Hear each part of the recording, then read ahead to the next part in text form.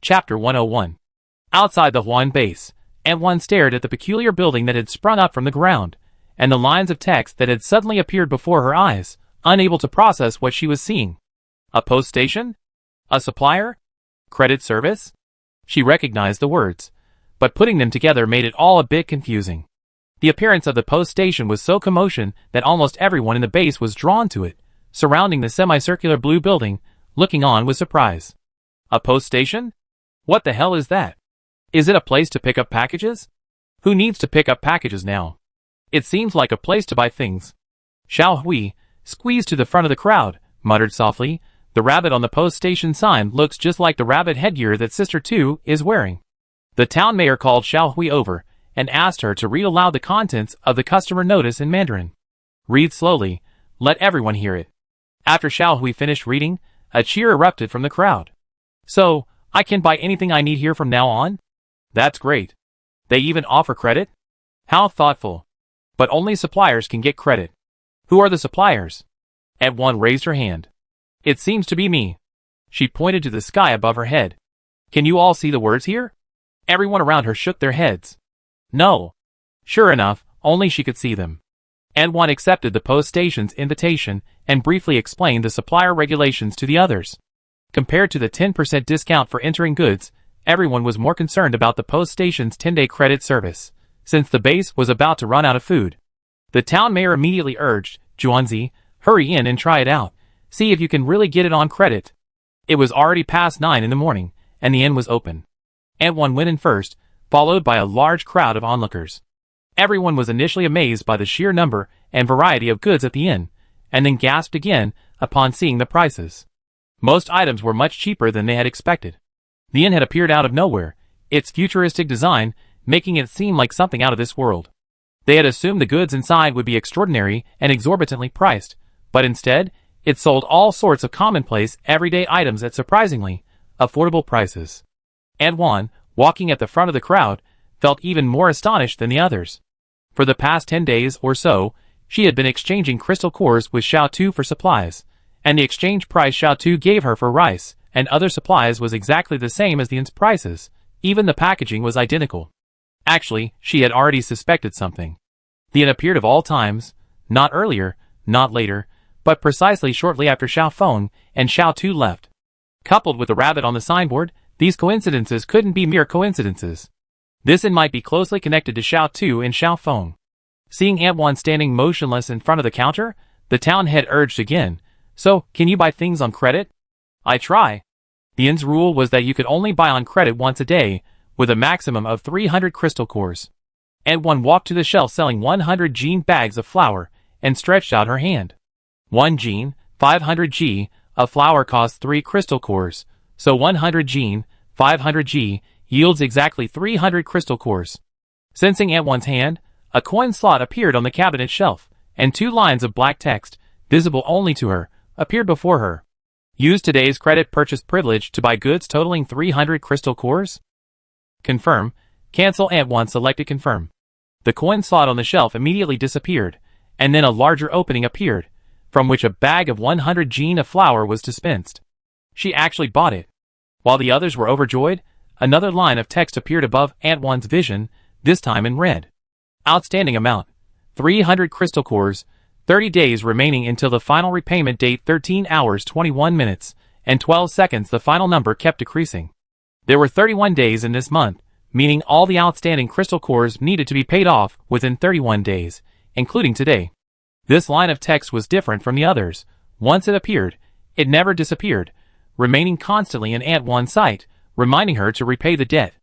Antwan hadn't intended to renege on her debt, so she wasn't particularly bothered, just a little unaccustomed to it. The crystal cores brought back from the base were given to Antwan for exchange and distribution each day. Today, no one had gone out to fight zombies yet, and they didn't have any crystal cores to buy anything. The others were just watching. Antwan called her nephew, Ahua, and asked him to carry out the 100 jean of flour they had just bought. She then called to the other survivors, who were rubbing against each other at the post station. "After you've seen this, don't linger in the post station. Those who need to go to the fields, go. Those who don't need to go, hurry up and go fight zombies. As long as you have crystal cores, you can buy supplies, and you have enough to eat for the next few days." Xiao Hui raised her hand. Aunt Wan, I have something to say. Go ahead. I saw a garbage recycling window outside the station. It seems you can recycle garbage for crystal cores. Some of the older folks aren't feeling well enough to fight zombies, so could they collect garbage to recycle? Aunt Wan nodded. That's one way. Everyone should do what they can. A few more days of hard work, and once the crops in the fields have grown, our lives will be better. The crowd cheered for a while, and after the town mayor gave a few concluding remarks, they dispersed to do their work. Those responsible for tending the experimental fields and clearing land went to the fields, while the others gathered together to observe the station's garbage recycling function. Relying entirely on recycling garbage to earn crystal cores wasn't actually worthwhile, as most garbage had extremely low recycling prices. Someone went to great lengths to push an abandoned electric scooter over from outside, pushed it into the recycling window, and calculated the price, only 2 crystal cores. Some people tried to cut corners, simply grabbing a precast concrete slab from a collapsed house and tossing it into the recycling window. The recycling station refused to accept it, rudely notifying them, this waste contains extremely low levels of usable materials. Please do not crowd the recycling window. In summary, cardboard, scrap metal, and plastic are the most valuable items for recycling. Plenty can be found around the Huan base. The town's scrap yard used to be overflowing with them. The problem is the sheer amount of work involved in transporting them. Before the apocalypse, they had convenient transportation like cars and trucks. They could simply make a few trips and quickly bring the yard full of trash to the recycling center. But now, while they have vehicles, the fuel is long gone. They have to carry it by hand or push a cart, making trips that are dirty, exhausting, and frustrating without even getting a good price. It's better to just go outside and fight zombies. Furthermore, the base was full of familiar faces, and many people harbored a sense of vanity, not wanting to lose to others. Everyone else was out fighting zombies and mining crystal cores. If someone stayed behind to collect garbage, it would imply incompetence or cowardice. Such a humiliating act was unacceptable. In the end, only a few elderly or infirm individuals remained to collect garbage. The others either went to cultivate new land or fight zombies. Everyone was busy with their own tasks, and the town mayor called Aunt Wan and a few other managers aside for a private talk. What do you all think of this post station? The mayor, ostensibly seeking everyone's opinion, only looked at Aunt Wan. Juanzi, do you think this post station might be related to Xiao Feng and Xiao Tu? Aunt Wan understood his meaning but pretended not to. Why would you think that? Yesterday they said they were leaving, and I wanted to go and persuade them again, but you told me not to. This morning, I wanted to try to keep them, but you stopped me again, telling me not to do anything unnecessary. Did you already know something? Aunt Wan shook her head. I don't know anything. I just feel that they already helped us a lot, and it's selfless help. If we forced them to stay, we'd be ungrateful. And now, as soon as they left, the post station suddenly appeared. The price of grain sold at the post station is the same as the price you bought from them, plus the rabbit on the post station sign. Isn't that all too coincidental? The mayor's tone became serious. I think this post station might be their doing. Those 2 girls have so many secrets to hide. If we had known, we should have let them stay. The mayor's last words made Aunt Wan's face darken. She remained silent for a moment, then even chuckled. What are you laughing at? The mayor asked, somewhat displeased. I'm laughing at your ignorance and fearlessness. Even if the post station really was set up by Xiao Feng and Xiao Tu, what's the problem? It's entirely beneficial to us. Aunt Wan stood up from her chair. And you want them to stay? How do you intend to keep them? Do you know how capable they are? If our entire base rushed in, we'd just be food for them.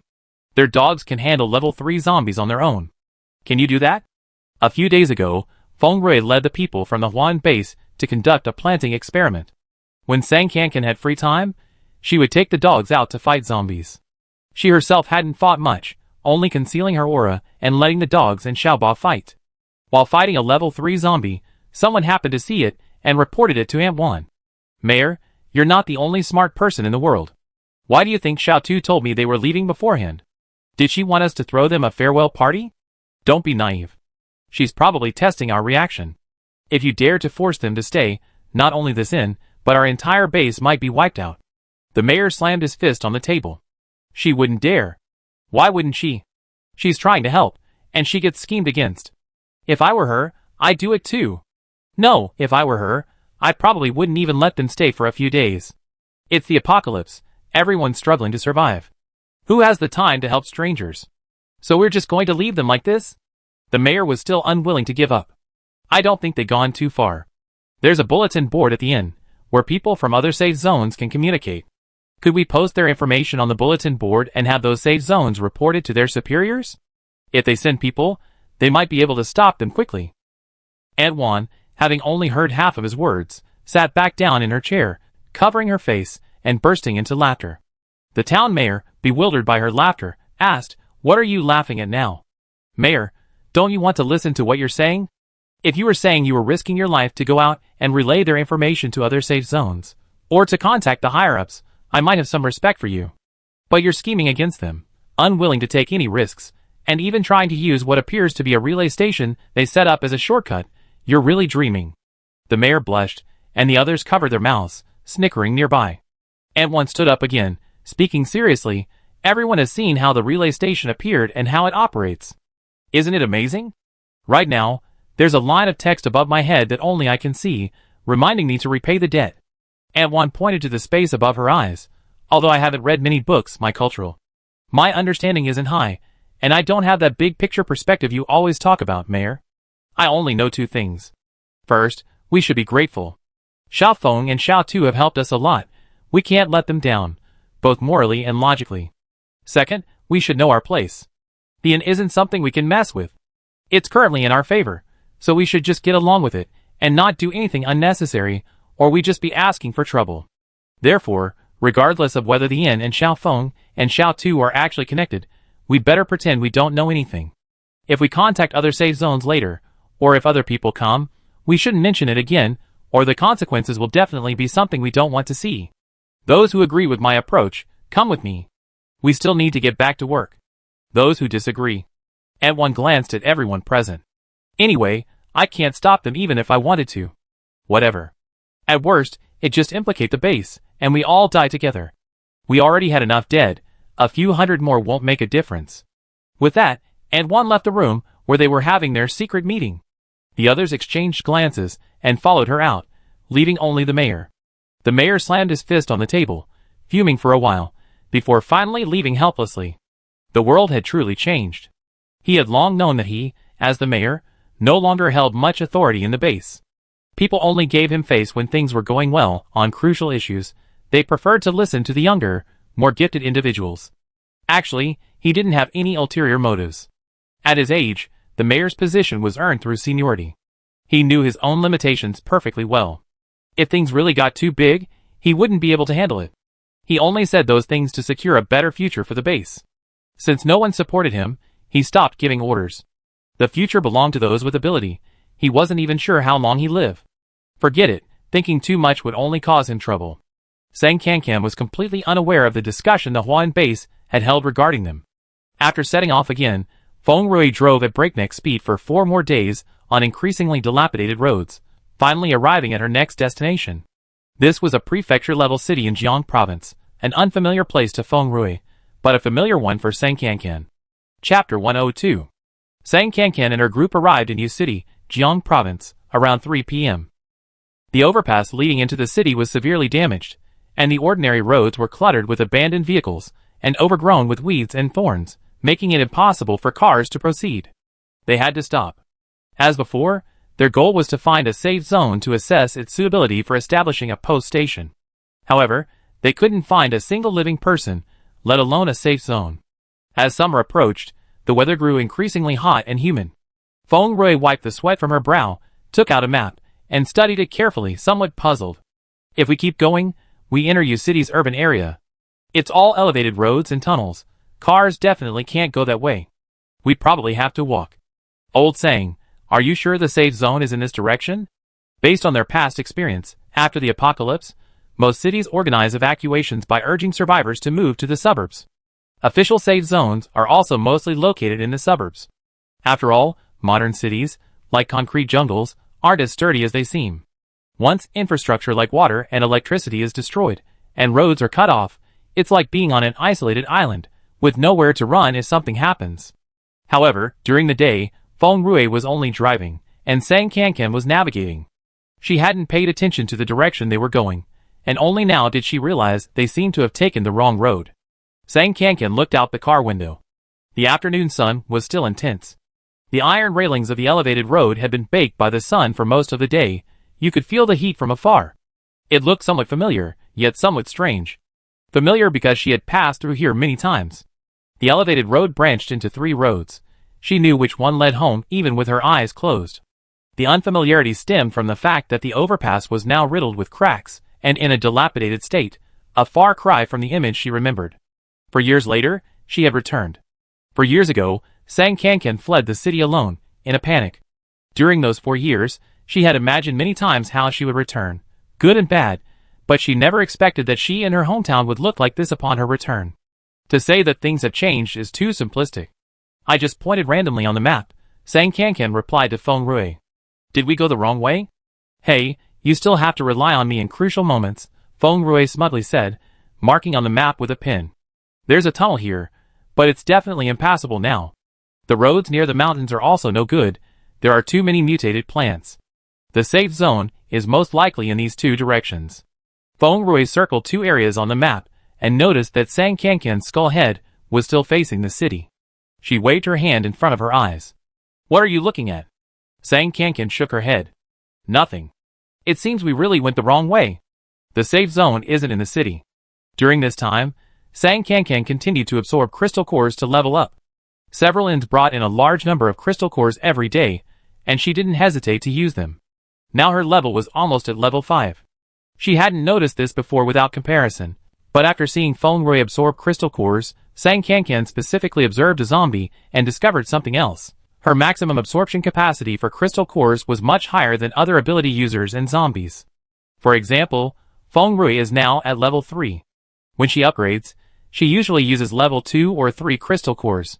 However, she can't absorb as many crystal cores as she has each day. There is a general upper limit.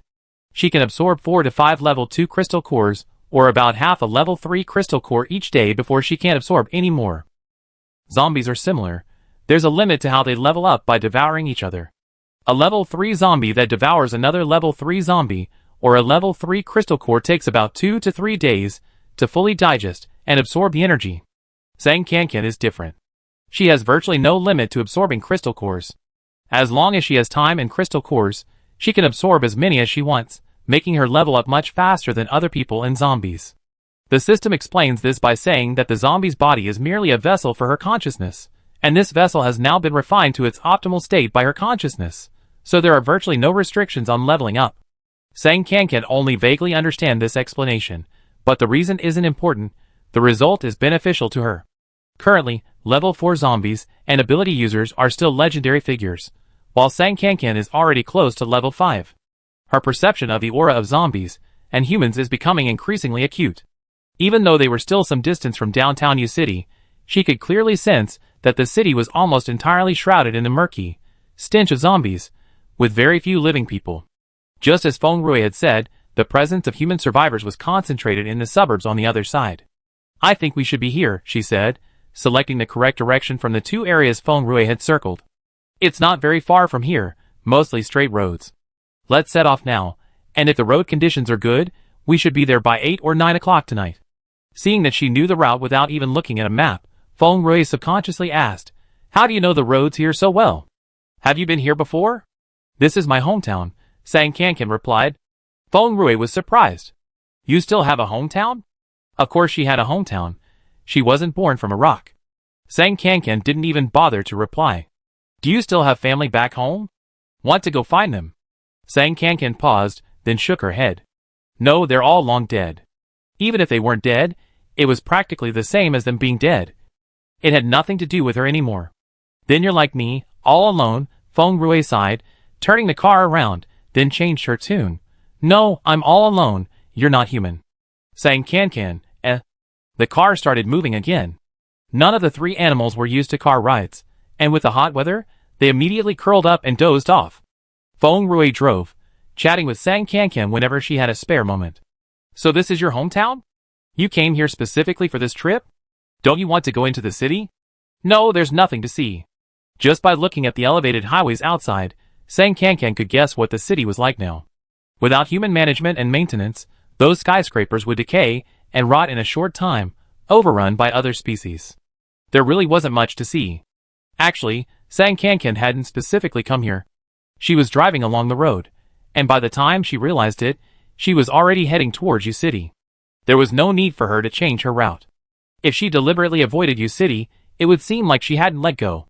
Humans have a sense of returning to their roots, but Sang Kankan, as a zombie, probably didn't. Before becoming a zombie, she felt more resistance than nostalgia for this city. After all, the people she missed were long gone, and those still alive only brought her pain. She had thought that one day, when she achieved success, she would return in triumph and give her father's family a good thrashing. But as she thought about it, it all seemed pointless. Why should she live for other people's opinions? Eventually, she simply stopped thinking about it. After becoming a zombie, thinking about those things was even more meaningless. Driving was too boring, so Feng Rui asked her again, "When was the last time you came back? Did you come back during college?" "No, I worked part-time during my winter and summer breaks to earn tuition." Feng Rui hummed in agreement. "Well, I'm a little better off than you. My parents left me an inheritance, which I hadn't even spent before the apocalypse. If I'd known, I wouldn't have been so stingy all the time. I could have eaten more fancy meals and gained some weight. With the apocalypse, all the money was useless." When Sang Kankan left home, she also got 100,000 yuan from her father, which was enough for tuition, but at that time she knew she had no one to rely on anymore, so she didn't dare to live off her savings. She lived very frugally, and worked part-time during holidays. Now, thinking about it, she still had tens of thousands of yuan in her bank account when the apocalypse came.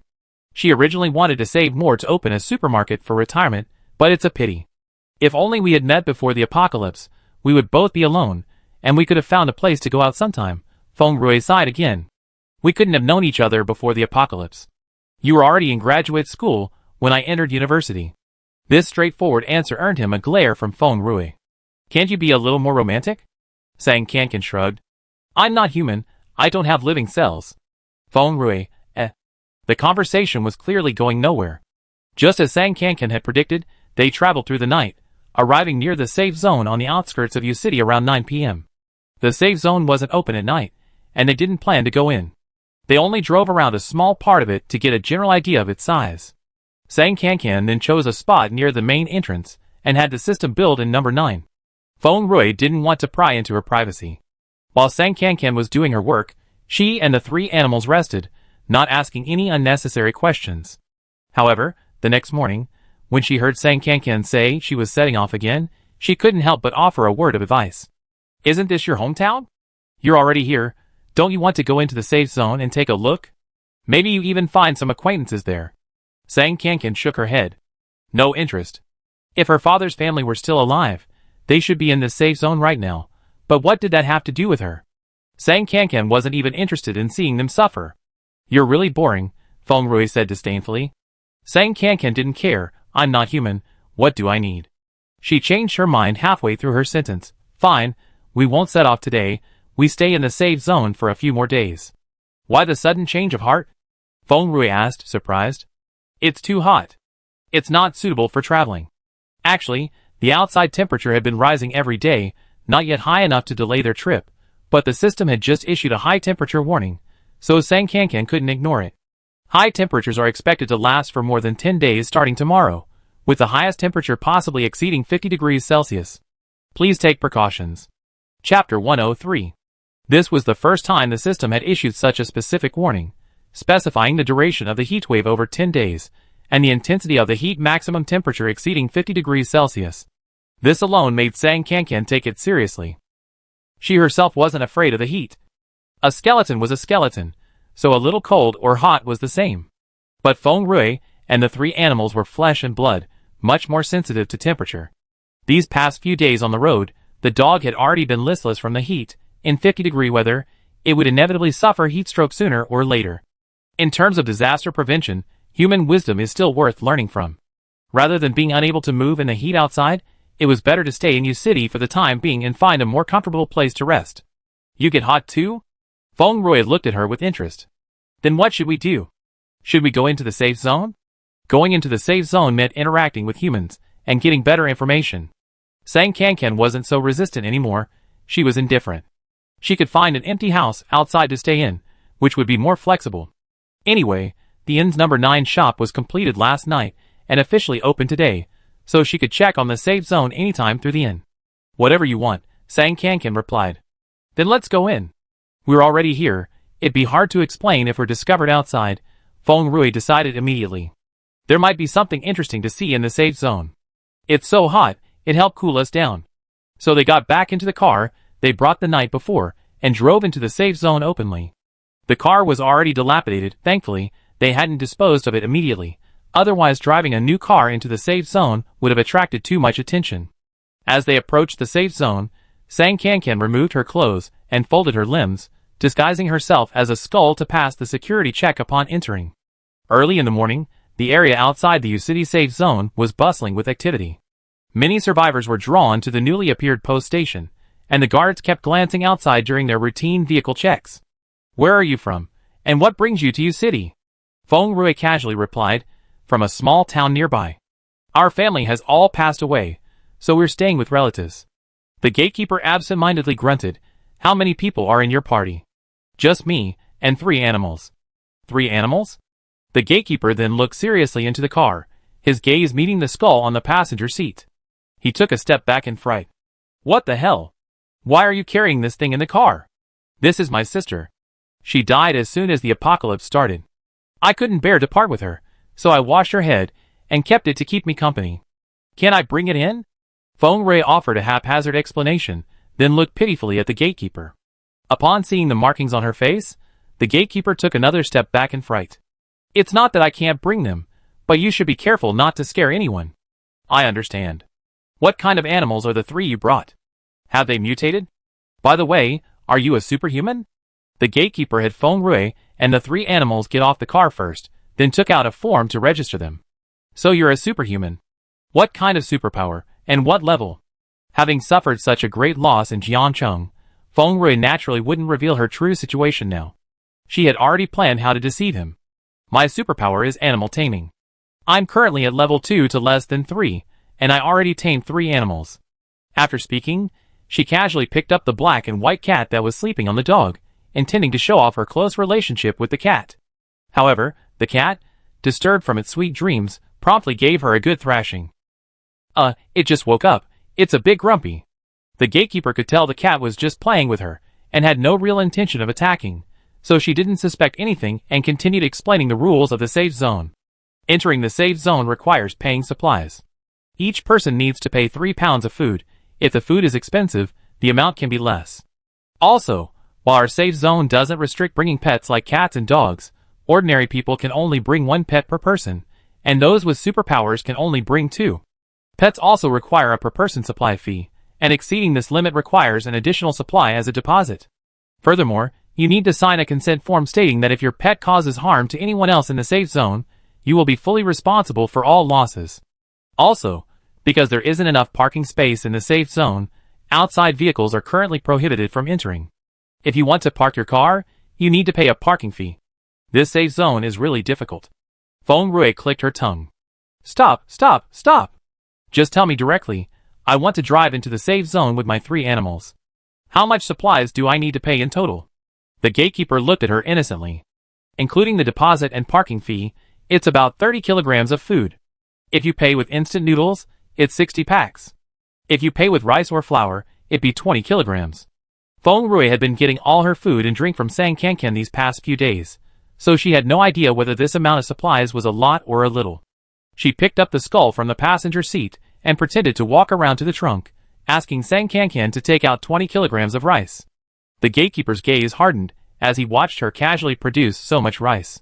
He weighed it on a nearby scale, then handed Feng Rui 4 tags, 1 large and 3 small, his tone noticeably warmer than before. Exactly 20 gene of rice. This is your and your pet's pass. You need to show this pass to enter and exit the safe zone from now on.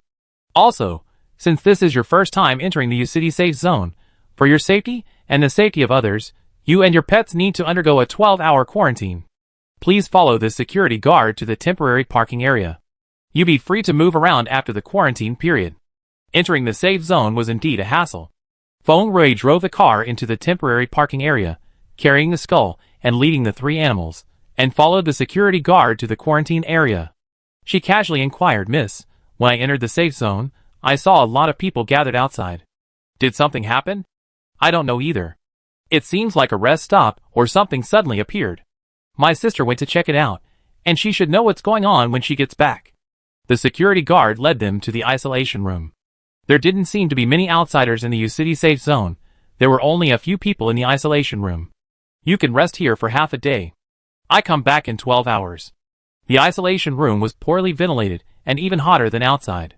The dog lay on the floor, reluctant to move. Feng Rui, feeling hot, sat far away from it and tried to chat with Sang Kankan. Sang Kankan was in a skull-like state and basically ignored her. Feng Rui continued talking happily to herself, which, to the others in the isolation room, probably made them think she was crazy. 12 hours of quarantine passed, and it was already dark, but the temperature still hadn't dropped. The security guard finally came to lead them out, casually mentioning the rest stop, and seemed quite pleased. Didn't you ask what was happening outside this morning?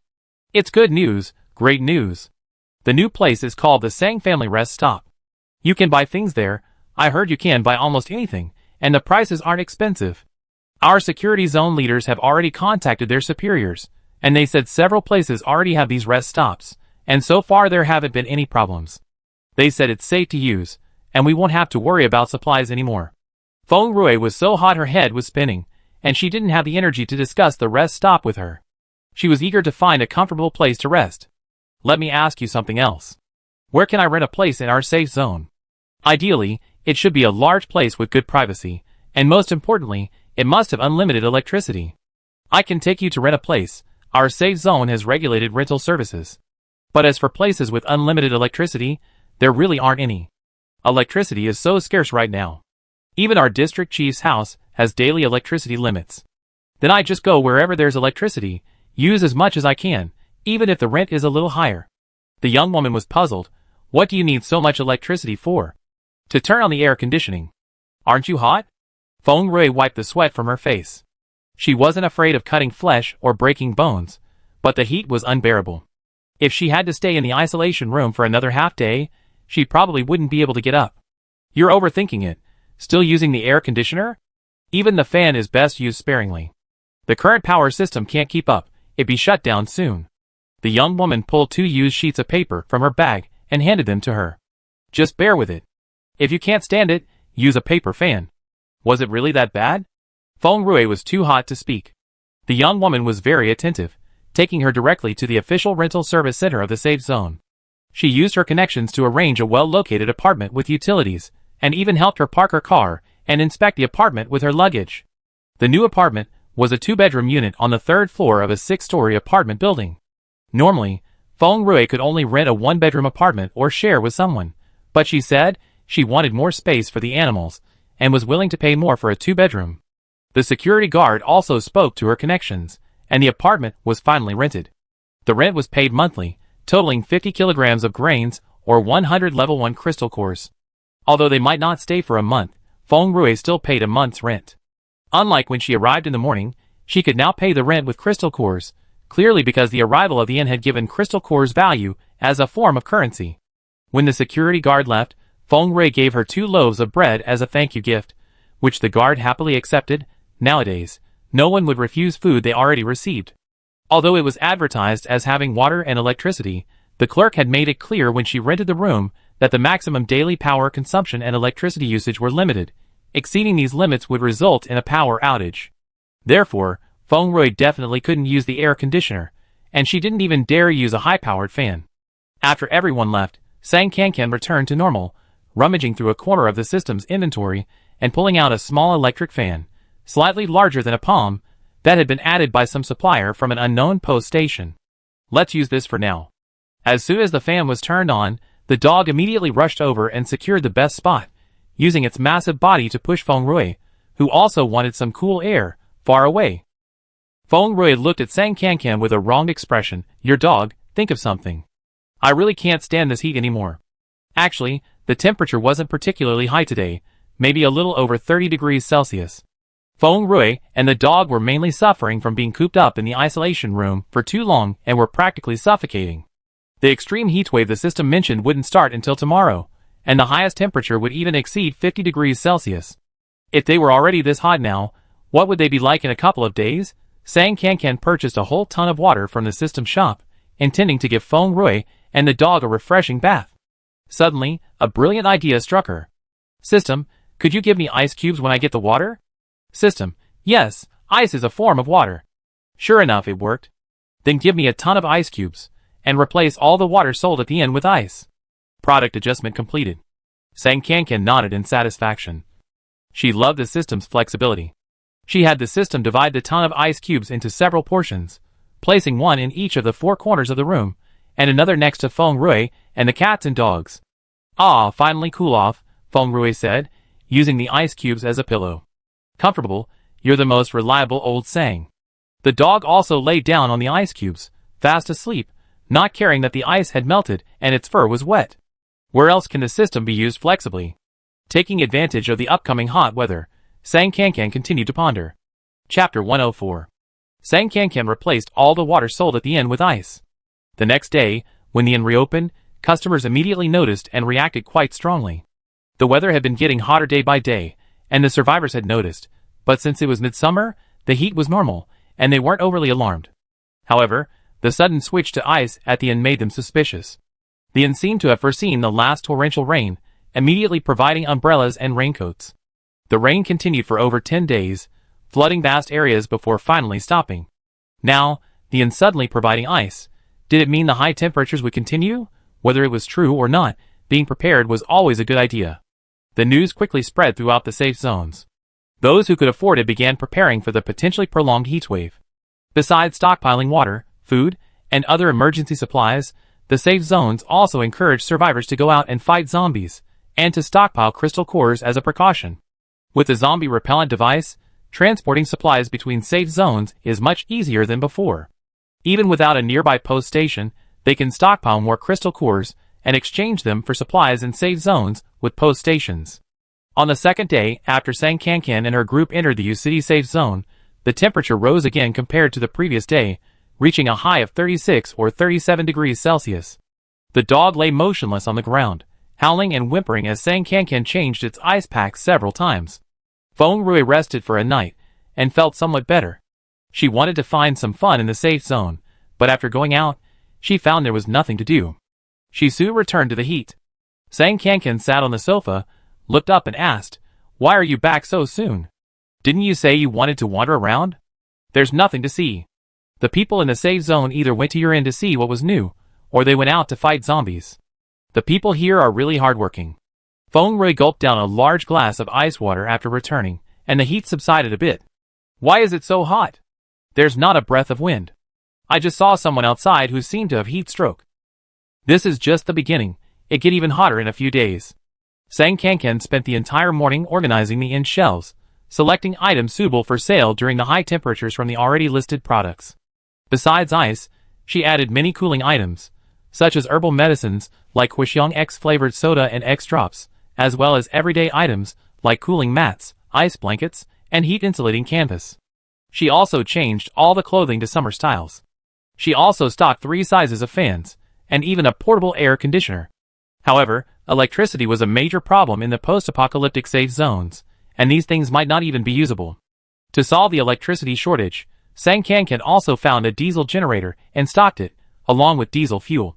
However, while these items were stocked, diesel generators were expensive and consumed a lot of fuel, making them unaffordable for ordinary people. She also took one generator for herself, finally having a large fan and air conditioner at home, keeping the indoor temperature within a comfortable range, making her cats and dogs more comfortable. "It's so comfortable at home," Feng Rui said, dragging the portable air conditioner next to the sofa and blowing it directly on her face. "I get unbearably hot just walking around outside. I don't know how those zombie fighters can stand it."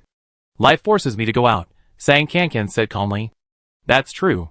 If I were starving, I'd definitely be out fighting zombies with them too," Feng Rui said, pulling out a bag of sunflower seeds and cracking them open. "Luckily, I had the foresight to latch onto you early on, and now I'm enjoying the good life." Sang Kankan ignored her smugness. After tidying the shelves, she reviewed the operational status of the 9 stations one by one. Except for stations number 3 and number 8, the other stations were all doing quite well, with similar situations.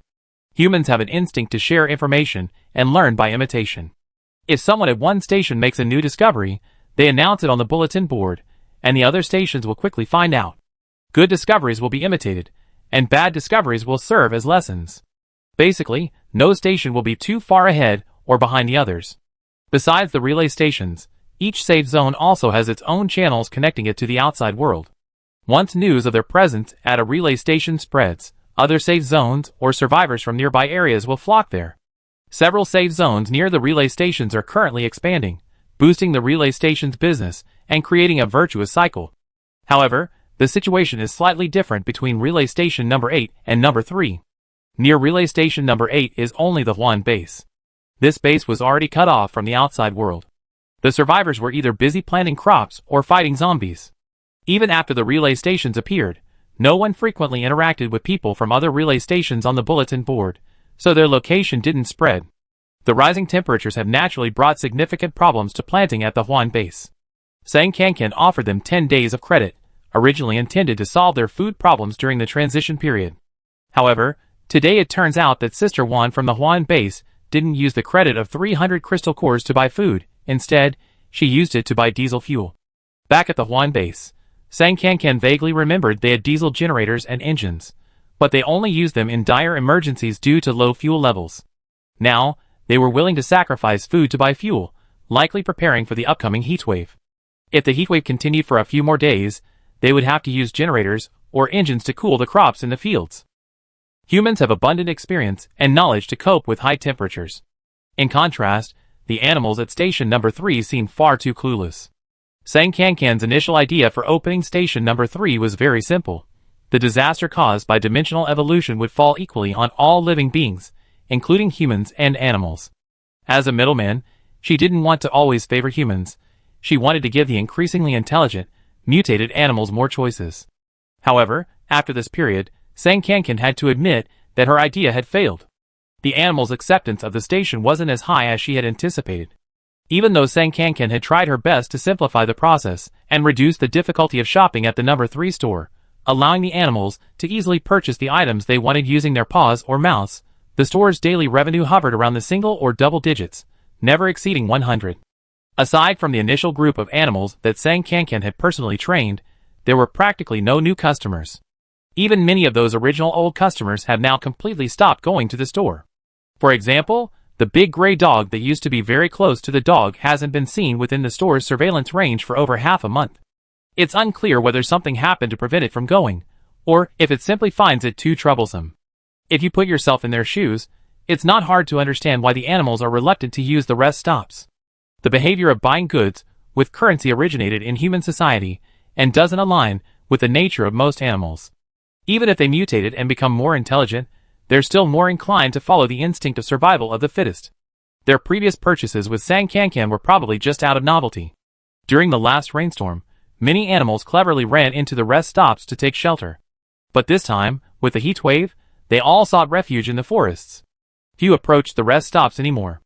Sang Kankan stared at the empty surveillance camera for a while, then simply turned it off. Since it was the animals' own choice, she couldn't force them. If they didn't want to go, they didn't want to. It was just a pity that once the rest stops were established, they couldn't be moved, leaving them empty. Sang Kankan spent most of the day rearranging the goods at the rest stops. That evening, checking the sales data, she discovered that ice and herbal tea were selling exceptionally well at several rest stops.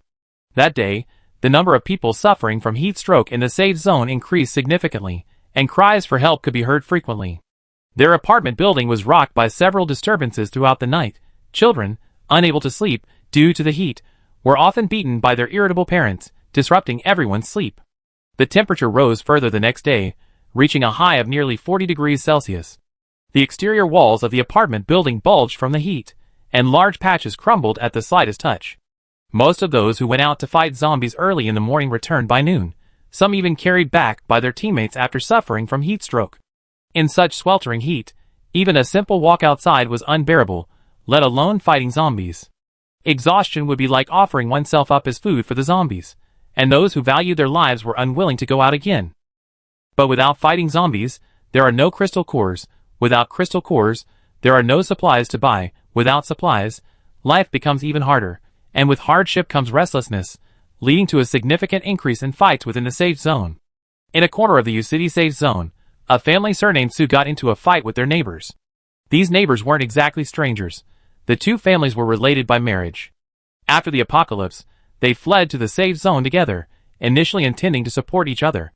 However, life was difficult for everyone in the apocalypse, and as time went on, friction inevitably arose. The accumulated conflicts finally erupted on this sweltering day. You, surnamed Xiao, are you even human?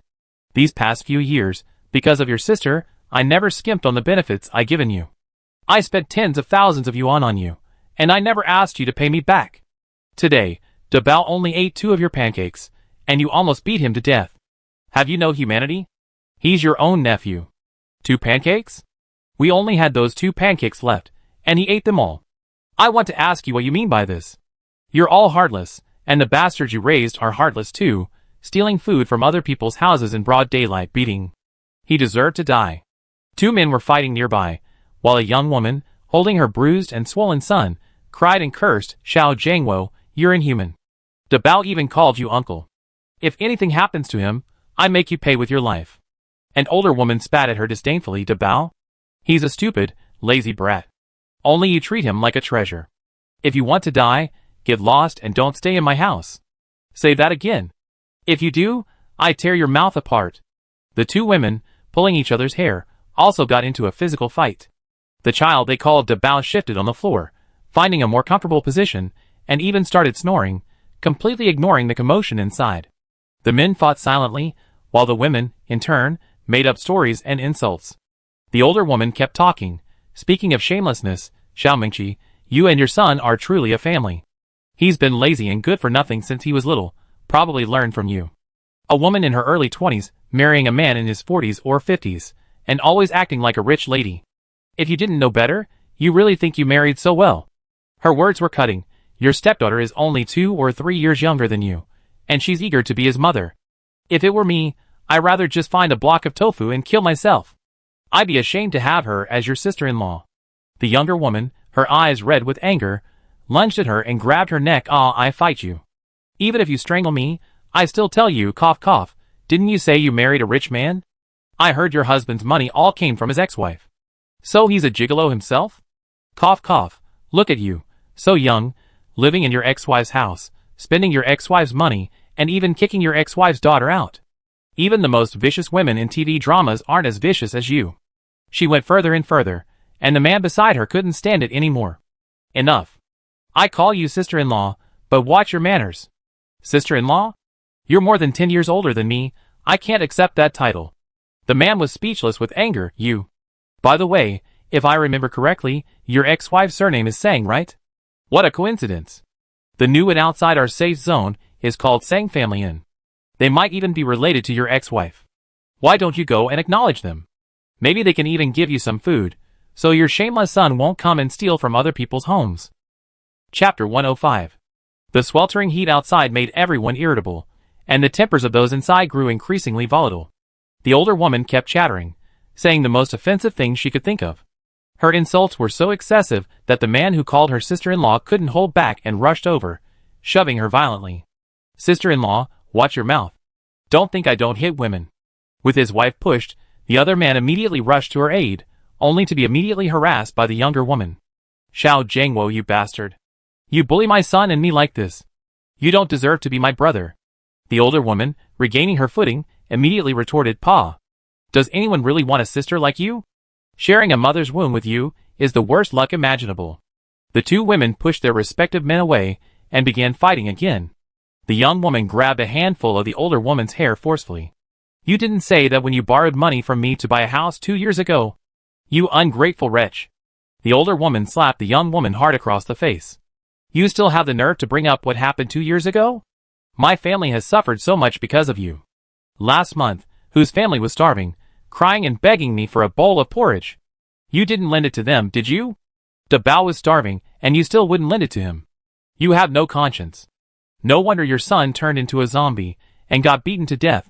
It must be because of all the bad things you've done. Say that again if you dare. These words touched the older woman's sore spot, and the 2 women fought even more fiercely, even calling their husbands to join in. Su Yazong / Xiao Jiangwo, come help. The houses in the safe zone were densely packed, and their fighting grew increasingly violent, until the neighbors couldn't stand it anymore and notified a patrol of the safe zone guards nearby. The guards, having stood watch all day in the sweltering heat, were already incredibly irritable. After learning the situation, they were even less friendly towards these troublemakers, who were bullying each other out of nowhere. As soon as the guard captain entered, he unleashed a fiery dragon directly at the ground beneath their feet, startling the 4 men into quickly separating and retreating. Are you done fighting? If not, keep fighting. The 2 men and 2 women inside were ordinary people, instinctively afraid of superhumans, especially of a superhuman with official status like the guard captain. They quickly shook their heads in unison. We're done, guard captain, we're not fighting anymore. The guard captain stood imposingly in front of them. I said it 800 times. Fighting is strictly prohibited in the safe zone. 1 offense will result in 3 days of hard labor. All 4 of you, give your names and report to the construction site tomorrow. Men, bricklaying, women, mixing mortar. It only be considered finished after 3 days. 1 instance of slacking off will add another 3 days. To the construction site? The 4 were stunned. The older woman recovered first. Guard captain, we're going to work at the construction site. Are meals provided? The captain found it amusing. Free meals? You think I'm offering you jobs? Labor camp, do you understand? Eat your fill before you go. There's no food provided at the construction site. But we're out of food at home. Find your own way. There's a rest stop outside, right? Borrow some crystal cores, buy some food to eat first, and pay them back after your labor camp term. The woman continued to sob. We really can't borrow any. Who has crystal cores to lend these days? I don't care. It's not like I told you to fight. The guard captain had dealt with countless similar situations. He wasn't about to be swayed by their complaints. None of the 4 people inside gave their names. The helpful neighbor who had come along introduced them. Su Yozong, Xiao Mingqi, Xiao Jiangwo, Ding Fang, all names correct, right?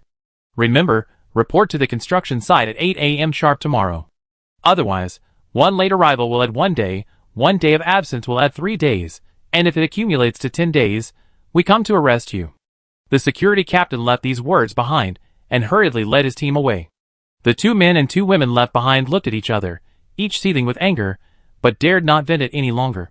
The young woman, Xiao Mingqi, picked up the child from the ground, glared fiercely at the older woman, Ding Fang, and called her husband, Su Yozong, to go home. She even glared at me. I should have slapped her a few more times. Ding Fang kicked Xiao Mingqi's back twice, but was stopped by her husband, Xiao Jiangwo. Alright, say less. It'd be troublesome if you attract the guards. Humph, we let them go this time. Xiao Jiangwo, you remember this.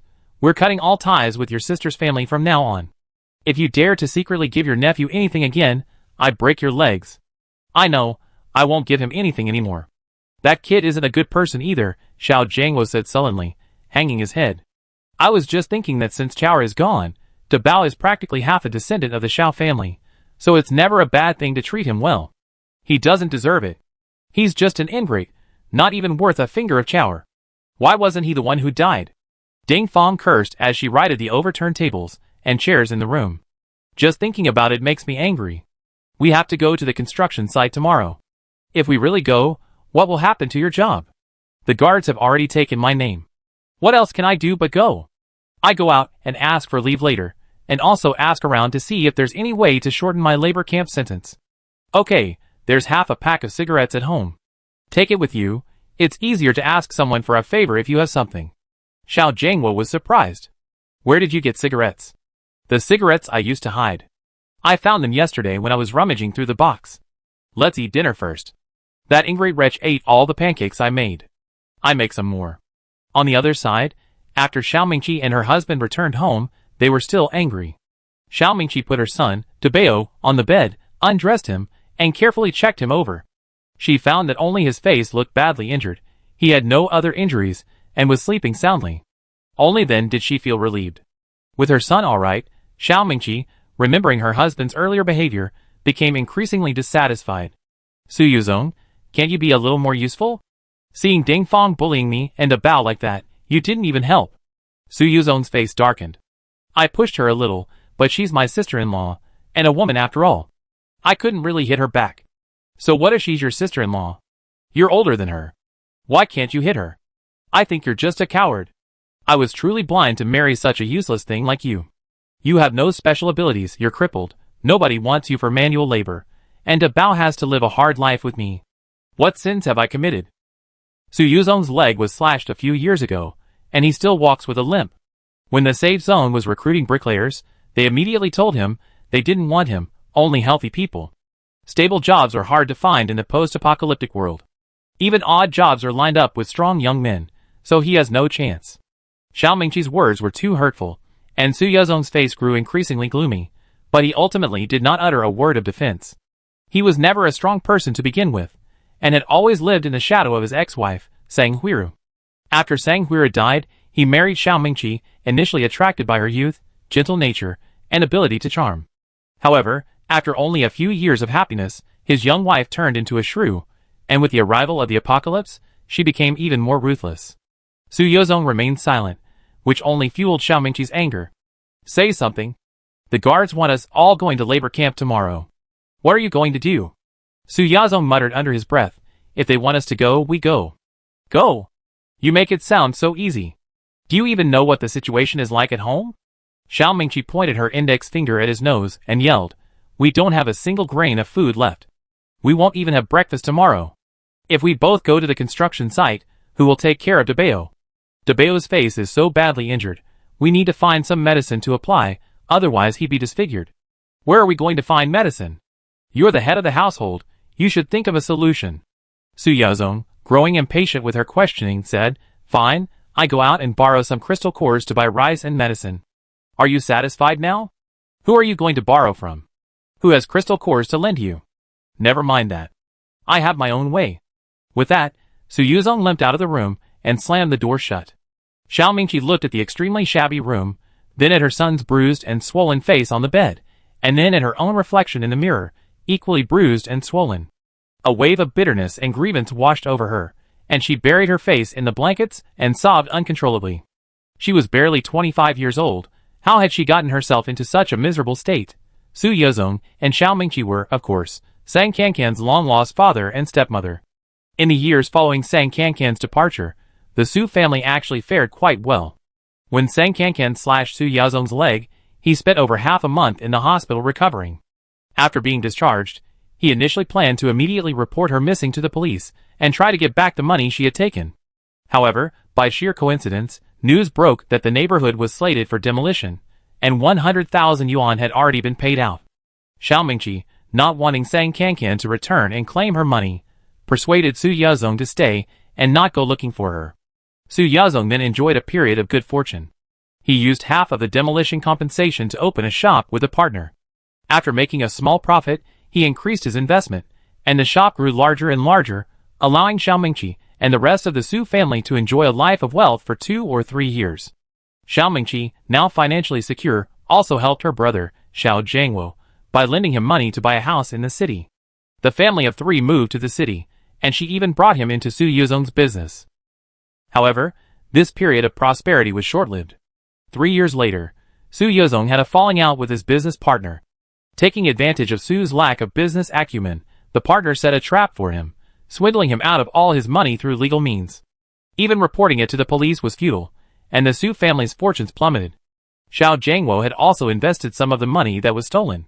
Feeling that Su Yuzong had dragged their family down, they also refused to repay the loan they had taken out for the house. This created a rift between the two families. Then, about 6 months later, the apocalypse arrived. The Su family elders were accidentally caught in the black rain and turned into zombies in their home. They were killed by their son and daughter-in-law.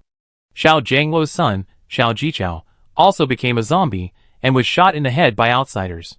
Su Yuzong and his family of 3, along with Xiao Jiangwo and his wife, arrived at the safe zone with the rescue team. Initially, they were able to set aside past grievances and support each other in the face of danger, but disagreements quickly resurfaced. Su Yuzong was old and had a limp, so he couldn't find decent work after arriving at the safe zone. Xiao Mingqi was used to a life of luxury and couldn't endure hardship or do manual labor. Xiao Jiangwo and his wife, on the other hand, were much more adept at networking.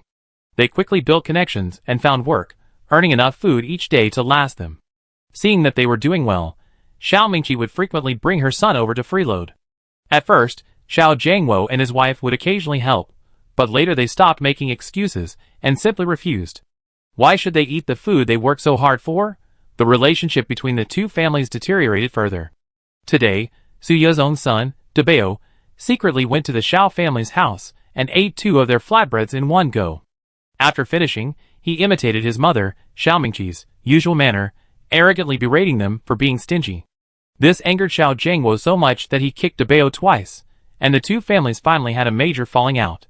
If Sang Kankan had witnessed the Su family's current predicament, she probably would have simply said they deserved it. However, although she didn't witness the fight herself, she saw another interesting scene on the inn's surveillance video. Su Yazong actually came to the inn to claim kinship. Chapter 106. Although Su Yazong spoke with great arrogance when he left, as if he could easily borrow crystal cores for temporary use, he knew perfectly well that he didn't know anyone capable in this safe zone. Those willing to associate with him were all worse off than him. How could they possibly lend him crystal cores? Borrowing was out of the question. He knew his own limitations. He couldn't possibly beat anyone. After wandering aimlessly for a while, seeing that it was getting dark, and he was still at a loss, Su Yazong suddenly remembered what Ding Feng had said when she scolded him and his wife. News spread quickly in the safe zone. The day the post station appeared, almost everyone knew about it. Su Yazong had glanced at the post station from afar, but the queue was too long, and most of the people were outstanding ability users, so he didn't dare to approach. So the post station was called Sang Family Post Station, Su Yazong thought to himself. Because his deceased ex-wife, Sang Huiru, was too domineering, even taking away their daughter's surname, Su Yazong had never liked the surname Sang. This was especially true after his daughter cut his leg, took his money, and ran away from home. The mere mention of Sang made his teeth itch. However, Sang wasn't a common surname. Aside from his ex-wife and daughter, Su Yazong hadn't met anyone else with that surname. His ex-wife's parents had died long ago and rarely mentioned their hometown. Su Yazong didn't even know if she had any other relatives with the surname Sang. Even though he now felt more hatred than affection for his ex-wife, Su Yazong had to admit that Sang Huiru was a very capable woman. In the years after their marriage, he sometimes couldn't help but wonder if she had been raised in some powerful family. After all, even a bad bamboo shoot is unlikely to grow well. The inn was called Sang Family Inn, which might actually be related to his ex-wife or daughter. Even if it wasn't directly related, there weren't many people with the surname Sang, so they might be related by blood. Anyway, he had no other choice now, so he couldn't let go of even the smallest possibility. Su Yazong immediately decided that he would go to the inn to recognize his relatives. He left home quite late, and by the time he reached the inn it was almost 8 p.m. The inn was about to close for the night, and most of the others were preparing to return to the safe zone. Su Yazong limped to the inn's entrance and shouted, "Is the boss here? Come out for a second, I need to talk to you." The survivors nearby looked over in surprise. Then, after a moment of stunned silence, they couldn't help but burst into laughter, leaving Su Yazong completely bewildered. "What are you laughing at?" A kind young girl spoke up to remind him, "Uncle, this inn operates like an unmanned supermarket, the owner isn't here." Su Yazong was taken aback. "The owner isn't here? What do I do?" "I need to talk to him about something very important." "What do you need to talk to the owner about?" "Do you know him?" the young girl asked curiously. Su Yazong patted his chest. "The owner is my relative. My wife and daughter both have the surname Sang, so we're practically family." This time, even the kind young girl couldn't help but cover her mouth and burst out laughing. Su Yazong was even more confused. "Wait, girl, what are you laughing at now?" "Uncle, are you serious?" "Of course I'm serious. I'm not lying. My wife and daughter really do have the surname Sang, even though she's his deceased ex-wife and his runaway daughter." The young girl pressed her lips tightly to stifle a laugh. "Then you're going to be disappointed. The innkeeper has never shown himself. Nobody knows his true identity. We're not even sure if his surname is Sang, and he might not be a relative of yours." Su Yazong was puzzled. "This inn hasn't even been around for a few days. How do you know the owner won't show up?" The young girl, good-natured, patiently explained, "This is in number 9. It hasn't been around for many days, but in number 8 has been around for a while. People there say they never seen the innkeeper, and they don't even know if the inn has an owner." Su Yazong waved his hand. "How could it open without an owner?" "Nonsense. Many people say this inn is run by aliens, otherwise, it couldn't have appeared out of thin air." "Huh?" Su Yazong's mind went blank. Even with his thick skin, he couldn't possibly claim kinship with aliens. Where did these aliens come from? Has anyone seen them? Even if they're run by aliens, why is it called the Sang Family Inn? "I don't know, the inn is full of mysteries. The girl's companion urged her to go back. She added a final reminder to Su Yazong. Anyway, the owner of this inn is very mysterious. The surname Sang might just be a smokescreen. Uncle, you better not shout outside, everyone's laughing at you. Su Yazong now understood why everyone was laughing. They were laughing at him. He really lost face. He wanted to glare back at everyone who was laughing at him. But then he realized that most of the people outside the inn were either superhumans or young, strong ordinary people. He couldn't afford to offend any of them, so he lowered his head and limped away quickly. It's all that old hag Ding Fong's fault for talking nonsense. He thought she was genuinely giving him advice, but it turns out she was just playing a trick on him. Su Yuzong gritted his teeth in anger. Thinking about how he come out empty-handed, having neither borrowed any crystal cores nor food, and knowing he'd definitely be scolded by Xiao Mingqi when he got back, his pace slowed. He couldn't borrow, and he couldn't steal, so what could he do? Seeing another group of people emerge from the post station, their backpacks bulging, Su Yazong quickened his pace and pounced on them, kneeling flat before them. His gaze quickly locked onto a woman in the group, and he began to plead with her. Please help us, kind ladies and gentlemen. Please, please help us. My family of 3 hasn't eaten for 3 days, we're starving. My son was beaten half to death, and is still bedridden. My wife is so hungry she can barely stand. Please, please, give me something to eat. This group of people looked energetic, their clothes clean and tidy, and they had bought so much food from the inn, they must be quite capable, and wouldn't hesitate to give this poor man a little food. However, Su Yazong had completely chosen the wrong begging group. These people were indeed capable, but none of them were kind-hearted. They didn't listen to his pleading at all. The woman closest to him suddenly waved her hand, creating a gust of wind that sent Su Yazong flying several meters away, crashing heavily to the ground. Get out of my way. The woman coldly uttered these 2 words, and left with her companions without looking back. After more than 10 minutes, Su Yazong slowly got up from the ground. This time, he dared not ask anyone for help or to beg for things. He could only limp into the safe zone and go home empty-handed. While Su Yazong was shouting outside the inn, Sang Kankan happened to be reviewing the security camera footage, searching for potential suppliers for store number 9. She watched the entire farce he had orchestrated. After all, he was her biological father. Even though it had been several years, Su Yuzong looked drastically different, and Sang Kankan immediately recognized him. He looked much older and weaker than before. His hair was gray, his wrinkles had deepened, his body was hunched, and he walked with a limp. Su Yazong should be under 50, but he looked much older than his age, suggesting he wasn't doing well. Missing him was out of the question. Even the intense hatred and resentment she once felt were almost gone. Watching Su Yazong's disgraceful behavior on the security camera, Sang Kankan had only one feeling, utterly shameful. In Sang Kankan's childhood memories, her father, Su Yazong, was an incompetent and dispensable figure. After her mother's death, her father should have been her only support in the world, but Su Yazong himself destroyed her home and utterly shattered her trust. Now, seeing Su Yazong being ridiculed and bullied, Sang Kankan felt no sympathy, nor did she feel any satisfaction. She felt like she was watching a strange clown, finding it utterly ridiculous. He even wanted to claim kinship with the innkeeper. How naive, or how greedy. Even Sang Kankan, the innkeeper's actual owner, found it laughable. And that was after all the distance. It was fortunate that her mother had been strong-willed and hadn't made her take Su Yuzong's surname. Otherwise, if the inn were called Su Family Innkeeper, Su Yuzong would probably have considered it his own and refused to leave. Was he always the shameless? Sang Kankan tried hard to recall, but couldn't remember much about her father, Su Yuzong. All she could recall was his subservient attitude towards Sang Huiru and his arrogance after marrying his new wife. Oh well, if I can't remember, I won't think about it. He's not that important anyway, so who cares? Sang Kankan quickly put this little incident behind her and, according to her original plan, sent the supplier invitation from the post station to the person she had chosen. Meanwhile, Su Yuzong returned home empty-handed. Xiao Mingqi didn't react much, barely even glancing at him, and didn't scold him. You finally decided to come back. Stay home and look after Debeo. I'm going out for a bit. It's so late, what are you going out for? Su Yazong asked, puzzled. Xiao Mingqi looked up to meet his gaze. What would I go out for? What do you think I go out for? She had just finished crying, her eyes rubbed red and swollen, making Su Yazong hesitant to look directly at her. He muttered softly, how would I know? Heh, you don't know. Xiao Mingqi bit her lip, unable to suppress a bitter laugh, unsure if she was laughing at Su Yazong or at herself. Forget it, if we still rely on you, Dabao and I will starve to death. She stopped looking at Su Yuzong, pushed open the door, and went out.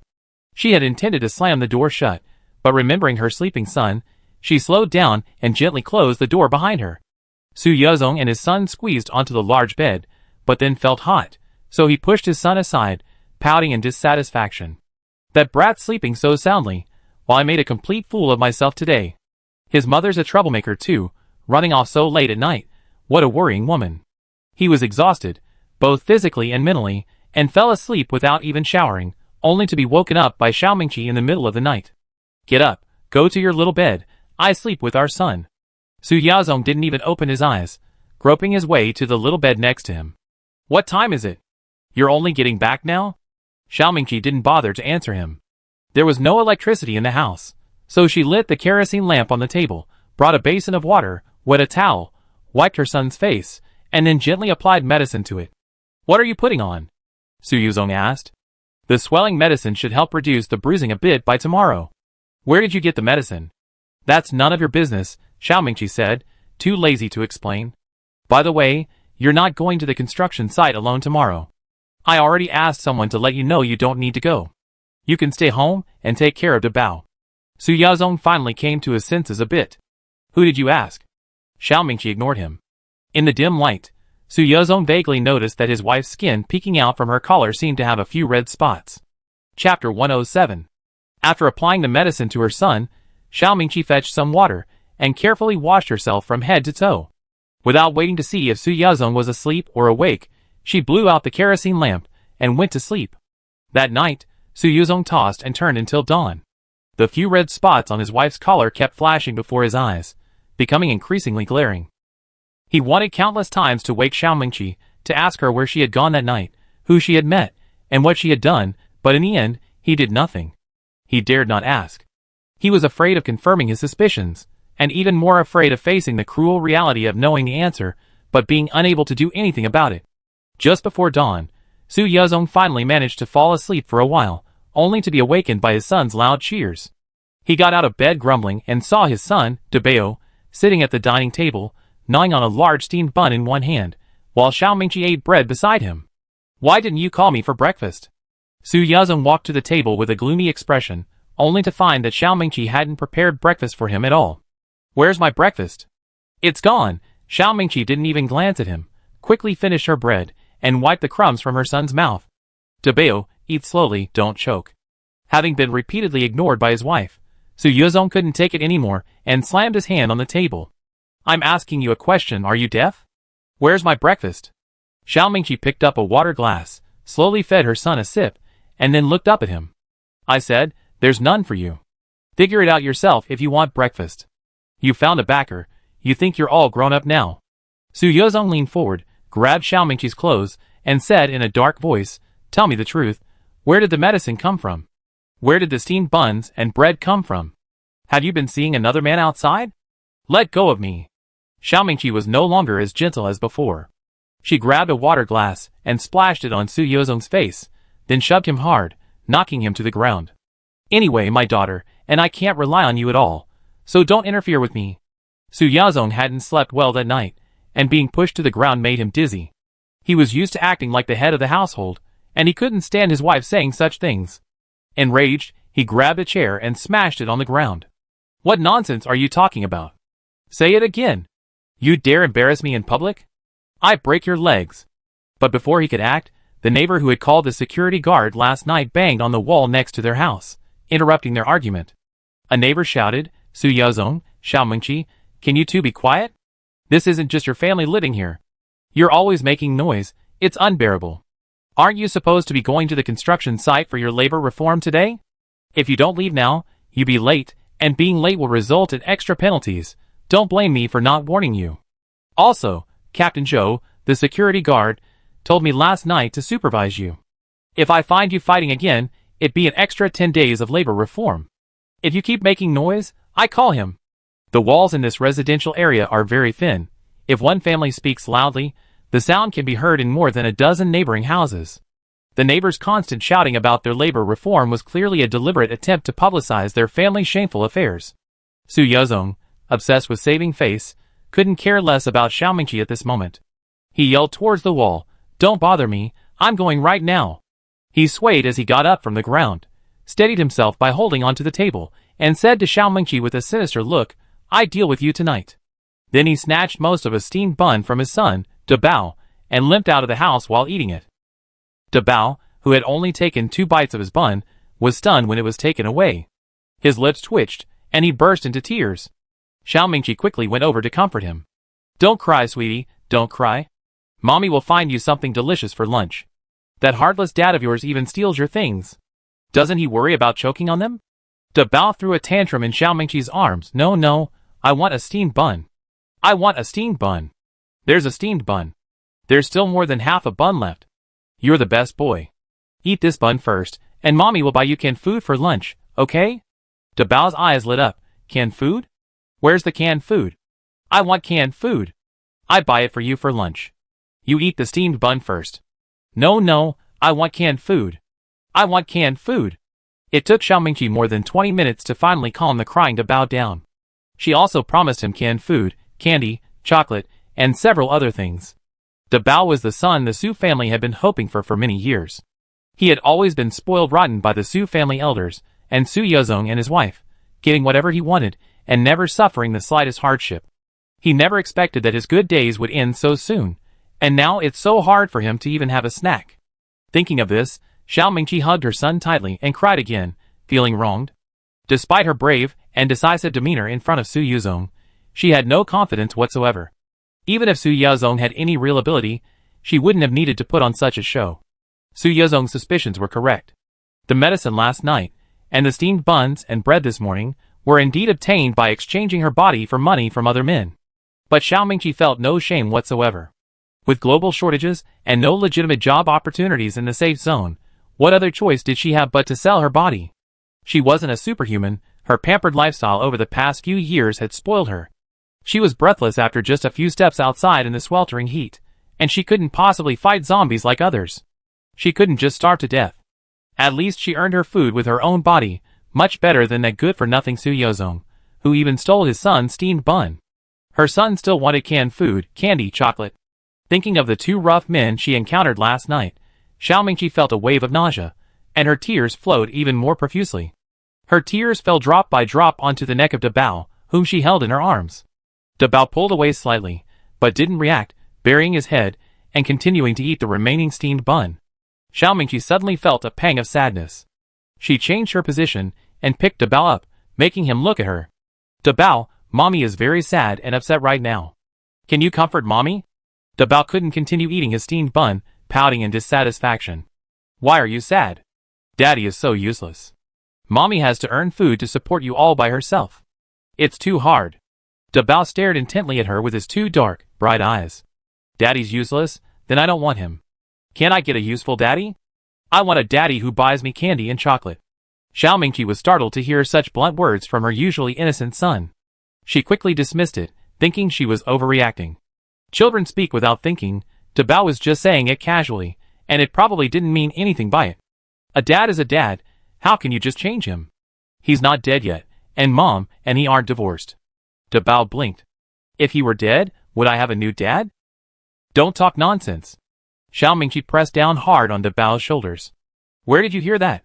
Dabao said in his childish voice. Xiaoli downstairs is like that. Her dad was bitten to death by a zombie, and her mom found her a new dad. Her new dad is so good to her, he buys her candy every day. That's someone else's business. Don't talk like that again, understand? Your dad will definitely beat you if he hears that. His temper is getting worse and worse. Although Xiao Mingqi had cursed Su Yozong countless times, thinking that a good-for-nothing like him was worse off dead, and sometimes even wanting to take matters into her own hands, such words should never come from the mouth of a 4 or 5-year-old child, at least not from her son's mouth. She knew she wasn't a good person. Her moral standards were much lower than most people's. She never felt guilty when she hurt others. That's why she was willing to marry Su Yuzong, who was more than 20 years older than her, for money, and then act arrogantly in the Su family, driving away the helpless Sang Kankan. But Dabao was a piece of her own flesh and blood. In her heart, her Dabao was the most innocent, kindest, and most adorable person in the world. She herself could be a bad woman, but she would never let Dabao become bad. Dabao, you're a good boy. Even if Daddy can't be reliable, Mommy will take good care of you. Don't think nonsense, and don't play with those bad kids outside, understand? Xiao Mingqi gently patted Dabao's shoulder, hoping he would listen to her. Dabao mumbled twice, and then buried his head in his steamed bun. To earn crystal cores to buy canned food, candy, and chocolate for Dabao, Xiao Mingqi dressed herself up, and went out again in the afternoon, leaving Dabao to play obediently at home. She returned in the evening with canned food and bread for Dabao's dinner. Seeing that Dabao was indeed staying at home obediently, she felt relieved and went out again. After all, the evening was the best time for her to do business. After serving 2 groups of customers, Xiao Mingqi finally finished work and went home around 11 o'clock. When she reached her door, she found a large crowd gathered in the hallway, and the heart-wrenching cries of her son, Dabao, echoed from inside. Xiao Mingqi's heart leaped into her throat. The neighbor who had knocked on the wall that morning was also in the crowd. Seeing her return, she rushed over to pull her away. Xiao Mingqi. Oh my, you're finally back. Something terrible has happened to your family. What happened? Xiao Mingqi hesitated to step inside, but Dabao's cries filled her with panic. Your husband is gone. He doesn't know who he offended. He was smashed to death in bed. Your son seems to have seen the killer and is terrified. He's been crying non-stop and can't even speak properly. Oh dear, you should go and comfort him. Xiao Mingqi rushed into the house. The first thing that caught her eye was a glaring pool of red on the bed. The bed sheets were soaked in blood. Su Yazong lay motionless on the bed, his face smashed and mangled beyond recognition. He was already dead. The murder weapon was right next to him, half a whetstone that they always used. Then she saw Dabao huddled in the corner. Dabao was indeed in a state of extreme shock. His eyes were staring blankly at the bed, and he kept letting out pitiful cries. When he saw her return, his eyes regained a little light, and he stretched out his arm towards her. Mommy, mommy. Xiao Mingqi quickly ran over and hugged Dabao. Sweetie, don't cry, mommy's back. Dabao immediately stopped crying and buried his face in her chest. Xiao Mingqi vaguely heard him say something. Daddy's dead. Can I get a new daddy now? Chapter 108. The house was steaming hot inside and out, but Xiao Mingqi felt as if she'd been doused with ice water, chilled to the bone. Daddy's dead. Can I get a new daddy now?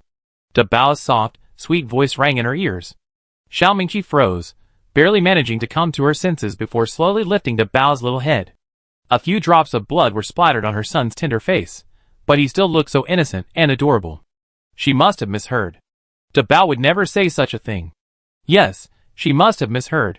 She helped Dabao up from her arms. Sweetie, what did you just say? You didn't say anything, right? Dabao stared at her intently. I said I wanted a new daddy. No, you didn't say anything. Xiao Mingqi forcefully covered Dabao's mouth with one hand, wiping the blood splattered on his face with the other. Remembering the crowd of onlookers outside, she glanced warily in their direction.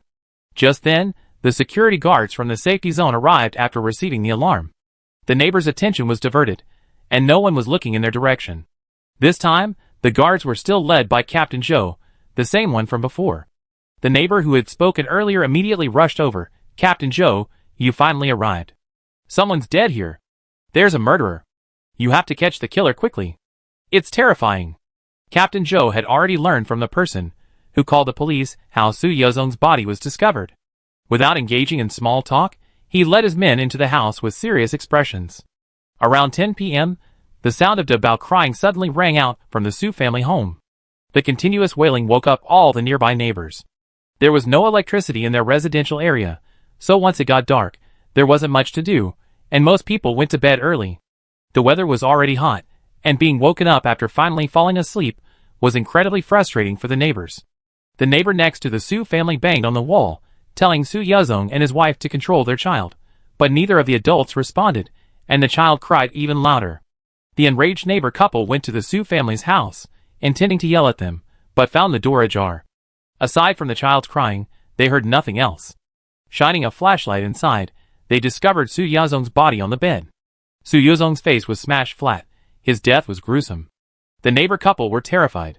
Finding the murderer gone, the man rushed out to call the police, while the woman shouted and summoned all the neighbors. A neighbor, a former teacher, warned everyone not to disturb the clues at the scene, so they just stood by the door and watched, no one going inside. Dabao inside cried even harder, and no one comforted him until Xiao Mingqi returned. Captain Zhou and his team brought 2 large lamps, illuminating the Su family's house brightly. He ordered his men to examine the body and collect clues from the scene, while he went to question Xiao Mingqi and her son. Captain Zhou was a policeman before the apocalypse and had investigated many criminal cases. Although the neighbors said the murderer was from out of town and had already fled, based on his past experience, the first suspect in a murder case was often the victim's spouse. By this time, De Bao had stopped crying and was nestled in Xiao Mingqi's arms, hiccuping and trembling. Seeing Captain Zhou approach them, Xiao Mingqi's heart immediately jumped. "Miss Xiao, we meet again. Regarding your husband's death, there are a few details I need to confirm with you. Please answer truthfully." Xiao Mingqi nodded blankly. "Ask away." Captain Zhou asked some routine questions, such as what the couple had been doing recently, what they were doing today, who they had met, and whether they had any enemies. Xiao Mingqi had nothing to hide and answered truthfully. When asked if she had any enemies, she nodded without hesitation, pointing to Xiao Jiangwo and his wife, who were crowding with others at the Su family's door. "My husband may not be very capable, but he doesn't make enemies easily. Recently, the only people he's offended are Xiao Jiangwo and his wife. Captain Zhou, you know them, they beat our whole family up last night. Look, De Bao still has bruises on his face." Xiao Mingqi pointed to the bruises on De Bao's face for Captain Zhou to see. "They can be so cruel to such a young child like De Bao, they might even kill my husband. Captain Zhou, you must investigate this thoroughly." The neighbors outside were all listening intently. Hearing Xiao Mingqi slander them, Xiao Jiangwo and his wife immediately became furious. "Xiao Mingqi, what nonsense are you spouting? We haven't even stepped near your door these past few days. Does that good-for-nothing Su Yuzong need us to lift a finger? He's probably just spouting nonsense outside, offending the wrong person and bringing the culprit home. Stop making baseless accusations. Jiangwo and I weren't home tonight. We were playing cards downstairs until almost 11 p.m.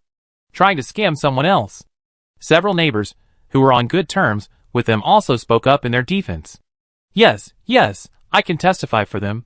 They were at my house the whole time. We only left when your child started crying. They couldn't possibly be the murderer. Sister Xiao, even if you're confused, you can't slander your own brother like that." "Who's her brother? We cut ties a long time ago. We have nothing to do with her anymore." A group of people argued back and forth, making Captain Zhou impatient, and he directly told them to shut up. "Shut up. Are you investigating a case or are we? It's the middle of the night. Why aren't you all sleeping, making a racket here? Get out of here, everyone. Someone will come to your door when we need to question you. Don't get in the way." Captain Zhou had lost his temper, so the neighbors had no choice but to reluctantly disperse. However, they probably wouldn't be able to sleep for a while after getting home.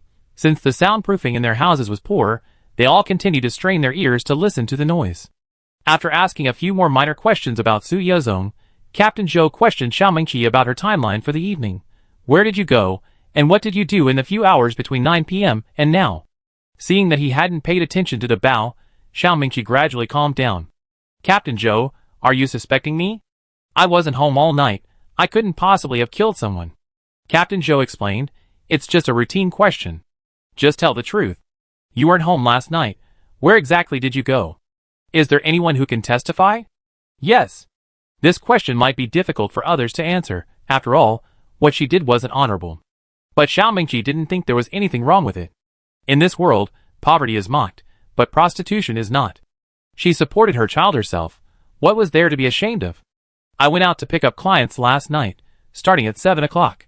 I picked up 3 groups in total. The first group was from 7 to 8:30, with 3 clients together. The second group was 1 person, from 8:40 to 9:10. The third group was 2 people, from 9:20 to 10:40. I only had 10-minute breaks in between each group, so I couldn't possibly come back in time. I can't reveal the clients' names, but I picked them up at Brother Dong's place on the back street.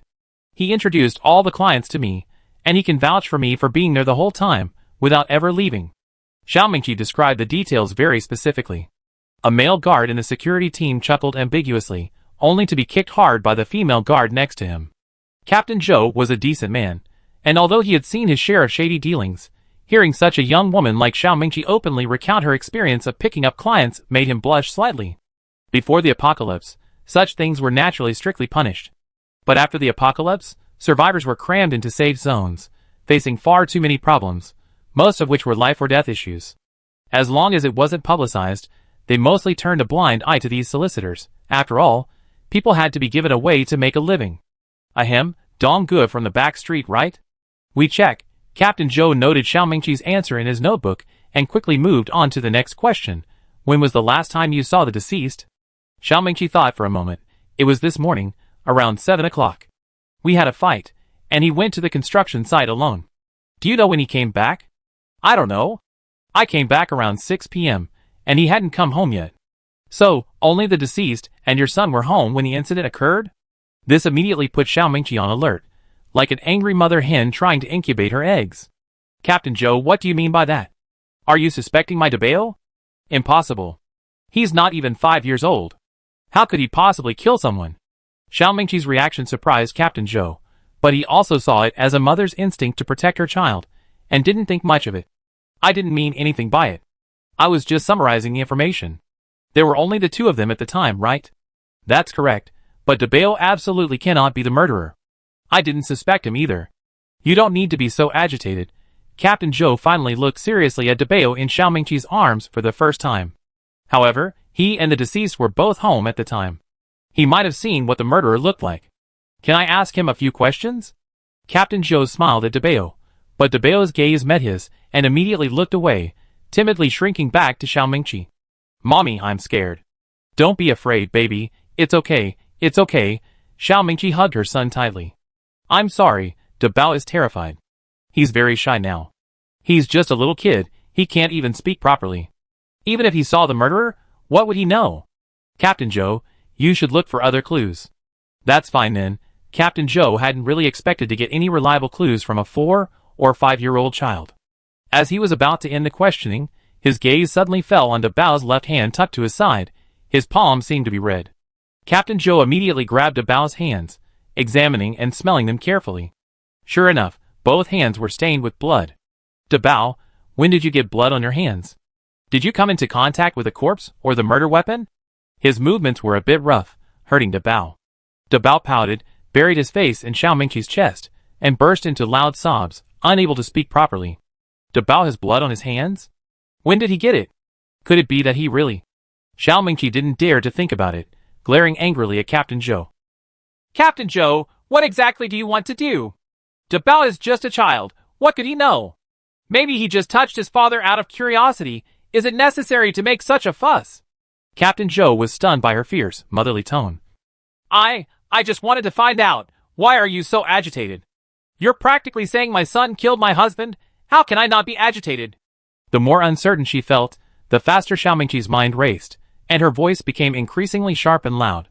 My husband is dead. We are the victim's family, not the perpetrators. Captain Joe, don't get it wrong. We already said everything we can. What more do you want from us? Do you have to leave the child with psychological trauma? Oh. Her words were a bit cutting, and Captain Joe couldn't press further. I didn't mean that. If there's nothing else, I take my son to my friend's house first, Xiao Mingqi said, standing up with her son in her hand. You can search the scene however you want. I don't mind if you tear it down.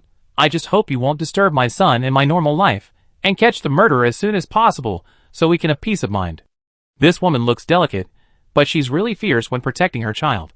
Now that the clues at the scene have been basically collected, and all the necessary questions have been asked, there's really no need to drag them out any longer. Captain Joe could only nod. You can go now, but please register your friend's name and address. If there are any new developments in the case, we may come to you at any time. Xiao Mingqi gave Dong Ji's specific address and left home with her son. After they reached the bottom of the stairs, Debao finally crawled out of her arms and asked in his childish voice, Mommy, are we going to Daddy's house? Xiao Mingqi seemed struck by lightning, and it took her more than 10 steps to speak. Don't say that anymore. There's no new daddy. From now on, Mommy will take you to live a good life. She hugged her son tightly, trying to calm her anxiety, but she didn't notice that Debao in her arms was pouting unhappily. Chapter 109. Xiao Mingqi didn't know many people in the safe zone. She said she needed to find a friend to stay with, but she didn't actually have any reliable friends. In the end, she went to Dong Ji's place, the one who helped her find customers. Dong Gu, upon hearing about her family situation, outwardly expressed regret and offered them a room to stay in. Xiao Mingqi was still young and quite beautiful. Dong Gu was counting on her to earn more crystal cores, so he would only kick her out after she was completely no longer of use. As for her son, Debao, as long as he wasn't a problem, she could keep him. Captain Zhou went to question Xiao Mingqi again the next day, mainly asking about Su Yuzong's personal matters. However, the investigation into the murderer made no progress. Captain Zhou's daily tasks were very heavy, and he quickly put the case out of his mind. To put it bluntly, countless people die in the safe zone every day. Su Yuzong wasn't a superhuman, nor did he have any special status or position. His death is just that, death. His family didn't care, and no one else would. The Su family's neighbors did discuss it for a while, keeping a close eye on their movements, fearing the killer might strike again. They were even more vigilant at night. However, Xiao Mingqi never returned after leaving. She even had the safe zone dispose of Su Yuzong's body directly. What others thought was none of her business. After settling in with Donggu, Xiao Mingqi only hoped to quickly escape the shadow of Su Yuzong's death. She never mentioned him to Dabao again, nor did she proactively ask him what had happened that night. Dabao seemed to have taken her advice to heart, no longer mentioning his dead father or new father, and quickly adapted to his new life like a normal 4 or 5-year-old. A few days passed, and the weather grew increasingly hot. The outdoors felt like a giant oven, with scorching heat everywhere. Walking in shoes felt like walking on hot bricks. Cars couldn't even drive after a short drive, because the tires felt like they were about to melt. Most of the survivors in the safe zone stopped fighting zombies, staying home and unwilling to move.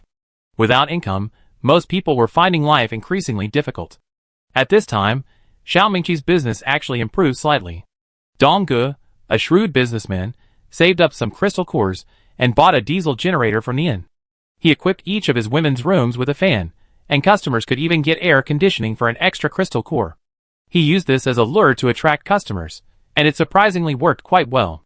Men who spend money to hire women are usually very concerned with their image. While others are sweating profusely at home, they're lounging in air-conditioned comfort, feeling incredibly proud. With more clients, Xiao Mingqi's commission increased, and the mother and son's life visibly improved. Xiao Mingqi was generous to herself, and even more so to her son. She bought him chocolate when he wanted it, and dried tofu and fish when he wanted them. Seeing her son happier every day, Xiao Mingqi gradually let go of her anxieties. Even if others looked down on her and insulted her, as long as she and her son were comfortable, that was enough. This kind of life wasn't so bad. But before she could even enjoy her peace of mind for 2 days, reality dealt her another harsh blow. That day, Xiao Mingqi entertained a wealthy client who booked her for the entire night at 3 times the usual price, even generously paying extra for the air conditioning. However, the wealthy man was a bit sluggish. After only 20 minutes, he was exhausted and collapsed onto the bed, fast asleep in the air conditioning, impossible to wake. Xiao Mingqi was happy to relax, and took a leisurely cold shower, expecting a good night's rest. But when she came out, she witnessed a scene that horrified her. Her son, Dabao, who had been sleeping in a small room separated by a curtain, had woken up sometime earlier, and was grabbing half a brick used to prop up the bedpost, repeatedly smashing it against the wealthy man's face. Although Dabao wasn't very strong, the rich man was already fast asleep, and completely unprepared for being hit. When Xiao Mingqi came out, the rich man lying on the bed was already motionless, but Dabao was still hitting him hard in the face, blood splattering all over his face. Dabao didn't even blink, mechanically repeating the action of hitting the man. It was as if the night her husband died was replaying before her eyes. Xiao Mingqi almost couldn't breathe. She rushed over and snatched the brick from Dabao's hand. "Dabao, what are you doing?" Dabao tilted his head and looked at her blankly. His dark eyes made Xiao Mingqi dizzy. "Mommy, is he dead? He took so many crystal cores with him. If he dies, all the crystal cores will be ours, right? We can buy lots and lots of delicious food." This rich guy wasn't some kind of superhuman. He looked like a nouveau riche. When he was bragging, he said that when others didn't think much of the uses of crystal cores, he got a batch of supplies and exchanged them all for crystal cores. Later, the post station appeared, and crystal cores had a clear value. The value of the batch of crystal cores he had immediately increased dozens of times. This tycoon wasn't one to keep a low profile. He wanted to flaunt his wealth every day. This time, he came out carrying a bag mostly filled with crystal cores and hired 2 superhuman bodyguards to protect him. However, after arriving at Xiao Mingqi's place, he probably figured it was safe since it was just women, so he sent the bodyguards back. He had planned to enjoy a good night, but little did he know he'd be defeated by a mere child. Dabao's words made Xiao Mingqi's vision blur. Seeing the tycoon's face smashed and bloodied, she panicked completely. She grabbed Dabao's shoulders tightly. "Where did you learn to talk like that? Who taught you to do that?" Dabao pursed his lips, seemingly not understanding why she was so angry. Uncle Dong said it. He said that as long as we have a way, we can turn all the guests' crystal cores into ours. Mom, you said before that we shouldn't be afraid of anything outside. Even if it's someone else's stuff, as long as we get it, it's ours. Xiao Mingqi had indeed said such things to her son before. She only hoped that her son would be bolder outside and not be bullied. Who knew he would be so bold as to kill? For the first time in her life, Xiao Mingqi regretted instilling the wrong ideas in her son, but now it was too late. She grabbed her son's hand forcefully and pulled him into the bathroom. Take off your clothes quickly and take a good shower. Wash yourself thoroughly. She had been late when Su Yazong died and hadn't had time to clean the bloodstains on her son's hands, almost arousing suspicion from Captain Zhou. This time, she absolutely couldn't let the same problem happen again, but the blood on her son's body was easy to clean. Even the blood splattered on the bed and floor wasn't a big deal. The problem was the corpse. Such a large corpse. What was she going to do with it? Xiao Mingqi was nearly frantic. She quickly cleaned her son's body, dressed him in clean clothes, and sent him back to sleep. She stared at the corpse on the bed, her mind aching. Dong Ji's business was quite large. He employed 5 or 6 women to entertain clients, and he rented the entire building for them. Xiao Mingqi and her son lived on the 2nd floor, and the rooms next door were occupied. Dong Gu himself lived on the 1st floor. If she wanted to carry a corpse out to dispose of it, whether she could even lift it was another matter. Firstly, she couldn't avoid alerting Dong Gu. So what about telling Dong Gu the truth, that she accidentally killed the tycoon? That wouldn't work either. Dong Gu only cared about profit, not sentiment. He would definitely hand her over. She couldn't say that Dabao did it either. Dong Gu already disliked Dabao for interfering with his business. If he knew Dabao had committed such a serious offense, he would definitely not tolerate him anymore. The weather was so hot now, she couldn't hide the corpse in the room. It would definitely start to decompose in a couple of days.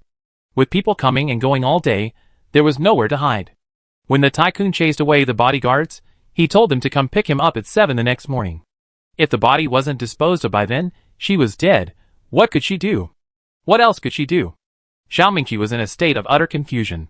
She paced back and forth in the room, searching through all the boxes and cabinets, finally finding a handsaw in a corner storage cabinet.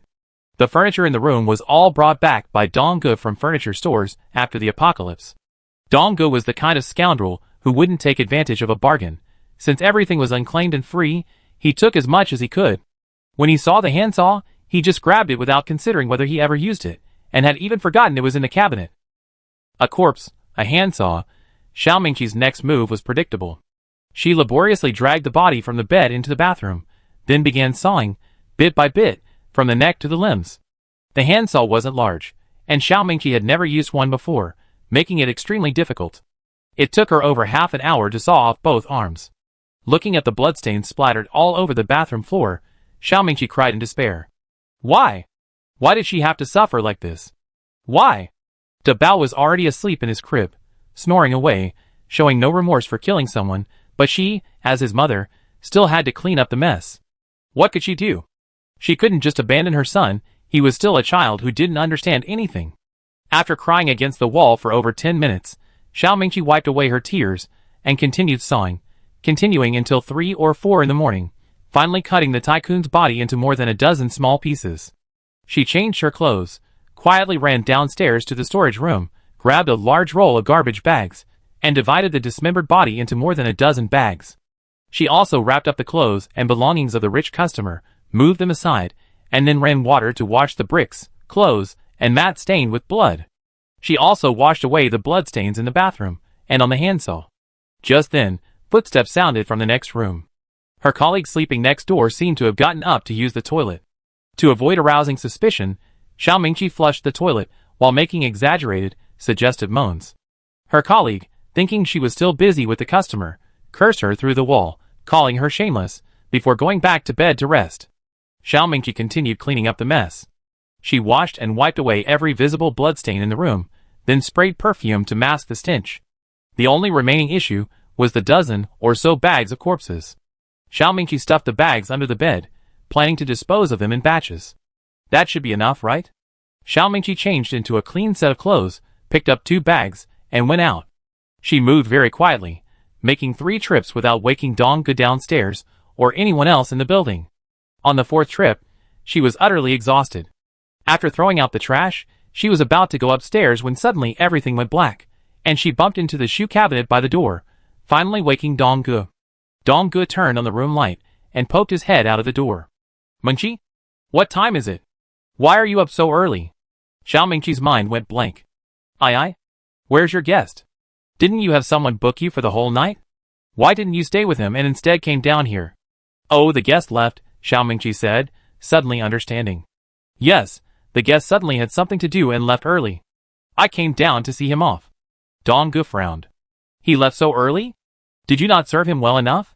He wasn't satisfied. This guest is very generous, you better serve him well. Maybe I'd become a repeat customer. Satisfied? He said he was very satisfied, and even gave me an extra tip, Xiao Mingqi yawned, covering her mouth.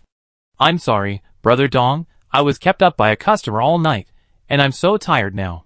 Can I go back and rest first? I give you the tip later for your accounting. Brother Dong glanced outside, seeing it was still pitch black, and didn't say much. Okay, you should rest well. You're given the morning off, and you can take customers again this afternoon.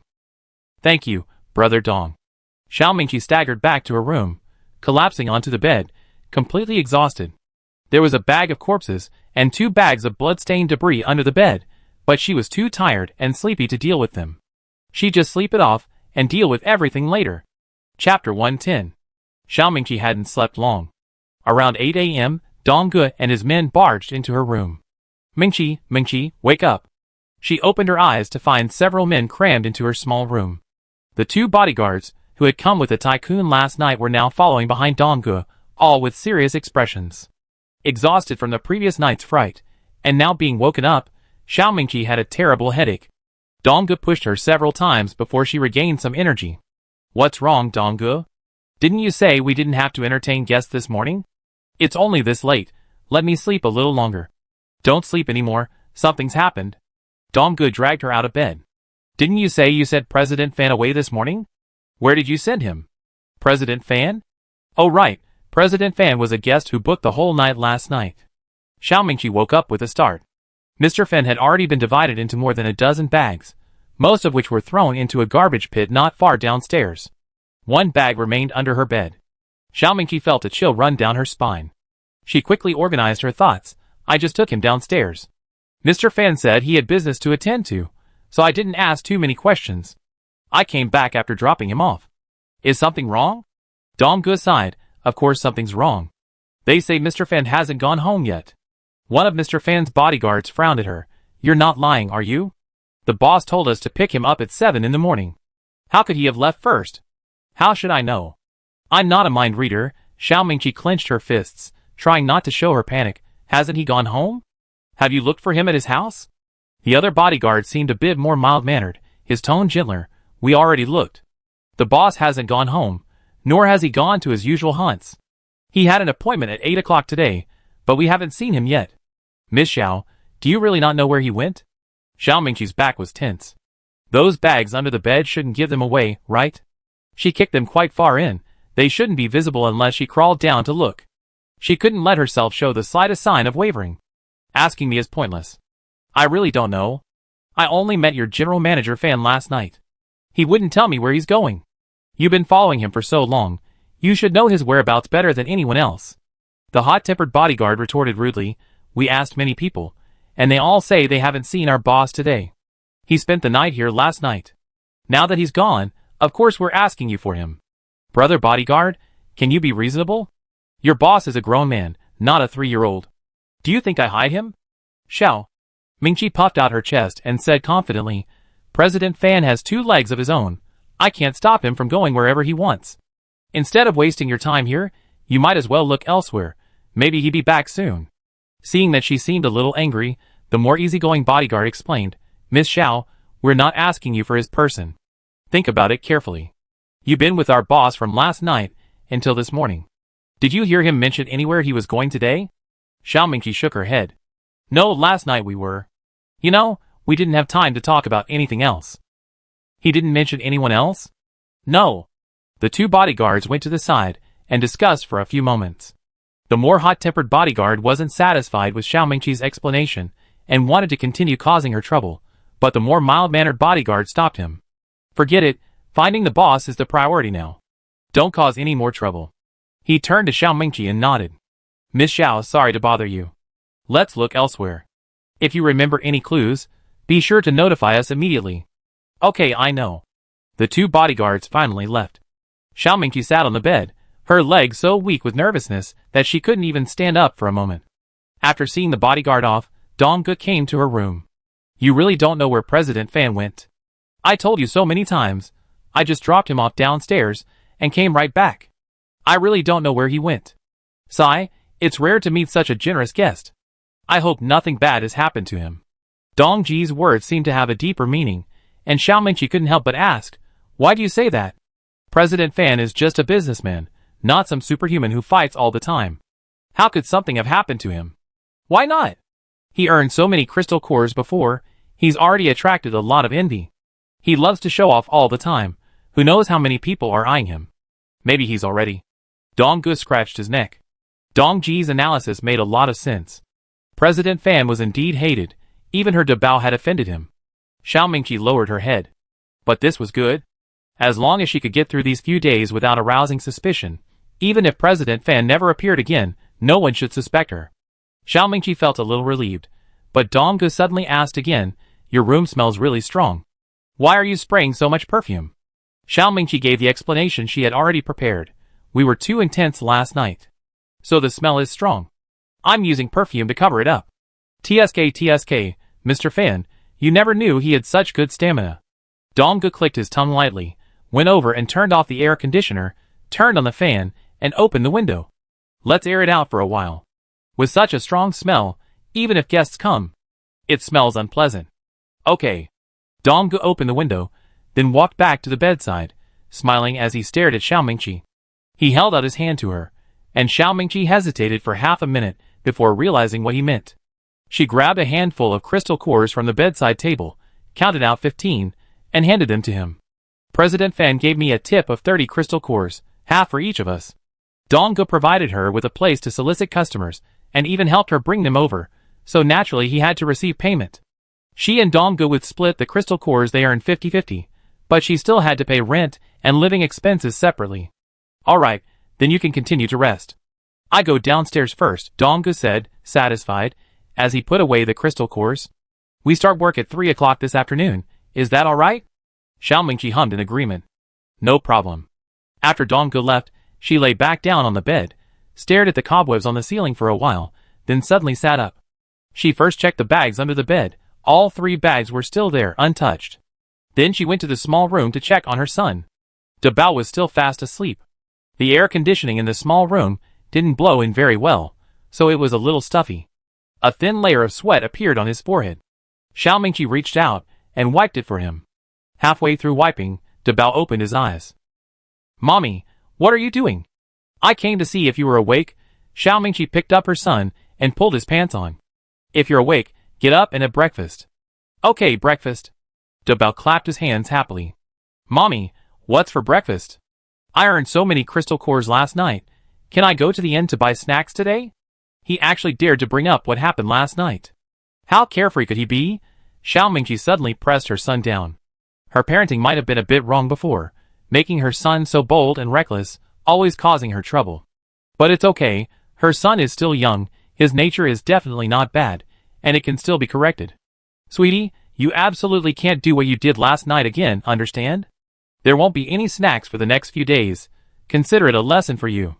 I keep that bag of crystal cores for you, you can use it later. Why? Why can't I have snacks? Dabao pouted unhappily. Because murder is wrong. You did something wrong, and you should be punished. But you didn't say that before. You promised me you'd buy me anything I wanted. You lied? That was before, things are different now. I don't care. Dabao pushed her hand away, fell onto the bed, and started throwing a tantrum. Bad mommy, mommy's bad. Mommy's a big bad guy. Xiao Mingqi's chest tightened. What did she hear? She was a bad mommy, a big bad guy? She had suffered so much for her son, and now she was still living in fear, and her son was calling her a big bad guy? The pent-up frustration burst forth, and the string in Xiao Mingqi's heart snapped. She grabbed Dabao, pushed him onto the bed, and slapped his bottom 3 times hard. Say it again? What am I? Who's the bad guy? This time she really used force, hitting Dabao until he howled, but he stubbornly refused to change his tune. You're a bad mommy. You're a big bad guy. Xiao Mingqi increased the force and slapped her son 3 more times. Say it again. Bad mommy, big bad guy. After more than 10 slaps, Dabao's bottom was red and swollen. He lay on the bed, crying uncontrollably, before Xiao Mingqi finally came to her senses. Seeing her son's pitiful appearance, Xiao Mingqi couldn't help but feel a little sorry for him again, but this time she hardened her heart. Dabao had become incredibly audacious. She absolutely couldn't let him continue like this. She had to correct his wrong ideas. She picked her son up again and said sternly, "Will you still curse at mommy? Will you still talk back?" Dabao continued to wail. "Mommy is asking you, will you admit your mistake?" Dabao still wailed. No matter what Xiao Mingqi asked, Dabao just wailed and wouldn't speak to her properly. She got angry again, dragged Dabao up, locked him in the closet, and slammed the door shut from the outside. "Cry, cry, cry? All you do is cry. Then you can cry all you want. I let you out when you realize you're wrong." After being locked in the closet, Dabao seemed to know she really wouldn't comfort him this time, and his crying gradually subsided. After more than 20 minutes, he finally stopped crying. Xiao Mingqi wanted to keep his temper in check and didn't let him out immediately.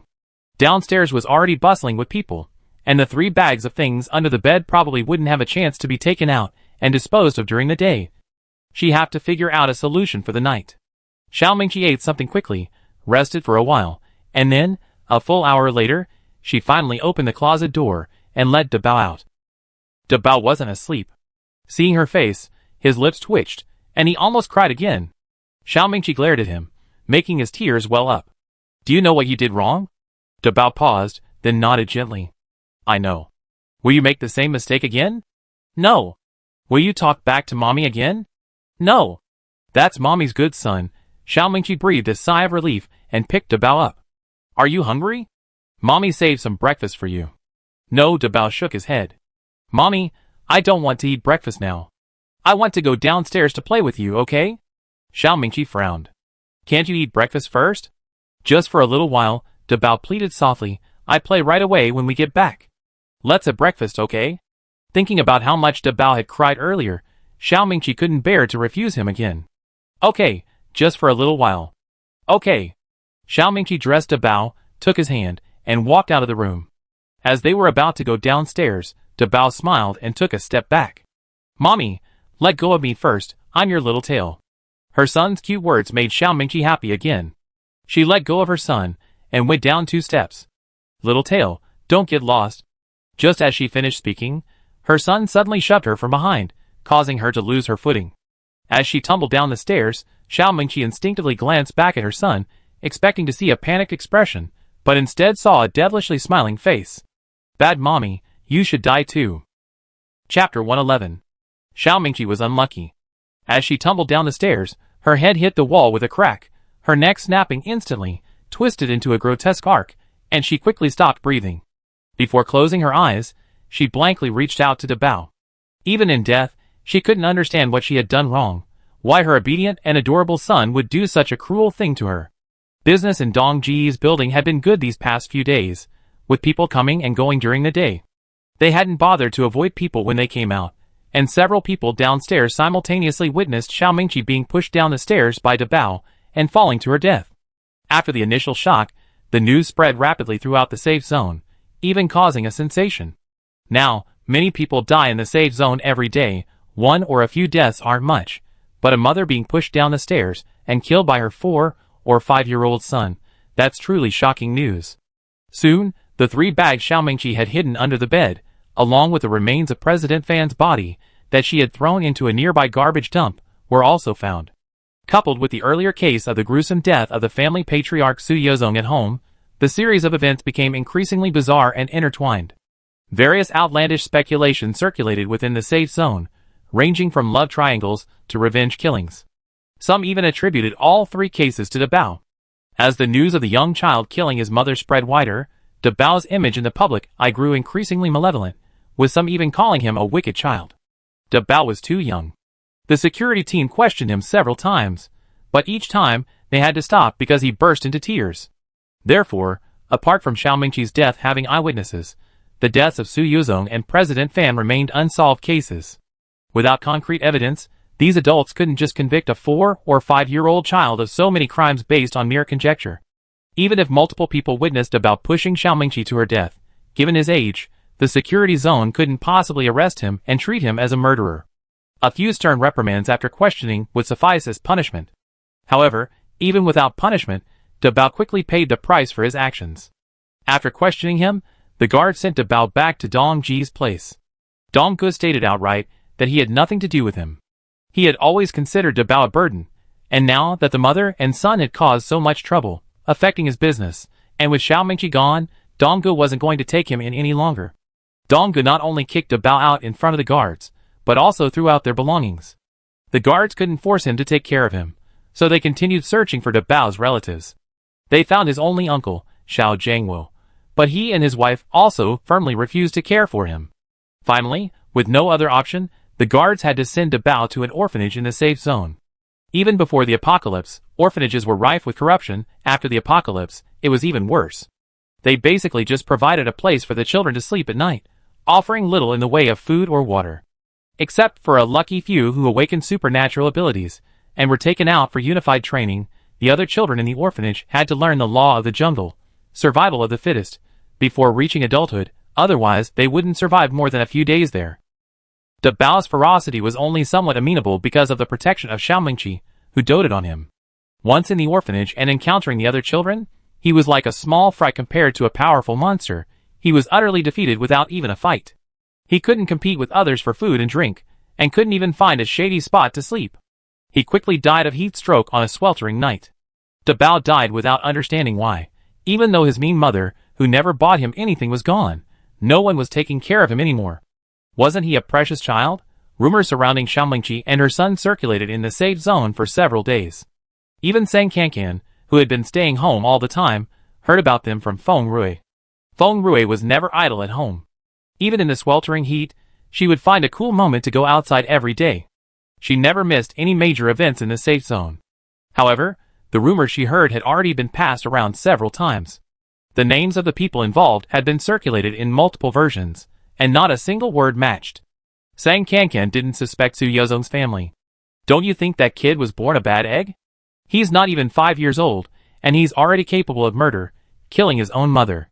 His mother treated him so well, willing to serve a man herself to take care of him. Rumor has it he might have killed his father too. It's terrifying to even think about. After gossiping, Feng Rui complained to Sang Kankan, "It's a good thing I didn't plan to have children. If I gave birth to such a bad thing, I'd rather just kill myself." Sang Kankan's reaction was calm. Not everyone is born bad. Family education influences personality. Besides, we don't know his family's specific situation. Maybe he has his reasons. It's best not to speculate. She had also attacked her father with a knife, so she wasn't really qualified to gossip about this. What kind of reasons could a 4 or 5-year-old have? When I was 4 or 5, I was still playing with ants, and he was already killing people, Feng Rui said dismissively, quickly changing the subject when she sensed Sang Kankan's reluctance to discuss the matter further. Forget about that. It seems someone else died from the heat in our building today. I was downstairs for a short while, and saw 2 bodies being carried out. The wailing and howling are happening everywhere else too. How long will this awful weather last? The high temperatures have persisted for nearly 10 days, and are still worsening. For 3 consecutive days, the highest temperature has exceeded 40 degrees Celsius. Even though the system initially predicted a high of over 50 degrees, it means the peak hasn't even been reached yet. During the last torrential rain, the human survivors could hide in houses on higher ground to avoid the rain. Now, with the high temperatures, there's no escape. They can only endure it. Most people in the post-apocalyptic world live on a diet of irregular meals. Except for those with superpowers, and a few strong ordinary people, most survivors' physical condition deteriorates with time. Under such sustained high temperatures, they will soon succumb. The number of people dying from the heat is increasing every day. The situation in U City, and several other safe zones adjacent to the post stations, isn't particularly dire. Since the post station started selling ice and various heatstroke prevention supplies, the safe zones have provided some welfare to the survivors within their capabilities. For example, the U City Safety Zone stipulates that everyone within the zone can apply for a free serving of ice salt water or ice cubes daily. Those with mild heat stroke can apply for medications, like Huixiangjingqi water, while those with severe heat stroke can rest in a specially designated heat relief area within the safety zone. This area is air-conditioned 24 hours a day to maintain a cool temperature, significantly alleviating heat stroke symptoms. However, as the high temperatures continue to intensify and the number of people suffering from heat stroke increases, such benefits quickly become insufficient. Many people have developed symptoms of heat stroke and couldn't wait to rest in the cooling-off areas. The safe zones currently lack the resources to treat them all, and some simply succumb to the heat. Sang Kankan's family runs a generator and has their air conditioner and fans running 24/7, so it's relatively comfortable. However, few outside can withstand such prolonged heat. They can only resort to physical cooling methods like using ice. Last night, Sang Kankan noticed someone sleeping on the floor outside their door, taking advantage of the cool air seeping through the cracks. However, the person didn't do anything more egregious, so Sang Kankan didn't go out to chase them away. The actual death toll is likely higher than Feng Rui has observed. Unofficial statistics are posted on the post station's bulletin board, showing several hundred deaths daily in each safe zone these past few days, and this is just a very rough estimate. Sang Kankan asked the system how long the high temperatures would last, but the system consistently refused to give a definite answer. It should be getting cooler soon, otherwise the ground will melt, Sang Kankan echoed Feng Rui. Absolutely. If it gets any hotter, it'd be like God is deliberately trying to destroy all of humanity, Feng Rui sighed, leaning back on the sofa. Sigh, seeing so many people die from the heat, I'm starting to feel uneasy with this air conditioner on. Sang Kankan glanced at her. Do you think I'm heartless? Although Feng Rui didn't know the full extent of Sang Kankan's abilities, after observing her these past few days, she was fairly certain that producing a generator and an air conditioner was nothing to her. She could easily produce many more. In such high temperatures, one more air conditioner could potentially save several more lives, yet Sang Kankan did nothing, practically watching people die. Am I that unreasonable? Feng Rui rolled her eyes at her. The high temperatures weren't your fault. No matter how many people die, it's not your fault. If you were some kind of saintly rescuer, I have to consider finding a powerful patron to cling to. Afraid Sang Kankan would take her words too seriously, she continued, I was just saying, don't overthink it. They have their fate, and we have ours. It's not that you're heartless, it's just that fate is cruel. Feng Rui wasn't actually a believer in fate. She said such things simply because the scenes she witnessed these past few days were too horrific, making her resentful of a fate whose existence she didn't even know existed. Her words eased Sang Kankan's mind a little.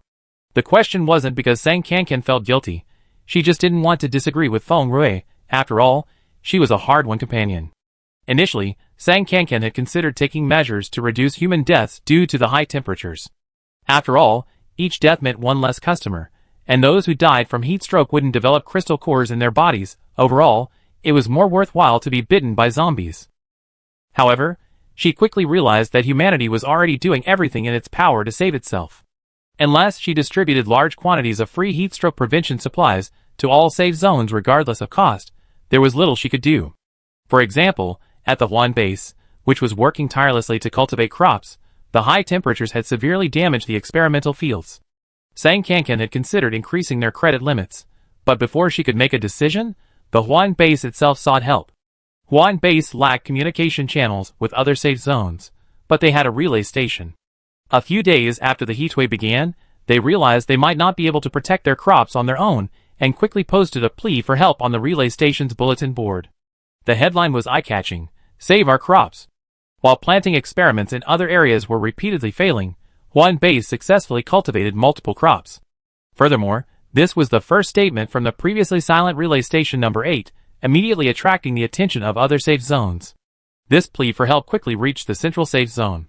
The central safe zone swiftly dispatched manpower and resources to provide support, taking timely measures before the heatwave spread further, thus saving Huan base's experimental fields.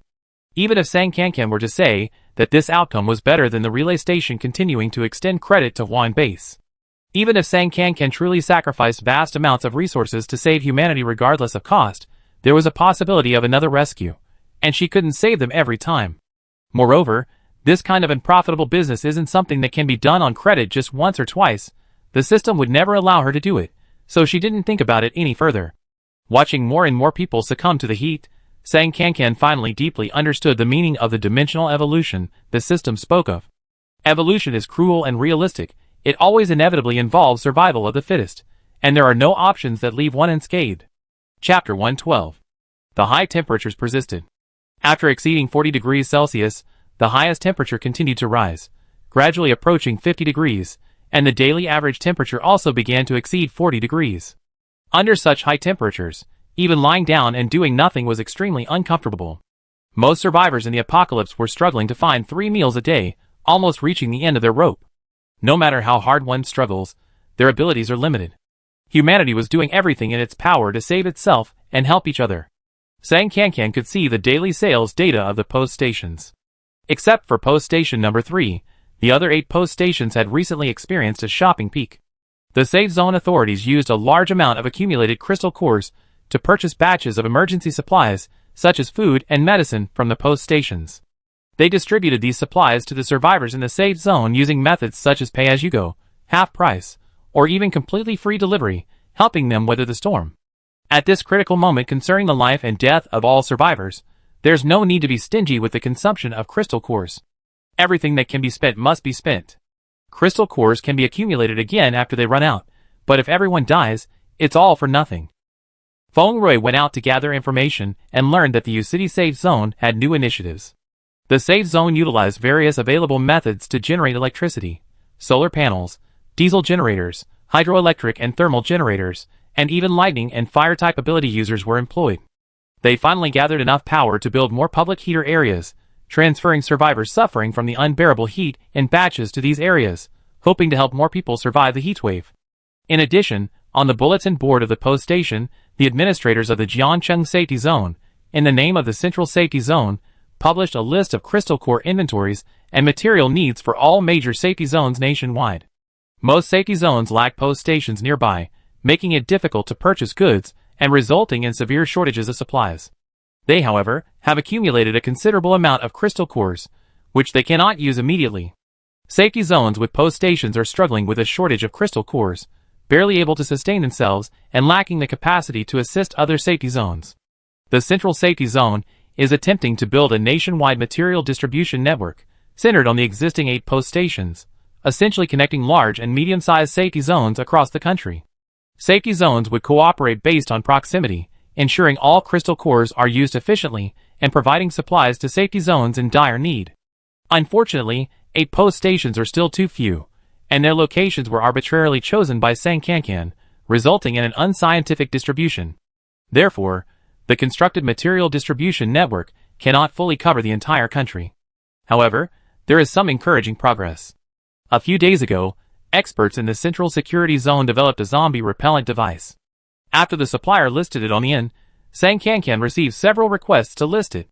Although she felt a little uneasy about the advancements in human technology, after checking the purchase price and the system's suggested retail price, she found the profit margin was quite high. Therefore, she didn't delay any longer and listed the repellent device in response to customer requests. One zombie repellent device sells for 666 level 1 crystal cores at the end. The price isn't cheap, but it's much more cost-effective than humans manufacturing them one by one. The zombie repellent device is too complex to mass-produce with current human technology. The previous sample took experts more than half a month to create, and making another one would take at least several days. Once listed on the in, as long as you have the crystal cores, you can buy as many as you want.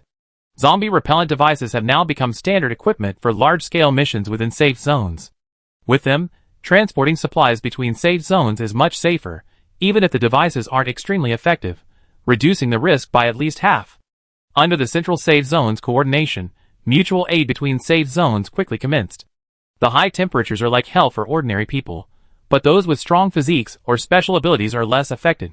With them responsible for safety along the routes, and accompanied by 1 or 2 spatial ability users, the efficiency of transporting supplies increases. Each safe zone has organized 1 or more special ability user teams to handle supply transport during the high temperatures. Once cooperation began, crystal cores from various locations rapidly flowed into the nearest relay stations, were exchanged for supplies, and then transported out. Sang Kankan, lying at home, didn't need to think about anything. She only needed to mentally operate the system to replenish supplies, and large sums of crystal cores were flowing into her account every day. The number of usable ins the system unlocks is determined by the total sales revenue of each in, and Sang Kankan's own sales. Unlocking one in requires a total transaction amount of 1,000 level 1 crystal cores, Unlocking 2 requires 2,000 crystal cores. Unlocking 3 requires 4,000 crystal cores, and the requirement doubles for each additional inn.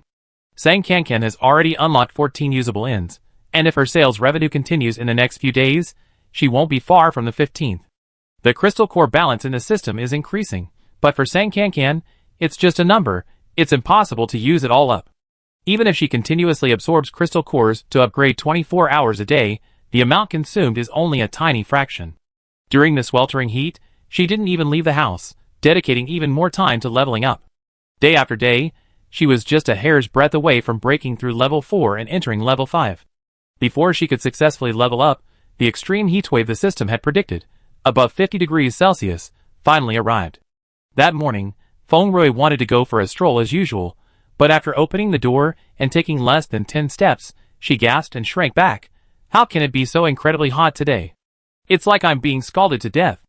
Before, at least the temperature fluctuated throughout the day, but this morning the temperature had already reached 46 or 47 degrees Celsius. The air outside felt like a blazing fire. It was unbearable to stay there for even a second. Feng Rui angrily gave the sky the middle finger. This damn heavens. Do they even care about giving people a chance to live? Just come down a blazing fire and burn everyone to ashes. On the bulletin board at the post station, people in each safe zone were continuously recording the daily temperature information. Today, the highest temperature in some safe zones had already reached 48 degrees Celsius, and it would definitely rise further by noon, possibly breaking 50 degrees Celsius at any moment. With the system's initial warning as a foundation, Sang Kankan actually saw hope for cooling down. Things reach their extremes and then reverse. It's so extremely hot today, maybe it cool down soon. Feng Rui was completely unmoved by her comfort. Who can say for sure? How soon is soon? A day or 2, or 10 days, or half a month? What's the point if everyone's dead before it cools down? Haven't anyone died in our building these past 2 days? Sang Kankan replied, no matter how much you curse, the temperature won't come down. Let's just wait. The residents of their building were among the better off in the safe zone, but even they could barely afford to run the air conditioning every day. Several people died from the heat a few days ago. Yesterday, the safe zone opened a new public cooling area, and most of the residents moved in to escape the heat. Now, only a handful of families remain, except for theirs.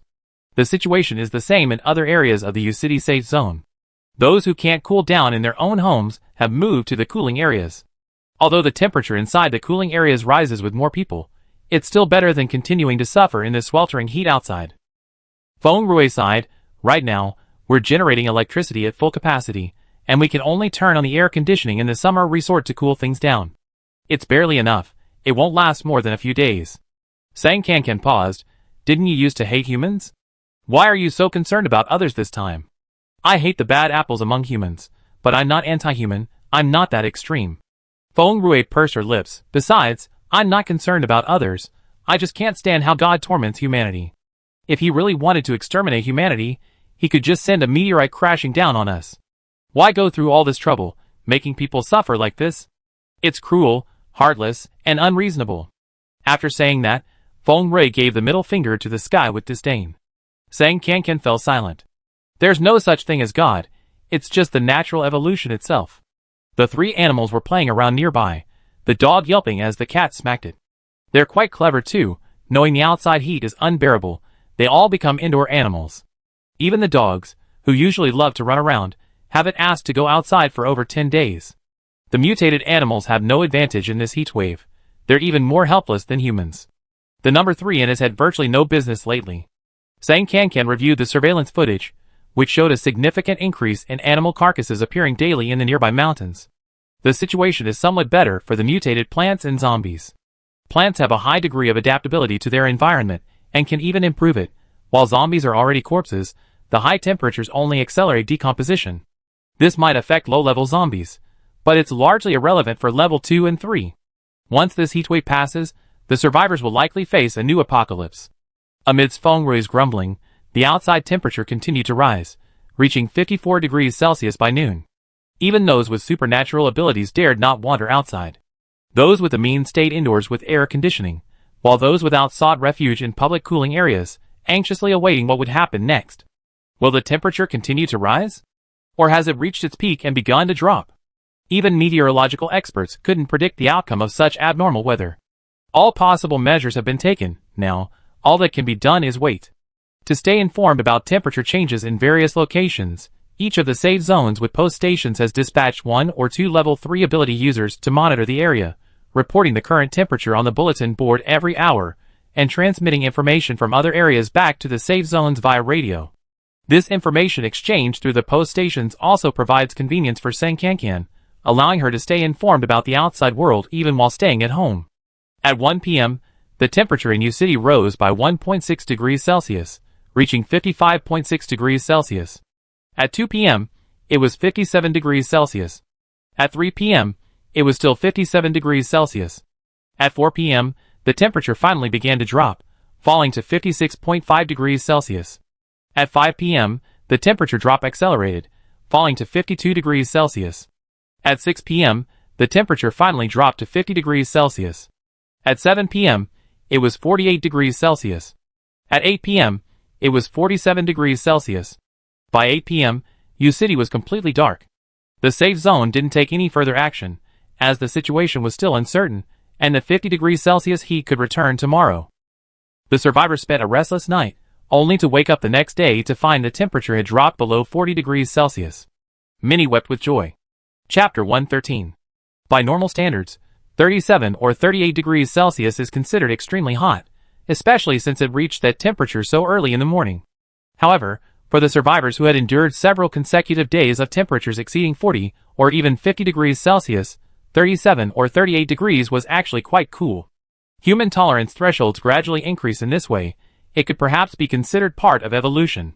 Even more encouraging was that although the daytime temperature rose again, it wasn't as scorching as the previous day.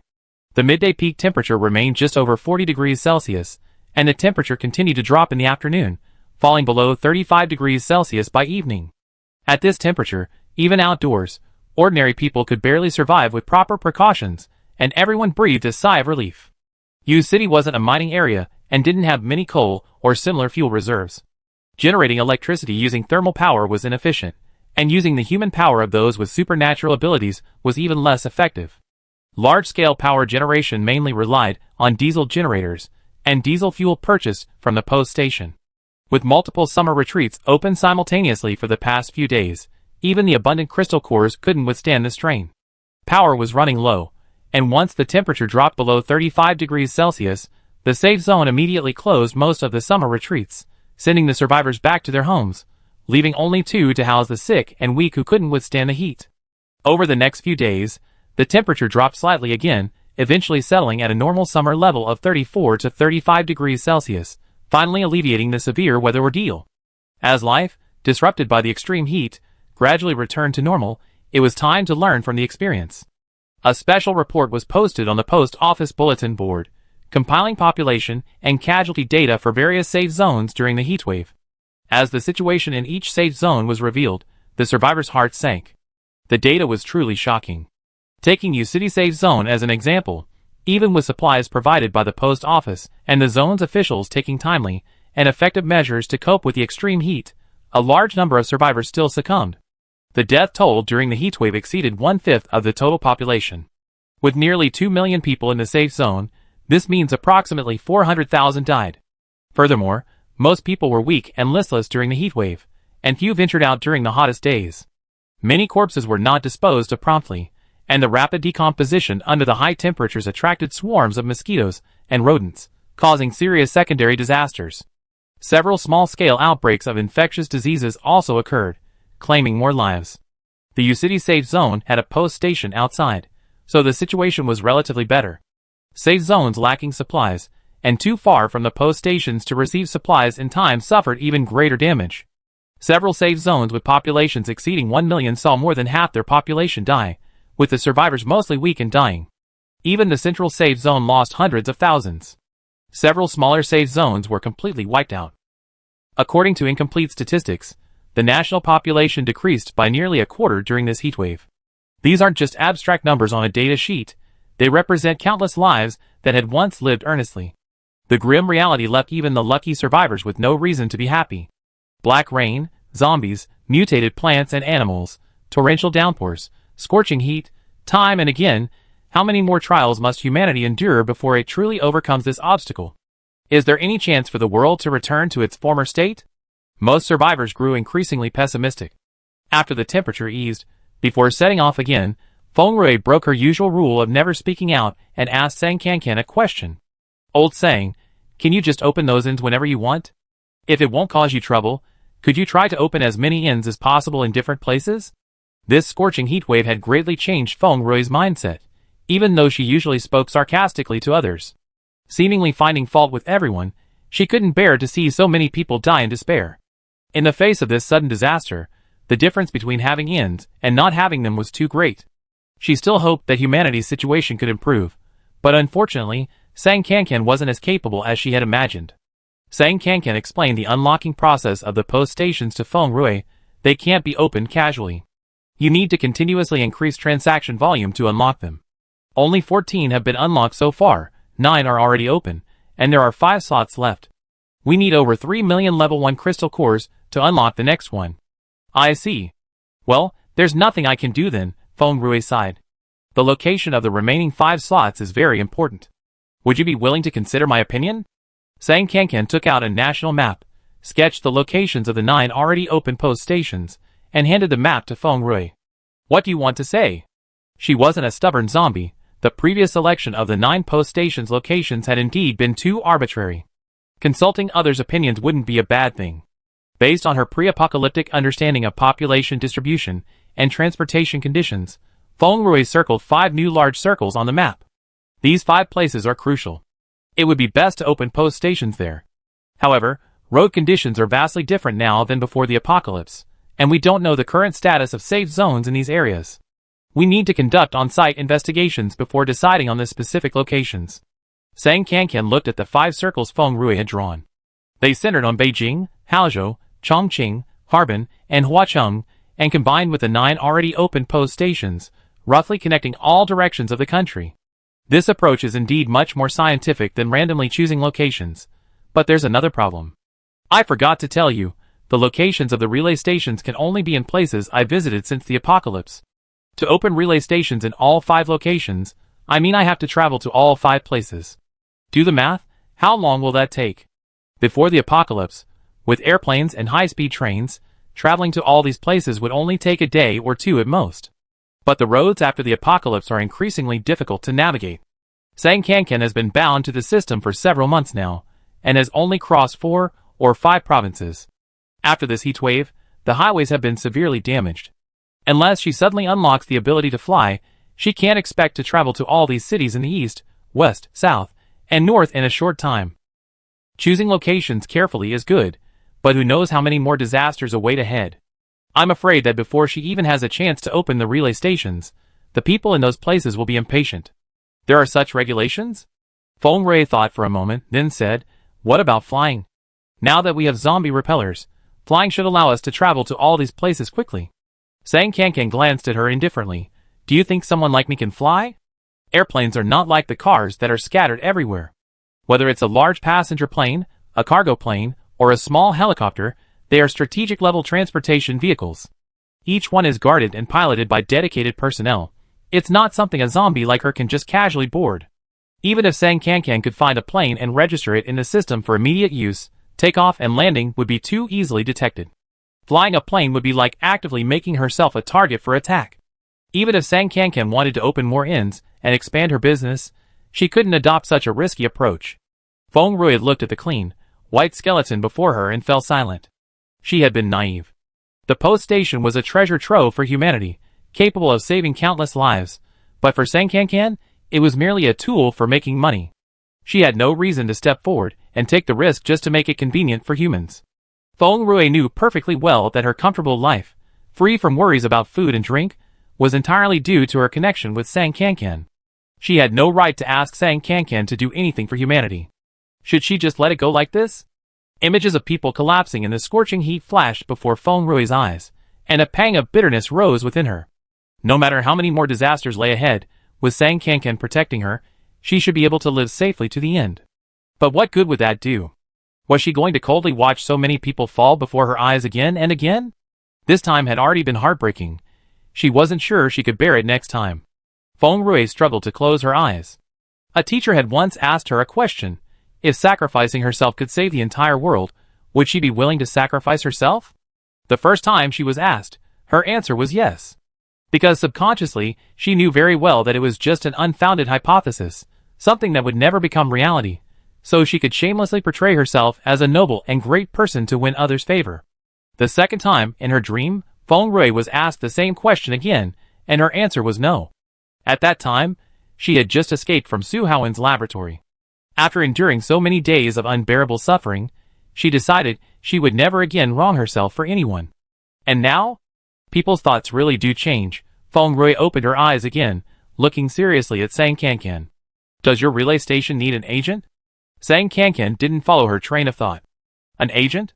What do you mean? Right now, everyone is speculating about the relay station's origins.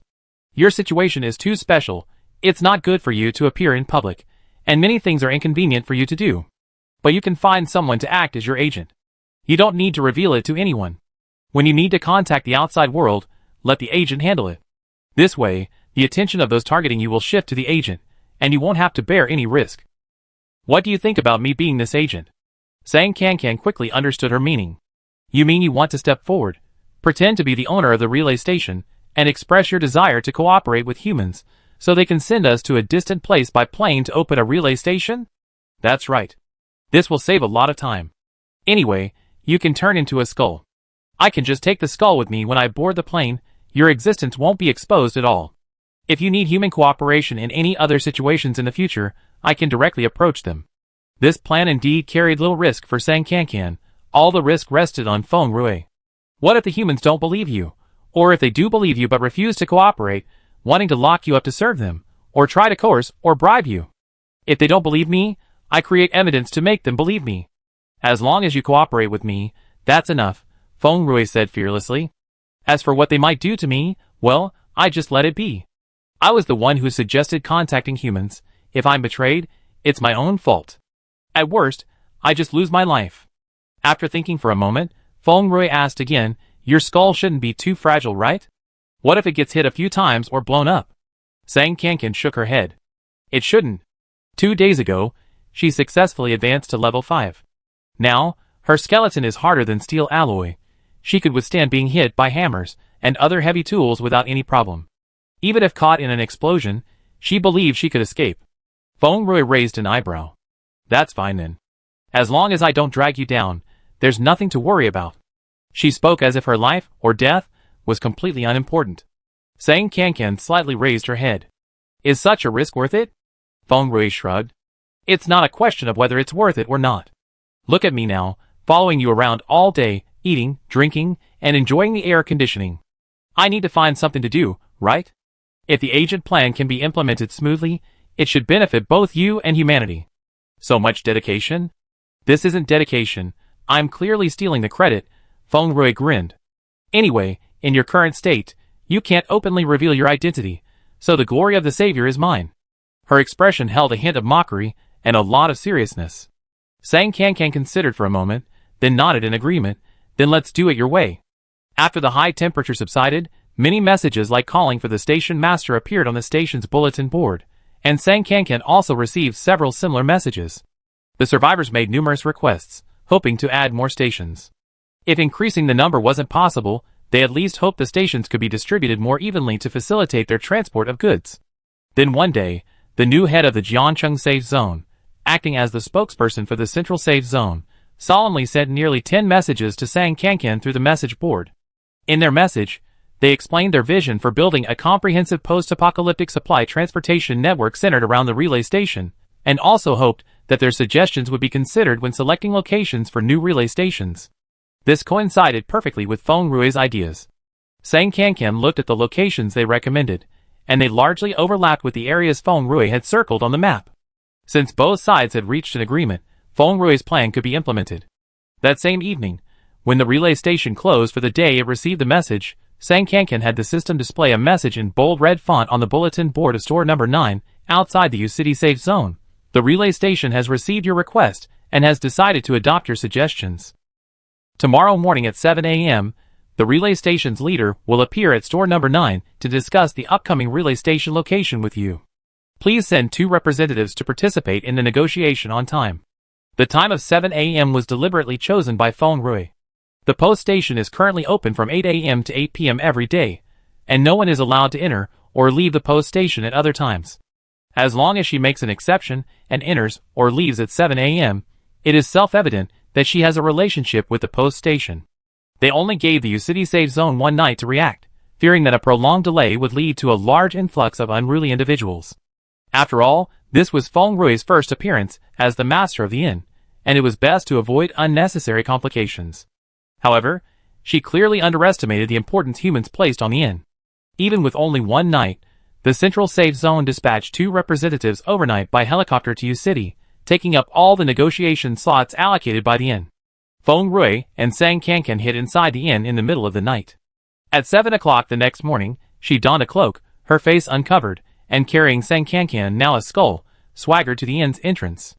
Sang Kankan's command system opened the inn's doors.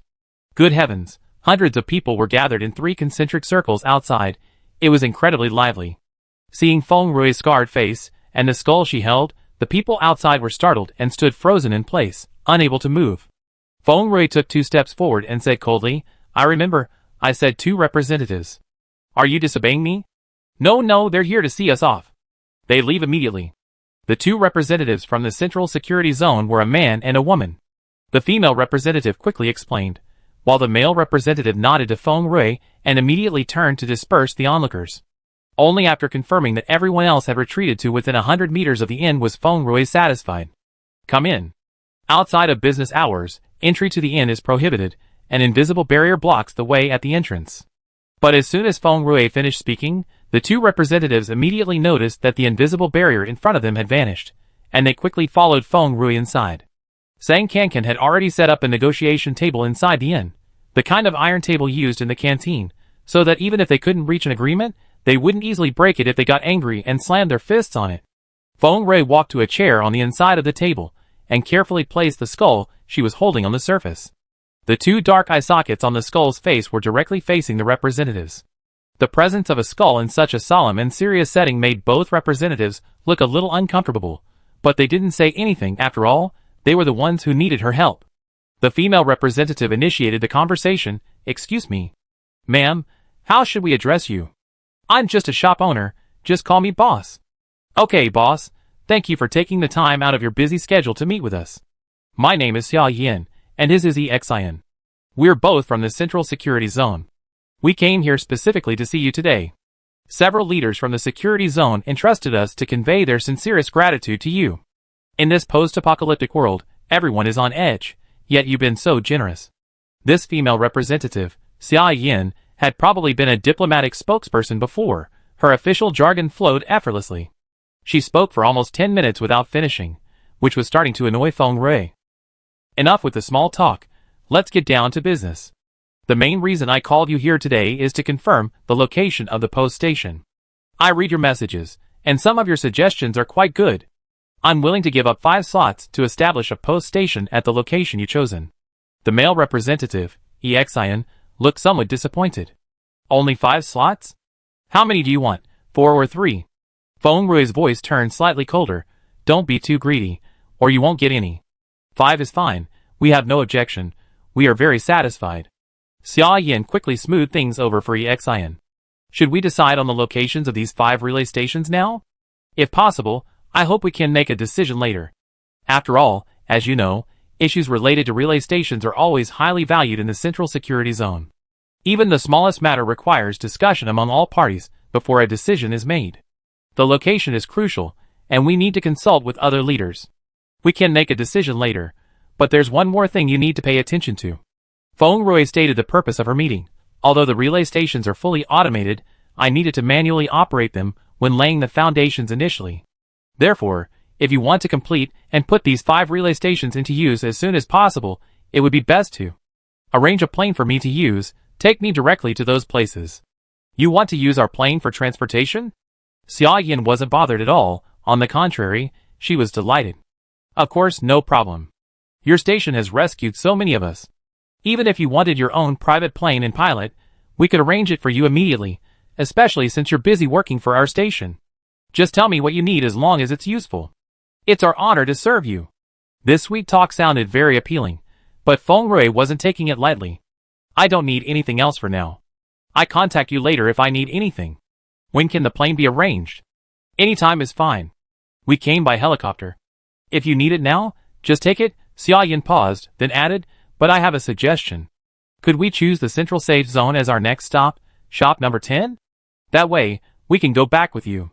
They had guessed this suggestion during their rehearsal with Sang Kankan, and Feng Rui nodded, sure. Xia Yin was overjoyed. Shall we arrange our return trip now? We can discuss the details on the plane. Sure, Feng Rui added. How many empty seats do you have on your plane? Xia Yin and EXIN exchanged a glance. Seats aren't a problem. We can adjust them anytime, prioritizing your needs. Do you have any other companions coming with you? Feng Rui picked up Sang Kankan's skull from the table and wiped the back of her head. Yes, I also need to bring a cat, a bird, and a dog. They were going to the Central Safe Zone and might not return, so they couldn't leave their cat and dog behind. You have 3 animals, right? Xia Yin visibly relieved. That's no problem. We brought a 6-seat business helicopter. There are 3 empty seats left.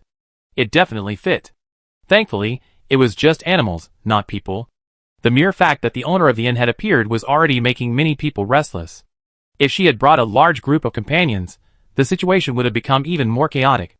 That noon, Feng Rui, carrying Sang Kankan's skull and accompanied by the 3 animals, boarded the helicopter and flew to the Central Security Zone.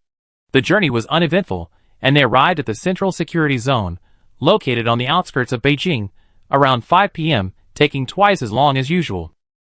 Xia Yin had sent back a message beforehand. As soon as they landed, they received a warm welcome from the Central Security Zone. Even the dog received countless compliments, making it wag its tail incessantly with joy. Several leaders from the Central Security Zone hosted a banquet to welcome Feng Rui, but she feigned motion sickness and refused to see anyone, including the banquet. She went straight back to her assigned lodgings, tightly closed the doors and windows, and after checking that there were no surveillance or recording devices, had Sang Kankan return to her original form and rest. After a night's rest, Feng Rui still refused all invitations from various parties within the Central Security Zone the next day. Instead, she had Xia Yin show her the chosen location and walked around it carrying Sang Kankan's skull. Sang Kankan confirmed the coordinates in the system, and in number 10 rose from the ground. Chapter 114. The survivors of the Central Security Zone were very well informed. They had long since learned of the existence of the post station through various channels and connections. After Feng Rui arrived, she didn't ask Xia Yin and the others to keep it a secret. Everyone with a little status knew her identity. A post station could change the fate of one or even several security zones. The identity of the post station owner naturally carried even greater influence. Various forces in the Central Security Zone were eager to get close to her, and countless people wanted to curry favor with her. However, Feng Rui remained very aloof after getting off the plane. Even when invited to a banquet by the highest levels of the security zone, she refused without hesitation, only willing to speak with Xia Yin and the other person who brought her. Before fully understanding her background and abilities, others were afraid of offending her and could only observe from afar, not daring to approach her directly. When Sang Kankan built station number 10, at least 100 people gathered to watch. What they saw was Feng Rui holding a skull, walking around the specially designated clearing in the safe zone, then standing quietly for a while. Suddenly, blue light appeared on the ground, and the station rose from the ground with a light. This was the first time humans had witnessed the entire process of a station's construction from start to finish. Rather than being amazed, they were more confused. That's it?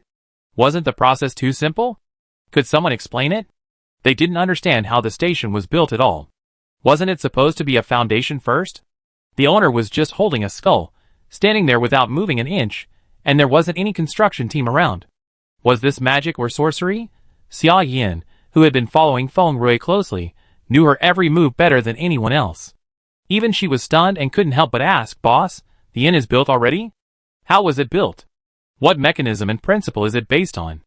Feng Rui was also witnessing the inn's construction for the first time. She didn't want to pry into Sang Kankan's privacy and hadn't asked many questions before, so she didn't know the inn's construction mechanism.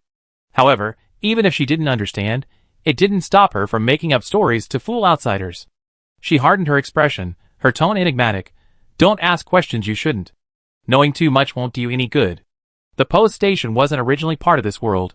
It's only by chance that it's being used by humans."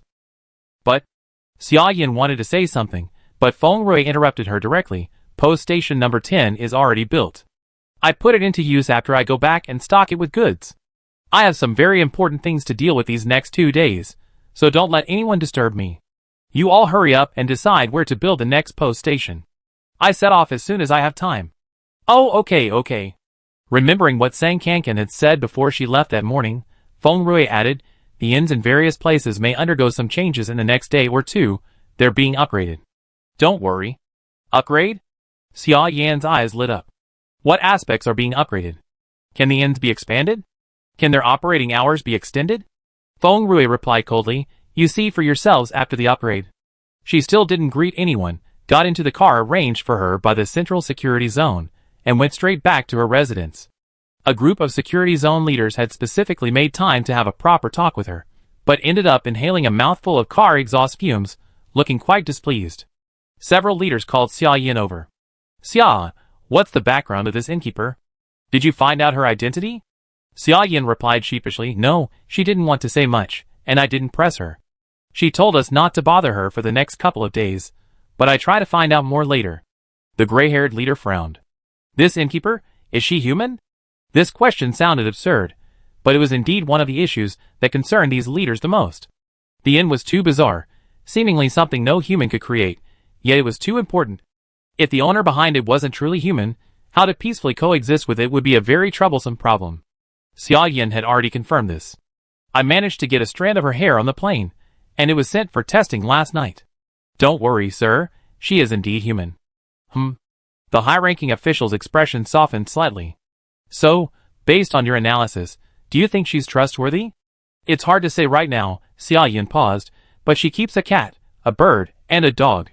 The cat seems a bit strange, but the dog and bird are very healthy and haven't shown any aggressive tendencies. She's at least a good owner. The high-ranking official nodded slightly. Alright, continue to follow up. Report any news promptly. Receiving a task personally assigned by the high-ranking official for the first time, Xia Yin solemnly saluted. Yes, sir. Just as she was about to add details about the upcoming upgrade of the post station, the crowd surrounding the station suddenly let out a unified gasp of surprise. What's going on? Is the ground moving? No, the ground isn't moving, the post station is changing. Could this be a fake post station? We can't even get in. Is it going to collapse?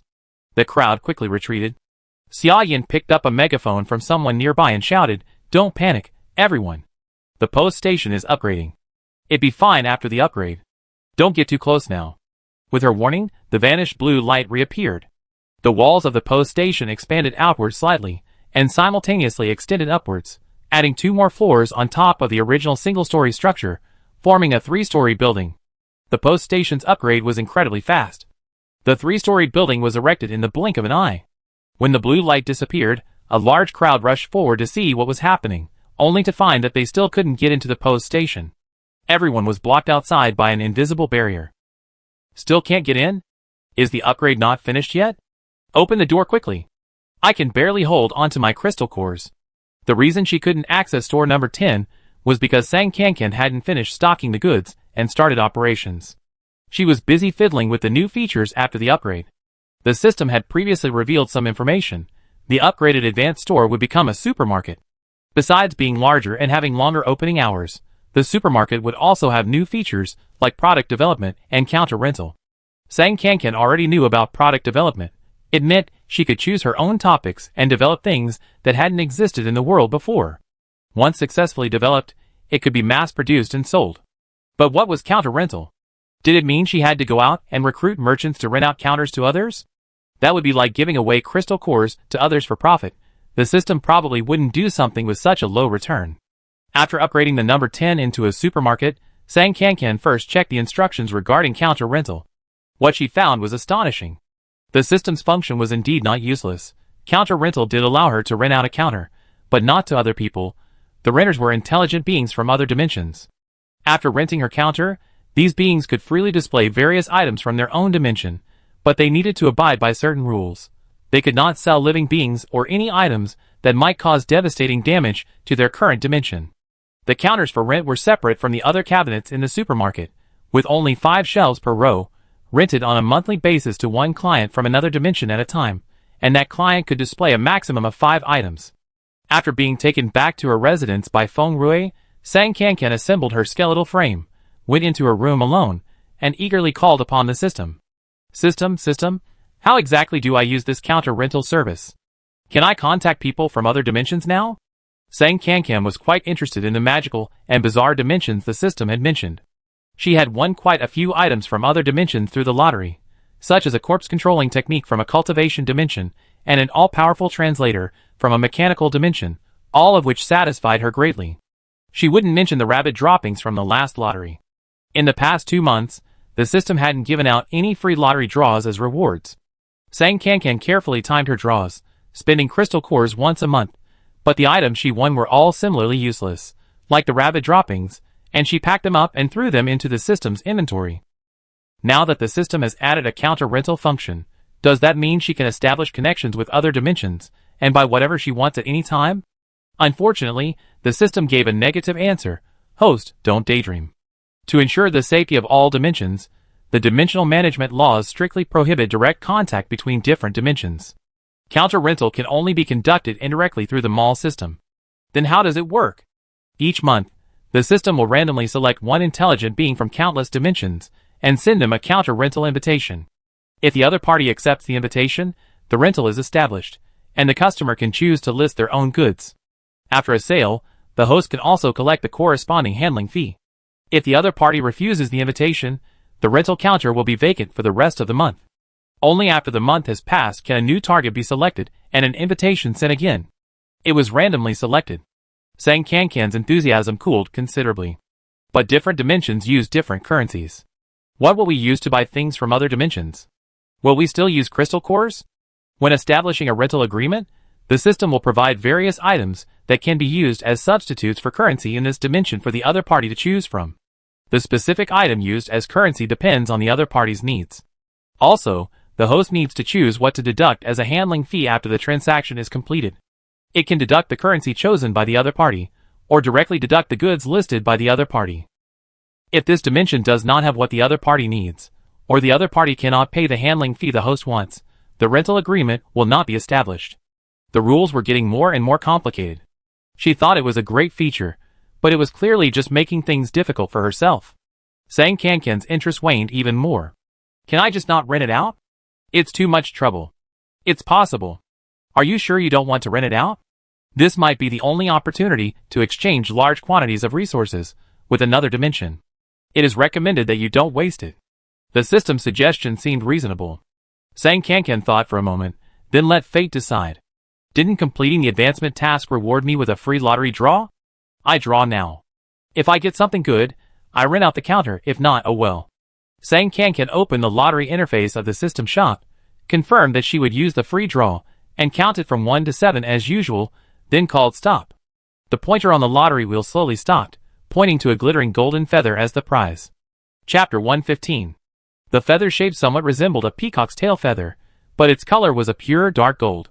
Sang Kankan took the feather from the system's inventory, gently stroking it twice. The feather was light and soft, clearly a genuine feather, not a manufactured item. System, what is this? The system paused before replying. Congratulations, host, you have won an SSS level prize. SSS level? That's the highest level you can win in a lottery. SSS looks like this? Is it some kind of bird's feather? This is a phoenix feather, and the most important feather of the phoenix after its rebirth. What's it used for? Phoenix feathers are treasures of the cultivation world.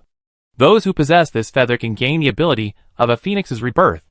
Sang Kankan was stunned, and after realizing what it meant, she was so surprised she almost jumped up. What is phoenix rebirth? To put it bluntly, it's being resurrected from the dead. System, can this feather really bring the dead back to life? Isn't this a bit too overpowered? This world used to be a world that valued science, but now it's completely fantastical. She's not used to it at all. The system quickly provided a detailed explanation. To be precise, the phoenix feather's function isn't to resurrect the dead, but rather to grant the living immunity from death. If the person carrying this feather suffers a potentially fatal injury, the power contained within the feather will be activated. This power will maintain the owner's life force at a minimum, ensuring they won't die even from severe damage. Once the injury stops, the remaining power will continue to repair the owner's body and life until they return to normal. In other words, the feather's function isn't to bring the dead back to life, but rather it's like a one-time immunity token. Carrying it grants immunity from death once. Thankfully, it wasn't too overpowered. After the system's explanation, Sang Kankan finally calmed down a bit. A chance to escape death certainly lived up to her SSS-level reputation. Although she was currently in a delicate state, neither fully alive nor dead, making it difficult for anyone to inflict fatal damage, no one would complain about having too many life-saving items.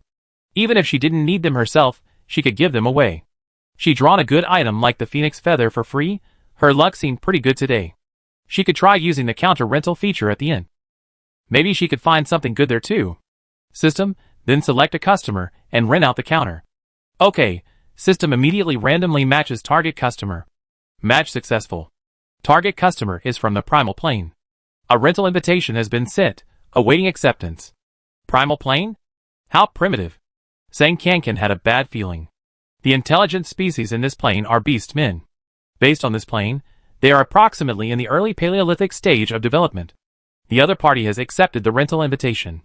Sang Kankan reviewed her previous historical knowledge. What was in the early Paleolithic era? Stone tools, and apparently, animal bones and teeth. The rental client from the primitive plane has selected the goods he wishes to sell, and is willing to accept rice and dried meat as currency. Please confirm the transaction fee. 5 virtual grids appeared in Sang Kankan's mind, each containing an item, as she expected, stone tools, animal bones, and teeth. From an academic research perspective, stone tools and bones from the Paleolithic era are naturally treasures, worthy of museum collections. But this is the apocalypse. Who has the time to buy those things? They can't be eaten or drunk. They're too bulky even as decorations. Sure enough, luck couldn't smile upon her twice in one day. Sang Kankan wasn't keen on doing this business anymore. Can I refuse to rent? Nobody wants to buy these things anyway. The system reminded her. It is recommended that the host carefully examine the items offered by the other party before making a decision. Had she overlooked something? Sang Kankan selected an ivory tusk from the grid, and the system immediately provided a detailed analysis. The first few items were specific data about the ivory's composition, hardness, density, ductility, etc. She didn't quite understand the series of symbols and numbers, but she understood the last two. Length, 14.7 m, maximum diameter, 0.43 m. Sang Kankan, wow! This ivory tusk is that big. She quickly checked the details of the other items. The customer from the original plane had selected 5 items. Besides the ivory, there were fish bones, ox horns, tortoise shells, and stone knives, each item being more than 10 times larger than she had expected. System, could that original plane be a plane of giants? If we take this plane as the baseline, that original plane is indeed a plane of giants. Giants, huh? Sang Kankan raised her hands to gesture. A 10-meter-long tusk. It couldn't even fit in this room. It was certainly rare, but it didn't seem to be of much use. The system didn't have high hopes for her brain either, and gave another reminder. Host, you can't just focus on the surface function of items. Items from other planes mostly contain a large amount of material elements that don't exist in this plane. Those material elements are very likely to play a key role in the subsequent product development. Sang Kankan's empty mind was suddenly enlightened by the system's suggestion, and she remembered the rabbit droppings she had won in a lottery a few months ago. It sounded useful, but one piece was too few, so she just threw it into the warehouse. The system had said that rabbit droppings came from the Orsish plane and contained elements not found in this plane, so they couldn't be replicated. Was it possible that the Orsish plane and this original plane were the same plane? Sang Kankan voiced her guess, but the system didn't give a direct answer. This question involves the privacy of other planes, and the system cannot disclose it. If the two planes were unrelated, even if the system answered directly, it shouldn't involve any privacy issues. This answer indirectly confirmed her guess, so Sang Kankan didn't press the matter.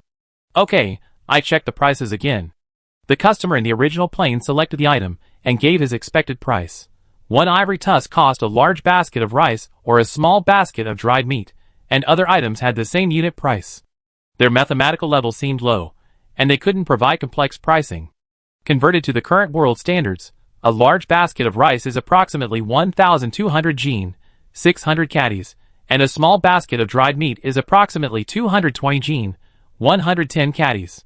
These aren't particularly expensive, and if converted using crystal cores, rice is more cost-effective. The transaction fee rate can be chosen between 1% and 10%. Sang Kankan chose the middle value and set it at 5%, with 20% going to the system and her receiving 4%.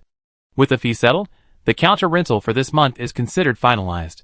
The rented counter is located in the most prominent position on the first floor of the inn, which will be a supermarket after the upgrade. It's the first thing you see when you enter, and every customer entering or leaving the inn can make purchases there. In the original world, only rice or dried meat are accepted as currency. To make it more convenient for customers, the system has implemented an automatic conversion process. If someone wants to buy an ivory tusk, they simply need to input the crystal cores required for 1200 gene of rice, which is 3600 level 1 crystal cores. Considering the special nature of ivory, Sang Kankan considered buying it all herself.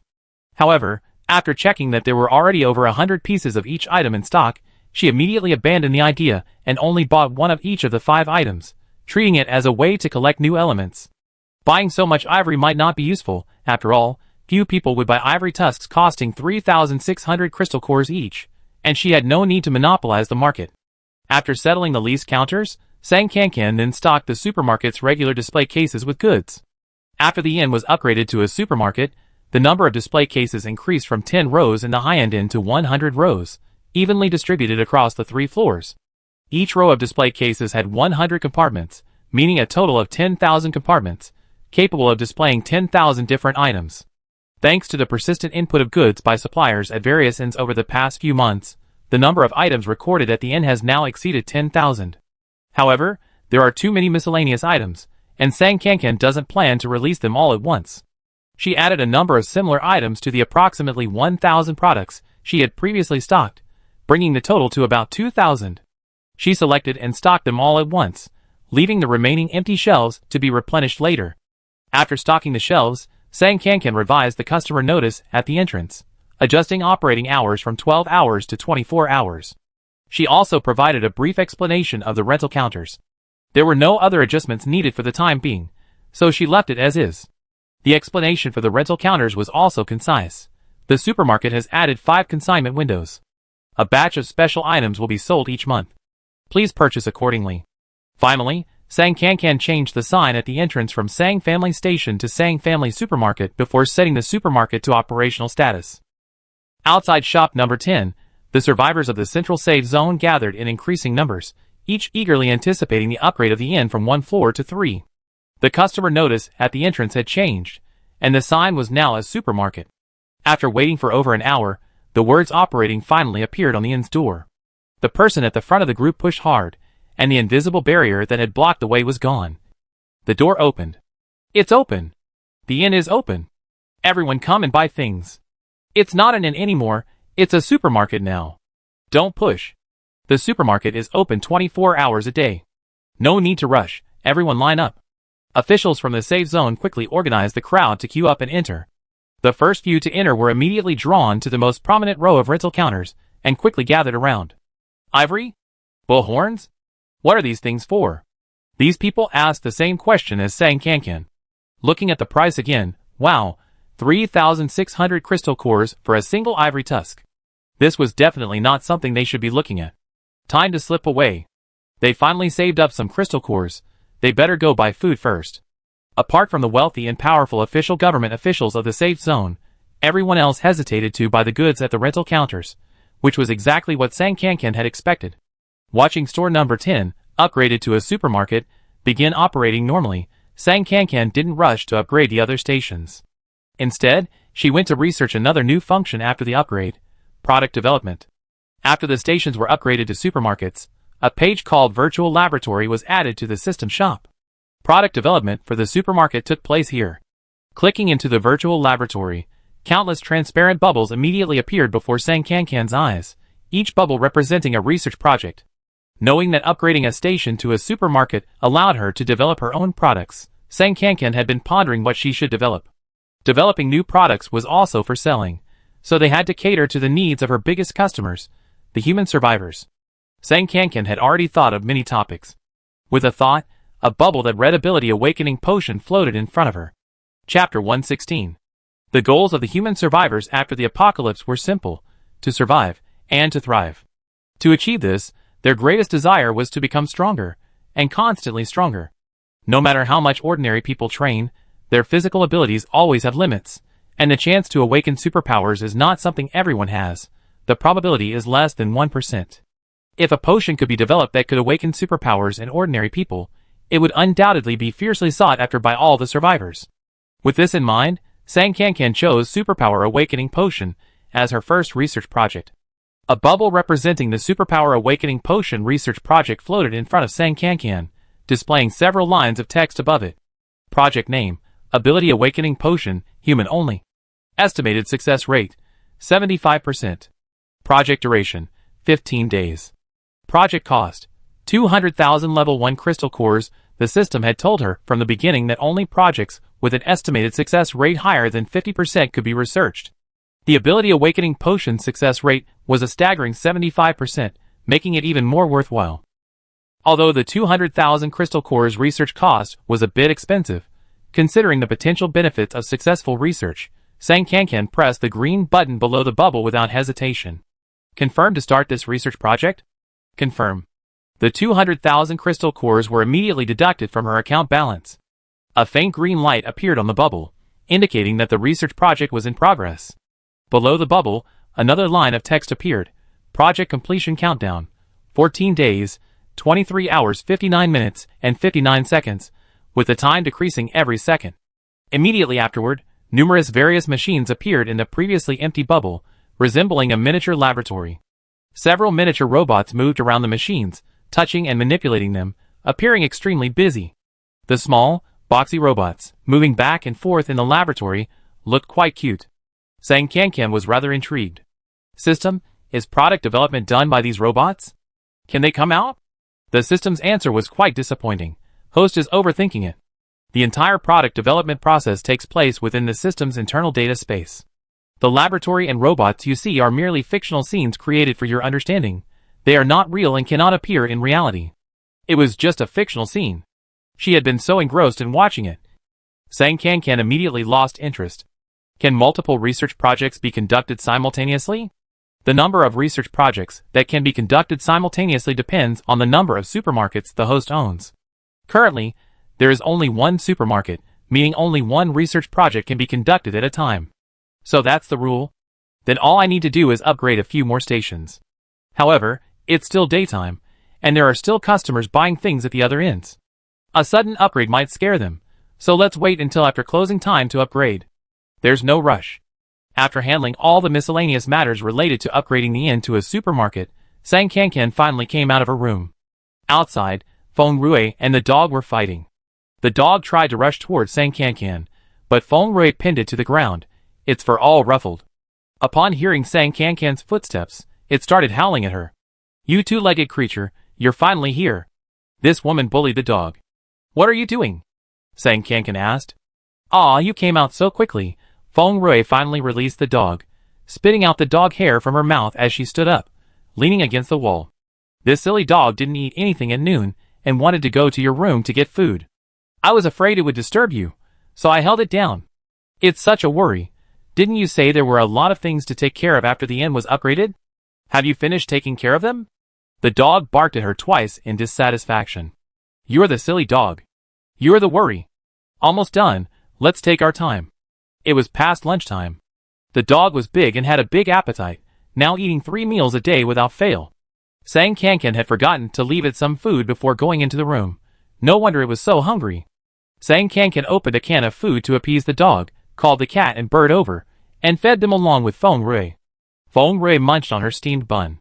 Sang Kankan, having finished feeding the 3 animals, sat down beside her. What are your plans next? I don't have any plans. It's up to you. I told the people in the Central Security Zone that I have very important business to attend to these next 2 days, and they shouldn't bother us. We set off for the next place in 2 days. Right now, everyone's gathered around the supermarket. They probably don't have time to bother us. Do you have anywhere to go? Sang Kankan nodded. I want to go out for a bit. Out of the security zone? Yes, I want to confirm something. Okay, wait until I finish eating and go to the toilet, then we can go out. Feng Rui quickly finished her steamed bun, made her usual trip to the toilet to relieve herself, picked up Sang Kankan, who had turned back into a skull, and took the 3 animals out the door. The central security zone had arranged a detached house with a yard, surrounded by a wall. As soon as she opened the gate and stepped outside, Xia Yin, whom she had met before, approached with two men who looked like guards. "Boss, are you going out?" Feng Rui gave a curtsy, without saying anything more, and continued walking. Xia Yin, with a shameless grin, followed again. "Are you looking around the security zone, or are you leaving?" Feng Rui didn't answer, walking towards the car parked outside. The security zone had provided her with a driver, but Feng Rui immediately dismissed him. After the cats and dogs were all in the car, she put Sang Kankan in the passenger seat, and then got into the driver's seat herself. Just as she was about to start the car, Xia Yin suddenly rushed in front of it, stopping her. "Are you leaving the safe zone? It's not safe outside. How about I take a few men with me? That way we can act quickly if anything happens." Feng Rui frowned impatiently. "No need. Don't bother me." This boss was a big shot whom the entire safe zone treated with utmost respect, so Xia Yin couldn't be too forceful. She leaned against the car window and pleaded, "Then at least tell me when you be back. If something happens, and you don't make it back, I can send people out for rescue. Be back before dark tomorrow. Don't follow me again, or I lose my temper." Feng Rui started the car, floored the accelerator, and the car shot off like an arrow, leaving a bewildered Xia Yin and the driver, along with two guards, who hadn't even reacted yet. The driver was frantic. "She told me to get out, and I thought something was wrong. Who knew she wanted to drive herself? Director Xia, won't the higher-ups give me trouble? If nothing goes wrong, there won't be any trouble. But if something does..." Xia Yin bit her lower lip. "None of us will escape." "Oh dear, this troublemaker, where is she going? Are we really not going to follow her? She already said she's going to turn on us. How can we follow her?" Xia Yin sat down on a small stool nearby with a somber face. "She's very capable. She should be fine. Let's just wait patiently." She was in charge of receiving the innkeeper, and while she needed to find out her background and abilities, she absolutely couldn't offend her. Xia Yin's task was quite difficult. Now that the innkeeper had run away, she couldn't force her way in, nor could she go back to report. She could only wait. The two guards nearby were also whispering among themselves. "Was that woman the innkeeper? I couldn't tell at all. What's that on her face? It looks like snakeskin. Is it a tattoo? It's kind of scary." "Yeah, and she was carrying a skull the whole time. She doesn't look like a decent person. How could the innkeeper be like that?" They were getting more and more outrageous, and Xia Yin, standing nearby, couldn't stand it anymore. Nothing better to do, gossiping like this? If you're so bored, why don't you go out and pick up trash? As soon as the inn appeared in the central security zone, the authorities issued several new policies, one of which was trash picking. The security zone introduced a new regulation.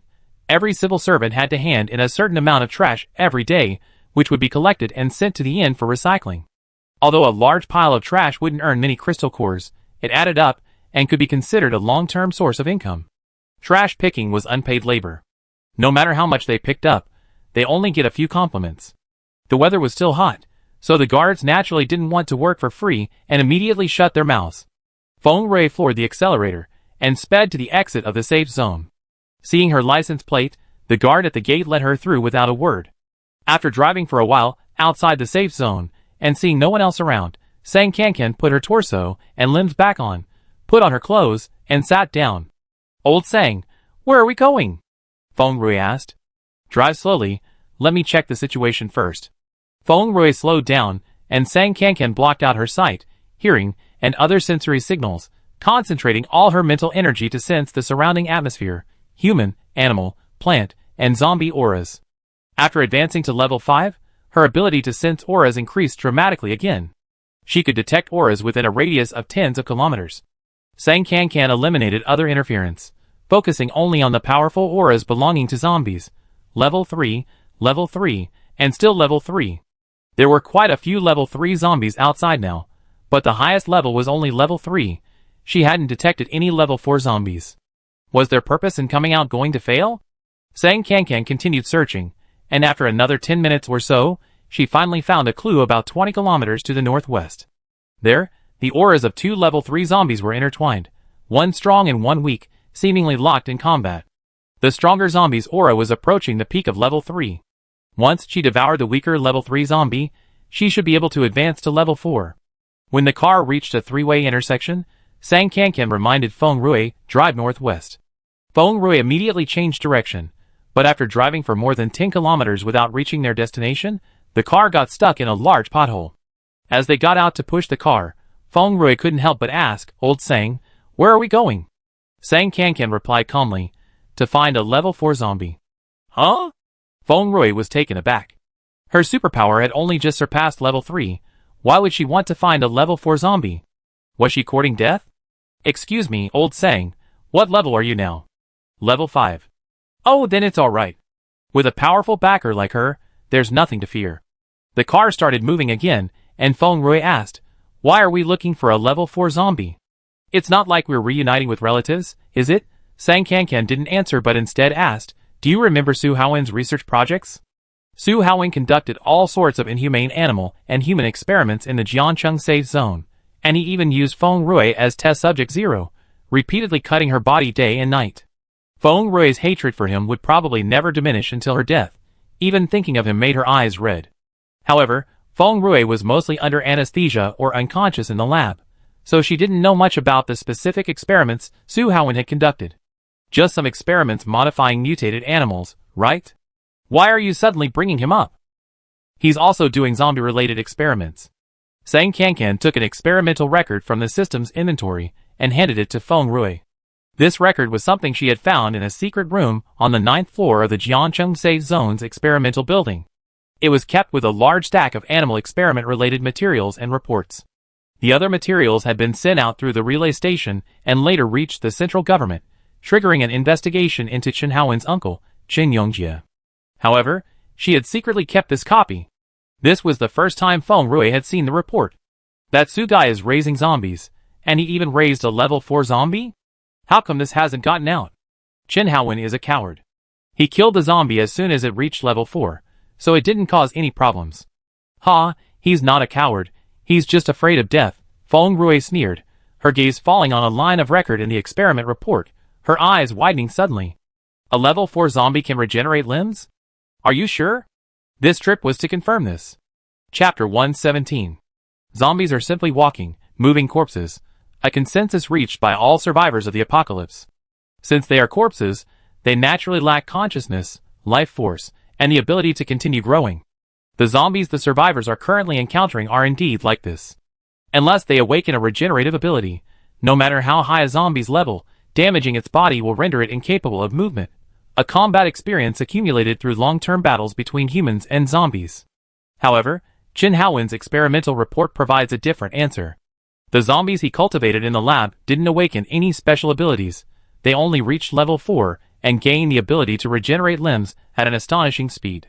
Was the zombie Chen Haowen encountered an exception, or is this a common phenomenon for all zombies after reaching level 4? Can all level 4 zombies regenerate limbs? The post-apocalyptic environment is constantly changing, and various creatures, including humans, are constantly evolving. It's not surprising that zombies evolve new abilities after reaching a certain level.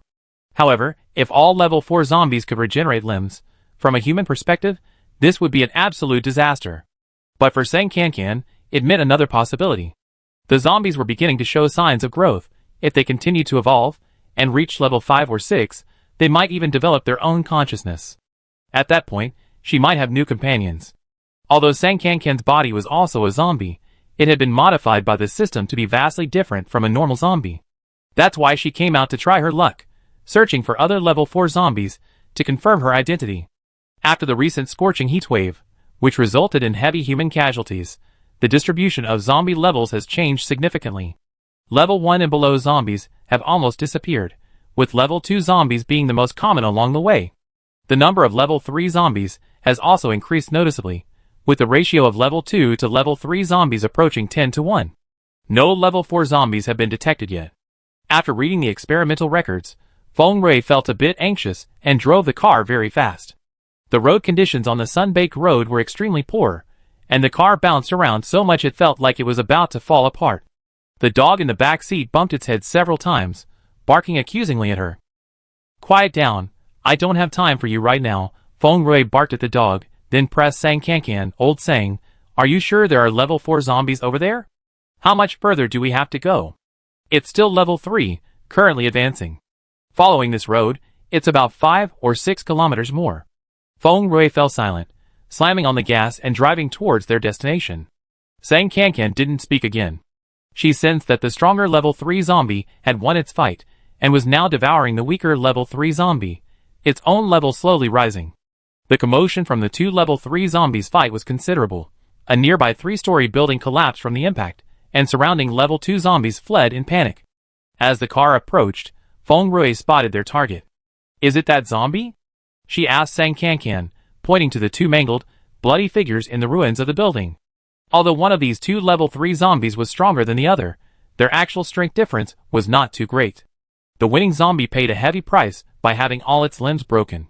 Now it was lying on the body of the losing zombie, opening its bloody maw to devour its brain. The dog, being a clever little devil, immediately sensed an opportunity to scavenge, and howled for Feng Rui to open the car door and let it out, but Sang Kankan stopped it. "Don't move, let it eat." The level 3 zombie in the ruins was completely focused on the remains of another zombie in front of it, oblivious to the surrounding commotion. It wolfed down its defeated opponent's brain, and, still not satisfied, crunched up the remaining limbs and swallowed them whole. After finishing, the zombie rolled over and lay quietly to one side, waiting for its level to advance. Feng Rui felt a churning in her chest and covered her mouth with a gag. The dog howled softly again. "Can this two-legged creature go out and fight zombies now?" "Wait a little longer, it's about to level up." This level 3 zombie was only a hair's breadth away from level 4.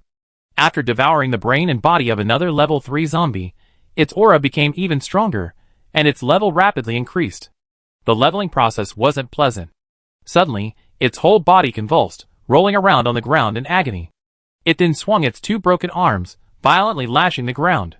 Its right hand, severed at the wrist, flew off, but it didn't stop. Feng Rui stared in disbelief. "What's going on? Has this zombie gone mad?" Sang Kankan didn't speak. She sensed that this zombie had broken through the boundary between level 3 and level 4.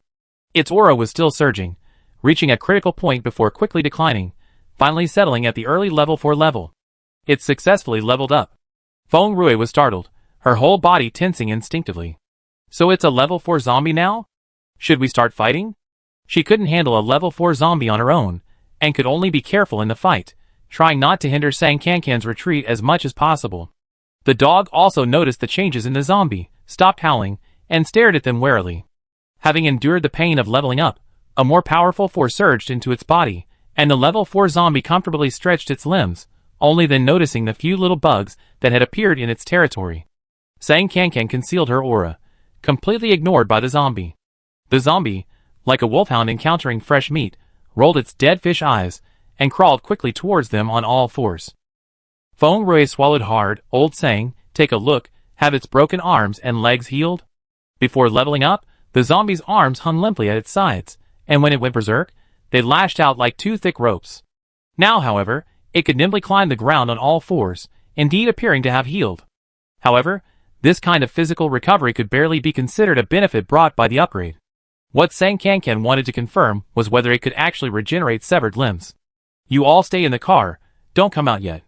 Sang Kankan opened the car door, and stepped out alone. The level 4 zombie reacted extremely quickly, immediately locking onto her. It pushed off the ground with its hind legs, leaping over half the car body and charging towards her, so fast that only a blur could be seen. This zombie's ability seemed to be in the direction of speed. If it encountered a level 4 zombie of similar strength, it would probably be difficult for other zombies to defeat it due to its speed advantage. Unfortunately, it had an unfortunate start.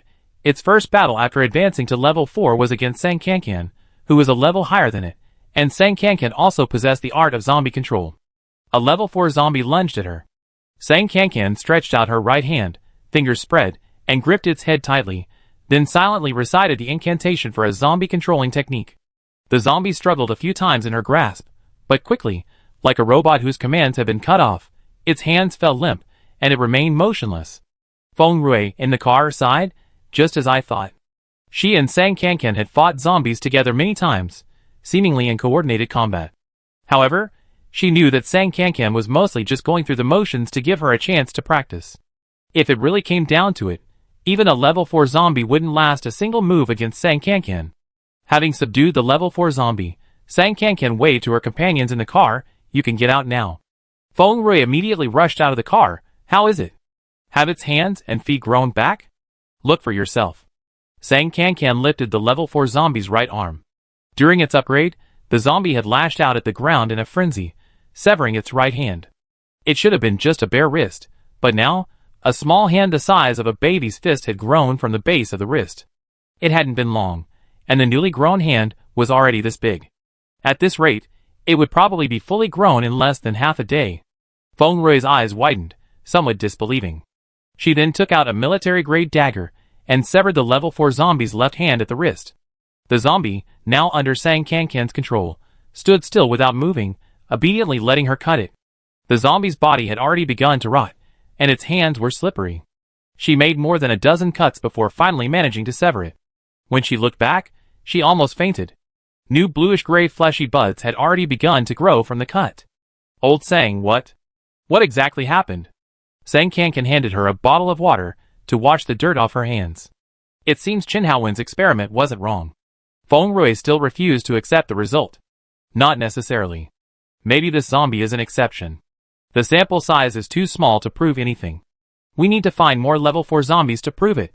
Sang Kankan glanced at her indifferently, without refuting. You're right. Exactly. In the past, when we did experiments, we always selected multiple groups for the experimental and control groups. Now, with just this one zombie, it doesn't represent anything. Feng Rui raised her voice and shouted a few more times. Whether to convince Sang Kankan or herself, it was unclear. By the way, Lao Sang, what are you planning to do with this zombie? Let's see. We see when its hand grows back completely, and how it differs from the original. Feng Rui's eyes darted around. Can I cut it a few more times? Sang Kankan, controlling the level 4 zombie, took 2 steps towards her. Whatever. With Sang Kankan's support, Feng Rui became bolder. She asked for a larger machete, and severed the level 4 zombie's right arm and both legs cleanly at the root. If you're going to record data, be precise. Start counting from now, and see when its severed limbs grow back. Sang Kankan, You researchers can be quite frightening when you get serious. Anyway, we just need to be back before tomorrow night. There's no rush. Sang Kankan also unloaded the 3 animals from the car, letting them run wild. The nearby zombies had been driven away by the commotion, so there was no immediate danger. Feng Rui took a notebook and recorded the limb regeneration progress of the level 4 zombie every 10 to 30 minutes. The left hand, severed at the wrist, grew the fastest. In less than half an hour, granulation tissue differentiated into the shape of a palm. Within an hour, the 5 fingers were clearly defined. After about 3 hours, the newly grown left hand had completely fused with the original wrist, only the color was slightly different. The newly grown hand was a lighter color. The right arm, severed at the root, and both legs grew more slowly. However, after 3 hours, the general outline had grown back, although the size was about 2 sizes smaller than normal. It took another 3 hours to fully heal. The new limbs growing from the severed areas were all bluish-gray in color, and felt cold to the touch, but they were clearly different from the zombie's original body. The original body of a zombie is a corpse, which is hard to the touch. It rots and becomes soft and sticky, which is terrifying to touch. However, the skin on the new limbs is soft and smooth. Apart from the difference in color and temperature, the texture is almost the same as human skin, soft and elastic. Chapter 118. Feng Rui made an incision in the zombie's newly grown right arm with a knife, carefully peeling back the skin using medical dissection techniques to expose the underlying muscle tissue. After examining it closely for a few moments, she seemed to see something unbelievable, pushed the zombie aside, and abruptly stood up. What did you find? Sang Kankan asked. Feng Rui bit her lip.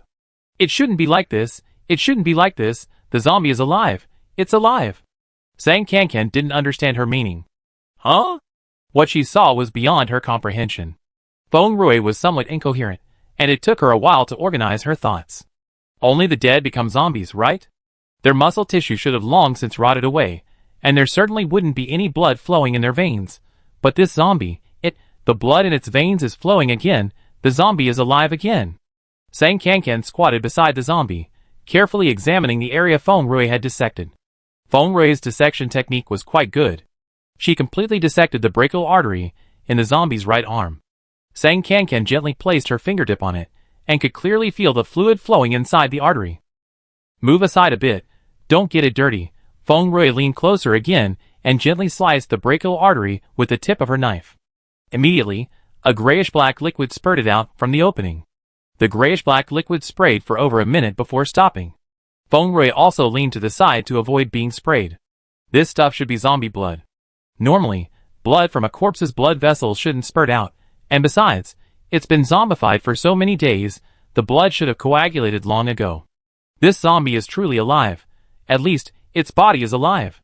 After stating this conclusion, Feng Rui quietly squatted down to the side, needing time to process this terrifying fact. Feng Rui knew very well what the resurrection of zombies meant. With the ability to regenerate limbs, zombies would only become increasingly difficult to deal with. This was just the most superficial effect. Zombie blood was flowing again. What about other bodily functions? Was it possible for them to regain the ability to reproduce? Even more so, could they evolve consciousness and then infiltrate humans unnoticed? Given the current state of relations between humans and zombies, if zombies gain consciousness, could we still expect them to sit down and negotiate a peaceful coexistence? Even the most naive person wouldn't have such a hope. The outcome would inevitably be a fight to the death. If that happened, zombies with consciousness would likely be the most powerful enemy humanity had ever encountered. Everyone should know this news immediately. Feng Rui suddenly stood up, then noticed Sang Kankan standing beside her, and her heart skipped a beat. She almost forgot about Sang Kankan's identity. As a human, she was naturally terrified about the zombies coming back to life, but Sang Kankan was a zombie herself. Perhaps she would have different thoughts. Their positions were different. Old Sang, what do you think about this? Feng Rui asked, then nervously stared at Sang Kankan, afraid of hearing an unacceptable answer. Sang Kankan was facing away, watching the dog playing with a tattered tennis ball, not looking at her. It's too early to draw conclusions. Let's see how things develop. Sang Kankan's feelings were also complicated. Although her body was that of a zombie, she still retained memories of her human life, and her way of thinking was closer to that of a human. Even if zombies could evolve consciousness, she couldn't simply treat them as her own kind without thinking. They didn't have human morals or values, nor would they willingly accept any constraints. They were capable of anything. However, everything was still hypothetical. Zombies might not necessarily develop consciousness, and she couldn't be certain what choice she would make if that happened. Feng Rui looked at her cautiously. Old Sang, may I ask another question? Go ahead. Could it be that you, like this zombie, continuously upgraded after becoming a zombie, eventually evolving consciousness again, and becoming what you are now? Feng Rui immediately dismissed the question. That doesn't make sense either. You remember things before the apocalypse, and your mind is even more agile than a normal human's. Will other zombies gradually regain their memories of death like you? If that's the case, then there's nothing to worry about. Sang Kankan shook her head. My situation is a bit complicated, and I can't explain it in a short time, but it should be different from other zombies. You better not have any illusions. That's true. If all zombies were good zombies like you, then this apocalypse wouldn't be so scary. Feng Rui sighed, took a small step to Sang Kankan's side, and asked again, do you mind if I tell other people about this level 4 zombie? Sang Kankan didn't care about that. Go ahead and tell them. Humans aren't stupid. As long as other level 4 zombies appear, they find out sooner or later. Feng Rui gave her a thumbs up. You're so generous. After all that fuss, it was almost dark. They didn't plan to go back that night. Sang Kankan set up 2 tents next to the car, and they camped there for the night. Feng Rui's research spirit remained undiminished. With a moment of free time, she focused on the level 4 zombie again. Old Sang, are you going to keep this zombie? It doesn't matter. What do you want to do? Feng Rui licked her lips. I want to play a big game. See where its limb regeneration limits are. Do what you want. With Sang Kankan's permission, Feng Rui gritted her teeth, picked up a large knife, and forcefully slashed down on the level 4 zombie's neck, completely severing its head. The most important part of a zombie's body is its brain's crystal core. Once the brain is smashed open, and the core removed, the zombie is completely dead. However, zombies also need a torso and limbs to move. Generally, once a zombie's head is severed from its torso, it becomes completely immobile, and the head slowly decays along with the limbs. But what if zombies possess the ability to regenerate limbs? Would this still be the case? Feng Rui didn't sleep all night, occasionally turning on her flashlight and sneaking out of the tent to check on the zombie lying outside. She watched as new flesh sprouted below the severed neck, continuously expanding and differentiating into the shape of a torso and limbs. Her hypothesis was confirmed. Decapitation was no longer effective against zombies of level 4 or higher. Unless the entire head was completely smashed and the crystal core removed, it could easily regenerate a new body. Level 4 zombies are terrifying. The next day, when Sang Kankan woke up, she saw Feng Rui lying on the floor, writing furiously in a notebook. "What are you doing?" "I'm recording the process and results of the experiment. I give it to the professionals to analyze when I get back." "Oh," Sang Kankan glanced at the zombie beside her, and suddenly felt something was wrong. Although it wasn't very obvious, her control over the zombie seemed weaker than yesterday. How could this be? Sang Kankan suddenly thought of a question and quickly summoned the system in her mind. System, if the zombie comes back to life, will it no longer be under my control with the corpse control technique? After all, the corpse control technique clearly stated from the beginning that it could only control corpses. A zombie that had regained its vitality shouldn't be considered a corpse anymore, right? The system quickly provided an answer. A special life force has indeed sprouted within this zombie, causing it to evolve into a completely new species. However, the host doesn't need to worry too much for now. Before the zombie evolves a complete self-awareness, it cannot completely break free from the control of the corpse control technique. In other words, once the zombies develop full self-awareness, her zombie controlling techniques will indeed become useless. This is not good news. Feng Rui didn't finish writing until dawn, then handed the notebook to Sang Kankan. "Take a look. If there's anything inappropriate to say, I delete it." Sang Kankan quickly scanned the notebook. Feng Rui had started recording after severing the zombie's arms and legs last night, meticulously noting the size and shape of the granulation tissue and new limbs at various points in time. She also drew detailed cross-sectional diagrams of the right arm dissection. Regarding the decapitation experiment from last night to today, she measured and recorded data every 10 minutes or so. The data was incredibly detailed. She truly was a professional, able to record so much even in such conditions. Is this what they mean by the legendary strong never complaining about their environment? Sang Kankan returned the notebook to Feng Rui. "There's nothing I can't say." Then I handed over. Feng Rui tore off the pages filled with writing and put them in her pocket, then looked at the zombie on the ground. Overnight, the zombie's severed body had completely grown back. The new body looked much stronger than before. If it weren't for Sang Kankan's presence, she wouldn't have been able to control such a level 4 zombie, let alone casually operate on it. Feng Rui kicked the zombie. "Old Sang, what are you going to do with it? Have you finished observing it? If it's useless, kill it. Aren't you going to keep it? Why would I keep this thing?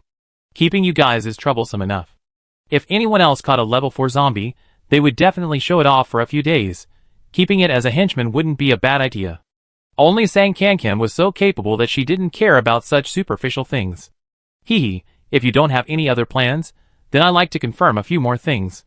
"So, she wanted to continue the experiment, huh?" Sang Kankan shrugged. "Whatever." Even after the head was chopped off, Sang Kankan wanted to know what else she could pull off. Feng Rui scribbled in her notebook for a while, then held out her hand to Sang Kankan. "Old Sang, could you give me 2 buckets?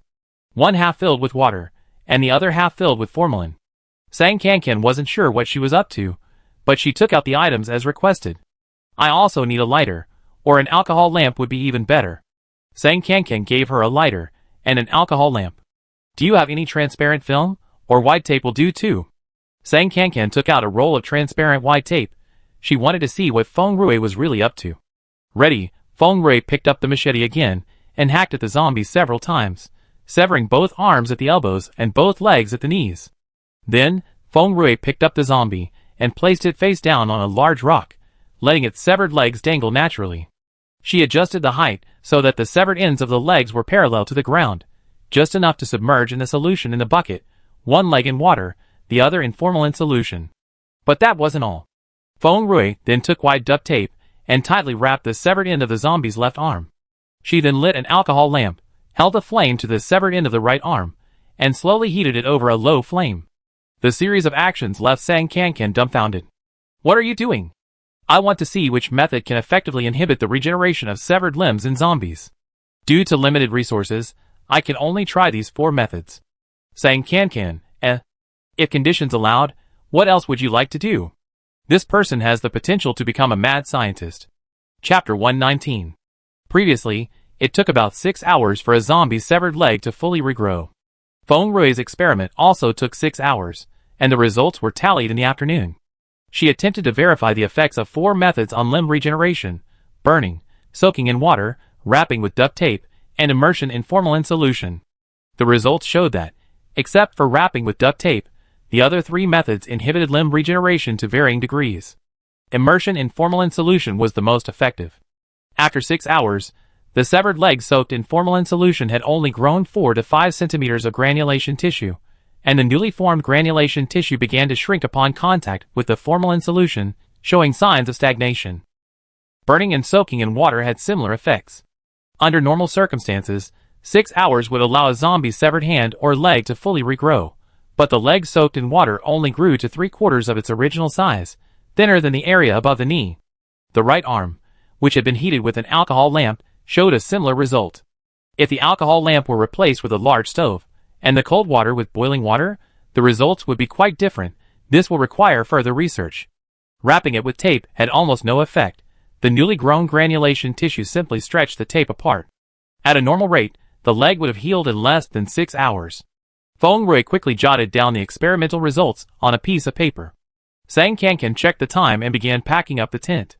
Is there anything else you want to try? We need to get ready to go back. There are so many things I want to try, but time doesn't allow it. Feng Rui finished recording the data, tore off the paper, and put it together with her previous notes. She then put away her notebook. That's enough for now. The zombies can be dealt with. Sang Kankan slashed the zombie's neck with a single stroke, then split its head open to extract the crystal core, finally giving it a quick death. Feng Rui had said she would be back before dark. If she was late, the central safe zone would likely send people looking for her, which would take half a day. There was no time to waste. They quickly packed their things, called the cats and dogs into the car, and headed back to the safe zone. Feng Rui hadn't slept well the night before. Sang Kankan drove for the first half of the journey, only switching back when they encountered other survivors near the safe zone. Sang Kankan then continued to play dead in the passenger seat, pretending to be a skull. After 2 days of bumpy, potholed roads, their car was in terrible condition. However, this car was specially assigned to Feng Rui by the central safe zone, and the license plate was her best pass. They couldn't easily change it, and managed to drive to the entrance of the safe zone. At the entrance, many vehicles were queuing for inspection. Feng Rui stopped her car, but it stalled completely. No matter how she pressed the accelerator, it wouldn't move. Frustrated, Feng Rui slammed her fist on the steering wheel, yelling, "What a piece of junk!" Xia Yin had been waiting for her at the entrance of the safe zone a few hours earlier. Seeing the familiar license plate, she rushed over. "Boss, you're finally back. Nothing's happened these past few days, right?" Feng Rui picked up Sang Kankan's skull, got out of the car with a sullen expression, and opened the back door for the 3 animals to get out. "Everyone's fine, but the car's broken. See if it can be repaired. If not, get a new one, a better quality one. Come to me for reimbursement once it's done. The car's broken, so be it." "I'm just glad you're alright," Xia Yin said sweetly. "No need for reimbursement. I have my driver bring you a new car later. How about an SUV? The auto repair shop just recently modified a few SUVs. Okay, give me an estimate, and I'm going back now. I'm tired." Feng Rui took a few steps forward, then suddenly stopped, took out the experimental data she had recorded over the past 2 days from her pocket, folded it casually, and handed it to Xia Yin. "I found something while I was out these past 2 days. Take this and take a look." "What's this?" Xia Yin took the notebook and started looking at it. At first, she didn't pay much attention, casually scanning the first few lines, then her eyes widened instantly. "This? Is everything written here true?" "I can't guarantee it's true. You can verify it yourselves." Feng Rui yawned and ignored her. She hadn't slept much last night, and the bumpy ride made it impossible to sleep. She was really tired. With a sudden glint in her eye, Feng Rui came up with another mischievous idea, grabbing the dog beside her by the neck. "Silly dog, can we make a deal? Carry me back to the safe zone. I buy you something delicious tomorrow." "Woof woof woof." The dog barked angrily at her face. "Dream on. I'm only carrying Kankan, you ugly 2-legged beast. Get out of my way." Although Feng Rui couldn't understand the dog's barking, she understood its meaning from its body language. "Don't do this, please help me. I'm so sleepy. Let's go home and rest." She placed Sang Kankan's head on the dog's back, then climbed on herself without a word, pushing aside the black and white cat and Xiao Ba, who were already hitching a ride on the dog's back. "Let's go home," Feng Rui shouted, pointing ahead. The dog wanted to throw her off its back, but was afraid of hurting Sang and Can, so it patiently ran forward. When they crossed the cordon at the entrance to the safe zone, the gatekeeper was a little confused, unsure whether to stop them. Xia Yin waved her hand at him. She's a VIP, no need to stop her. A VIP? Isn't that just a Samoyed? The gatekeeper told a lame joke, but Xia Yin had no interest in paying him any attention. Her focus was entirely on the experimental records Feng Rui had produced. Level 4 zombies can regenerate limbs? Even after their heads are cut off, they can regrow their bodies? Their blood is flowing again. This is definitely major news. It must be reported immediately. The dog ran wildly through the safe zone, carrying Feng Rui and the other animals back to their lodgings. Once inside, it couldn't bear it any longer, roughly throwing Feng Rui and the two animals to the ground, only catching Sang Cancan's head, using it to play with like a ball. Sang Cancan was thrown backflips twice by the dog, her head spinning. She quickly shouted to stop it, took her body out, and put it back in.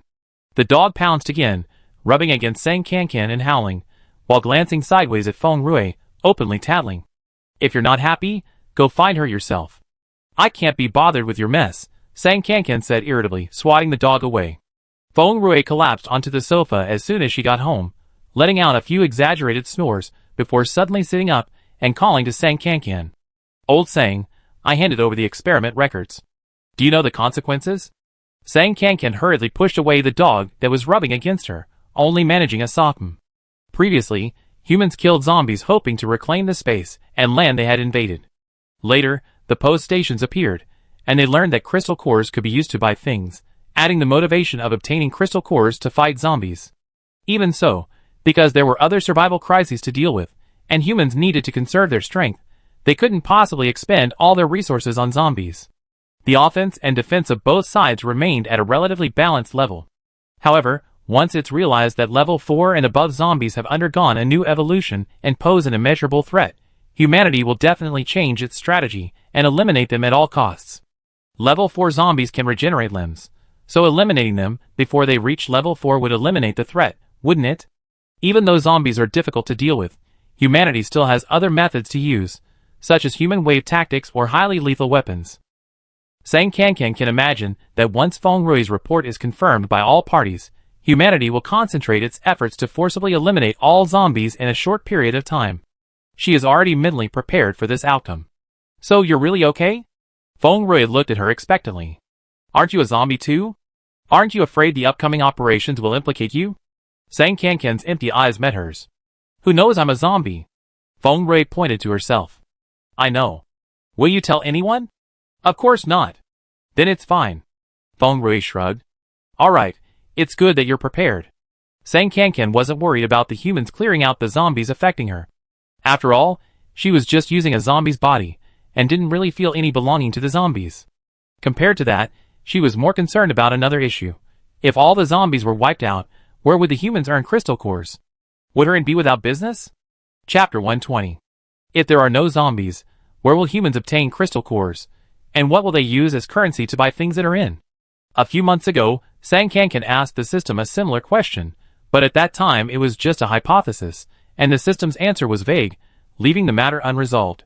Now the problem is right before our eyes.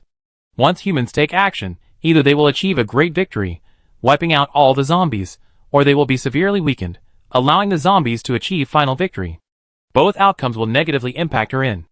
And the conflict between humans and zombies can no longer be eased. Even if Feng Rui didn't hand over her experimental records, humans will inevitably learn about the evolution of level 4 zombies through other means, become wary, and then take action. Sang Cancan expressed her concerns to the system. If humans can no longer obtain crystal cores, will the post station's business still be able to continue? The system remained calm. According to the system's prediction, the current evolutionary state of this plane is far from over. Even if all zombies are eliminated, the order of human society cannot be restored to stability in the short term, let alone re-establish a complete supply chain like before the apocalypse. Under this premise, humans' dependence on the post station will continue to increase. Even if there is no stable source of crystal cores after the zombies are eliminated, that should be a problem for humans to consider. As the seller, the host is in a favorable position, so there is no need to worry. That's true, but I can't just sit and wait to die. What if humans can't think of a way to deal with it, or come up with other crooked ideas? I don't like being too passive. The system paused, then continued, the host's understanding may be flawed. Even if all the zombies are eliminated, humans still have other ways to obtain crystal cores. Mutant plants and animals also possess crystal cores. In addition to terrestrial plants and animals, marine plants and animals also exist, their numbers far exceeding those of humanoid zombies. As long as humans are willing to fight, they can eventually obtain crystal cores. Furthermore, human ability users also possess crystal cores. Killing others to obtain crystal cores is a last resort. The system spoke detachedly, its tone devoid of emotion, but Sang Kankan felt a chill run down her spine. Isn't that encouraging humans and animals to kill each other? What will happen in the end? Faced with limited resources, at a critical juncture of life and death, mutual slaughter is also a way to perpetuate the species. But Sang Kankan simply couldn't accept this approach. Isn't there any other way? There are other ways. It just depends on whether the host is willing to compromise and give up some readily available benefits. Feng Rui went to her room to rest. Sang Kankan comforted the three animals with canned food and then got up to go to her own room, continuing to ask the system in her mind, is there any other way? Referring to the garbage recycling function available at various relay stations, and the fresh produce recycling function unique to store number 8, the host can delegate some less important production tasks to humans, such as daily necessities and clothing, paying them with crystal cores as a reward. Humans obtain crystal cores through the relay stations, and can then use these crystal cores to purchase other more crucial resources, thus forming a crystal core circulation system centered around the relay stations. Sang Kankan was taken aback, delegating production tasks to humans? Would the cost be lower than the system directly replicating production? Costs will naturally increase, and significantly so. Furthermore, whether produced by hand or machine, the quality of the finished product cannot match that of system-produced goods. Production cycles will be longer, and error rates will rise. Therefore, it's a question of whether the host is willing to relinquish their own profits. However, for products like fresh produce that the system cannot replicate, outsourcing production to humans, with the system then collecting and reselling the produce, is actually the best approach. Leaving fresh produce aside, other products clearly have more advanced and less resource-intensive production methods, yet they choose a roundabout, high-cost, and inefficient method. Sang Kankan isn't that selfless. She lay on the bed, carefully considering the system's words. What would happen if, as the system suggested, some product production was outsourced to humans? Humans would essentially have a new job, a stable source of crystal cores, and wouldn't be so eager to hunt mutated plants and animals, reducing their own casualties and preventing infighting. Considering the balance between supply and demand, the most appropriate approach is for each station to be responsible for producing one or more products. After the products are collected by the station, they can be put on the shelves and sold at other stations. Her stations essentially solve the entire intermediate link from procurement to retail, especially in the transportation link, which is the most risky link in the apocalypse. It's like being a middleman and making a profit from the price difference. However, this makes both the purchase price and the retail price transparent to humans, so the price difference between the two cannot be too large. Otherwise, if the profit is large enough, there will definitely be people who are dissatisfied with the pricing of the post station and would rather bear the risks of transportation themselves to resell the goods. If she directly had the system produce them, purchasing from the system store would be negligible in terms of cost compared to the high profits. However, if she adopted the system's suggestion, she would not only earn far fewer crystal cores, but also have to do much more work. A thankless and arduous task. What benefit could she possibly gain? It seemed non-existent. It was clearly a losing proposition. Sang Kankan was puzzled. System, you always stop me from doing unprofitable business, so why did you come up with such a terrible idea this time? This method is merely a suggestion from the system based on the host's desire to avoid seeing humans and animals kill each other. Its impact is complex and cannot be limited to simple profit calculations. Of course, whether to adopt this suggestion is entirely up to the host. Then do you think I should adopt it? Either is fine. Regardless of the host's choice, the system will abide by the initial agreement and assist the host in surviving to the end in this evolution. That sounds so nice. Is it really true? Okay, I think about it some more. Anyway, there's still some time before all the zombies are eliminated and humanity is plunged into the crystal core crisis. She can take her time to consider it. At this point, Sang Kankan hadn't realized the true meaning of the system's promise. It wasn't until the final choice arrived that she finally understood that her ending had been written from the very beginning. In the following days, Sang Kankan, following the initial agreement and cooperating with the Central Security Zone's arrangements, flew across the country by helicopter, opening 4 more relay stations. Of course, when opening these relay stations, Feng Rui was always the one leading the way, acting as a decoy. Sang Kankan followed her as a skull. Others only thought Feng Rui had a quirk and wouldn't suspect anything special about a skull. On the other hand, the experimental records Feng Rui gave to Xia Yin also attracted attention. The Central Security Zone informed security zones across the country of this discovery. After several days of investigation and evidence collection, 2 more security zones submitted similar reports. Level 4 zombies were also discovered near their security zones. They managed to capture the zombies at great cost, and indeed, signs of limb regeneration were found on the level 4 zombies. These people didn't have Sang Kankan's ability to control zombies at will. In dealing with the level 4 zombies, the worst performing security zone lost 4 level 3 ability users, and about 10 level 2 ability users, before barely capturing the zombie. Because they hadn't anticipated the speed of limb regeneration, the zombie almost escaped again and invaded the security zone to harm people. Not long after the security zone submitted its report on the level 4 zombies, the Central Security Zone issued a new order, calling on all security zones to take immediate action, concentrate all their forces to eliminate the zombies, and, if necessary, even request super powerful weapons, just as Sang Kankan had predicted. The full-scale zombie extermination operation lasted for over a month, during which Sang Kankan successfully developed the Ability Awakening Potion. After development, 3 types of Awakening Potions were obtained: Basic, Intermediate, and Advanced. The Basic Awakening Potion has a 20% chance of awakening an ability, the Intermediate one a 50% chance, and the Advanced one an 80% chance. Currently, the probability of a human naturally awakening an ability is less than 1%. Even a low-level awakening potion can greatly increase the probability of awakening. The first product development was a complete success. After upgrading other stations, Sang Kankan added several research projects, which are still underway. Hopefully, they will also be successful. During the system simulated development, all available material elements and environmental conditions are utilized. Developing the Ability Awakening Potion requires a special element, which is only found in the fish bones sold by customers in the original dimension at the rental counter.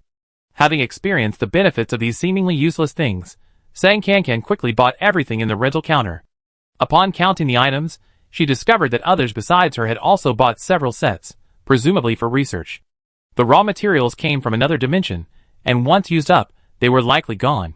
After the Ability Awakening Potion was developed, the system's suggested retail price was extremely high. Even a low-level awakening potion cost 4,000 crystal cores, and a high-level one even reached 20,000 crystal cores. However, Sang Kankan didn't put it up for sale. Seeing the scene of humanity concentrating its efforts to exterminate the zombies, she suddenly didn't want humanity to win so quickly. It wasn't because she was also a zombie and felt a sense of kinship. It was just that seeing the zombie remains scattered everywhere, she felt an inexplicable emptiness, a feeling that peaked at the height of the zombie extermination operation. Chapter 121. Humans are a species with exceptional cohesion and drive.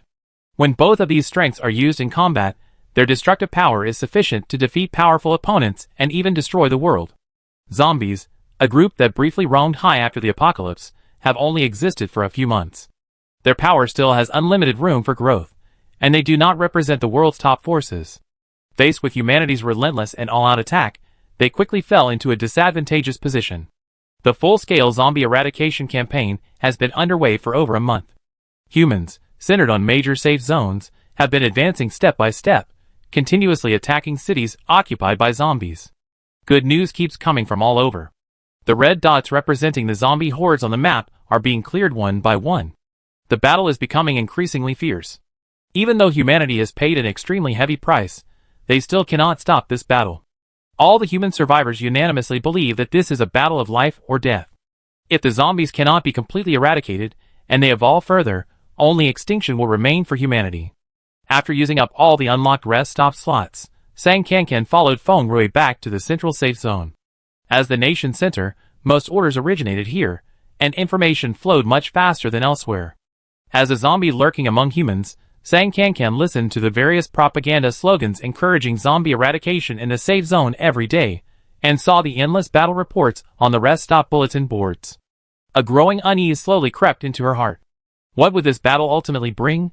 The battle quickly reached its climax. Humanity's strongest team of superhumans advanced simultaneously from 4 directions, forcing millions upon millions of zombies into the largest city in the east for a massive showdown. If humanity could win this battle and eliminate these nearly 10 million zombies, the remaining zombies would be mere remnants, no longer a threat, both practically and psychologically. If humanity lost, that option was not in the decision-makers' vocabulary. They had to win at all costs. Everyone took this battle very seriously. The Central Security Zone specially dispatched 100 of its most outstanding superhumans, led by Level 4 superhuman Ying, to reinforce the battlefield. Feng Rui, also enjoying the excitement, used her privilege as the owner of the inn to bring Sang Kankan along to the battlefield as well. The sheer number of nearly 10 million zombies was terrifying.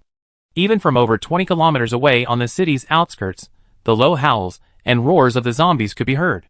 From afar, the zombie-infested city resembled a colossal beast capable of destroying the world, its aura terrifying to behold. To ensure victory in this battle, the Central Security Zone even pre-approved a laser-guided bunker buster, prepared to completely eliminate the zombies even if it meant destroying the entire city. However, when the battle truly began, the situation seemed somewhat different from what humanity had anticipated. Most of the zombies didn't pounce on humans like hungry wolves as before. Instead, they showed little interest in humans, converging in groups towards the city center, seemingly plotting something. Humanity dispatched several reconnaissance planes to investigate, but each one was jammed as it approached the city center. Some crashed, killing all on board, while others escaped without catching anything. Feng Rui, mingling among the outer group of superhumans, heard the reports and gently patted Sang Kankan's skull icon in her backpack, whispering, "Old Sang, did you do something?" She had seen Sang Kankan control a large horde of zombies simultaneously, and suspected she had helped humanity. However, Sang Kankan was even more puzzled. Not only had Sang Kankan done nothing, but she was also astonished to discover that she seemed to have been manipulated by someone else. She increasingly sensed that at the location where the zombie horde was converging in the city center, a special entity was beckoning her, subconsciously drawing her closer. Sang Kankan had always been able to do whatever she wanted with the zombies. They would flee at the sight of her. She had now reached level 5, and virtually no zombie could affect her. So what was this summoning she was receiving? Had a level 6 or even higher zombie evolved in the city center? She asked the system, but it offered no answer. Time ticked by, and the power of the summoning grew stronger and stronger. Finally, she couldn't sit still any longer. Feng Rui, create an opportunity for me. I need to get into the city. Feng Rui, who was standing on tiptoe looking around, was startled by her voice. Get into the city? What do you want to do in there? It's full of zombies. I'm going to find zombies. Help me think of a way. The entire city was now surrounded by scattered human superhumans and the military, preventing anyone from entering or leaving. If someone dared to trespass and disturb the zombies, it would cause serious problems in the battle. Even if Feng Rui abused her status and privileges, she couldn't just come and go as she pleased. But Feng Rui also knew that Sang Kankan wouldn't make such a difficult request without a reason, so she agreed without much hesitation. Okay, I figure something out. She thought for a moment, then, carrying her backpack, went to find Ying, the captain of the reinforcement team for the Central Security Zone. Captain He, we're just killing time anyway, could I take my sister over there? She pointed towards the highway entrance into the city. My sister and I lived in this city for several years when we were little, but we moved after something happened to our family. I miss our hometown a bit, and want to see how much it's changed. This was an outrageous request. Ying frowned slightly. Your sister? Where is she? Feng Rui pulled a gleaming skull from her backpack and solemnly held it up to Ying. Here, she's my sister. Ying, ? She had only received orders from above to bring Feng Rui to the battlefield with her reinforcement team, and didn't know much about this restaurant boss, who had recently attracted much attention in the Central Security Zone. Several months ago, Ying had been instructed by her superiors to lead a team to the first few security zones where the restaurateurs appeared, conducting a multi-day investigation to find out the identity of the owner behind the restaurateurs. After conducting an on-site investigation, she concluded that the technology possessed by the post station was far ahead of the current level of technology in the world. It might not have a real owner behind it, and even if it did, that owner might not be human. Therefore, before being fully prepared, it was best not to do anything that might anger it, nor to make any unwarranted inquiries about it. Later, it seemed her report was accepted, and they stopped blatantly inquiring about the innkeeper. Who would have thought she would volunteer herself? Now, seeing Feng Rui standing before her, holding a skull and calling her sister, Hiying felt a strange sense of disillusionment. What happened to the mysterious and unpredictable persona? How can I look at her like this? Feng Rui winked at Hiying. Oh, we're sisters, we're connected. What I see is the same as what she sees. Captain He, don't be so nitpicky. Hiying, looking from a distance is fine, but don't get too close. We must ensure your safety. When the higher-ups handed Feng Rui over to Hiying, they also instructed her that, as long as it wasn't a matter of absolute principle, she should try her best to fulfill all of Feng Rui's reasonable requests. After all, this innkeeper had recently cooperated with the Central Safe Zone's arrangements, opening multiple inns at once, giving humanity a greater advantage in the fight against zombies. If she's dissatisfied and closes all the inns in a fit of anger, the losses would be enormous. Feng Rui seized the opportunity. Fine, a distant view it is fine. Shall we go now? To prevent chaos during the battle, each team was assigned a specific area. Only captains like Hiying could cross areas. Without her guidance, Feng Rui couldn't leave on her own. Hiying hesitated briefly, then decided to follow the rules. Wait a moment. Your sister needs a scan. There are many communication devices and high-tech weapons deployed in the suburbs. Anything that might interfere with the signal cannot be brought over. Check? Oh, okay. Feng Rui was a little flustered. She wasn't sure if old Sang's skull could pass the scan, but since Sang Kankan hadn't warned her, it should be fine, right? Hiying called to a team member, Lin Yu, bring the scanner over. A girl named Lin Yu quickly brought over a specially made scanner, a large, square machine that looked to weigh at least 200 or 300 pounds. She lifted it easily. Lin Yu held out her hand to Feng Rui. Give me what you need to check. Don't talk nonsense. She's not an object, she's my sister. Feng Rui handed over Sang Kankan's skull. Be careful when you check it, don't bump or knock it. Give it back to me quickly when you're done. Your sister? Lin Yu looked at the skull a few more times with surprise, but didn't ask any more questions. She carefully placed the skull into the scanner, scanned it for a full 5 minutes, then carefully took it out and handed it back to Feng Rui. She wasn't one to meddle in other people's business, and after joining Hiying's team in the Central Security Zone, she learned to speak and ask as little as possible, focusing on doing her job well. Feng Rui took Sang Kankan and raised an eyebrow at Lin Yu. No problem, right? Definitely no problem. My sister's skull is 1 in a million, so white and smooth. You never see a skull prettier than her. Yeah, no problem. Lin Yu didn't know how to judge whether a skull was pretty or not, so she simply ignored Feng Rui and nodded to Hiying. Boss, checked it. No abnormalities found. Okay, we can go now. Hiying gestured to Feng Rui, led her out of the group, and drove a motorcycle towards the highway entrance. Most of the zombies in the city were swarming towards the city center, but a few missed the main force, and, smelling the fresh scent of human flesh, rushed towards the outskirts, where they clashed with humans. Near the highway entrance, 2 teams were each fighting a level 3 zombie. Hiying, with Feng Rui in tow, stopped the motorcycle about 100 meters from the battleground, let her off, and handed her a pair of military binoculars. You can watch from here. Okay, Feng Rui took the binoculars, aimlessly surveying her surroundings. Old Sang wanted to enter the city, but with the defenses so tight, she knew she couldn't get in on her own. What other loopholes could she find? After thinking for a long time, she finally came up with a seemingly feasible idea. Feng Rui took a few steps to the other side, leaned close to Sang Kankan's head, and whispered, Old Sang, I thought of a way to get you into the city, but I need your cooperation. Sang Kankan, struggling to suppress the call from the city center, quickly replied, Go ahead. First do this, then do this. After Feng Rui finished explaining her idea, Sang Kankan acted almost without hesitation. She was now level 5, able to control level 3 and lower zombies without contact using her corpse control technique. Sang Kankan used the technique on a level 3 zombie that was currently engaged in fierce combat with humans. Then, everyone present witnessed a bizarre scene. The zombie, which was clearly locked in a fierce battle with humans, suddenly abandoned its enemy and charged at Feng Rui like a madman. Reaching her, it didn't attack, snatched the skull from her hand, and ran away. It ran away. Everyone else stared in disbelief. Only Feng Rui cried out, Sister, my sister?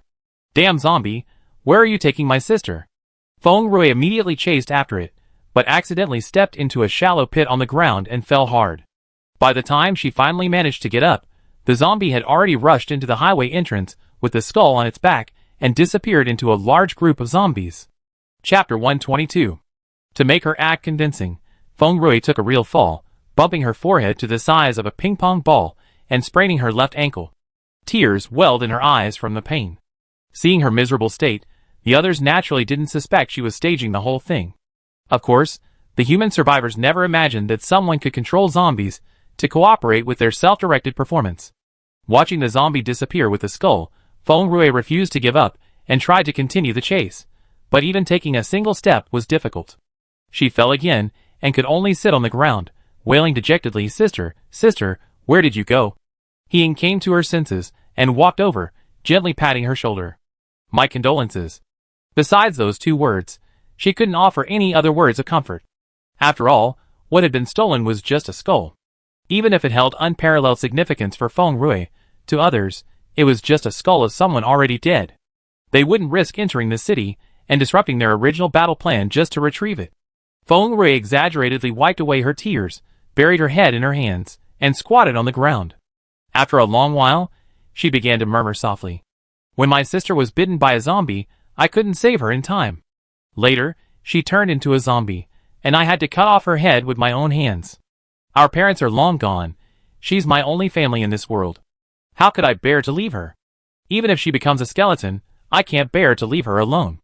But now, how could this happen? Captain you have no idea how much pain I'm in. Damn zombies. One day I will avenge my sister." Seeing her almost collapsing expression, He felt a pang of unease. That day will come.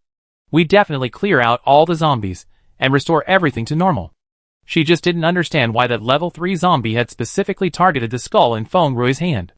Feng Rui hummed in agreement, then fell silent for a moment. "Captain go ahead and do your work. Don't worry about me. Let me calm down." Anyway, Old Sang had successfully entered the city. With her abilities, she shouldn't encounter any difficulties. Hopefully, she could quickly finish what she needed to do and rejoin her as soon as possible. But how was she going to introduce Sang Kankan the skull next time? She already used the sister excuse. Maybe she should say aunt? Ugh, so troublesome. Feng Rui was specifically entrusted to Ying by the leaders of the Central Security Zone, which was why Ying had put aside a bunch of things to accompany her to this place closest to the battlefield, just to fulfill a seemingly outrageous request. Now that this had happened, Ying was also in a bit of a predicament. The operation was about to begin, and she couldn't afford to waste any more time here. After thinking for a moment, Feng Rui used the team's radio to call Lin Yu over. "Lin Yu, you stay here and guard the boss. You must stop her from taking any risks. Contact me immediately if anything happens." Compared to the other members of Ying's team, Lin Yu wasn't the strongest in combat, but she was honest, upright, and reliable. Ying felt at ease entrusting Feng Rui to her protection. Meanwhile, after being brought into the city by a level 3 zombie, Sang Kankan continued to control the zombie, rushing into an abandoned building before the zombie released her, reattached its torso and limbs, and then specially found some tattered clothes to wear, disguising herself as an ordinary zombie. To scout the zombie situation within the city, humans deployed over a dozen aircraft and drones in the skies. Transforming recklessly outside might attract detection. Sang Kankan then blended into the zombie horde, following the zombie army towards the city center. The closer she got to her destination, the stronger the inexplicable calling she felt. However, Sang Kankan had a gut feeling that this calling contained no malice, nor did she detect any conspiracy, so she confidently continued her pursuit. Could a level 6 zombie have truly evolved in this city? As she approached the city center, the likelihood of this hypothesis decreased. The higher the zombie's level, the stronger its territorial instinct, and it would subconsciously intimidate zombies of lower levels. Sang Kankan felt no intimidation from the level 6 zombie, unless that zombie, like her, had learned to completely conceal its aura. Sang Kankan deliberately amplified her aura, startling the surrounding zombies, who recoiled to within 100 meters, yet continued their advance towards the city center. These zombies feared her, but not the entity in the city center, suggesting that higher-level zombies likely did not exist there. This city was a top-tier city before the apocalypse. The outer edges of the city were quite a distance from the city center, and Sang Kankan walked until nightfall before finally reaching its heart. The city center had a large municipal square, now teeming with zombies, filling several kilometers of streets, with more constantly converging from outside. Because the zombies were so densely packed, some lower-level zombies with higher levels of decay fared poorly. Some even had their hands broken off by the zombies beside them, trampled to a pulp on the ground. However, the zombies felt no pain, and the broken limbs didn't stop them. They continued to move towards the center of the plaza.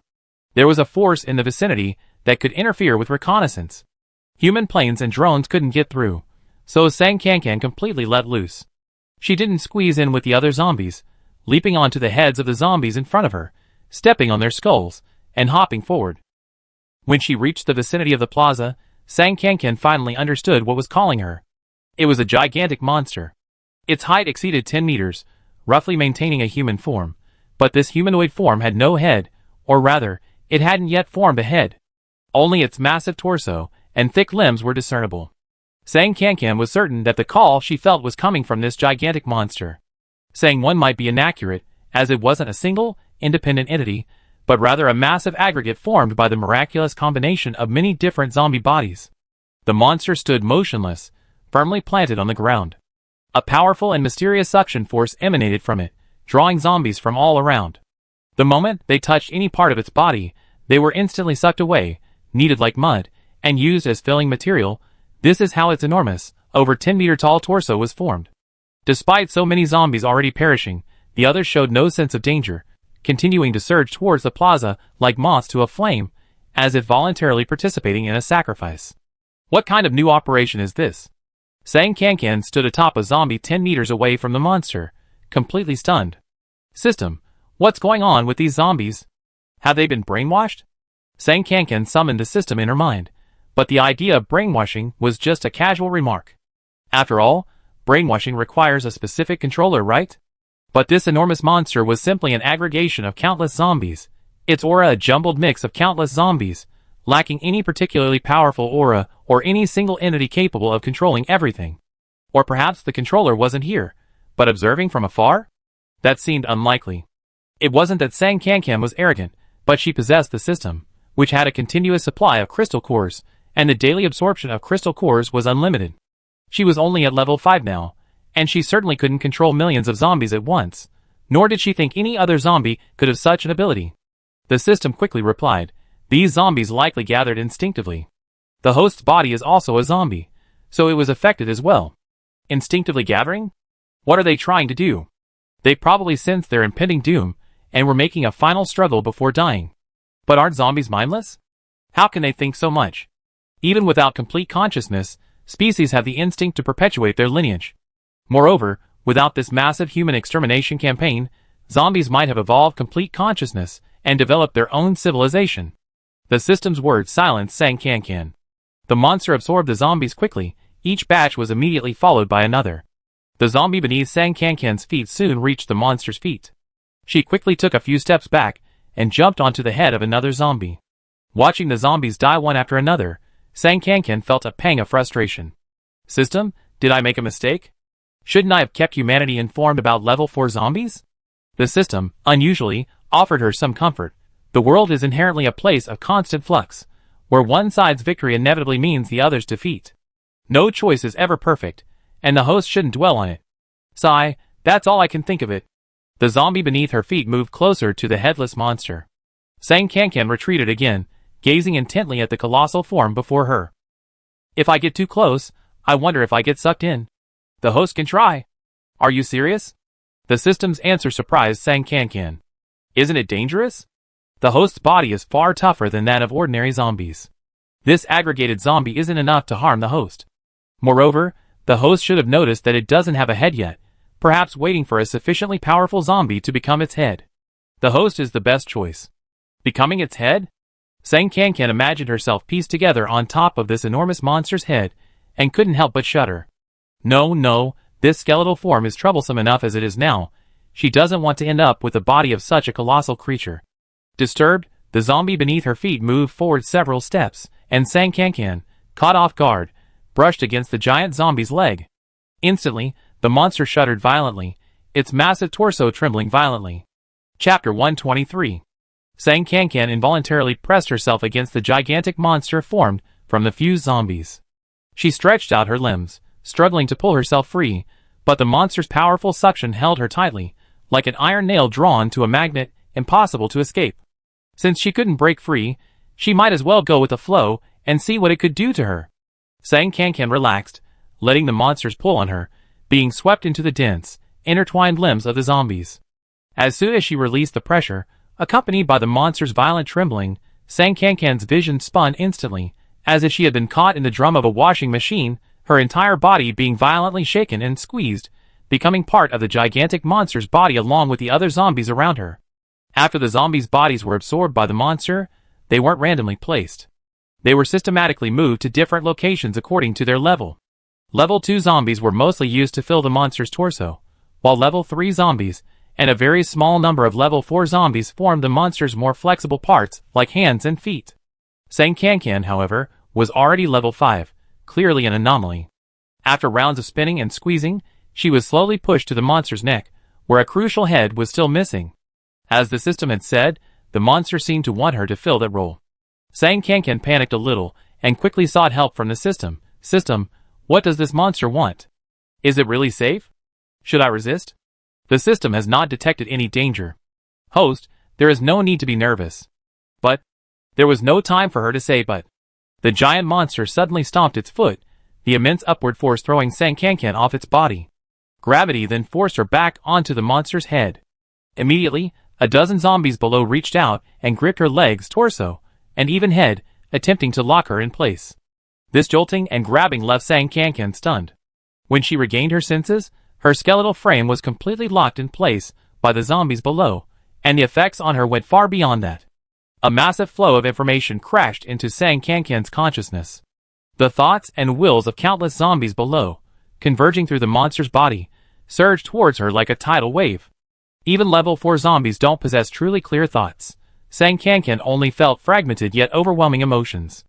Among them were sadness, anger, hunger, sadism, and above all, resentment. The zombies, as if by unspoken agreement, sensed their impending doom and roared in defiance. If you brought them into this world, why destroy their future? Sang Kankan finally managed to pull herself out of the zombies' emotions. System, are these their true emotions? Zombies can have such human thoughts? The host can believe it if they want, or not if they don't.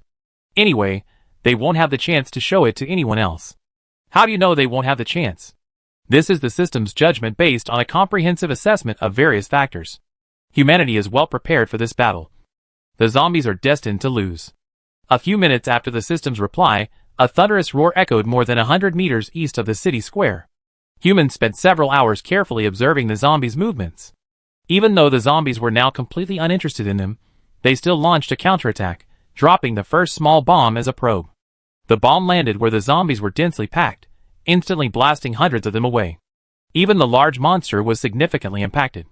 The dozens of zombies on the side of the large monster's torso facing the direction of the explosion suffered the most severe impact. Their pain was simultaneously transmitted to Sang Kankan. Upon feeling the pain, Sang Kankan instinctively thought of retreating, causing the entire large monster to take 2 steps back. The monster's movement startled Sang Kankan. System, what just happened? Why did it move with me? Can I control this large monster? Of course, the so-called brain is meant to act as the helmsman. Then I can make this monster charge up and fight the humans? Of course. However, Sang Kankan was just asking casually. She didn't intend to actively rush forward and provoke the humans. Instead, she controlled the large monster formed from the aggregation of zombies, quickly retreating towards the side, where the zombies were less densely distributed. The large monster was composed of a large number of level 3 and 4 zombies, many of whom possessed superpowers. The combination of zombies with different superpowers created a unique magnetic field that severely interfered with the delicate components of human drones, aircraft, and other machines, preventing them from approaching smoothly and effectively isolating them from human observation. But when it comes to utilizing technology, humans are certainly much more adept than zombies. After noticing the existence of this unique magnetic field, they quickly devised a countermeasure. Magnetic fields can affect machines, but they cannot affect the human eye. They sent out an advanced team composed of level 3 superpowered individuals to scout and gather information, which would then be relayed to the rear of the battlefield through other means. After such a long time, the situation at the city square was completely exposed to the humans. When the human survivors first saw the enormous monster standing in the center of the square, they were terrified, fearing another leap in zombie evolution, and some hesitated to approach. After discussion, the commanders dropped a bomb about 100 meters away from the monster, as a preliminary test of its strength. To their surprise, after the bomb exploded, the monster not only wasn't provoked and didn't attack, but actually retreated in another direction. Hearing the news from the front lines, the commanders were completely baffled. Retreating? Why would it retreat? It looked so formidable, Could it be a coward? Someone tried to analyze the possible meaning of the monster's behavior. Maybe it's a strategy of retreating to advance? That monster is terrifyingly large. Maybe it's become smarter too. We must keep a close eye on its every move, see what it wants to do, and not miss any unusual signs. What exactly did the monster want to do? Sang Kankan, as the brain, hadn't actually made a decision either. She stopped after retreating a dozen steps. The monster was constantly absorbing the surrounding zombies, and had now grown to about 15 or 16 meters tall. Its legs were like two massive bridge pillars, each step producing a deafening thud. Even though it didn't have to exert any effort, it sounded exhausting, so it decided to stop moving. Humans were watching from the outside, ready to drop a second or third bomb soon after the first, or launch another attack in some other way. Many superhumans were waiting behind, ready to rush in and attack as soon as they received orders. Although the number of zombies was large, even level 3 or 4 zombies were powerless against the high-powered weapons of humans. The combined power of these zombies, forming a giant monster, would increase their offensive and defensive capabilities, perhaps raising the odds of victory from 0 to 0.00001. However, the monster had chosen Sang Kankan as its brain, and Sang Kankan's stance was constantly wavering. System, what should I do? Why did I have to be this brain? Sang Kankan, entangled on the giant monster's head, could only talk to the system. The system's reply was somewhat casual. The monster's every move is now completely controlled by the host. The host can do whatever they want. They can actively attack humans, or do nothing and let humans attack them, or even surrender to humans. It's all up to the host's choice. I'm so conflicted because I can't choose. Sang Kankan wasn't particularly indecisive, but the choice before her wasn't like the usual breakfast of bread or porridge, or milk tea with or without ice. It might even determine the fate of an entire race. Although Sang Kankan didn't feel any sense of belonging to the zombies, she had experienced the emotions of so many of them, and had been chosen by them as the strongest among their kind, the brain of the aggregated monster. The zombies accepted her, and watching wave after wave of zombies die at the hands of humans, she couldn't remain indifferent as before. But to ask her to control the giant monster beneath her to actively attack humans, she couldn't do that either. After all, she was human a year ago. Almost all her memories were related to humans, and her reason told her that the zombies were doomed to lose. Anything she did would be futile. Sang Kankan tried to get the zombies clinging to her to release their grip, but they were beyond her control. She could only control the entirety of the monster as a whole, not each individual zombie that made it up. She then tried using her zombie controlling technique to manipulate individual zombies, but this was inefficient. She would barely manage to control a few before more would swarm her, one after another, keeping her constantly on the move. Unless she completely destroyed the giant monster, she estimated, she wouldn't be able to break free. This brain had to continue acting whether she wanted to or not. Sang Kankan kept the giant monster standing still, doing nothing, for nearly half an hour, when another bomb exploded beside her. This time, the explosion was less than 80 meters from the monster. Human probing was becoming increasingly blatant. The force of the explosion nearly knocked the giant monster over, and Sang Kankan barely managed to maintain her balance with its massive body. The bomb blasted a huge crater in the exposed concrete. A small number of zombies were caught in the blast, but after getting up, they scattered angrily to search for humans lurking nearby. The majority of the zombies, however, continued their tireless charge towards the giant monster, willingly sacrificing themselves to become part of its power. Sang Kankan continued to complain to the system, "Are they stupid? Why are they still rushing over? Wouldn't it be better to just attack the humans?" All the zombies are instinctively drawn to the giant monster, seeing it as their last hope. The host should be able to issue new commands to them through the giant monster, making them actively attack humans. Well, let's wait and see. After a while, the humans dropped another bomb, this time less than 40 meters from the giant monster's location, almost hitting its feet. Sang Kankan was still hesitating. The system, seemingly unable to bear it any longer, suddenly spoke up. What is the host waiting for? Waiting for the battle to end? Let the system be blunt. The host's indecisiveness is simply due to selfishness. You want to please both sides. Sang Kankan was inexplicably scolded. System, what do you mean? Did the system say something wrong? Doesn't the host want to please both sides, so you clearly already have the answer in your heart, but are still pretending to be hesitant? When did I have an answer? Although the host keeps saying that you are not taking sides. When the first bomb exploded, the host did not immediately retaliate but chose to retreat, which already means you are on the side of humanity. I didn't. The host knows the zombies are doomed, so she doesn't retaliate, nor does she let other zombies retaliate. Isn't that because she doesn't want to cause additional casualties to humans? But the host is a zombie herself, and is considered one of their own, chosen as the brain, so she feels guilty about helping humans. Therefore, she puts on a wavering act to continue stalling for time, making herself feel better. All the host's struggles are just to avoid being seen as the bad guy, aren't they? The system was right, completely hitting Sang Kankan's heart. She couldn't refute it, and after a short silence, she managed to squeeze out, "System, you weren't usually this sharp-tongued. What's wrong with you today? What triggered you?"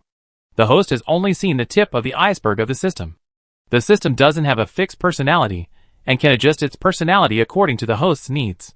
For example, right now, the system believes that the host needs someone to objectively point out the problems, so that she can see her true thoughts deep inside, so it chose to speak frankly. "Fine, I can't argue with you anyway." The system rattled off a string of arguments, both righteous and wicked, and Sang Kankan had never won a verbal contest against it. This time was no different. The system's words left her utterly speechless. She was genuinely hesitant, because she didn't want to feel guilty. In truth, she knew perfectly well that claims of neutrality and objectivity were false. Knowing that only one side, humans or zombies, could survive, her choice was already clear. She worried about the future of humanity without zombies, but she had never even imagined a future devoid of humans, only filled with zombies. Now, the zombies treated her as the strongest among their kind, elevating her to the position of the monster's brain, and even allowing her to perceive the zombies' various emotions. Knowing that the zombies' future was about to end here, she was indeed feeling guilty. But the system was right. Dragging it out wouldn't do any good. She couldn't go against her conscience. She only had one choice left. She had to betray the trust placed in her by the zombies. Ignoring the swarming zombies and the cautious humans peering around, Sang Kankan controlled the giant monster, bending her legs to sit on the ground, her body slightly arched forward, her two thick arms draped over her head, protecting the monster's head, that is, herself. She wasn't the zombie savior, but an anomaly, even a traitor. She knew this giant monster was about to be destroyed by human weapons. Escape was impossible. She had to be selfish one last time, prioritizing her own safety. Humans dropped another small bomb to test the waters, but the monster still didn't react. Finally, they got serious and dropped a large bomb on it. Sang Kankan, acting as the brain, issued no commands. The giant monster remained motionless as it was attacked. The bomb exploded directly on its back, instantly shattering the countless zombies that made up the monster into pieces. Sang Kankan herself was also blasted away. After multiple upgrades, Sang Kankan's skeleton was incredibly tough. Completely undamaged in the explosion, she quickly retracted her limbs and torso before landing, once again disguising herself as a skull. The giant monster had lost most of its body, with only its lower limbs remaining relatively intact. As soon as the shockwave subsided, the remaining zombies began to gather around the monster's remains, attempting to form a new giant monster. This time, Sang Kankan didn't join in. She obediently remained a skull, lying on the ground playing dead. Several more explosions followed. The spontaneous gathering of zombies ironically made it easier for humans to launch an attack. They didn't need to pick them off one by one, they could simply drop bombs on the densely packed zombie areas. Once the zombies were mostly gone, the superhumans waiting in the rear could clean up the mess. Over the next few days, several more explosions occurred throughout the city. Human superhumans and the remaining zombies engaged in several large-scale battles. Both sides suffered casualties, but overall, humanity emerged victorious. Sang Kankan didn't participate at all. Humans and zombies ran around her, her skull lying on the ground unnoticed. On the fourth day, as the battle neared its end, she was carefully picked up from the ground by a hand. It was Feng Rui. Holding Sang Kankan's skull, she was so excited she almost cried. "Sister, my dear sister, I finally found you. I knew you'd be alright, that you stay there and wait for me to rescue you." Feng Rui's crying was so exaggerated, clearly an act for others. With Lin Yu following behind to protect her, Sang Kankan remained silent. She was a little puzzled. How had Feng Rui found her in such a large city? The Samoyed beside her nudged over, propped itself up on its front legs, and licked Sang Kankan's forehead. "Woof woof woof. You two-legged creature, hurry up and thank the dog. It was the dog that led her to you. I remember your scent, so that's how it was." This dog's feeding hadn't been in vain. Having retrieved Sang Kankan's skull in front of Lin Yu, Feng Rui no longer needed to rack her brains for excuses or fabricating a new identity for her. She quickly led Sang Kankan away from the city, retreating to the rear of the battlefield. Although the zombies in the city had been mostly eliminated, this didn't mean humans could return to city life. After all, the infrastructure had been completely destroyed, and it would take a lot of effort to rebuild it. Moreover, in the post-apocalyptic world, zombies aren't the only enemy humans face. Mutated plants and animals also pose a significant threat. Previously, like humans, most mutated animals left cities to escape zombies. Now that the zombies are gone, their migration speed is likely even faster than that of humans. For various reasons, returning to the cities is a matter requiring careful planning and cannot be achieved in the short term. However, Sang Kankan didn't care about these things. After returning to humanity with Feng Rui, she learned the final outcome of the battle from Feng Rui. The zombies' unusually concentrated behavior actually benefited humanity, greatly reducing human losses in the battle. In the early stages, they relied entirely on targeted bomb drops. A single bomb could wipe out a horde of zombies, resulting in almost no human casualties. Later, while cleaning up the mess, some people were killed or injured, but compared to the initially estimated casualty rate, those losses were negligible. This battle gave humanity a much-needed boost, and the zombie extermination efforts continued in full swing across various regions. Compared to this battle, the fighting in other areas was merely minor skirmishes, and without exception, humanity emerged victorious in every instance. After returning from the battlefield, Sang Kankan didn't leave her house for a long time. She didn't want to encounter the same situation again, and she didn't want to test her conscience once more.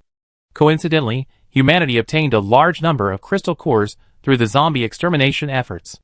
Most of these crystal cores were directly taken to the post station to purchase various building materials and survival supplies for the expansion of the safe zone and the relocation of people from other areas. The best-selling items on the shelves needed to be restocked approximately every half hour. With nothing else to do, Sang Kankan spent her days playing with her cats and dogs, absorbing crystal cores to upgrade herself, and restocking the post station. Humanity has learned from Feng Rui that the number of relay stations cannot be increased indefinitely. It will likely only reach a maximum of a dozen or 20.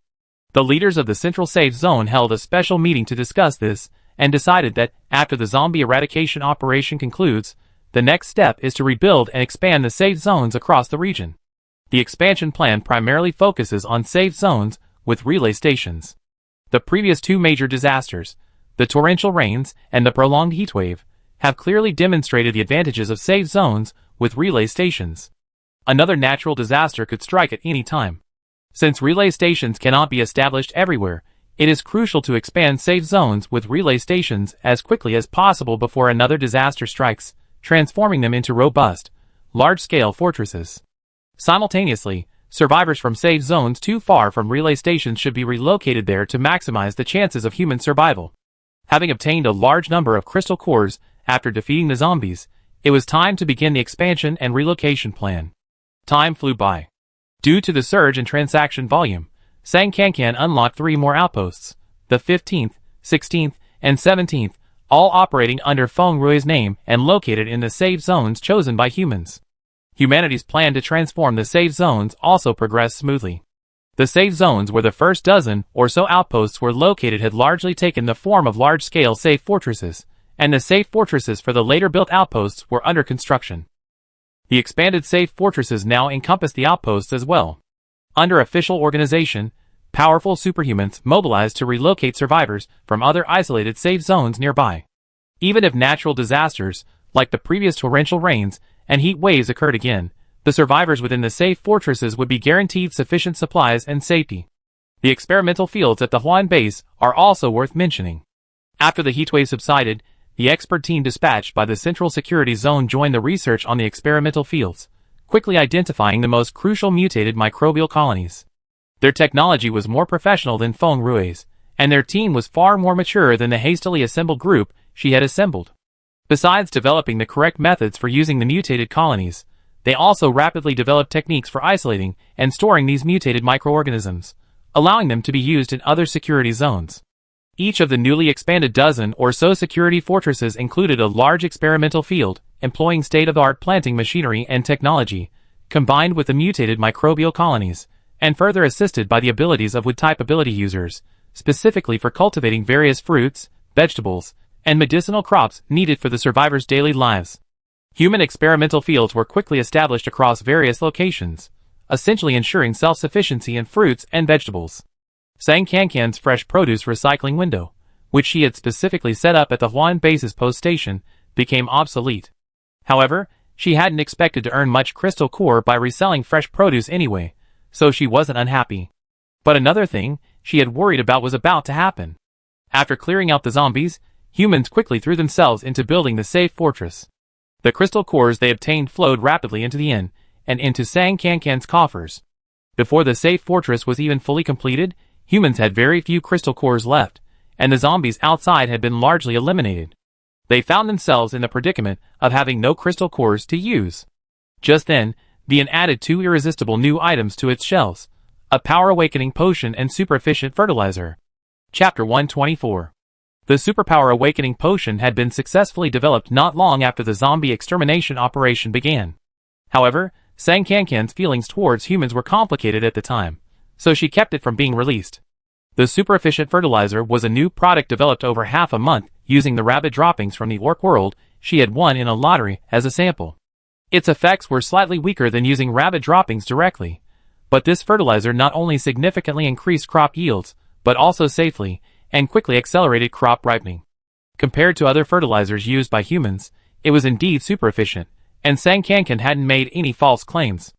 Now that safety fortresses had been built in various places, each fortress had large plots of land planned out. Utilizing mutated microbial colonies, human agriculture was back on track, making it the perfect time for the super efficient fertilizer to come in handy. It would be a waste to leave something undeveloped. It had to be sold eventually. Sang Kankan stopped hiding it, and randomly chose a day to release both new products. Both of these new products require one or more unique elements from the goods sold by the customer in the original dimension of the rental window during their production. Upon discovering this, Sang Kankan bought everything in the rental window. However, the customer, whether due to operational difficulties or other unforeseen circumstances preventing restocking, left the window empty after the inventory ran out. Now, with the 1-month rental period over, even if Sang Kankan wanted to buy more, it would be too late. According to the system, countless dimensions exist in the world, and the probability of the rental window matching the same dimension again, or containing the same elements Sang Kankan needs, is virtually zero. Therefore, the raw materials are limited to the available stock. Once depleted, production will cease. The production of both the ability awakening potion and the super efficient fertilizer is finite. Scarcity drives up prices, and this time Sang Kankan simply played the role of a shrewd merchant, setting the prices of both new products very high, even slightly higher than the system's suggested retail price. She wasn't worried about selling them. For example, the system's suggested retail price for the low-level ability awakening potion was 4,000 level 1 crystal cores per vial, but she priced it at 5,000. The system's suggested retail price for the high-level awakening potion was 20,000 crystal cores, but she priced it at 30,000 crystal cores. Besides high pricing, she also adopted a limited quantity sales method, truly taking her shrewd merchant approach to the extreme. Actually, once the new products were successfully developed, with sufficient raw materials, the system could produce them quite quickly, like other ordinary goods, producing thousands upon thousands in the blink of an eye. However, with insufficient raw materials, the total production was limited. Once sold out, it was gone. A steady, gradual approach was better. Each station only sold 50 awakening potions per day, 35 basic awakening potions, 10 intermediate awakening potions, and 5 high-level awakening potions on a first-come, first-served basis. Each station only stocked 100 portions of the super efficient fertilizer per day, each portion weighing 10 kilograms. 1 kilogram is roughly the dosage for 1 acre of land per application. Countless people wanted to buy these two products, and the limited daily shipments naturally couldn't meet customer demand. In the first few days after they were launched, each station received numerous messages requesting increased quotas. Several influential people even privately approached Feng Rui, hoping she could sell them a few awakening potions separately, offering to pay any price. Now, Feng Rui, Sang Kankan, and the 3 animals lived in a large villa arranged for her by the Central Security Zone. To avoid being disturbed or spied on, she made a particularly firm demand. No one could approach her villa without her permission. She had the right to punish anyone who trespassed. Given her special status, her demands were granted without much hesitation. Those who came looking for Feng Rui were all turned away by her. She simply had Guzi chase them out. Guzi, being a bit mischievous, even tore off their clothes before chasing them away, leaving them all naked and humiliated. Trying to get in through Feng Rui's back door was impossible. Even if a high-ranking official from the Central Security Zone came in person, she wouldn't budge without Sang Cancan's permission. And Sang Cancan, naturally, wouldn't make exceptions for anyone. In the end, humanity could only accept the pitifully small daily quota. Unable to increase shipments, humanity always had other strategies. After figuring out the patterns of the post-station stock, the two new goods were quickly snapped up by the Security Zone authorities. Especially the awakening potions.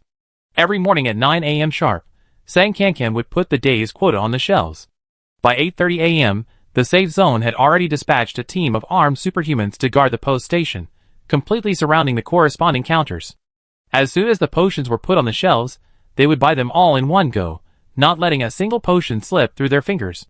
Sang Cancan knew very well that the safe zone bought these potions not only to use them on their own people to train stronger superhuman warriors, but also to research the potion formulas, so they could manufacture the potions themselves in the future. Since it was a transaction of crystal cores for goods, she didn't stop them. Let them research if they wanted.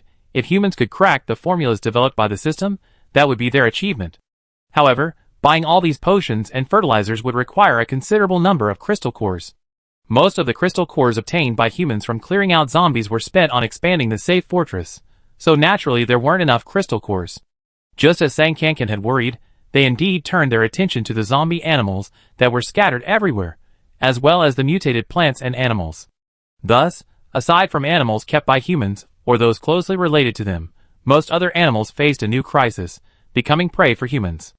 Of course, the crisis was mutual. After the apocalypse, not only did humans evolve, but many powerful mutated plants and animals also emerged. Humans were no match for them easily, often suffering heavy casualties. As long as demand exists, the struggle between humans and animals will not cease. Although the zombies have been eradicated, the world doesn't seem to have become any more peaceful.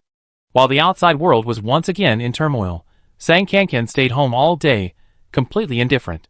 Ever since the day she allowed humans to completely kill the giant monster formed from countless zombies, Sang Cancan had been listless, lacking any motivation to do anything. Now, she stayed home every day, only occasionally tending to the inn. The rest of the time, she either devoured crystal cores to level up or simply let her mind rest, ignoring even when her dog tried to play with her. Days passed like this, and Feng Rui couldn't stand it anymore. One afternoon, she entered Sang Cancan's room and sat down solemnly opposite her. "Old Sang, is something wrong? You've been acting really strange lately. If something's wrong, you can tell me." At that moment, Sang Cancan was lying on the sofa, her head buried in a pile of crystal cores, occasionally absorbing a few.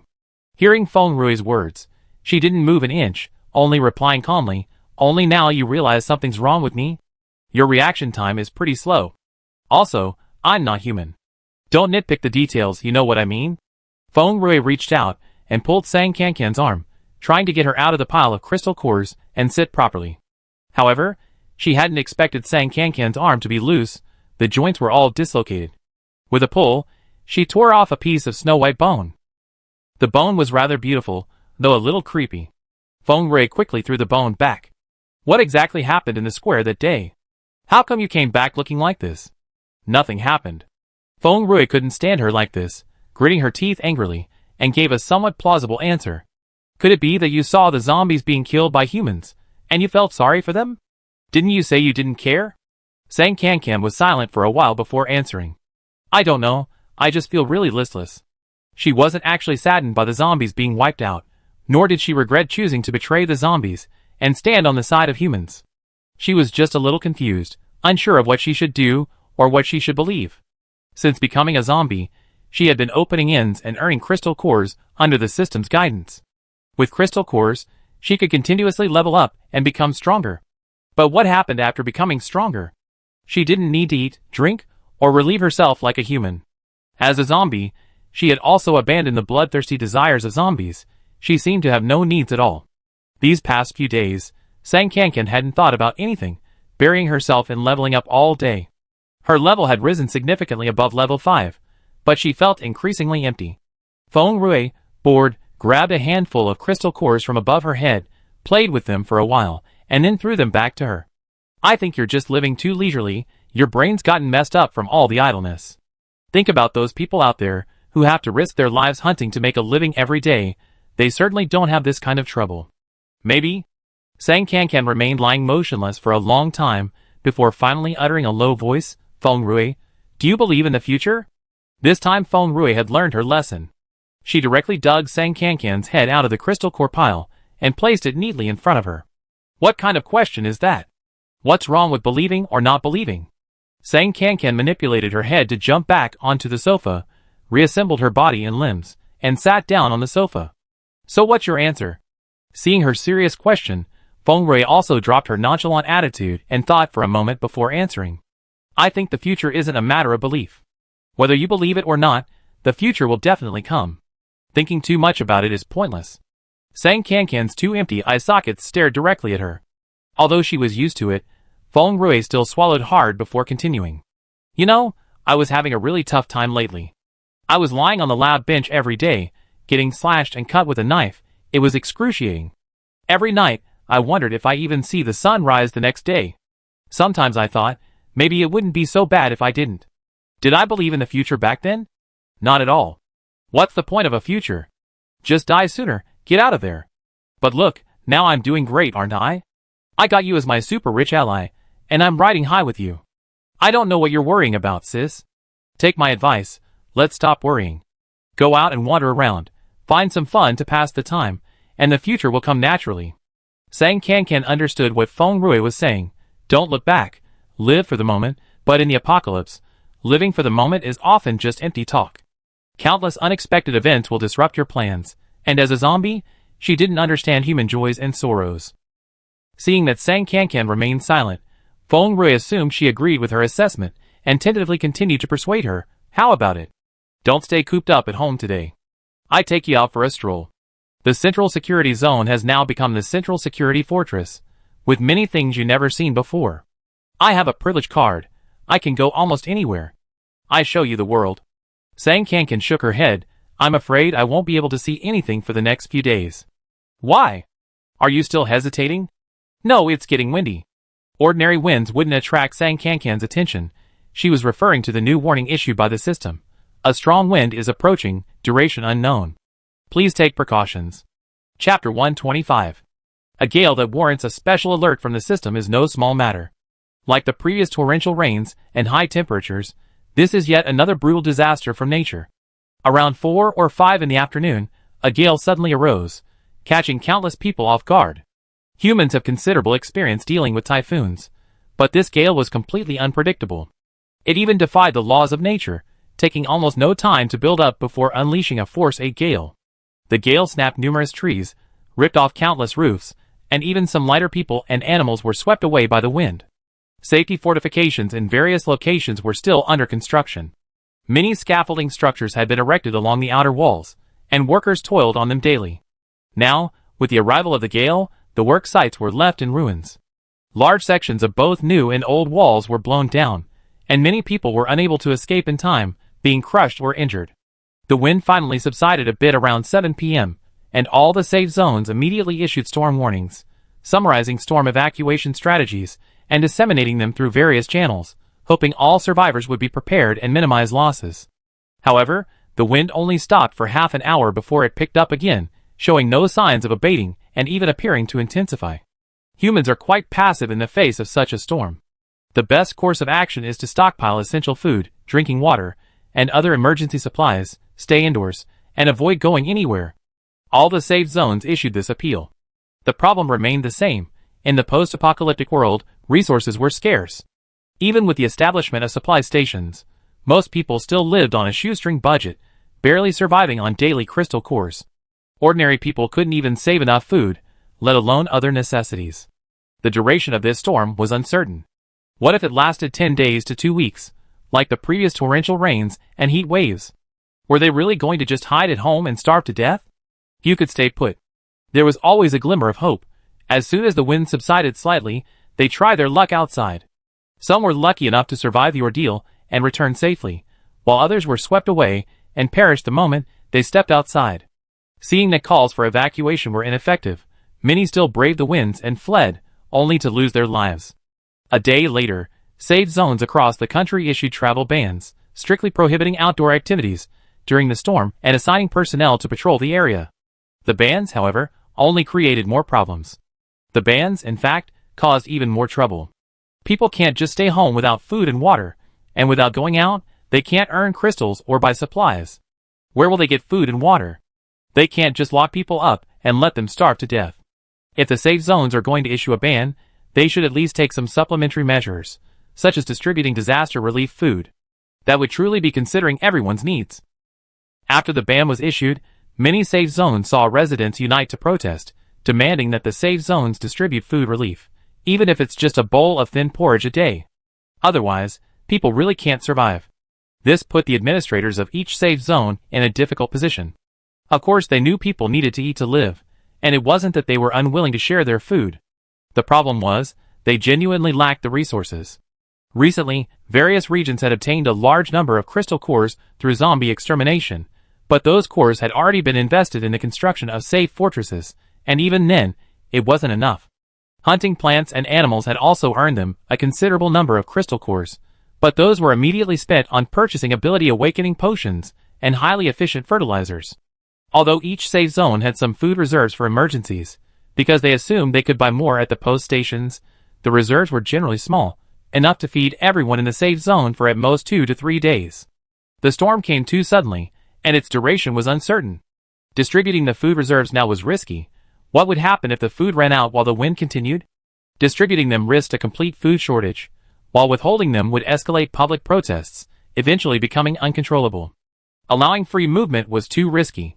The administrators of the various safe zones were caught in a dilemma.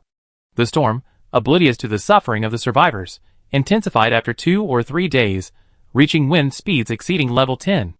Even some dilapidated houses within the safe fortresses were blown down, necessitating further disaster relief and evacuation efforts. Panic spread among the survivors, leaving the safe zone administrators helpless. The storm also destroyed much of the infrastructure built by humans. Communication facilities were severely damaged. Traditional methods, like telephones and telegraphs, were completely unusable, forcing the safe zones to communicate only through relay stations.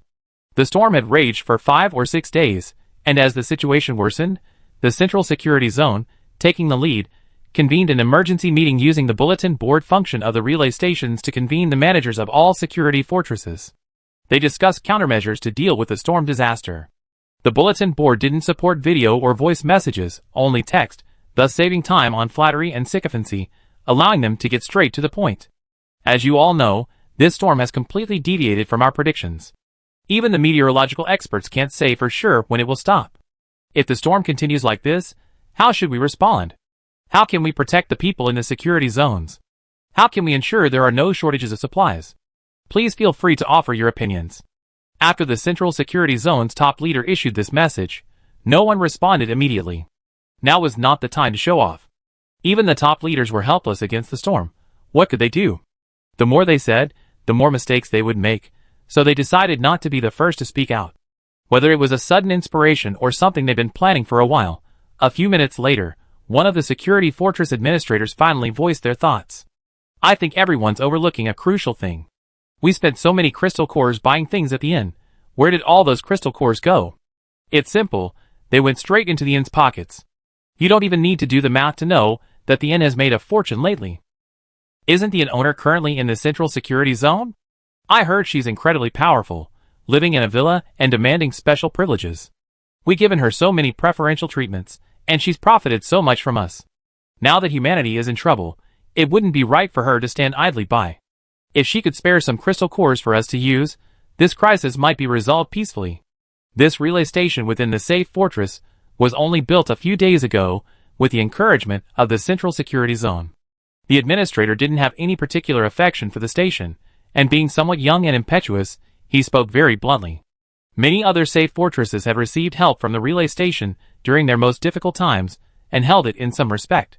Hearing his statement, several people objected. Xiao, you're not right about that. When we bought things at the post station, we all voluntarily exchanged crystal cores for goods. Nobody forced you. The prices offered by the post station were fair. Even if the owner made a lot of money, it was her skill. She didn't make any ill-gotten gains.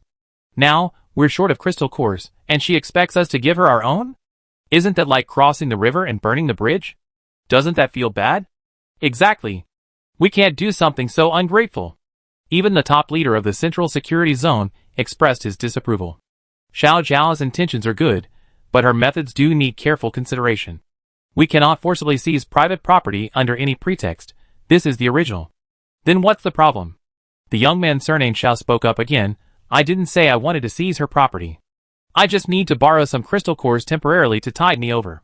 We can write an IOU, and I'd pay her back with interest after we get through this crisis. Seeing that no one else spoke, he continued, actually, I wanted to say this for a while now. Aren't you all a bit too carefree? Letting an unknown in collect so many crystal cores is one thing, but now the innkeeper has stepped forward, and you're even going up to her to flatter her.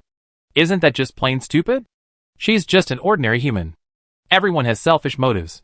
What if she gets selfish and wants to do something harmful to humanity? We'd be crying before we know it. I'm not being conspiratorial, but even people in ancient times knew the importance of supplies in warfare. Now, our supplies are practically in her hands alone. It's amazing you can all still sleep soundly every day. Zhao's words triggered a series of questions. What could she possibly do? She can build something as miraculous as a post station in one go, and she can provide as much supplies as we need. Why would she bother doing anything to us? I don't think so. Xiao continued, that's hard to say. The post station itself is very suspicious. Think about it, we buy almost everything we eat, drink, and use from the post station. What if there's some poison in it? She could easily wipe us all out. Xiao, you're not the only smart one. We're not stupid. We conducted a comprehensive test on the goods at the post station from the beginning, and there were no harmful substances added. Xiao countered again, so you're thinking too simply. The post station has so much advanced technology. If they wanted to poison us, could they use ordinary toxins that we can detect? Maybe we already be poisoned, we just hadn't noticed yet. I just say one simple thing. The hypothesis was that if the food at the post station had no other problems, but simply damaged human reproductive ability without anyone noticing, it could even lead to the complete extinction of humanity. That's not impossible, hasn't it? Haven't you noticed that not many people are having children after the apocalypse? Our safe zone hasn't even had 100 newborns in a month. A moment of silence followed, then someone spoke up, Xiao, you're exaggerating. There are many reasons why people aren't having children after the apocalypse, and experts have specifically analyzed them. It can't be blamed on the post station. If that's the case, then we can't eat anything sold at the post station? We might as well starve to death. There's an idiom specifically used to describe your mentality. What's it again? Right, don't throw the baby out with the bathwater. More and more people expressed their opinions. Most were willing to trust the post station, but a few were swayed by Xiao and began to worry. The notice board was in an uproar, and the top leader of the Central Safe Zone couldn't stand it anymore. Alright, stop arguing. Let's skip the baseless speculation and focus on the strategy for dealing with the storm. I think Xiao's suggestion makes some sense. Let's discuss whether borrowing crystal cores from the post station is a feasible plan. Chapter 126. Although the exchange took place on the post station's bulletin board, Sang Kankan had been lazy and hadn't checked the bulletin board or message board properly, so she was unaware that someone was eyeing her secret stash. And these people quickly came knocking. The gale continued for 2 more days, and people in the various safe zones were basically unable to leave their homes. Even those staying indoors lived in fear, worried that the roof might be blown off by the wind. Many houses in the safe zones were temporary structures built after the apocalypse, and couldn't withstand the strong winds. The safe zones also began distributing relief food to the survivors, but it wasn't much. Each person received only 1 or 2 bowls of thin porridge a day, just enough to keep them from starving. Seeing the situation becoming increasingly dire, and supplies becoming increasingly scarce, several leaders from the Central Safe Zone finally made up their minds, and went to the villa to borrow crystal cores from Feng Rui. To demonstrate the importance they attached to borrowing crystal cores, 3 high-ranking leaders came to Feng Rui's villa. The wind was howling outside, making their appearance rather comical. Each person was dressed in baggy, heavy clothing, with sandbags strapped to their feet, and each was holding onto a burly bodyguard weighing at least 200 pounds in each hand, all to prevent them from being blown away. The wind whipped their hair around. Feng Rui saw them through the security camera on the doorbell, and immediately burst out laughing. Old Sang, you better hide. A few big shots have come, but I don't know what they're here for. They seem to be just there to make a scene. When she moved into the villa, Feng Rui had stipulated that she could deal with any trespassers at will. The Central Security District agreed, but added that if the Security District had a legitimate reason to formally visit, She couldn't refuse to see them unless she was not home or had a very reasonable excuse not to meet. Unable to leave the house in this windy weather, and unable to find a good excuse in the short term, Feng Rui seemed determined to meet with these three leaders. Sang Kankan was lying on the living room sofa absorbing crystal cores. After Feng Rui's earnest words to her a few days ago, she had simply moved her sleeping position from her room to the living room. Everything else remained the same. Hearing Feng Rui's words, Sang Kankan quickly retracted her torso and limbs, leaving only a skull, which she placed on the coffee table as decoration. Seeing that she was ready, Feng Rui opened the door and let the people in. Leaving the bodyguards outside, the three high-ranking leaders entered the villa one after another, showing great enthusiasm towards Feng Rui. These three held different ranks and positions. The most powerful of them was the second in command of the Central Security Zone, usually stern and unsmiling, but now a slight smile appeared on his face. The lowest-ranking man greeted her warmly. "Miss Feng, you look great. How have you been lately? It's not easy to go out in this windy weather. I wonder if you're having any trouble. If you need anything, just let us know. Don't hesitate to ask." While they were conducting business, Feng Rui didn't think much of it. But this smile made her heart skip a beat. "You all came all this way. Is there something you need? Get to the point. Don't play games with her." "Nothing much. Just checking in on things, Miss Feng." The three leaders sat down in front of Feng Rui one by one, not stating their purpose directly, but making small talk with her. "Are you settling in well at the villa? We've been so busy, we haven't had time to visit. Now that we have some free time, we came today. Have you eaten? We just picked a batch of fresh vegetables from the experimental fields these past few days. We have someone bring you some tomorrow. Mr. Feng, do you have any dietary restrictions? It's windy, and we can't go out in this weather. If Mr. Feng gets bored, you can always tell us, and we find some people to play cards and chat with you." These leaders had always impressed Feng Rui with their shrewdness and competence, but now they were chatting like old friends. Something was definitely amiss. This seemed to be something serious. As the representative of the post station, Feng Rui didn't want to embarrass Sang Kankan. She was used to being direct with him, so she didn't beat around the bush. "What is it you gentlemen about? Just say it. If we can talk, let's talk properly." If there was nothing to talk about, she would simply dismiss them. The three leaders exchanged glances, and the one with the lowest rank spoke on their behalf. "Well, it's nothing serious. I just wanted to ask Boss Feng for a favor." In the past, they always used terms like cooperation and mutual benefit in front of Feng Rui. This time, they directly said they wanted help, which couldn't be anything good. Feng Rui became wary. "What kind of favor? Tell me carefully. It's the kind of favor you can definitely help with. It might be difficult for others, but for a big boss like you, it's a piece of cake. I can judge whether it's a big deal or a small one myself." Feng Rui interrupted his flattery. "Make it clear first." Seeing that flattery had failed, the other party resorted to playing the victim. "Oh, Boss Feng, you know, these past few days have been filled with strong winds. People get blown away as soon as they go outside. Nothing can be done. Walls and houses have collapsed. There have been heavy losses everywhere. We people feel like we're being stabbed with knives every day.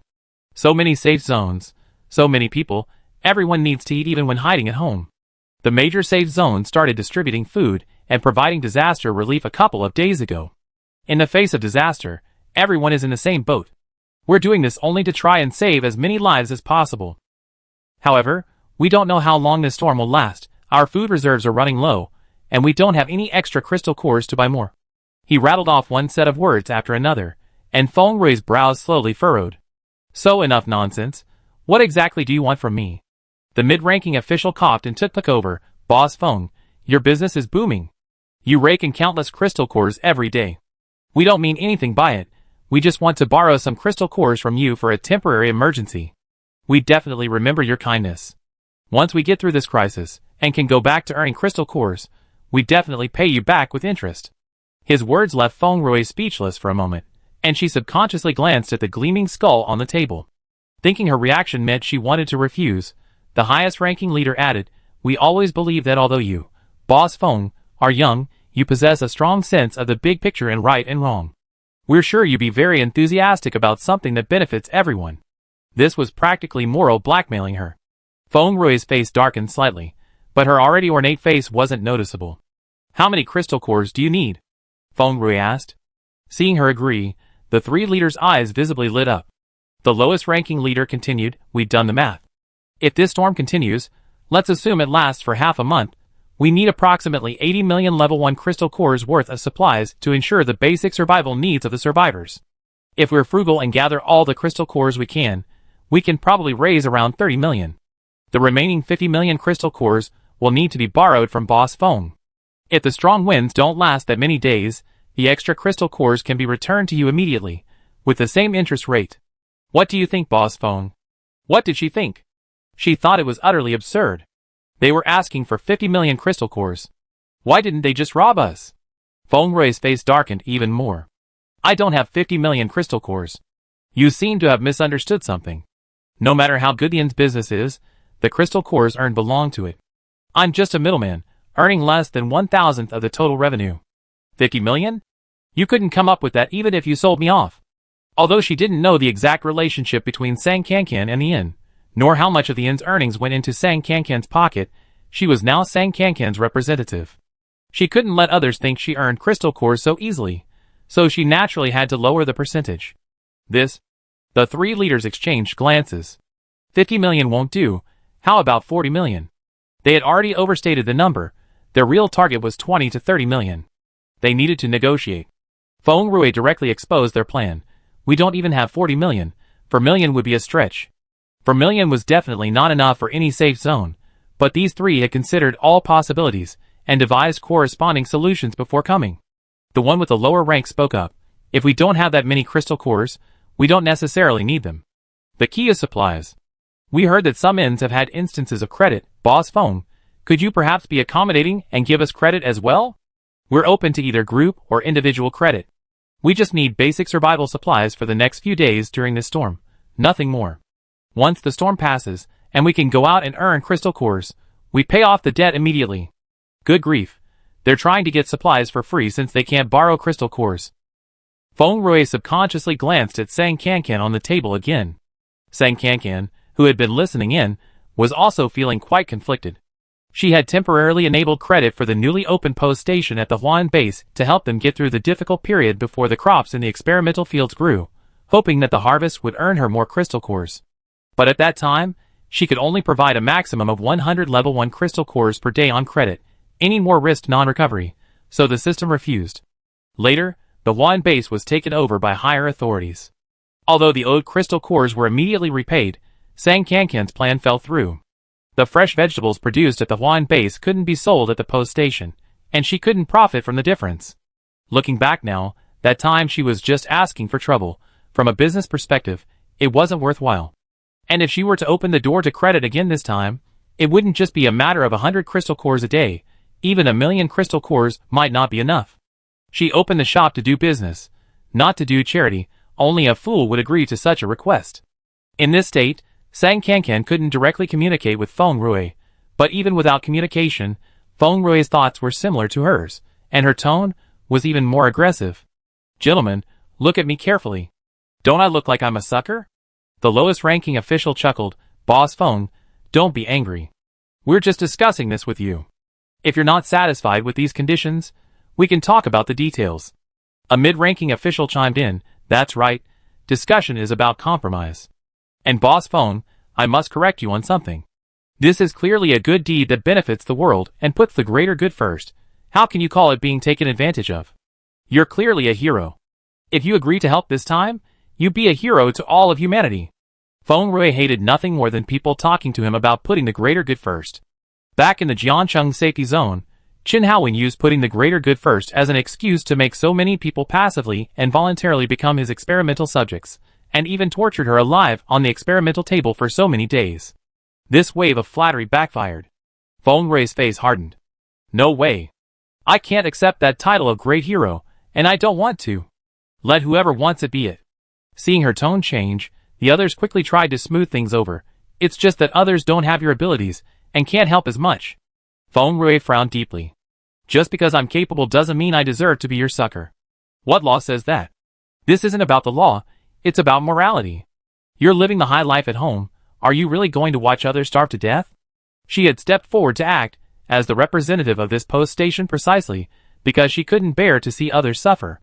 She hoped to maximize benefits for humanity without harming Sang Kankan's interests.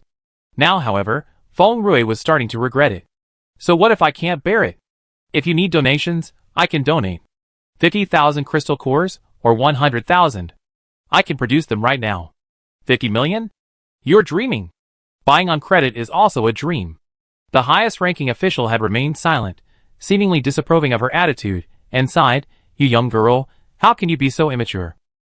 "I'm immature? How mature are you?" Feng Rui slammed her hand on the table, glaring at him fiercely. "How much have you donated?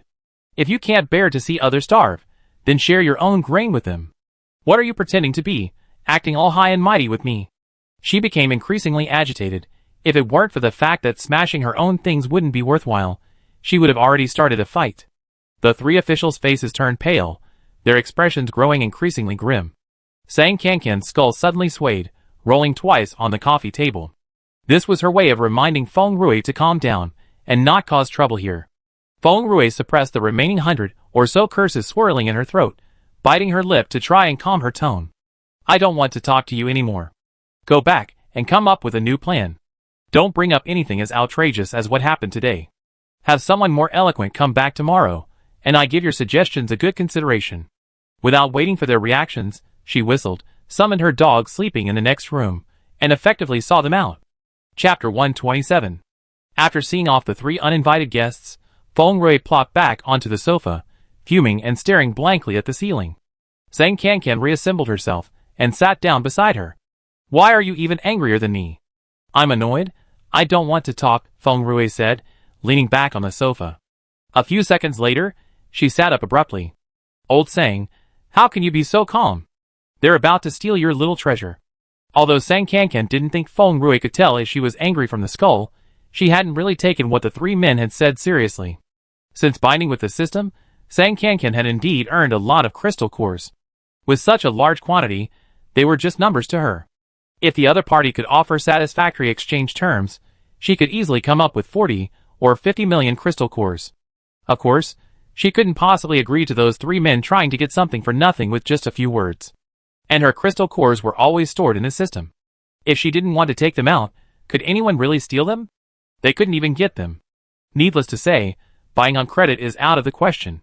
Even if she wanted to, the system wouldn't allow her to do something so wasteful. What's mine can't be taken away by others. There's no point in being angry. It's not about taking it or not, the key is that they already got their hands on it, and we're bound to have a lot of trouble later. Feng Rui stomped her foot in frustration. "I knew I shouldn't have stepped in. I knew getting involved with humans wouldn't end well." "Regretful?" Sang Kankan glanced at her sideways.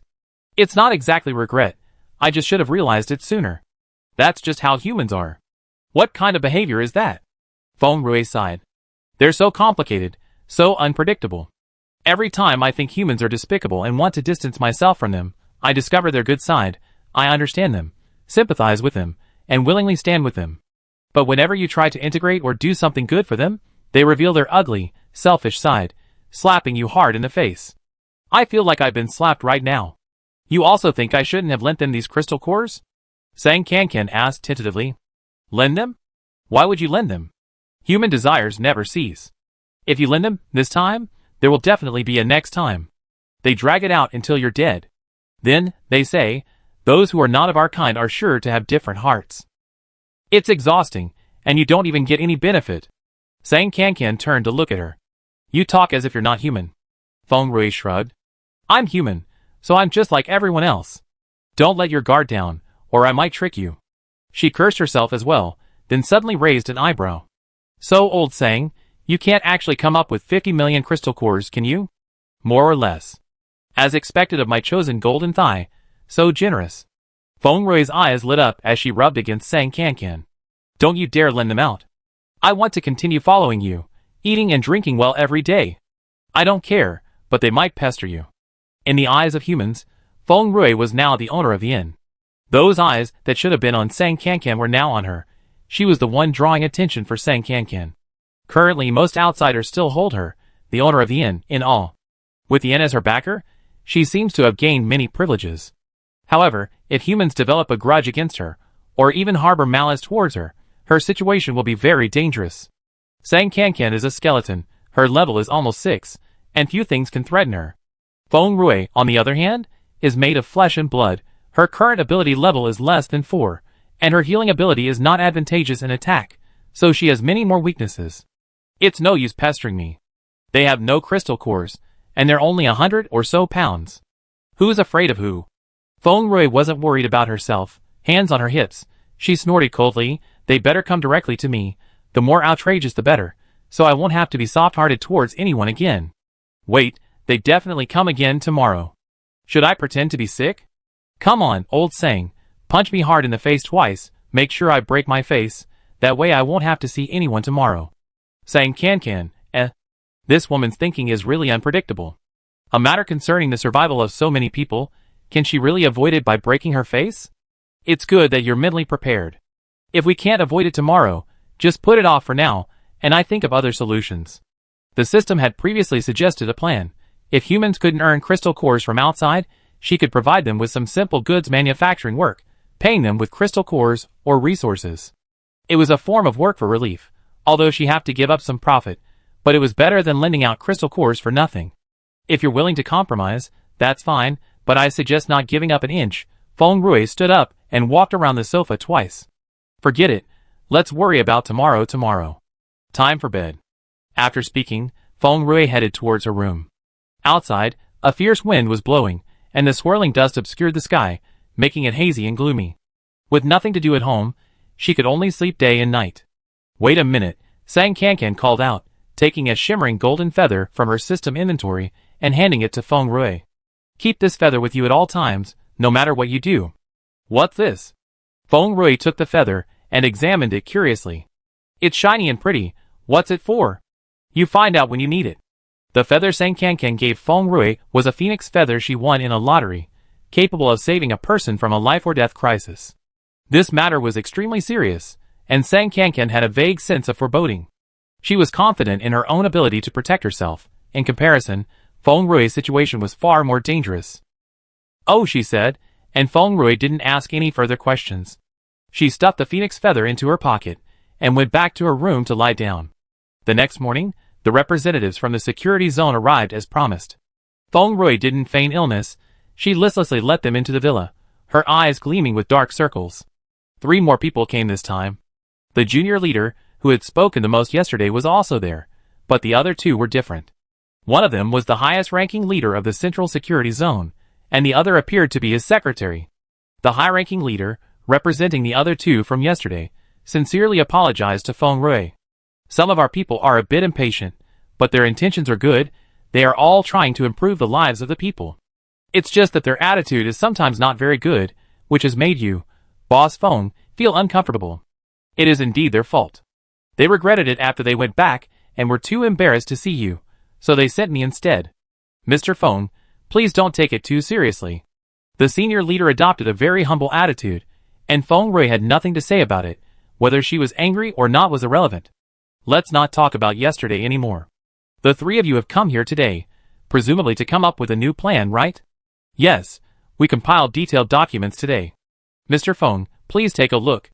The secretary following the senior leader quickly handed Feng Rui a stack of documents. This time, they brought 2 more detailed plans, the core content of which remained the same. One was to borrow crystal cores, and the other was to buy on credit. The plan to borrow crystal cores reduced the loan amount to 30 million crystal cores and provided specific details on interest rates and repayment, with repayment to be made in installments within 1 year. The plan to buy on credit calculated the total amount of goods each station needed to buy on credit for each day, with the credit period tentatively set at 10 days. The total value of goods needed to buy on credit from all stations each day was approximately 3 million crystal cores, and the total credit amount was also around 3 million. It also promised to repay the principal and interest in installments within 1 year. The junior leader, who had visited yesterday, explained, Boss Feng's concern that we might try to get something for nothing is understandable. To allay your concerns, whichever contract you choose, the person in charge of each safe zone will sign and stamp it. If you fail to repay on time, Boss Feng can go to any safe zone to collect the debt. As long as we still have goods in our warehouse, we will definitely repay you as promised, without fail. Feng Rui carefully reviewed the 2 proposals. The terms of the proposals were clearly listed, and the total interest rate for the loan was as high as 30%. In peacetime, this would be considered usury. With the official signatures and seals of more than a dozen major safe zones as guarantees, countless wealthy people would definitely be willing to lend money, and even compete to borrow it. The problem is, this is the apocalypse. Accidents happen every day, the kind that could destroy humanity. Written agreements easily lose their binding force in the face of such unforeseen events. What's the point of signing and stamping documents if everyone dies, and the entire safe zone is wiped out? Feng Rui flipped to the last page of a stack of documents, closed it, and remained silent. The senior leader noticed her hesitation and added, "I understand Miss Feng's concerns. Lending such a large sum of crystal cores carries a significant risk. The whole world is facing a crisis, with frequent disasters. Even if our plan is meticulously considered, we can't guarantee complete success. However, precisely because of these frequent disasters, as fellow human beings, we should help each other even more. What do you think, Ms. Feng? So, no matter how good the other conditions are, they are secondary. The focus still comes back to mutual help, but the premise of this focus is flawed. The true owner of the post station is Sang Kankan. She's not human at all." This time, Feng Rui didn't show the same obvious resistance as yesterday. She hesitated for a long time, holding the two proposals, before slowly saying, "The amount you're asking for is too large. I can't decide right now. How about this, you wait 3 more days. If this strong wind doesn't stop after 3 days, I give you an answer." 3 days. That's a bit long. All 3 leaders looked troubled. The lowest ranking one explained, "Boss Feng, to be honest, several of our safe zones are about to run out of food. Let alone 3 more days, even 2 days is dangerous. The people are protesting because they can't get enough to eat. We can't hold on any longer. Look how long this consideration time is. Could it be shorter? Then 2 days, come back the day after tomorrow. 2 days is still." Seeing Feng Rui's impatient expression, the man swallowed his words. The big boss made the decision, then 2 days it's fine. Boss Feng, take these 2 days to carefully consider our plan. If there's anything you're not satisfied with, you can contact us for adjustments at any time. After 2 days, I hope both sides are satisfied. Okay. After seeing the 3 off, Feng Rui tossed the documents they left behind to Sang Kankan. "Take a look. Whether to lend or not depends on your word." Anyway, she had 2 days to consider, so Sang Kankan wasn't in a hurry. She took the documents and the system and carefully analyzed the feasibility of the loan, and thought about whether there were any alternative plans. She was unhurried, but who knew that a new storm would arise in these 2 days? Someone spread the rumor that the safe zone borrowed crystal cores from the innkeeper Feng Rui to help the disaster victims, but Feng Rui was cold-hearted and unwilling to lend them, and even swore at people, which aroused the dissatisfaction of countless survivors and even triggered extreme actions by some radicals. Chapter 128. Over the next 2 days, Sang Kankan discussed various plans with the system, using its computational capabilities to determine which plan would be most advantageous to her. Finally, she decided to agree to lend crystal cores to humanity. However, she didn't intend to reveal her true intentions. She could only lend 20 million level 1 crystal cores, and in 2 installments, 10 million in the first installment, and if the storm hadn't subsided by 5 days later, the second 10 million would be lent out. She directly targeted the Central Security Zone as the recipient of the crystal cores, without requiring signatures or seals from other Security Zone leaders. Having too many partners would make it easier for them to shift blame if problems arose, leaving her with no reliable partners. Since the crystal cores were being lent to the Central Security Zone, she would only hold them accountable if the contract wasn't properly executed. How the crystal cores were distributed afterward, and which security zone used more or less, was none of her concern. The repayment method was also modified from the installment repayment mentioned in the original plan, changing it to a combination of land compensation and labor compensation. As a basic condition for borrowing the crystal core, Sang Kankan planned to use Feng Rui to demand a piece of land from the Central Security Zone, totaling 1,000 mu, approximately 67 hectares. This would require a written agreement from the Central Security Zone, officially declaring the land her private property, which she could dispose of as she pleased, and prohibiting any other person or entity from forcibly seizing it. The location of the land could be determined by the Central Security Zone. It wouldn't encroach on any of the Security Zone's land. Even abandoned wasteland would be fine. Sang Kankan trusted the system's transformative capabilities. Even a wasteland could be transformed into fertile soil. The use of labor as payment in lieu of payment was another condition of the loan agreement, ensuring sufficient manpower for land reclamation after acquisition. While the system possessed the technology land reclamation always involved a great deal of tedious labor, which Sang Kankan's 2 people and 3 animals certainly couldn't handle alone. Once the storm subsided and the land was secured, the Central Safe Zone would provide her with 10,000 laborers to work for her free of charge for a month, primarily engaged in land reclamation and farming. Since the land was already secured, it was best to get it all at once. Sang Kankan also compiled a detailed list of crop seeds and edible animal offspring such as pigs, horses, cattle, and sheep. If the Central Safe Zone could find all the seeds and offspring on the list, she could pay an additional $5 million when borrowing the crystal cores, which wouldn't need to be repaid separately. The system could only produce inanimate goods. Humanity was gradually promoting new planting techniques, and on this basis, animal husbandry in several safe zones was also redeveloping. Various fruits, vegetables, and fresh produce were beginning to circulate in human markets, yet her post station remained empty, which was somewhat unreasonable. Sang Kankan also hoped to use this opportunity of borrowing crystal cores to acquire her own land, cultivate crops, and make up for her shortcomings. There was plenty of abandoned land after the apocalypse. 1,000 acres wasn't a large amount, and giving it away wouldn't be a big deal. This condition was already very lenient, and she believed the other party wouldn't refuse. The night before explaining her decision to humanity, Sang Kankan reviewed the draft loan agreement again, confirming there were no oversights.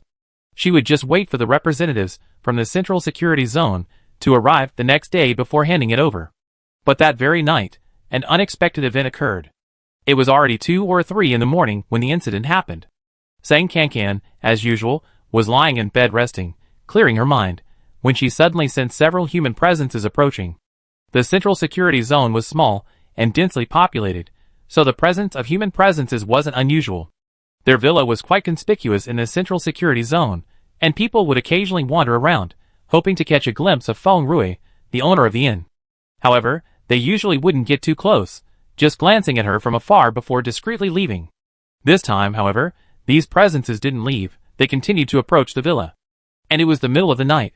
It was abnormal for them to be wandering around outside at this hour.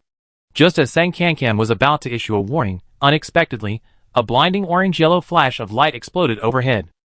Someone threw a bomb in, and their villa exploded.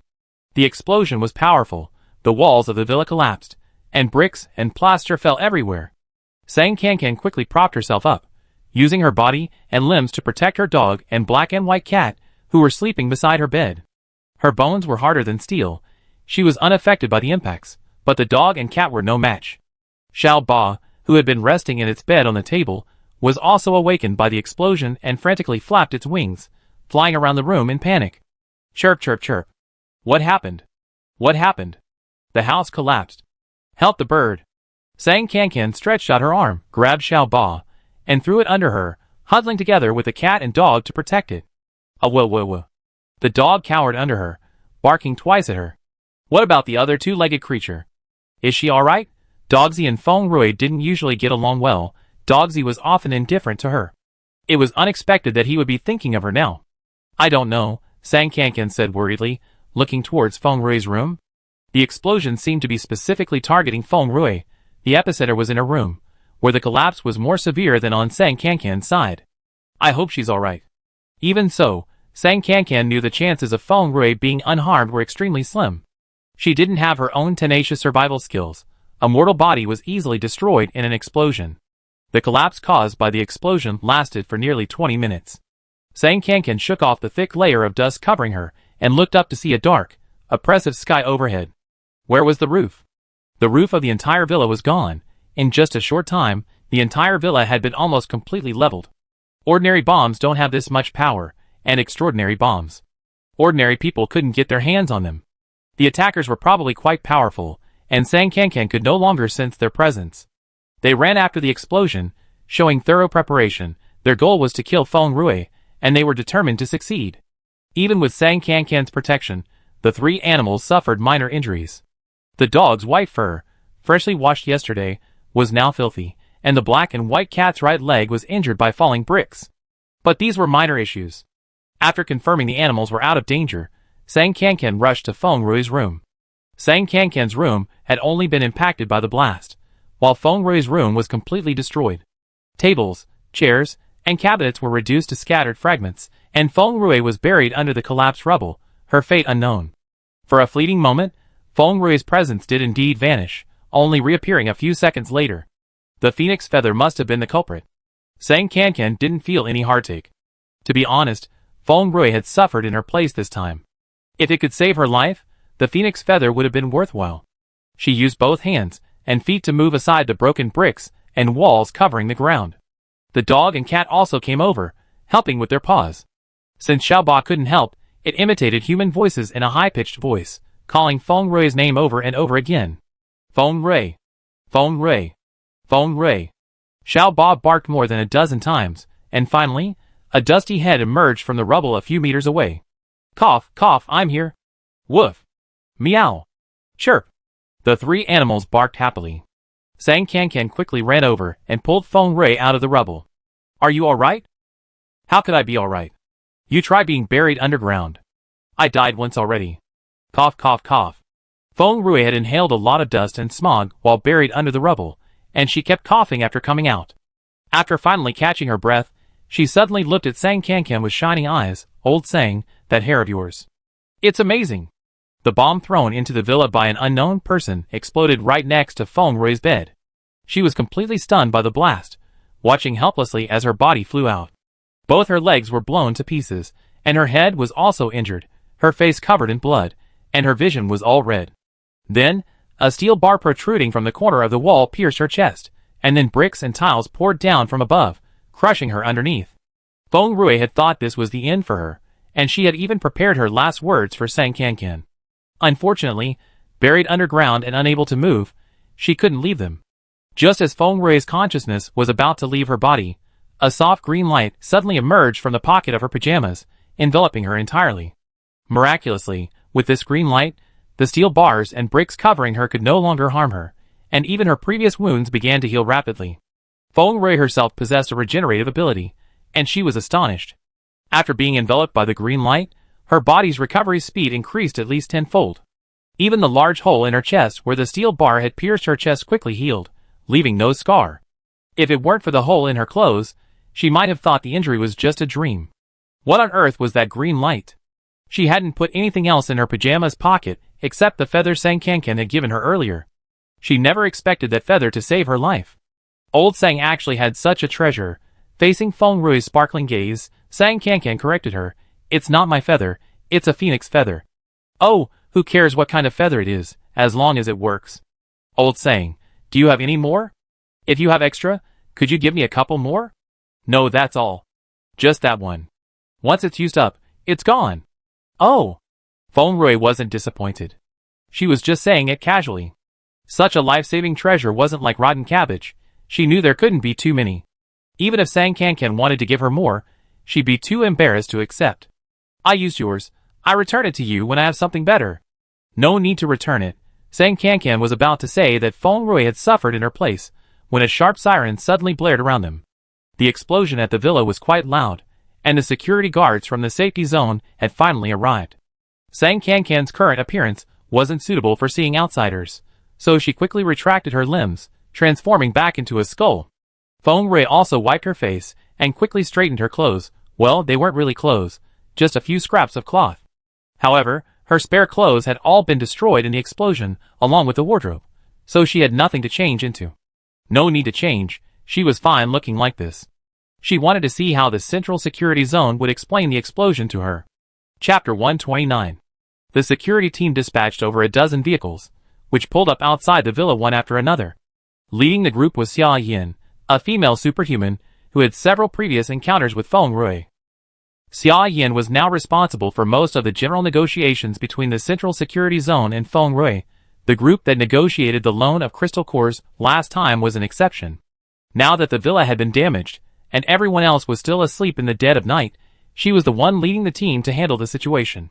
Xia Yin got out of the car and saw that the entire villa had been almost completely razed to the ground, a jumble of broken bricks and walls. A chill ran through her. Find someone quickly, at all costs, to rescue Boss Feng safely. Boss Feng absolutely couldn't be hurt. Xia Yin mentally prepared herself as she walked towards the ruins of the villa. Boss Feng could even skillfully control something as amazing as the inn. She must have many other special abilities. This kind of explosion couldn't possibly threaten her. The deal to borrow the crystal cores was supposed to be finalized today, But at such a crucial moment, who were these bastards who orchestrated this explosion? Xia Yin was both angry and anxious, gritting her teeth in resentment.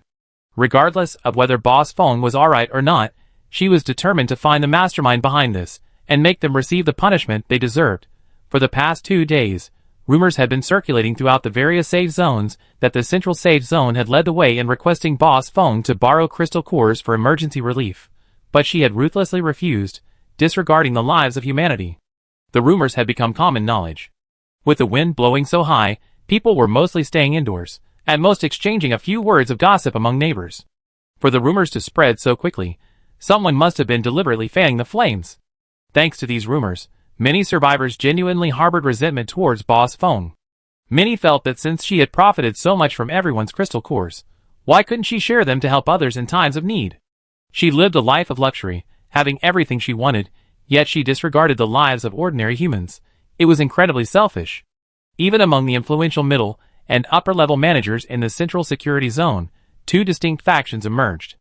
One faction supported Boss Feng, believing the crystal cores were rightfully hers, and it was only natural she would lend them out of kindness. Even if she refused, others had no grounds for objection, otherwise, it would be shameless moral blackmail. The other faction held much stronger opinions about Boss Feng, considering her refusal to lend cold-blooded. They believed that in the post-apocalyptic world, everyone should help each other, and those who took care of themselves were not good people. As the windy weather continued, this faction gradually gained the upper hand. A small group among them held particularly radical views. In their view, the relay station was a product of advanced technology from an extraterrestrial civilization, deployed to save humanity. It should have been a treasure belonging to all humankind, but by a twist of fate, it had fallen into the hands of Boss Feng through some means. Boss Feng had already plundered vast amounts of resources that rightfully belonged to all of humanity through the relay station, and then arrogantly demanded special privileges in the central safe zone. Now, all they were doing was asking for a small favor, and she refused to help humanity in its time of need. Her heart was truly wicked. Rather than letting such a person continue to control the relay station, it would be better to remove her completely. Perhaps then, the relay station would choose a new, kind-hearted owner who would benefit humanity. Xia Yin utterly despised the ulterior motives of the latter group. No matter how noble their motives, at their core, they were simply envious of the various benefits Boss Feng received through the post station and hoped to take his place. But there are millions of people in the world. Even if it weren't Boss Feng, such a good opportunity might not fall into their laps. They were simply jealous of others' success. Yet, this group had gained quite a few supporters, all speaking with righteous indignation, their faces infuriating Xia Yin. And now, they actually caused this mess. Xia Yin had dealt with Feng Rui many times, and had a fairly good impression of her, naturally siding with her. In the early hours of the morning, Xia Yin was already asleep when she suddenly received a report that an explosion had occurred at Boss Feng's villa. She rushed over with her team and, seeing the wreckage everywhere, felt a terrible premonition. Boss Feng absolutely couldn't be hurt. Otherwise, forget about borrowing crystal cores, even the post station's future operation would be uncertain. I'm here. The guards got out of their vehicle, and were about to move aside the rubble to search for people when Feng Rui, clutching a skull, stepped forward. Although her clothes were tattered, her breathing was steady, and she had few injuries. Even the 3 animals she lived with were unharmed. Feng Rui's expression was calm, as if the explosion had happened in someone else's house, and had nothing to do with her. This calmness, however, made Xia Yin increasingly uneasy. She forced a stiff smile. Ms. Feng? Are you alright? I just got the news that there was an explosion here. I was so worried. I'm so glad you're alright. Which eye of yours saw that I'm alright? Feng Rui glanced at her sideways, saying sarcastically, I already died once, but luckily the inn sheltered me, and I crawled back out of hell. Her words were chilling, and Xia Yin didn't know how to respond. She could only apologize with a forced smile. This incident was indeed due to our inadequate protection. We will compensate you for all your losses. It's still early, and cleaning up the scene at the villa will probably take some time. Why don't I take you to find another place to stay so you can rest a bit longer? We can talk about everything else after dawn. Although Feng Rui had specifically emphasized when she moved into the villa that she didn't need their protection, and that the people from the safe zone should stay away from her house unless necessary, now that such a serious incident as the explosion had occurred, the safe zone couldn't shirk its responsibility. Compensate me for all my losses? How? Give me back your life? Feng Rui scoffed disdainfully. You were just asking me for crystal cores a couple of days ago. Can you even afford to compensate me? Aren't you afraid of biting off more than you can chew? Feng Rui's tone was particularly sarcastic when she was in a bad mood, and she wasn't exaggerating. If Seng Kankan hadn't given her that phoenix feather, she would indeed be dead. Xia Yin was pretty used to her way of speaking, but this time she felt quite uneasy. It seemed Boss Feng was truly furious. Her anger was understandable. Even a saint would lose their temper after their home was bombed. Those who threw the bombs were utterly inhuman. I'm truly sorry, Boss Feng. You're right, crystal cores and supplies are indeed in short supply in the safe zone recently.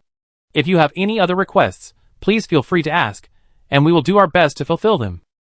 Feng Rui continued sarcastically, no, I wouldn't dare make any more demands, otherwise next time it might not just be a bomb thrown at my house.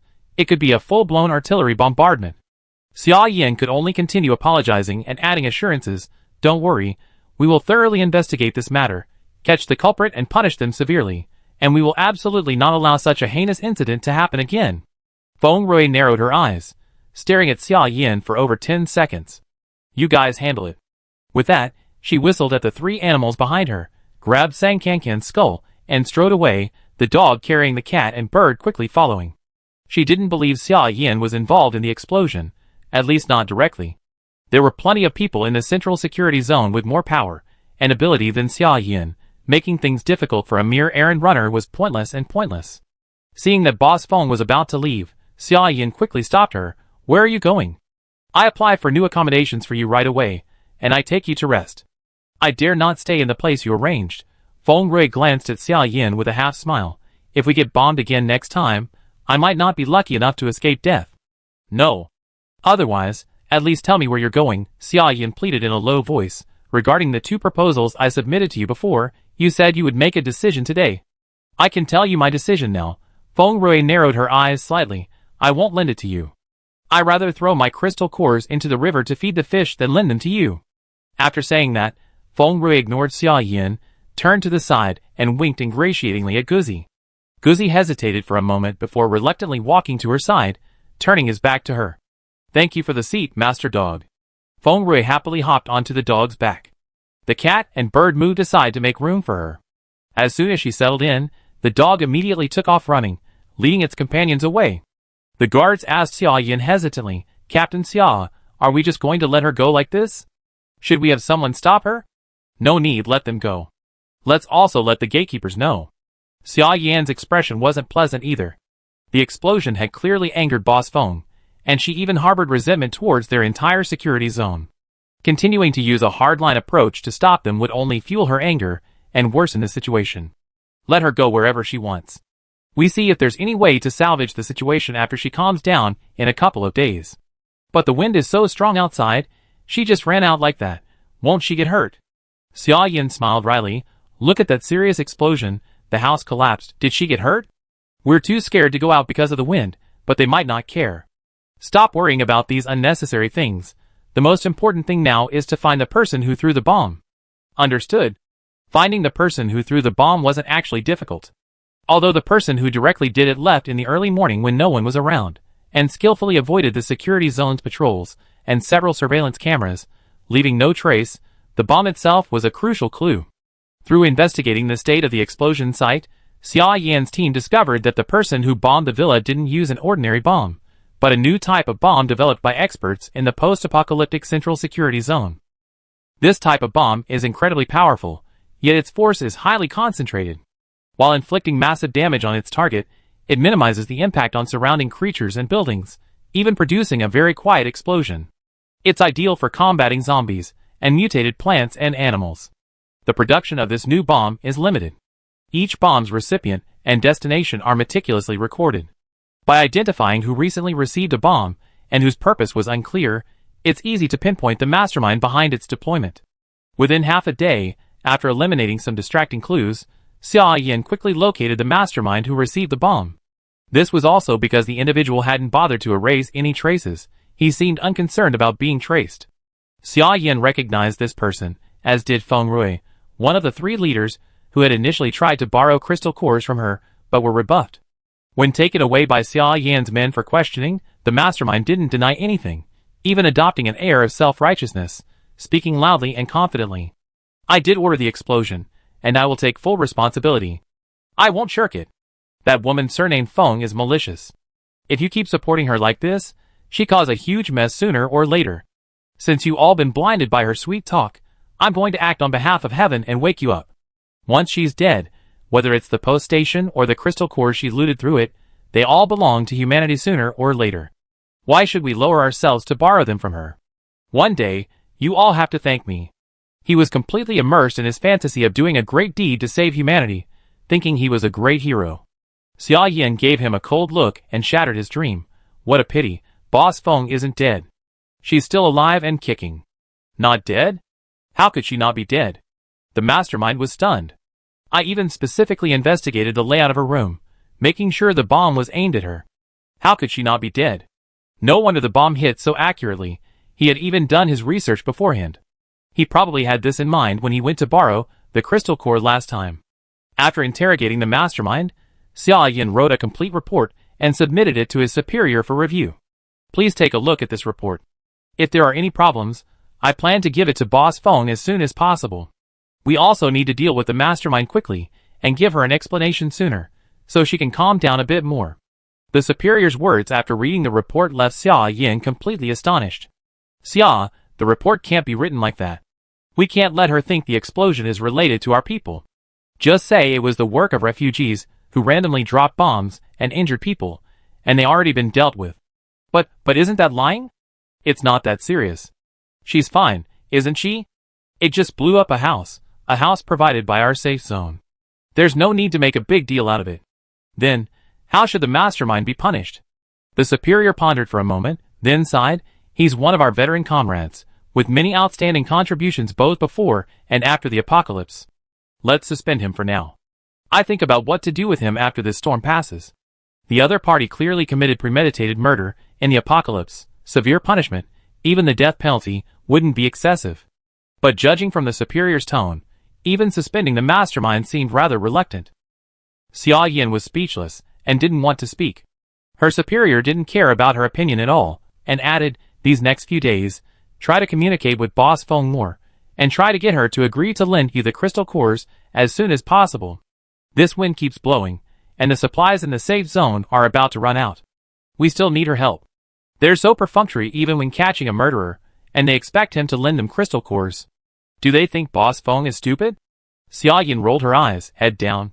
She couldn't stand this lousy job anymore. Let whoever wants to do it do it. Chapter 130. While the central safe zone was investigating the murderer, Feng Rui was carried away from the safe zone by Guzi. They ran against the wind for several kilometers until they found a house that looked passable, not too dilapidated, and rested there temporarily. By then, the sky was just beginning to brighten. The entire world was desolate and ruined. Not a single other living person could be seen. Thanks to the relentless clearing by humans, the zombies and mutated animals around the safe zone had vanished. Even the mutated plants that had once spread everywhere were now reduced to a few insignificant weeds, swaying in the ceaseless wind. Although the phoenix feather had saved her life, the explosion had severely weakened Feng Rui. Coupled with the fact that Guzi hadn't been paying much attention while carrying her, the constant jostling made her dizzy. As soon as she landed, she collapsed to the ground, unwilling to move. The three animals also laid down on the ground and fell fast asleep. Despite being physically exhausted, Feng Rui's mind was remarkably clear. She gazed at the faintly white sky outside the window and sighed heavily. Making sure there were no human surveillance cameras around, Sang Kankan retracted her limbs and sat down beside her. Before she could say anything, Feng Rui sighed again. Why are you sighing? Sang Kankan asked. I'm just annoyed. Although her wounds had been completely healed by the phoenix feathers, the feeling of her chest being pierced by steel bars still seemed to linger in her body. Lying flat felt uncomfortable, so Feng Rui rolled over and lay on her side. What on earth did we do that was so unforgivable? We're two perfectly fine young people. Why can't the human safe zone accommodate us? I thought we could finally have some peace and quiet, but then this happened. Don't lump me in with you, Sang Kankan said calmly. You're a fine young man, I'm a zombie. Judging from your tone, you're quite proud of your current state. Feng Rui half sat up, about to ask something, but then changed her mind and lay back down. Never mind, I won't ask how you became like this. It's a good thing they don't know you're the real owner of the inn, otherwise it might not be as simple as a bomb. They can kill a human like me. If they knew the inn was controlled by a zombie like you, they'd be in complete chaos. Sang Kankan remained silent. She actually deeply sympathized with this. She never dared to gamble on the tolerance of the human community towards outsiders. So even after seeing her old friend Lin Yu and discovering she already had other companions, Sang Kankan completely gave up the idea of recognizing her. Feng Rui rolled over again, turning to look at her. Old Sang, what are your plans? How about we just close the inn for a few days? Why close it? Our house was bombed. Aren't you angry? We have to punish those people. Feng Rui clicked her tongue. If it were me, I wouldn't just close it, I quit. Everyone's going to die together. Who's afraid of who? Sang Kankan was indeed angry, mainly because the explosion had caused Feng Rui so much suffering. If it weren't for her protection, the 3 animals probably wouldn't have survived. But she hadn't really considered using the inn to punish humans. Mainly because she'd been brainwashed by the system so much, she always felt that the better the inn's business, the better for her. How could she turn away customers who came to her door? However, Feng Rui's words made sense. She did need to do something to show the post station's strong dissatisfaction with the explosion. Then let's close the post station today and reopen tomorrow. Just one day. One day is enough. A few people made a mistake. There's no need for everyone to pay the price. Feng Rui gave Sang Kankan a thumbs up. You're kinder than me. It wasn't really a matter of kindness. Actually, forcing all the post stations to close for a day was already a very severe punishment for humanity. After several days of fierce winds, the food reserves in each safe zone were almost completely depleted. Every day, they had to find ways to obtain crystal cores to exchange for food at the post station, barely enough to meet the daily needs of the safe zone. Now that the post stations were closed, even if they obtained crystal cores, they couldn't exchange them for food, essentially leaving most of the people in the safe zone to starve for a day. Punishment can certainly induce reflection, but on the other hand, if the punishment is excessive, it can easily escalate the conflict between humans and the post stations. Take the central safe zone as an example. Several powerful official teams of superhumans joined forces, braved the fierce winds, and hunted down a group of ferocious mutated animals. Returning to the safe zone with wounds and a bag of crystal cores, they were about to enter the inn to exchange for food when they found they couldn't get in. A line of bold red text appeared on the customer notice outside the inn. Notice: due to the owner's injury, all inns are closed. This closure is completely different from the previous half-day or few-hour operations. The inn's closure means that the bulletin board, message board, and even the garbage collection window outside are all unusable. Everyone who learned of the situation was shocked, realizing that the closure of the post station had far-reaching consequences. Communication lines were severely damaged during the storm, and the only way for the various safe zones to communicate was through the post station. With the post station closed, all communication was cut off. What was even more worrying was that the post station had never closed before, and the closure notice didn't specify a reopening date. If it remained closed, what would happen? A person might survive a day or two without food, but without food, they would surely die. The harvest from the fields was still far off, and even if they did harvest, it wouldn't be enough to feed so many people. Some impatient individuals couldn't resist rushing to break down the door, but thankfully their companions stopped them. Don't be impulsive. You can't break down the post station, you'd be blacklisted. They then gave up. News of the post station's closure quickly reached the higher-ups in the central safe zone, finally forcing them to take the attack on Feng Rui more seriously. Xia Yin, holding a flawed investigation report, was about to reluctantly go to see Feng Rui when she heard the news and rushed back to her office, throwing the report back at her superior. Director, the inn is closed down. They're definitely standing up for Boss Feng. This report won't satisfy her. It might even make her angrier. You need to think this through. Her superior, who had also received the news and was already annoyed, muttered under her breath that Feng wasn't even seriously injured, yet she's acting so arrogant. Women just love to make a scene.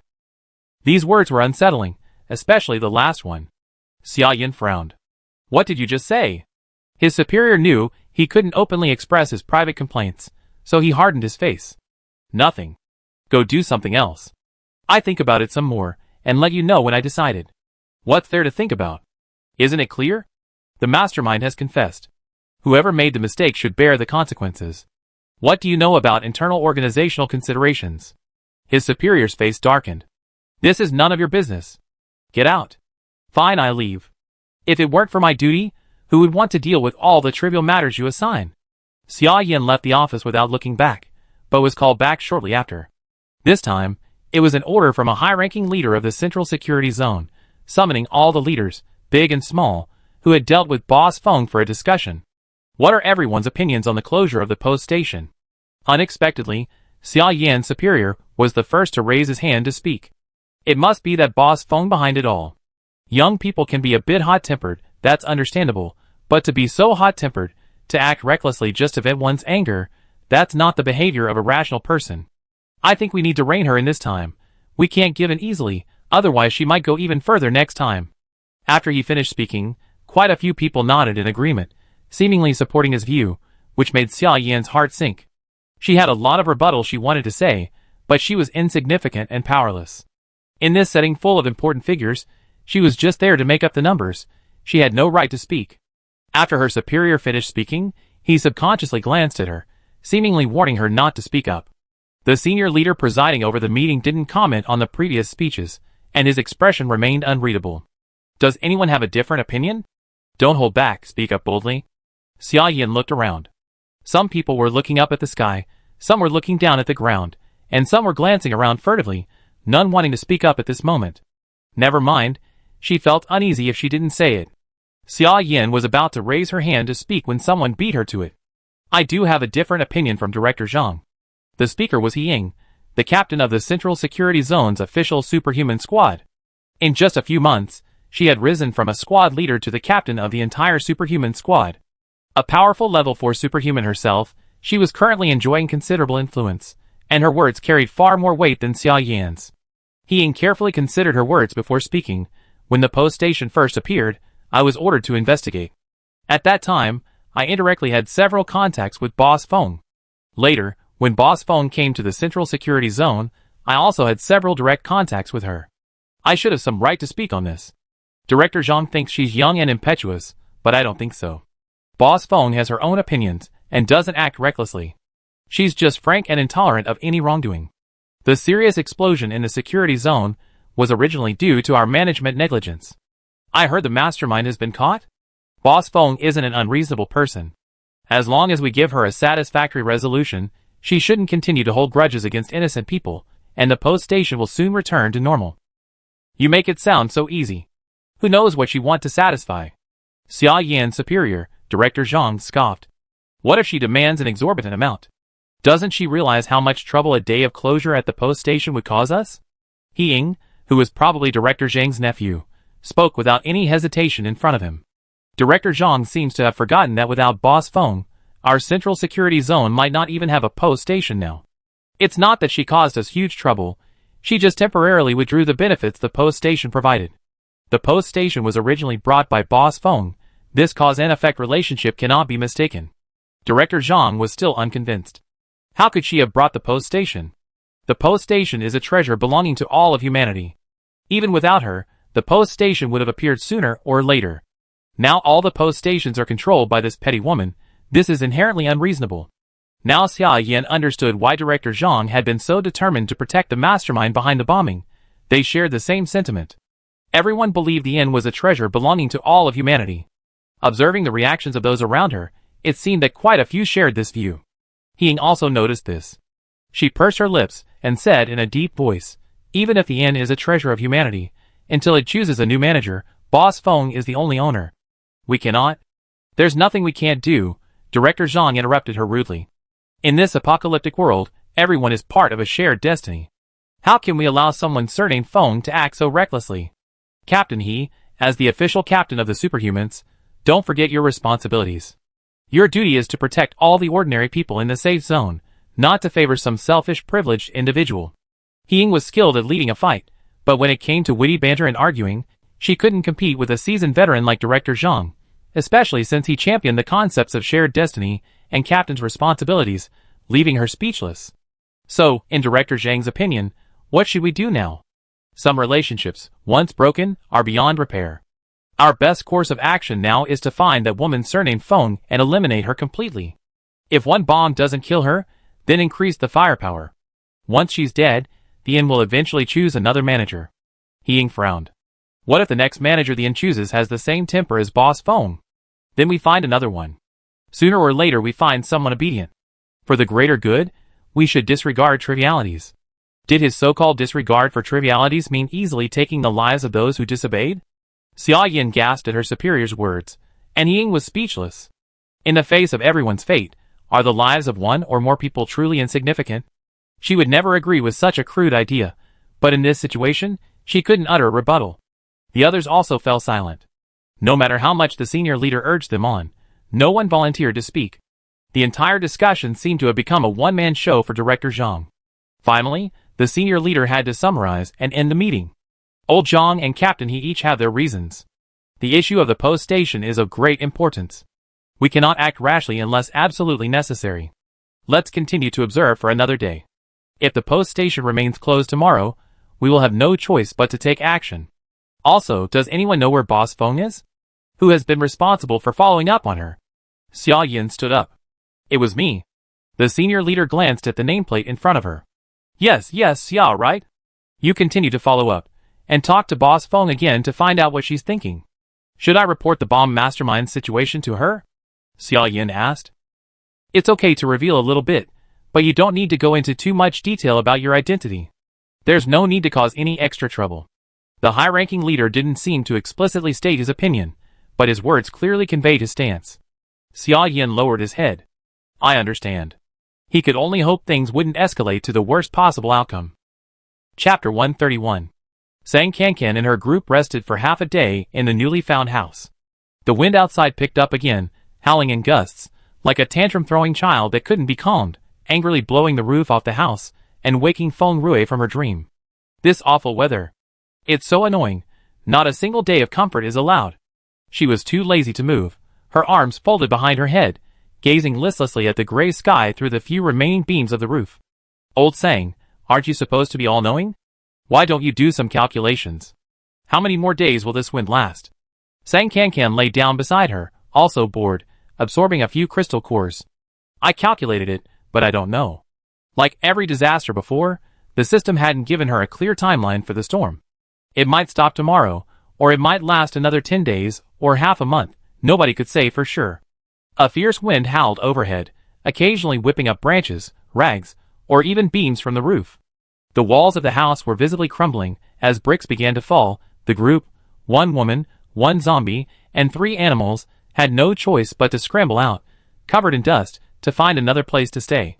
After the apocalypse, apart from the newly built houses within the safe zone, the empty houses elsewhere lacked management and maintenance. Already dilapidated from the previous disasters, they were further ravaged by this gale, leaving almost nothing intact. Sang Kankan and her group braved the wind for quite some time, but couldn't find suitable lodging, and were utterly exhausted. Xiao Ba and the black and white cat were too light, and nearly blown away by the wind several times. Luckily, Sang Kankan reacted quickly and caught them in time. Feng Rui, also light, was blown around so much by the wind that she was almost blown away herself. Later, she found a net on the road and tied herself, along with the cat and bird, to the dog's back, which made her a little safer. The dog was big and sturdy, and Sang Kankan's bones were also heavy, so they couldn't be blown away. After wandering around for half a day, they finally found an underground passage, whose entrance wasn't completely blocked by debris in the evening, and quickly hid inside. This underground passage seemed to have been used as a refuge for a while after the apocalypse. A few tattered clothes and several sets of bedding were scattered messily in the corner. Soaked in water and chewed by some small animals, they were all dirty and disheveled. The blankets had even turned into hard, black lumps that creaked when stepped on. I can't walk anymore. I really can't walk anymore. Feng Rui kicked aside the clutter in the corner and lay down without a care for her image. It had been a truly exhausting day. Not only her, but the 3 animals were also completely worn out. Even the usually talkative Xiao Ba was too weak to bark, and the dog was panting heavily on the ground. Feng Rui, finding the ground too dirty and uncomfortable, slowly moved onto it and lay down. Normally, it would have howled and chased her away, but now it was too weak to do so. Sang Kankan was relatively better off. Her skeletal body didn't feel tired much. Her exhaustion was mental. After feeding her companions and seeing them all fast asleep, Sang Kankan finally opened the system shop interface in her mind to check the status of the various inns. All the inns closed for a day, and she felt an unprecedented silence. The system stopped constantly reminding her which items were out of stock and needed restocking. The message boards and bulletin boards were silent. Looking at the surveillance footage around the inns, she saw few people out on such a windy day. The video footage was empty, so quiet it was as if no one else existed in the world. Coming here once in a while doesn't seem so bad. Consider it a vacation, Sang Kankan murmured to herself. No one responded, but the system in her mind spoke up. If the host wants to rest, they can periodically choose a fixed date as their rest day. The system's words surprised Sang Kankan. She wondered who had been tempting her with various rewards, practically wanting her to do tasks and run businesses 365 days a year without a break. Are you sure? Aren't you always the one who's most opposed to me neglecting business? Resting for a day will reduce a lot of income. The host misunderstands. The system has no such intention.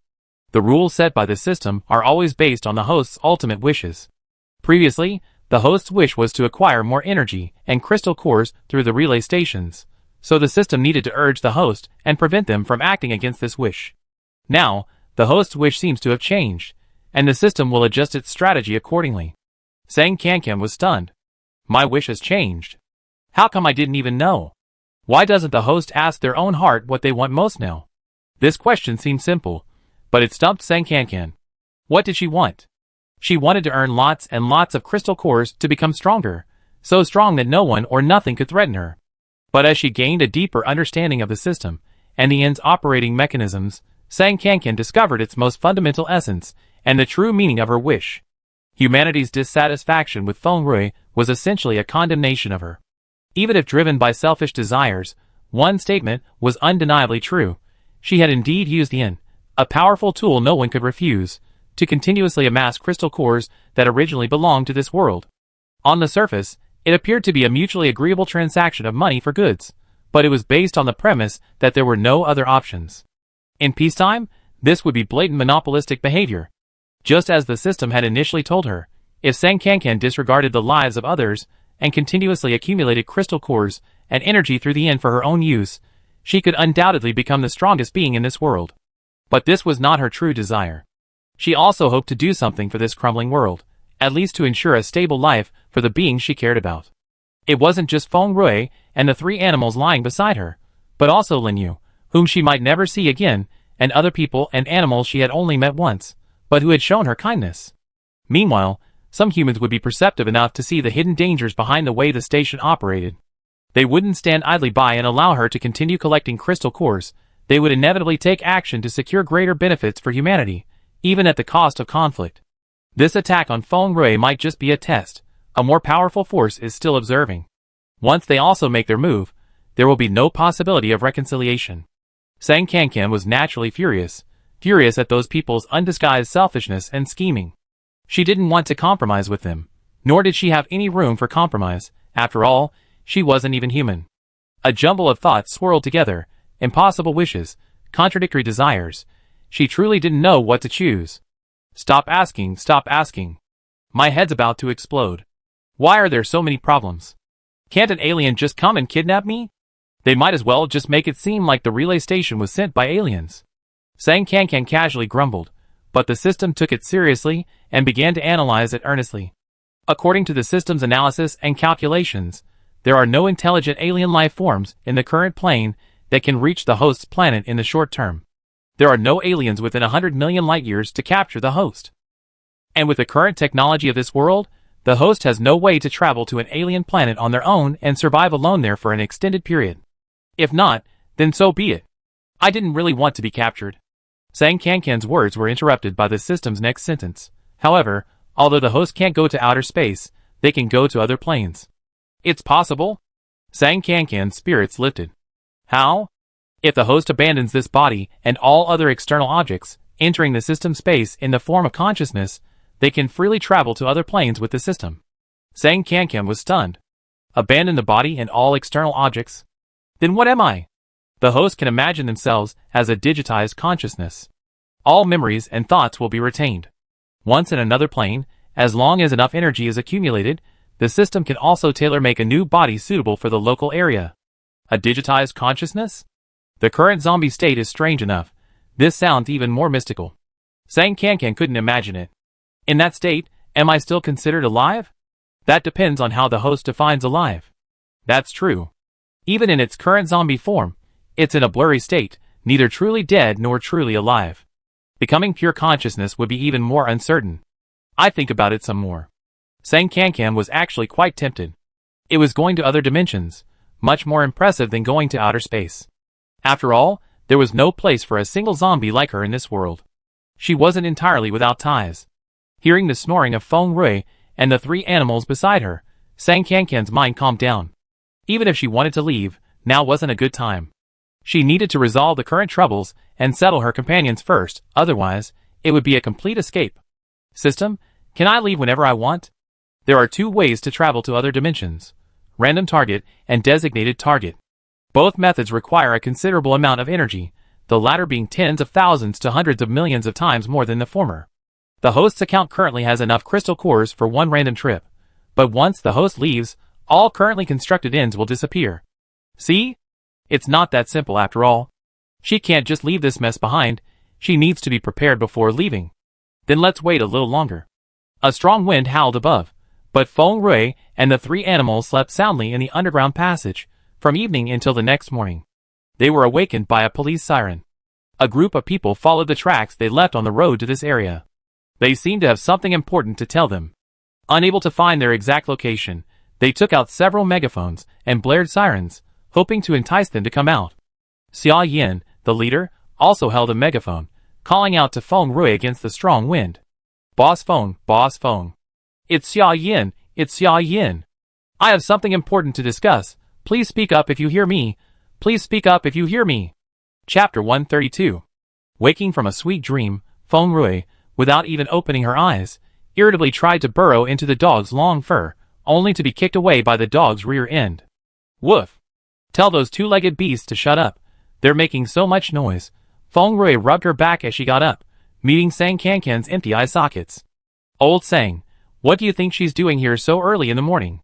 Go out and see. I'm afraid they're up to no good. Feng Rui rubbed her chin. The phoenix feathers are gone. I can't handle another bomb. Sang Kankan didn't think they would go to such lengths to deal with Feng Rui, but if a bomb was dropped once, it might be dropped again. Being careful was always a good idea. Be vigilant, take me with you. With that, Sang Kankan retracted her torso and limbs, leaving only a portable skull. In case of another explosion or other attack, she could use the skeleton to protect Feng Rui's flesh and blood, just like she had protected the cats and dogs before. The three animals were still fast asleep in the corner. Feng Rui, holding the skull, slowly swayed out of the underground passage. To find Feng Rui as quickly as possible, Xia Yin had brought a convoy yesterday afternoon. They stopped wherever she was likely to be, shouting through a megaphone. They shouted in the empty space more than 10 times, and this time, after almost 20 minutes, they finally managed to get Feng Rui to come out. The convoy was still about 100 meters from the exit of the underground passage. Feng Rui didn't get too close, shouting back against the wind. It's so noisy so early in the morning. Get to the point. Boss Feng. We finally got you out here. Xia Yin was overjoyed, and was about to rush over when Feng Rui stopped her. Don't come any closer, just stand there and talk. This? Xia Yin hesitated.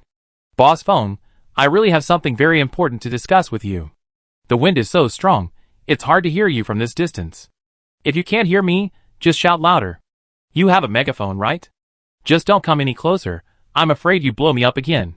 Feng Rui finished speaking and exaggeratedly shook her body, appearing weak, pitiful, and helpless. Xia Yin naturally didn't believe that Boss Feng, a person with such great influence, was afraid of him, but she understood that she was currently very resistant to her side. The higher-ups had instructed her to try her best to repair her relationship with Boss Feng. This relationship, it seemed, wouldn't be so easy to repair. All right, I say it here, Xia Yin said, her voice easily drowned out by the howling wind. She continued, holding the megaphone, regarding yesterday's explosion, we investigated day and night, and finally found the mastermind. I'm here today specifically to report to you. Xia Yin waved the report in her hand, and handed it to her subordinate, instructing her to deliver it to Feng Rui. With the higher-up's approval, the report wasn't as sloppy as her superior, Director Zhang, had predicted. It clearly identified the mastermind and accomplices, detailing their acquisition and deployment of the bomb. The motive was somewhat obscured, glossed over with personal grudge, stating that the mastermind was dissatisfied with Feng Rui's arrogant behavior and wanted to teach her a lesson. The section on punishment was left blank, a gesture of goodwill from the Central Security Zone, allowing Feng Rui to decide for herself what punishment to give the mastermind and accomplices. Seeing someone approaching, Feng Rui again raised her hand to stop them, feigning fear. She pointed to a stone sculpture broken in two between herself and the person opposite her. Don't come any closer. The report is on that stone. I get it myself. After letting the person leave, she walked slowly to the sculpture, picked up the report, and returned to her original spot, carefully examining it. Feng Rui wasn't particularly concerned about who had thrown the bomb at her. Her identity was exposed, and many people wanted to get rid of her for various reasons. This person was just one example of whether they had actually done it or not. What she cared about was the safe zone's reaction. She wanted to know how they would characterize the bombing, and what kind of explanation they would give her. Upon seeing the words personal grudge after the motive, Feng Rui snorted and laughed. It wasn't unexpected. In fact, it deserved it just as I expected. Feng Rui didn't bother reading the rest. She loosened her grip on the report, and instantly, the few pages were swept away by a strong wind and disappeared completely. Oh dear, the wind is too strong. Luckily, I printed a few extra copies. Please take another look at the rest. Xia Yin thought it was an accident, and was about to have her subordinate bring another report, but Feng Rui waved her hand directly. No need. I understand what you mean. Is there anything else? Sure enough, Boss Feng wasn't so easily fooled. Xia Yin sighed inwardly, but on the surface, she still smiled and continued to carry out the tasks assigned to her. You see, the mastermind and accomplices have been caught. What punishment to give them is just a matter of your word. Can you calm down a bit? When can this reopen? Sang Kankan announced the inn's closure around 9 a.m. yesterday, planning to resume operations after 24 hours. It's only a little past 6 a.m. now, and the inn is still not open, which is causing anxiety. Feng Rui couldn't accept Xia Yan's response. What do you mean it's just a matter of my word? Don't you have your own laws? Do I have to teach you how to act according to the law? Handle it as you see fit, so you don't accuse me of abusing my power again. As for the inn, it will open when it's time. Just wait and see. Although old Sang said it would only be closed for one day, seeing the report they produced, Feng Rui couldn't let go of her anger. She gently tapped Sang Kankan on the head twice, trying to negotiate, suggesting that one day was too short and they could stay closed for a few more days. We really can't hold on any longer, Xia Yin said, having been given a task by her superiors. Even if it looked bad, she could only continue to pester Feng Rui. Boss Feng, I truly understand your anger, but please also understand that there are so many innocent people in the safe zone, all waiting for food and supplies to save their lives. If the post station continues to be closed, they might not be able to hold on at any time. It's unfair that so many innocent people suffer because of the mistakes of a few people, isn't it? Playing the victim had no effect on Feng Rui. She herself was already in a terrible situation. Her sympathy for others had backfired, and she had no more compassion left. So what? What does that have to do with me? Feng Rui frowned. You need to understand, without the post station, these hardships are what you're already suffering. If you can't hold on, you only face death, that's your fate. But the post station is there. It's not non-existent. Xia Yin pursed her lips. There's a way to survive, yet you force people to watch themselves die. Don't you think that's too cruel? This was the most sincere sentence Xia Yin had uttered today, and it was the reason she was still willing to come here to discuss things with Feng Rui despite her inner turmoil.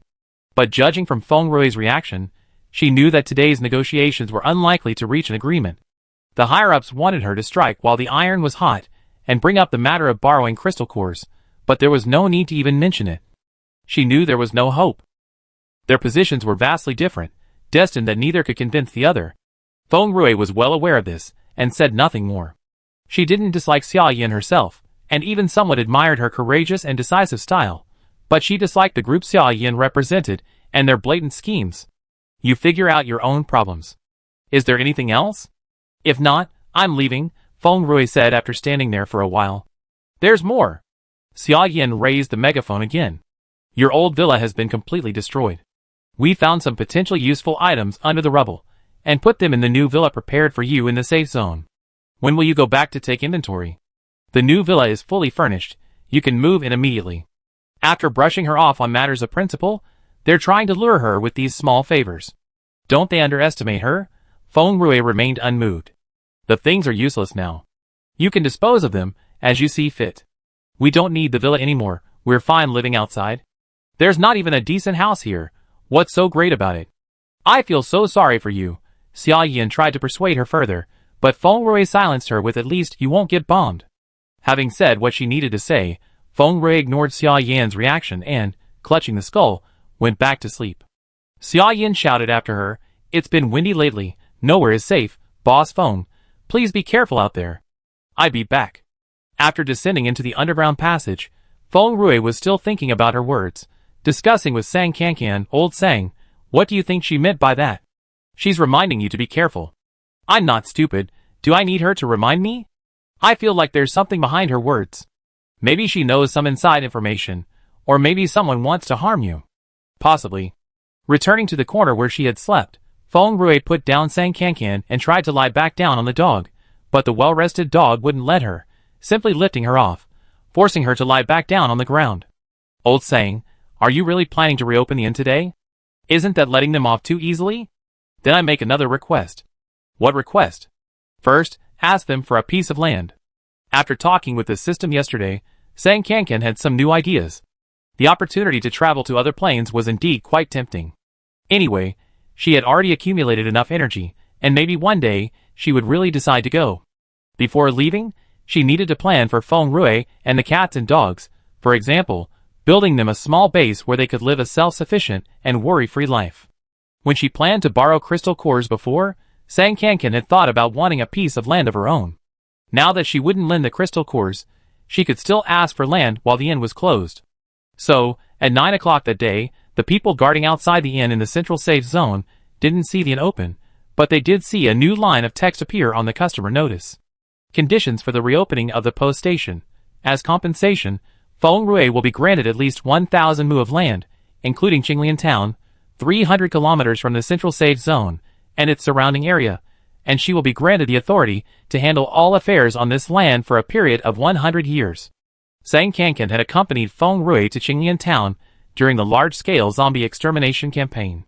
Before the apocalypse, the town had a pleasant environment and several agritourism businesses. After the apocalypse, it was completely overrun by zombies and mutated plants, and now not a single person remains. From the central safe zone's perspective, rebuilding Qinglian Town would be extremely costly, and even if it were built, it would be impossible to maintain, so they abandoned it. However, with the post station, rebuilding shouldn't be too difficult for them. Since they already asked for land, they should at least ask for a decent one. Chapter 133. This was the first time the postal station had proactively stepped forward to negotiate terms with humanity in such a blatant manner. The news immediately drew the attention of the Central Security Zone. Although an abandoned Qinglian town was insignificant these days, and most land outside the security zones across the country was already abandoned, the town's significance would be entirely different once it fell into the hands of that mysterious postal station. It couldn't be handled lightly. The high-ranking officials of the Central Security Zone quickly convened a meeting specifically to discuss these terms. Sang Kankan didn't care about their discussion process or their opinions of her, she only cared about the outcome. In fact, as long as the strong winds continued and the post-apocalyptic living environment didn't significantly improve, humanity had no other choice. Delaying would only make things difficult for themselves. That afternoon, the Central Security Zone made a decision, agreeing to the exchange terms proposed by the postal station. Because the postal station was not operating, neither its bulletin board nor message board functions were available, and they couldn't communicate directly with the station. Therefore, they took a two-step approach. On one hand, the Central Security Zone deployed a team of high-level superhumans, standing outside the post station holding large iron signs with relevant text, so that the post station could promptly see their decisions. Each iron sign weighed over 10 kilograms, paper or cloth wouldn't suffice, as they would be blown away by the wind. On the other hand, the administrators responsible for handling the land transfer, led by Xia Yin, returned to Feng Rui with a consent form personally signed by the top leader and other high-ranking officials.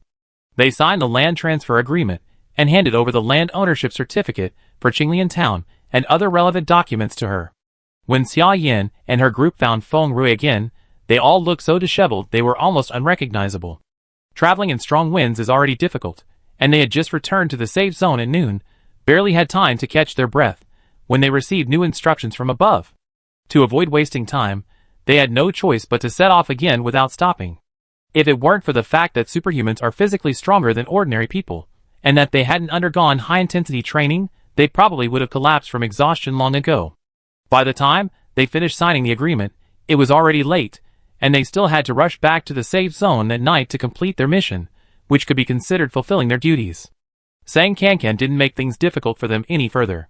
As soon as the agreement was signed, she immediately ended the temporary closure of all the inns and resumed normal operations. Sang Kankan hadn't explained her intentions regarding moving to Qinglian town to Feng Rui.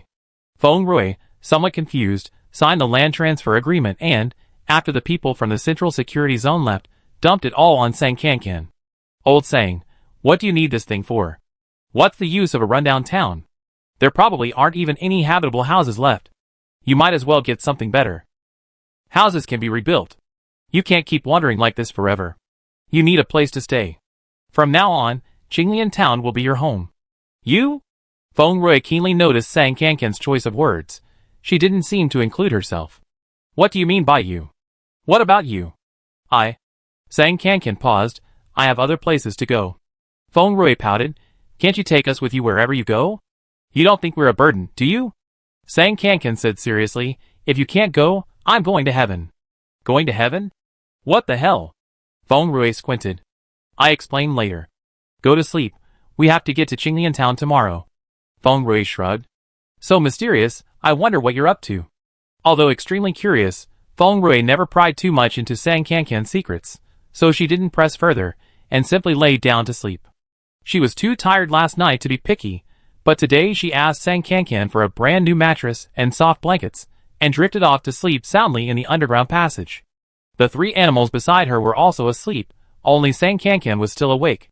She summoned the system again. System, how many crystal cores do I have left in my account after deducting the cost of a random interdimensional travel? The system quickly reported a number, less than Sang Kankan had expected. Is this all we have left? Is it enough to rebuild Qinglian town? The cost of rebuilding a ruined town can vary greatly. Based on the several plans discussed with the host, and considering the area of Qinglian town and the current environment, the remaining crystal cores can only meet the minimum standard. Previously, Sang Kankan had planned to ask for a piece of land as a condition for lending crystal cores to humans. At that time, she had also discussed the issue of wasteland reconstruction with the system. As a shopping mall system, the system itself does not provide reconstruction engineering functions, but it's not without loopholes. Upgrading the post station to a supermarket is not the end, it can be further upgraded to a shopping mall. A shopping mall, in terms of area, operational scale, and the richness of its supporting facilities and services, is far greater than a supermarket. As the owner of the shopping mall, Sang Kankan also has greater freedom in its operation.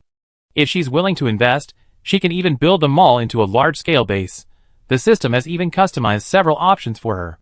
For example, a manor-style mall, a factory-style mall, a lifestyle-oriented mall, or even a military fortress-style mall, or a mall combining multiple functions. Sang Kankan only needs to make a choice, and the system will generate the corresponding renovation plan, adding the necessary facilities during the mall's renovation. Moreover, the entire renovation process is completely automated, just like the previous station upgrade. She doesn't need to lift a finger. Sang Kankan's only task is to select the address and plan, and then pay the corresponding crystal cores for the renovation. The project of upgrading a supermarket to a mall is so large that the number of crystal cores consumed is naturally not small. Even the lifestyle-oriented mall, which consumes the least, requires over 5 million crystal cores to upgrade. This is why, even though she has already met the upgrade requirements, unlocking 15 supermarkets, Sang Kankan hasn't chosen to upgrade her mall. She herself had no need for the mall. Even if she advanced, it would only consume her own crystal cores to benefit others, so there was no need for her to be a sucker. Currently, Sang Kankan still had one new inn slot left unused. Her original plan was to establish the new inn on the newly acquired land if she could reach a deal with humans to exchange crystal cores for land, creating a fully functional mall for her own people. Unfortunately, the deal to exchange crystal cores fell through, and Sang Kankan had a new plan. Although she had already secured the land, she was running out of crystal cores for renovations. After deducting the cost of interdimensional travel, her account balance could barely support a basic, life-oriented mall. It wasn't enough for other functions. More importantly, once Sang Kankan leaves this plane, all the inns she opened, whether upgraded to supermarkets or shopping malls, will disappear. Simply upgrading the inns won't be enough to leave the rebuilt Qinglian town to Feng Rui and the others. They need to find another way. System, Is there a way to ensure the rebuilt Qinglian town isn't affected by my departure? All buildings automatically constructed by the system are built using the host as a medium. They cannot continue to exist after the host leaves this plane. No other way. To ensure the buildings continue to exist, the system's automatic construction function cannot be used. The only option is for the life forms in this plane to build them themselves using materials. Build them themselves? The manpower and technology are a bit of a problem. With one person, one zombie, and 3 animals, they don't have any professional construction talent. Their technology and manpower are insufficient. Rebuilding it themselves would take forever. System, can you provide technical support? The system cannot provide technical support beyond the current technological level of this plane. The system always seemed to beat around the bush, meaning it could only provide technical support that didn't exceed the current technological level, which was sufficient. Let's work on a basic plan first. As for manpower, we figure that out later. She wasn't in a rush to leave. She could use the crystal cores to hire some people to set up the less critical facilities, and then find trustworthy people to handle the crucial parts. The next day, they got up very early. After exiting the emergency exit, the wind outside was unusually calmer than in previous days. Sang Kankan took out a car, and she and her friends headed straight for Qinglian Town. Qinglian Town was somewhat remote, and a long stretch of road was impassable by vehicle, so the dog carried all the humans and non-humans as they hurried there. The dog was becoming increasingly clever. It wagged its tail and begged Sang Kankan for 3 cans of meat as an after-meal treat before finally letting Feng Rui ride on its back. It could barely carry other 2-legged creatures in emergencies, but it didn't want to suffer such hardship once things calmed down. Sang Kankan thought to herself that she should remind the dog before leaving, otherwise, after she left, Feng Rui would be the only human the dog could rely on, and it probably wouldn't be able to adapt for a while. Upon entering Qinglian Town, all that could be seen was ruins. Over a month ago, during a full-scale zombie extermination effort, a level 4 zombie was discovered here. The Central Safe Zone dispatched several teams of high-level ability users to deal with it, using guns and bombs. Most of the buildings were destroyed in the battle, and those that weren't destroyed were further ravaged by the recent winds. Feng Rui stared blankly at the desolate town. Old Sang, this godforsaken place? You're going to rebuild it? There were broken bricks and tiles everywhere. It would be incredibly difficult to clean up. Even just finding a flat, open space would make construction much easier. These broken bricks and tiles can be reused. I handle it. Having the system recycle as much as possible would reduce reconstruction costs. Every little bit helps. Sang Kankan took out a topographical map of Qinglian Town and its surrounding area, provided by the Central Security Zone when the transfer agreement was signed yesterday, and showed it to Feng Rui and the 3 animals. Take a look yourselves. Decide how to renovate it. Mainly, select locations for farmland and livestock areas, factory areas, recreational residential areas, and some security facilities. Although the system could provide technical support, Feng Rui and the others still needed to participate, since they would be the ones living here in the future. A livestock area and a factory area? You got quite the ambition. Feng Rui didn't continue her teasing, instead seriously studying the terrain of Qinglian Town. The 3 animals, however, stared intently at Sang Kankan with 6 eyes, their faces displaying an innocent "What are you talking about?" I don't know. Look. While they were intelligent, such complex thinking was a bit too much for them. Fine, you guys go play by yourselves, but don't go too far.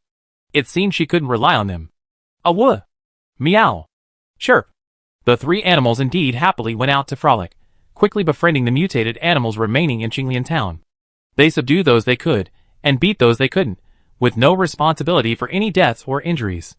With the system's covert assistance, Sang Kankan spent 2 days discussing a specific reconstruction plan for Qinglian Town with Feng Rui. Sang Kankan wanted to build every facility that could be added when a supermarket upgraded to a shopping mall. Even if her technical skills weren't up to par, she wanted at least a basic version. Manpower could be hired, materials could be easily purchased directly from the system, and a shortage of crystal cores was no problem. There was still time. The inn would accumulate more as long as it remained open. When the final plan was completed, the sheer scale of the project astonished Feng Rui. Old Sang, are you building a military fortress? That's outrageous. Sang Kankan didn't offer much explanation. Qinglian Town was the only thing she could leave Feng Rui and the others after she left, and she simply wanted to make it as good as possible. Chapter 134. After the plan was finalized, implementation should have begun immediately, but the continued strong winds made construction impossible. Forget construction, The entire Qinglian town was a wasteland. There wasn't even a single house where they could find shelter from the wind. Sang Kankan had no choice but to use the remaining slot for the new inn, building another inn in Qinglian town and temporarily opening it to Feng Rui and the 3 animals for a few days. Normally, every customer, human or animal, had to leave within 30 minutes of entering the inn. Only with Sang Kankan's permission could they stay longer. Upon discovering the newly appeared, strange blue building, some of the mutated animals hiding in Qinglian town gradually gathered around, glancing at it warily and curiously.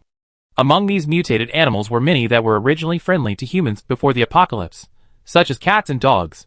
However, due to the recent mass killing of mutated animals by humans to obtain crystal cores, their attitudes towards humans have changed drastically, and they are all very wary of people. At this time, 3 animals acted as a bridge of communication between the two sides, especially the large dog. Its mere presence commanded the respect of the mutated animals. Those who resisted were easily subdued by its domineering presence. During the storms, the animals were quite obedient, instinctively learning to dig burrows at the foot of the mountain. When the wind picked up, they would hide in the burrows for shelter, and when the wind stopped, they would come out to forage for food. Their lives were clearly miserable.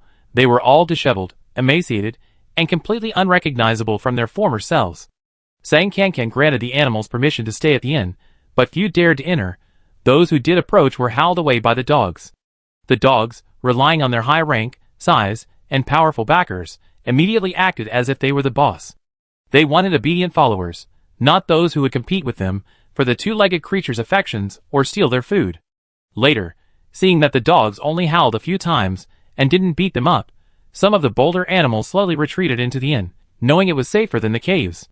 However, no animal dared to approach Sang Kankan and her companions, keeping their distance. Hidden in the inn, they could do nothing but wait for the wind to subside. However, the wind seemed determined not to stop anytime soon. After only a brief respite of less than a day, several more days of fierce winds returned, and the situation was getting increasingly dire. On the 4th day after Sang Kankan and her group arrived in Qinglian town, they were met with the strongest winds of their time. Even though Qinglian town is located inland, surrounded by numerous mountains of varying heights, the wind speed that day reached nearly level 12 or even 13. The howling wind showed no mercy, seemingly intent on utterly destroying this already ravaged world. The howling wind roared for almost the entire day without a moment's respite, and Sang Kankan and the others, sheltering in the inn, were trembling with fear. The inn's walls were transparent, allowing a clear view of the outside world. The gale-force winds darkened the sky, and countless grains of sand, and all sorts of debris, large and small, swirled in the gray air.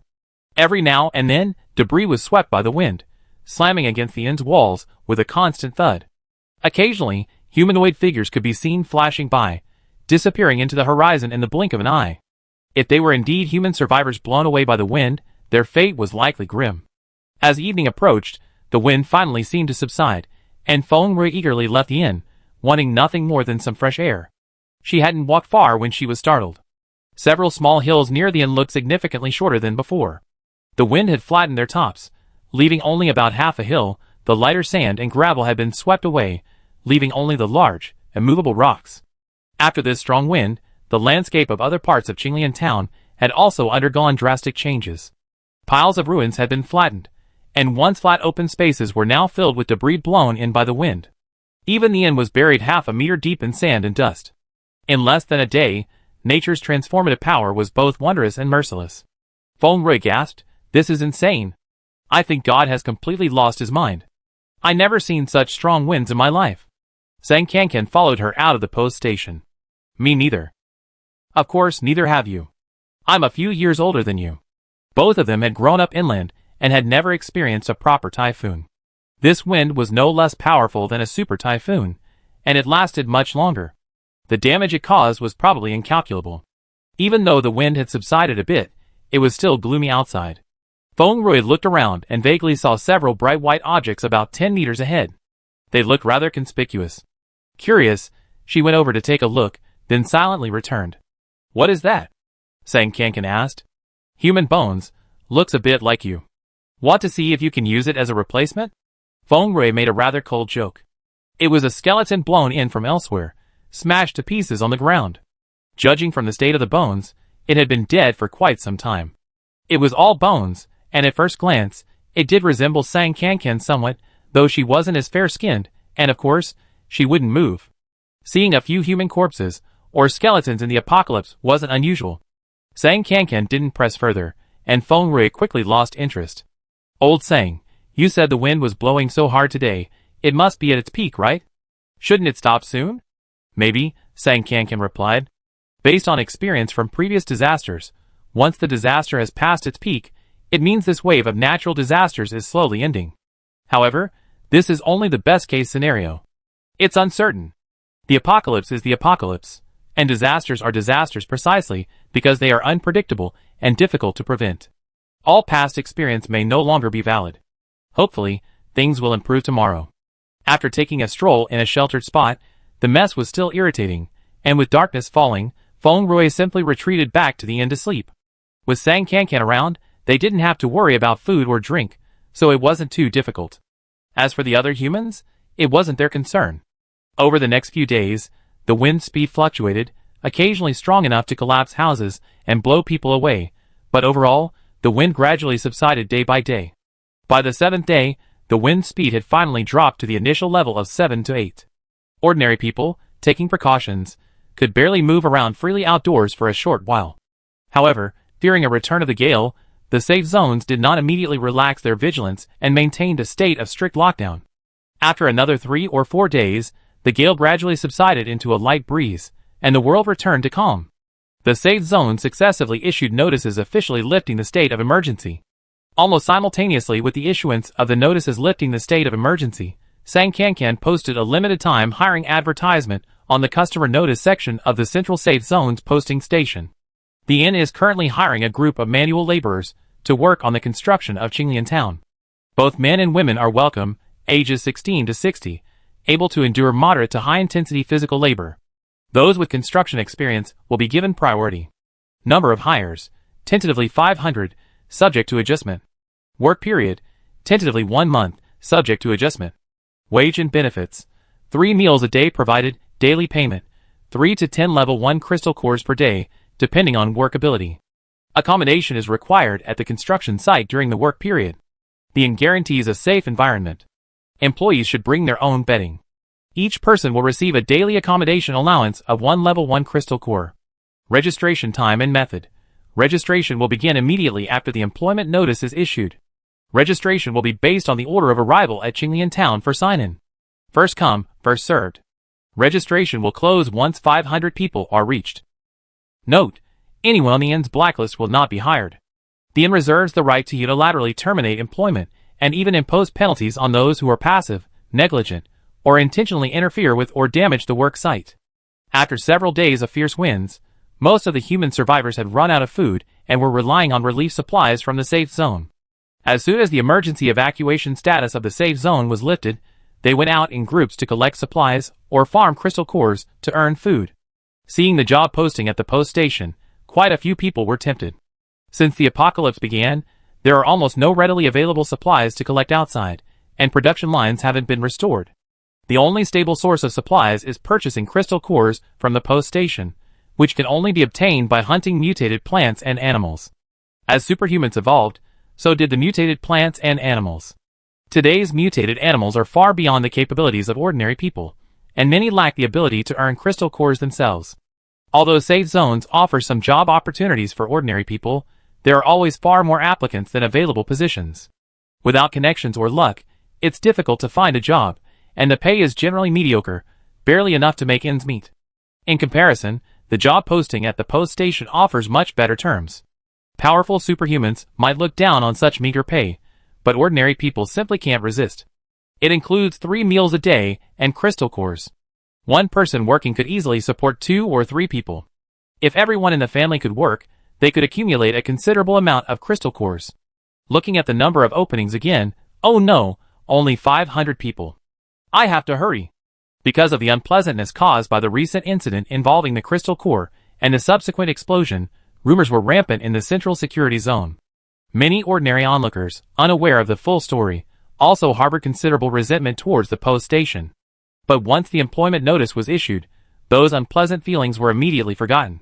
As expected, the post station leaders are truly capable, they do care about them. Although travel is difficult in the post-apocalyptic world, people can always overcome difficulties if the temptation is strong enough. Less than half a day after the employment notice was issued, the 500 openings were quickly filled. Feng Rui was sent by Sang Kankan to guide the construction workers. Those behind her, seeing there were no openings, bowed and begged her, but she coldly refused them all. She had to be cold. Too many people were pleading with her, and agreeing to any of them would be unfair to the others. Don't worry if you haven't gotten a turn yet. There will be more labor needs later, and opportunities will come. Continuing to pester them might get you blacklisted by the station, so think it over.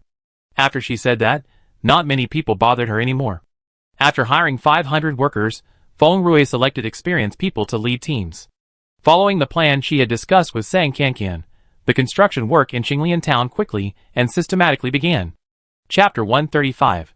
While construction in Qinglian town was proceeding at full speed, in the safe zone, humans were speculating about the post station project. Many had witnessed Feng Rui building post stations before. She didn't need to lift a finger. After choosing a location, she would simply walk around, and the post station would rise from the ground in the blink of an eye. This almost fantastical ability was clearly beyond human capabilities. Initially, humans held great awe for both the post station and Feng Rui. However, as Feng Rui interacted more with humans, they discovered she wasn't particularly extraordinary. This all became less pure, gradually mixed with suspicion, jealousy, and other complex emotions. Of course, these emotions were primarily directed at Feng Rui as a human, not at the post station itself. The post station clearly possesses the ability to construct post stations out of thin air. This time, when it took Qinglian town from humans and specifically requested to hand it over to Feng Rui, it didn't use its extraordinary abilities to directly build houses. Instead, it mobilized a large number of workers to construct it brick by brick. What exactly is it trying to do? Could it be that some reason has weakened the mysterious power behind the post station? Many people speculate this way. Even some with ulterior motives, believing this, are trying to take advantage of the post station's weakened power to steal something. Some try to take things without contributing crystal cores, others, armed with drills and daggers, sneak into the post station at night when it's less crowded, attempting to drill or saw open cabinets to steal items. The result was predictable. They were all given the forced expulsion plus permanent blacklist package by the post station without hesitation. After the first few to stand up were severely punished, the rest quieted down. It seems the post station's capabilities haven't weakened, at least not to the point of being incapable of oversight. So why did it allow Feng Rui to hire people to build Qinglian town? Those who already harbored suspicions about the post station and Feng Rui naturally launched into lengthy conspiracy theories. To understand the post station's purpose, and also to stay informed about new developments in Qinglian town, the Central Security Zone deliberately planted numerous agents among the first batch of hired workers to gather intelligence. The proportion of informants was considerable. At least 3 out of 10 workers were sent by the security zone. Feng Rui, responsible for arranging and supervising these workers, naturally became aware of this situation. While everyone's life is difficult after the apocalypse, there are significant differences between different kinds of hardship. Having superpowers or not, having received official training or not, being part of an organization or not, having a legitimate job or not, all these factors can have a significant impact on an individual's survival, and this impact will be largely reflected in their physical and mental well-being. The people sent out by the safe zone stand out among the workers. Although they are generally wary and try to conceal their differences, their discipline and ability to respond to emergencies are difficult to hide. Careful observation will inevitably reveal them. After noticing this, Feng Rui kept quiet. After discussing it privately with Sang Kankan, they not only refrained from firing these people but even selected the most capable ones to serve as team leaders, managing the other workers on her behalf. Since the Central Security Zone had kindly sent their carefully cultivated talent, why wouldn't they make good use of it? Paying one person's salary to do the work of several would save on expenses. Anyway, Sang Kankan had already upgraded the Qinglian Town Post Station to a shopping mall. Although the corresponding facilities weren't yet built, the mall's coverage already encompassed the entire Qinglian town. This meant the entire town was now under the system's surveillance. If these people tried anything underhanded, the post station would detect it instantly. Sang Kankan wasn't worried about them stealing any confidential information about Qinglian town's development. The construction work done by outsiders was very basic. She and Feng Rui would personally oversee the later functional and security facilities under the system's guidance. With 500 workers, including dozens, if not hundreds, of highly specialized informants, the work efficiency was quite good. The first phase of the project, originally planned to take a month, was successfully completed in just over 20 days. The first phase only established the basic framework of the buildings. Next, they needed to carry out rough and fine finishing work according to the functions of each building, and equip them with the corresponding facilities. Therefore, Sangkankan issued a second hiring notice at the Central Security Zone's post station, again for 500 people, to join the first batch of 500 to begin the second phase of the project. Autumn was fast approaching. Normally, this would be the season of harvest and decay, but there was no harvest. The experimental fields in the dozen or so large safe zones, safe fortresses, had yielded some crops, but these fields were small and experimental. Any harvest was a success, far from a bountiful one. As for decay, in the post-apocalyptic world, at least 99.9% of the plants that could survive in the wild were mutated. Their growth cycles no longer changed with the seasons. They remained lush and green year-round. The more abundant the vegetation, the more frightening it became. Poets often associated autumn with melancholy, and indeed, people's mood shifted with the arrival of late autumn. The second phase of the project proceeded smoothly. When Sangkankan had free time, she would transform into a skull and have Feng Rui take her for a walk around the construction site in Qinglian town, or she would turn on the system's monitoring to see and hear what people were talking about, thus passing the time. Among the construction workers, there weren't many with superpowers, or those who were wealthy and powerful, excluding informants. Many had previously worked in agriculture or factories, and their primary topic of conversation was their future livelihoods. This job in Qinglian town was a good one, arguably the best they had since the apocalypse. While it was tiring, they were guaranteed 3 meals a day, their safety was assured, and they could accumulate crystal cores. Luckily, they arrived early and secured a spot. But even the best jobs eventually come to an end. Qinglian town wasn't large, and with hundreds, even thousands, working together, the second phase of the project would likely be completed in another 10 days or so. Where would they go to make a living then? Farming is impossible now. Everyone needs high-tech farming. We old peasants can barely read, so there's no way we can make a living. Factories can't operate either. We can't even find factory work. We want to go out and fight monsters for crystal cores, but we can't beat those mutated plants and animals that breathe fire and thunder. We want to find a decent job in the safe zone, but without connections, even if there are jobs, we won't get them. Where in this world is there any way for people like us to survive? It would have been better to just be bitten to death by a zombie. During the lunch break, a group of workers huddled together chatting. The more they talked, the more desperate they became, and even their steamed buns lost their flavor. How about starting today? We work a little slower. As long as we don't finish the work, we can keep doing this job. A quick-thinking young man thought he had a great idea, but before he could finish, an elder slapped him across the face. Stop with your crooked thoughts. Do you think the innkeeper is so easily fooled? If you don't want to work here, get back home now, and don't hold us back. Our family has always been honest people. We eat and take from here every day. We can't betray our conscience like this. Although the young man's crooked thoughts were dispelled by his elder's scolding, others on the Qinglian town construction site were indeed doing the same thing. Work that could normally be completed in a day was instead dragged out to about a day and a half. They weren't slacking off though. In fact, they were doing the work more meticulously than before. For example, painting the walls. What used to be 2 coats followed by a check, now required 3 coats. After 3 coats, they would spend extra time thoroughly inspecting each section, smoothing out any uneven areas, perfecting any flawed details, and ensuring nothing was overlooked or wrong before moving on to the next task. The same applies to other tasks. In this situation, you can't interfere, and you can't ignore it either. You can't blame them for being too meticulous. A little roughness is fine, right? During dinner, Feng Rui casually mentioned this to Sangkankan. Sangkankan was silent for a moment, then finally said, "As long as it's not slacking off, let's just turn a blind eye." That's what I think too. Slow and steady wins the race, so it's understandable. That evening, they ate white rice with canned meat, and 2 stir-fried vegetable dishes. After the post station reopened, the human safety zone seemed to have tacitly accepted that the previous unpleasantness between the 2 sides was a thing of the past, and their attitude towards Feng Rui and her group softened. This softening seemed even more pronounced after construction began in Qinglian town. A few days ago, a batch of vegetables was harvested from the experimental fields in the central safety zone, and some was specially sent to Feng Rui through the post station for her to try. Feng Rui chewed on a mouthful of freshly stir-fried vegetables, unable to stop eating. It seems that because she possesses a restorative ability, constantly expelling things from her body that don't belong to her. The after effects of the human modification she suffered in the Jiancheng safe zone are becoming increasingly mild. After eating normal food, she only experiences a slight stomachache. It's believed that the aftereffects will completely disappear soon. Swallowing the rice in her mouth, Feng Rui suddenly asked, "Old saying, once Jinglian town is built, are you planning to recruit residents? It seems quite large.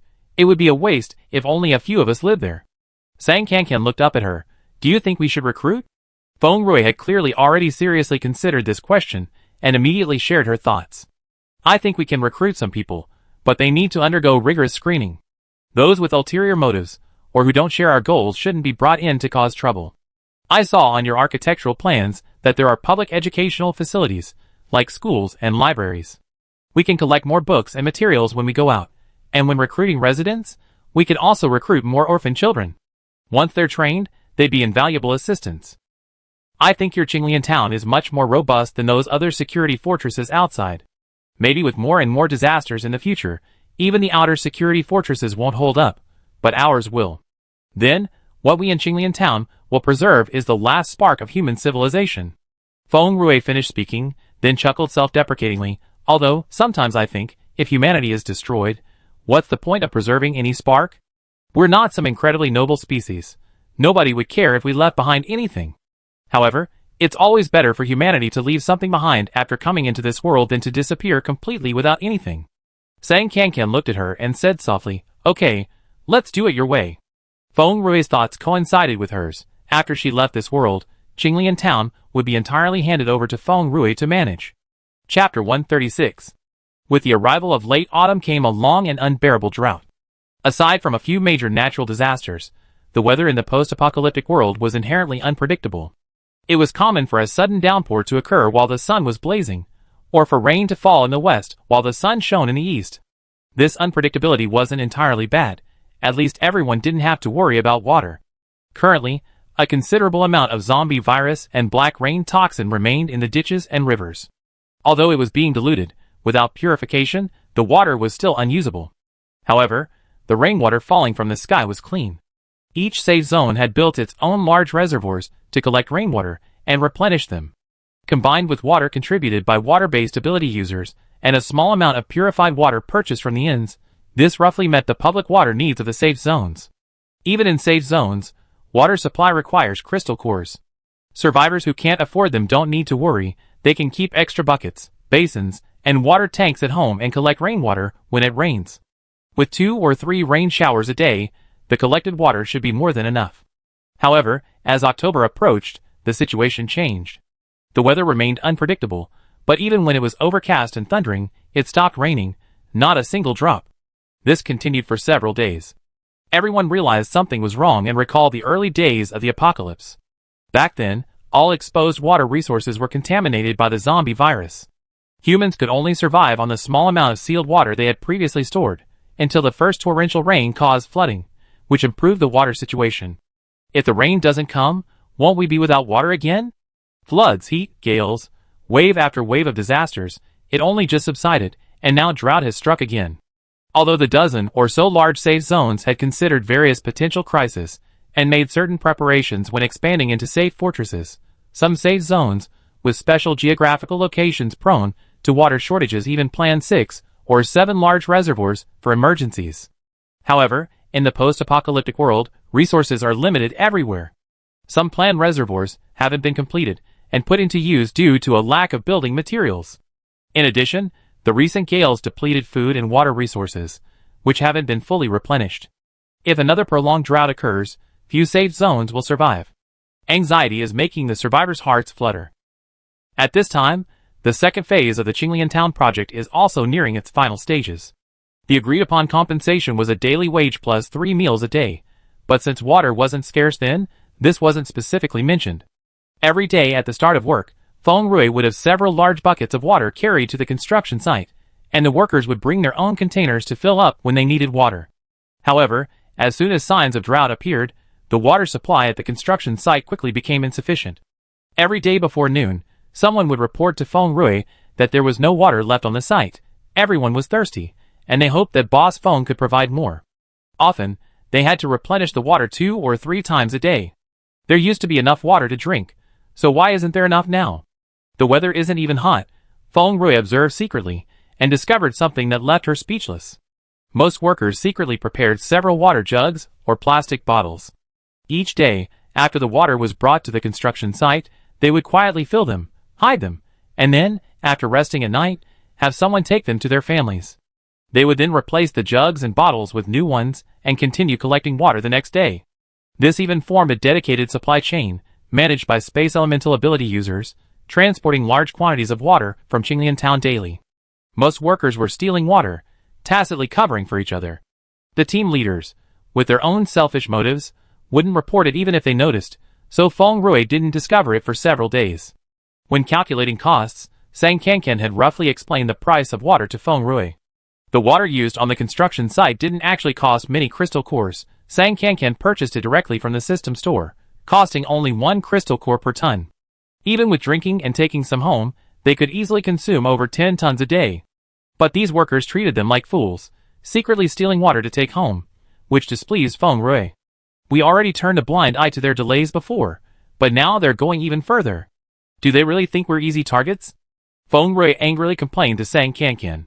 Sang Kankan had actually discovered the workers stealing water through the system long ago, but she hadn't said anything. Since Qinglian Town was going to be handed over to Feng Rui, she wanted to see how Feng Rui would handle it. Feng Rui clearly wasn't going to tolerate it this time. I knew it. Humans are like this. Just when you try to be nice to them, they come out and slap you in the face. They're only stealing water now, who knows what they steal next. Tomorrow I pick a few people to make an example of, and fire them without question. What do you think, old Sang? Sang Kankan thought for a moment. They're probably worried because the drought is coming. Drought? Is it really going to be a drought? Did you get confirmation? Drought is different from natural disasters, like torrential rains. It doesn't happen suddenly, but is a gradual process. Feng Rui lives with Sang Kankan and doesn't have to worry about food and drink, so she's not very sensitive to these things. Although she heard from others that a drought was coming, she was still skeptical. The system did indeed give Sang Kankan a warning, but she couldn't say anything directly, only vaguely replying most likely. Feng Rui pursed her lips, raised her middle finger towards the sky. I think God has really gone mad, determined to destroy us. How long will this drought last? I don't know the exact time, but it shouldn't be too short. Sang Kankan finished speaking and then asked, so, now that we know there's going to be a drought, what do you plan to do with those workers who stole water? Well, Feng Rui scratched her head. After all, they did something wrong, so we can't leave them unpunished. Let's deduct 3 days' wages from everyone who stole water. Sang Kankan nodded, and Feng Rui continued. But Lao Sang, is water quite cheap where you are? If possible, let's prepare extra water for the workers every day as an extra benefit, and allow them to take some back with them. For example, besides the normal drinking and other uses, each person can bring a limit of 10 kilograms of water per day. Anyway, there aren't many days left in this phase of the project. The extra water expenses shouldn't increase costs much if we squeeze some money from other sources.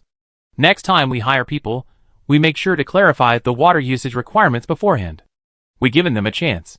If anyone still steals water after all this, don't blame me for being ruthless. They'd be fired without question. Feng Rui has always been a contradictory person. When she's cursing, she's more vehement than anyone else, even cursing the heavens. But once she finds a mitigating circumstance, she easily softens. Even when she softens, she sticks to her principles, never crossing the line or being generous with other people's resources. Perhaps it's precisely because of this personality that Sang Kankan accepted her as a partner so quickly. Okay, let's do it your way. So, before work started the next day, everyone who had secretly stolen water received the devastating news of a 3-day wage deduction. The list was compiled by the system at Sang Kankan's request, clearly marking the time and location of the thefts, leaving no one out. However, after the bad news, the workers heard good news.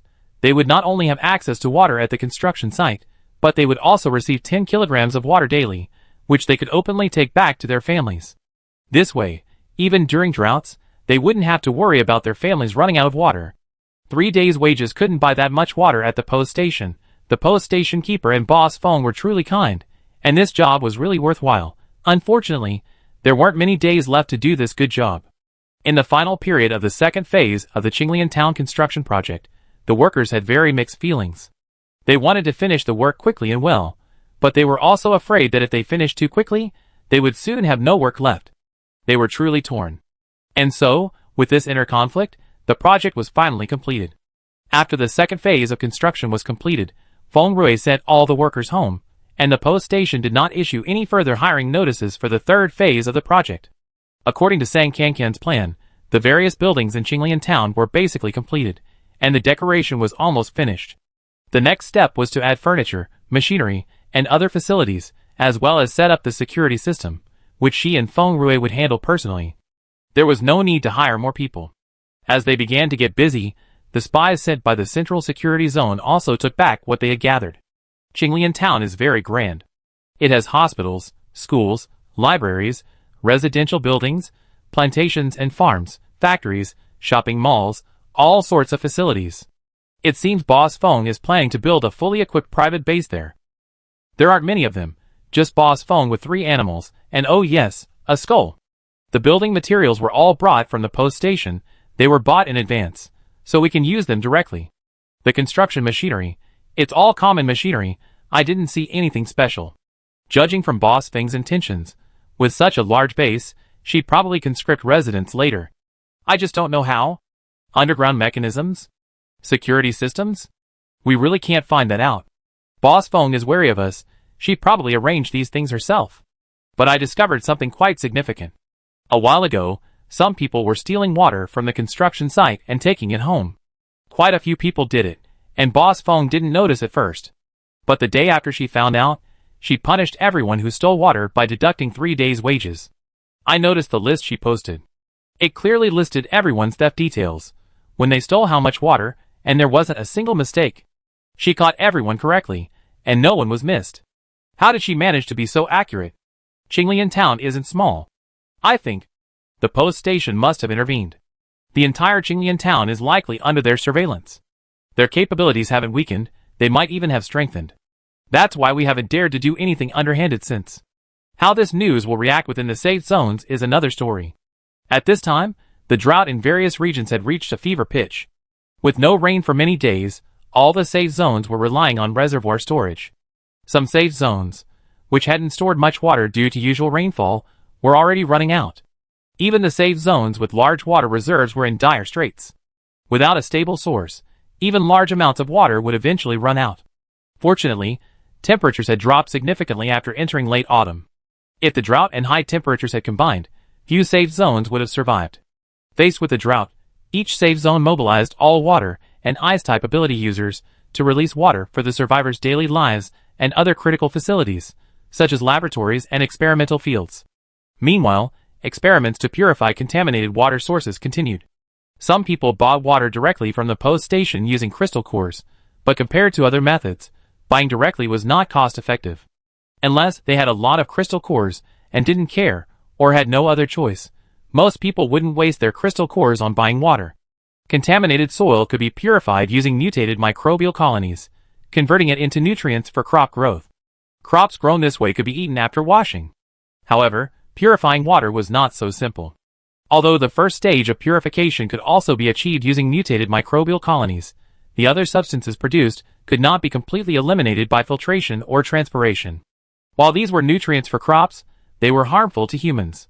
Direct consumption would cause diarrhea, and excessive consumption could cause other irreversible damage. The drought worsens day by day, yet experts have yet to find a way to completely eliminate these harmful substances, making life increasingly difficult for the survivors.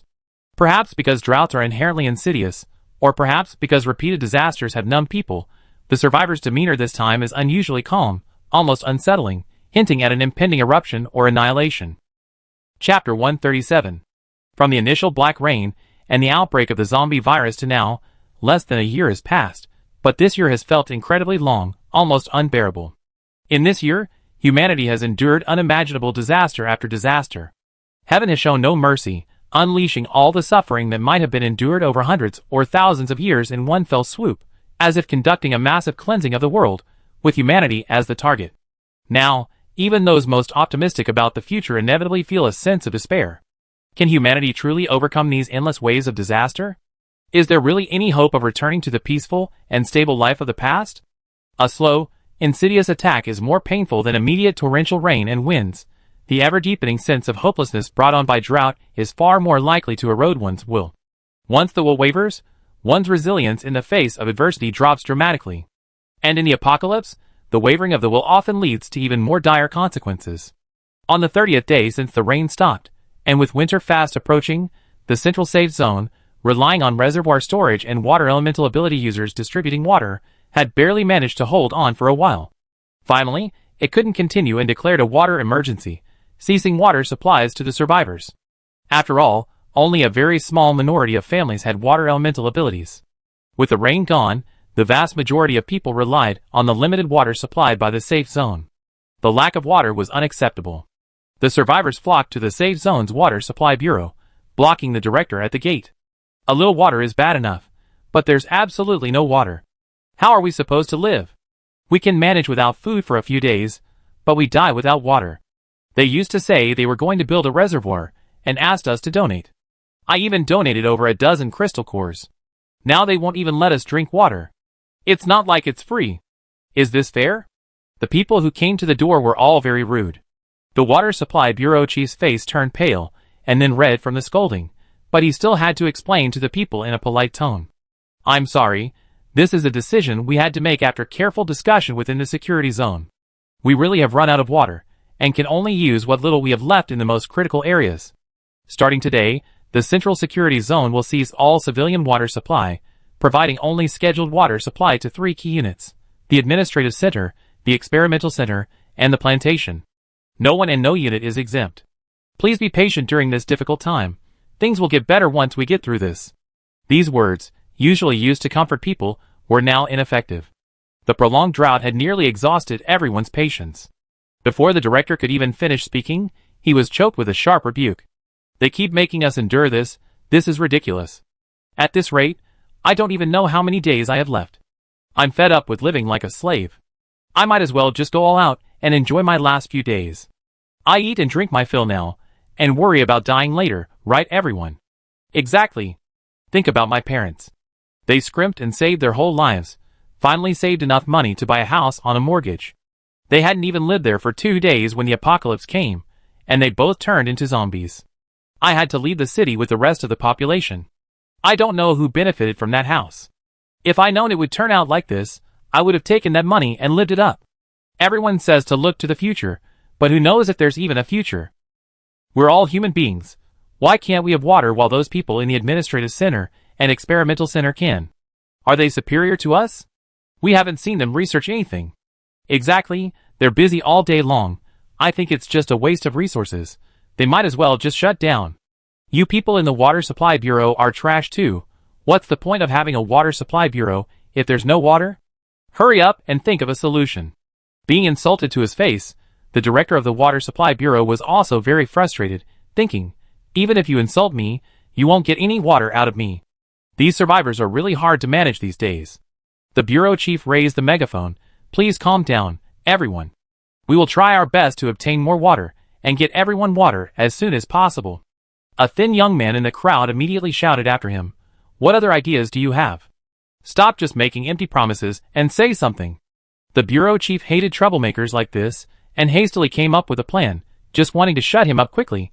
We have a group of quite excellent water-based ability users in our safe zone. Give them a little more time, and there's still a lot of room for improvement in their water supply. Who knew? The young man retorted, Chief, don't try to fool us. As far as I know, all the registered water-type ability users in our central security zone are already working overtime, non-stop, to release water. They're not made of iron. How can they possibly squeeze out any more water? This guy actually knew the inside story. The chief's face darkened, and he continued, of course, we won't put all our eggs in one basket. Solving a problem requires a multi-pronged approach. The Central Security Zone maintains friendly relations with many other security zones. When one is in trouble, help comes from all sides. Before the bureau chief could finish speaking, the young man interrupted him again. You mean, we need to borrow water from other safe zones? Leaving aside the difficulty of transportation, Chief, are you sure other safe zones have water they can lend us? Everywhere is suffering from drought and water shortages right now. Our central safe zone has already endured the longest. This guy was clearly looking for trouble. He looked ordinary, but how could he be so good at stirring up trouble? The bureau chief glared at the young man. while simultaneously signaling to the guards around him to quickly take the man away to prevent him from causing trouble. Unfortunately, the guards were busy maintaining order among the surrounding crowd and didn't notice his signal, so the bureau chief had to deal with him personally. "Didn't you ask me to come up with a few solutions? I'm just going to mention some rough, feasible solutions. It's not convenient to go into the specifics here, and please don't pry and let those with ill intentions use them." Asking again would be impolite, and he wouldn't hesitate to kick him out. But the young man persisted. "The problem is, the solutions you mentioned aren't feasible, and they haven't resolved everyone's confusion. Besides, there are several other unfeasible solutions, which I also mentioned to help you rule them out. For example, artificial rainmaking. Due to the extremely low water vapor and ice crystal content in high-altitude clouds, it has been proven unfeasible after numerous experiments. Another example is wastewater purification. Related research hasn't yielded any breakthroughs yet, but several safe zones have already seen cases of infection with unknown diseases, or even zombie-like transformation caused by drinking wastewater. We had cases in the central safe zone too, but they've been suppressed by higher-ups. Please don't try it. Originally, we could try asking the inn for help. The inn sells water, and maybe they could offer us a discount, a group purchase price, or something. But as you all know, our relationship with the inn was strained before, almost a complete falling out. Now we're just keeping to ourselves. Asking for help is out of the question. Even if we asked, we'd probably be refused. So, Chief, what exactly do you mean by finding more water? And how quickly do you mean as soon as possible? Give me a rough time frame, so I can try my best to survive until then." The young man's last sentence elicited a burst of laughter from the survivors, followed by a sigh. Yes, water scarcity was a deadly crisis. If they couldn't find a solution, they might not survive. Back in the early days of the apocalypse, when low-level zombies were everywhere, ordinary people could manage to get a few crystal cores and exchange them for food and water at the inn, making ends meet. But now, the zombies and easily dealt with low-level mutated plants and animals had been mostly wiped out. What remained were difficult to deal with mid to high-level mutated plants and animals.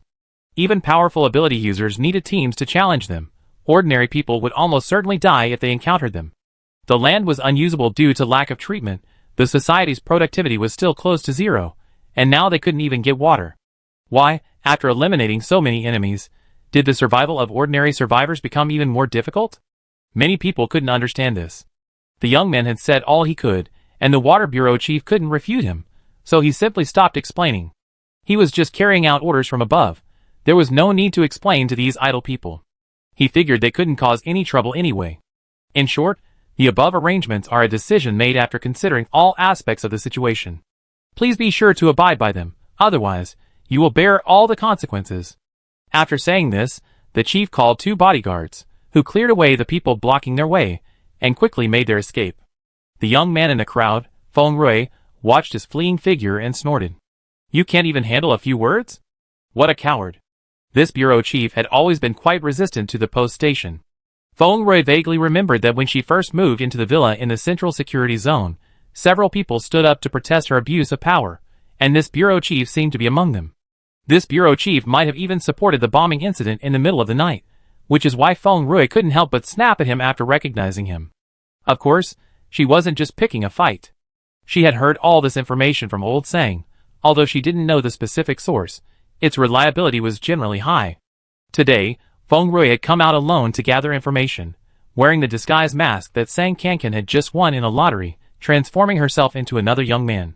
Over the past month, Sang Kankan, along with Feng Rui, under the system's guidance, has established the framework of Qinglian Town's infrastructure and security system. Next, they plan to recruit the first batch of residents and simultaneously begin the final construction work. After discussing it, they decided not to publicly recruit the first batch of residents, but to secretly recruit them through private scouting, to avoid the situation they encountered with the construction workers, where a bunch of spies infiltrated their ranks.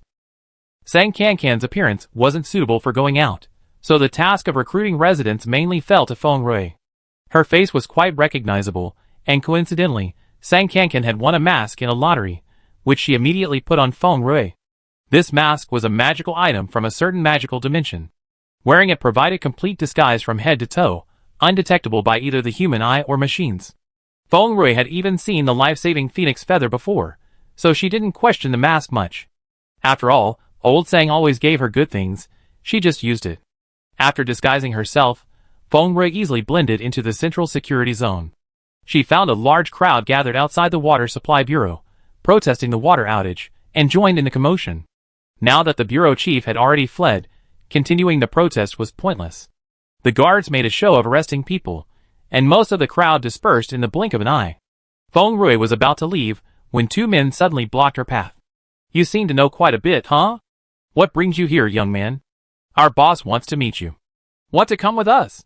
They were targeting her. She didn't know if it was out of kindness or malice, but Feng Rui wasn't afraid of trouble. Unless another bomb was dropped, she wouldn't die easily. "Fine, let's go. Lead the way." Chapter 138. Both men were superhumans. One was a speed type, walking incredibly fast, stopping every few steps to wait for others. The other was a strength type, carrying a bulging bag a head taller than himself, seemingly without effort. However, based on Feng Rui's understanding of superhumans, their ability levels were probably not high, around level 2, still some distance from level 3. They were somewhat surprised to see Feng Rui follow them so confidently. They had only initially tried to approach her after seeing her stand out in front of the water supply company, and then become alone, hoping to avoid trouble later, and see if there was anything they could gain. They hadn't expected her to actually follow them. The two exchanged a glance, deciding to seize this opportunity. Along the way, they kept trying to talk to Feng Rui, attempting to find out her background. Feng Rui, of course, wasn't fooled by their few words, nor did she expose their intentions. She answered their questions, spouting nonsense with a straight face. If they believed her, they were truly remarkable. The speed-type ability user strode up to Feng Rui, turned around to wait for her, and said, "Look at your skinny arms and legs. I didn't expect you to walk so fast." "Not bad." Feng Rui glanced up at him, then lowered her head, and continued walking, even slowing her pace slightly. Walking slower than a speed-type ability user wasn't shameful. The strength-type ability user beside her patted Feng Rui's shoulder. "He just likes to show off. Just ignore him. You look unfamiliar. Are you new to our central safe zone?" Feng Rui didn't answer but instead asked, "Do you know everyone in the safe zone?" "That's not quite it." Feng Rui nodded. "It's normal not to know me. I've been living off my parents all this time, hardly ever going out. Eating and drinking whatever she wanted all day. It wasn't much different from being a freeloader." The two beside her automatically interpreted her words as having a very powerful elder in the family, and proceeded to scrutinize all the important figures in the central safe zone whose ages and family backgrounds matched, continuing their probing. "Living off your parents is good.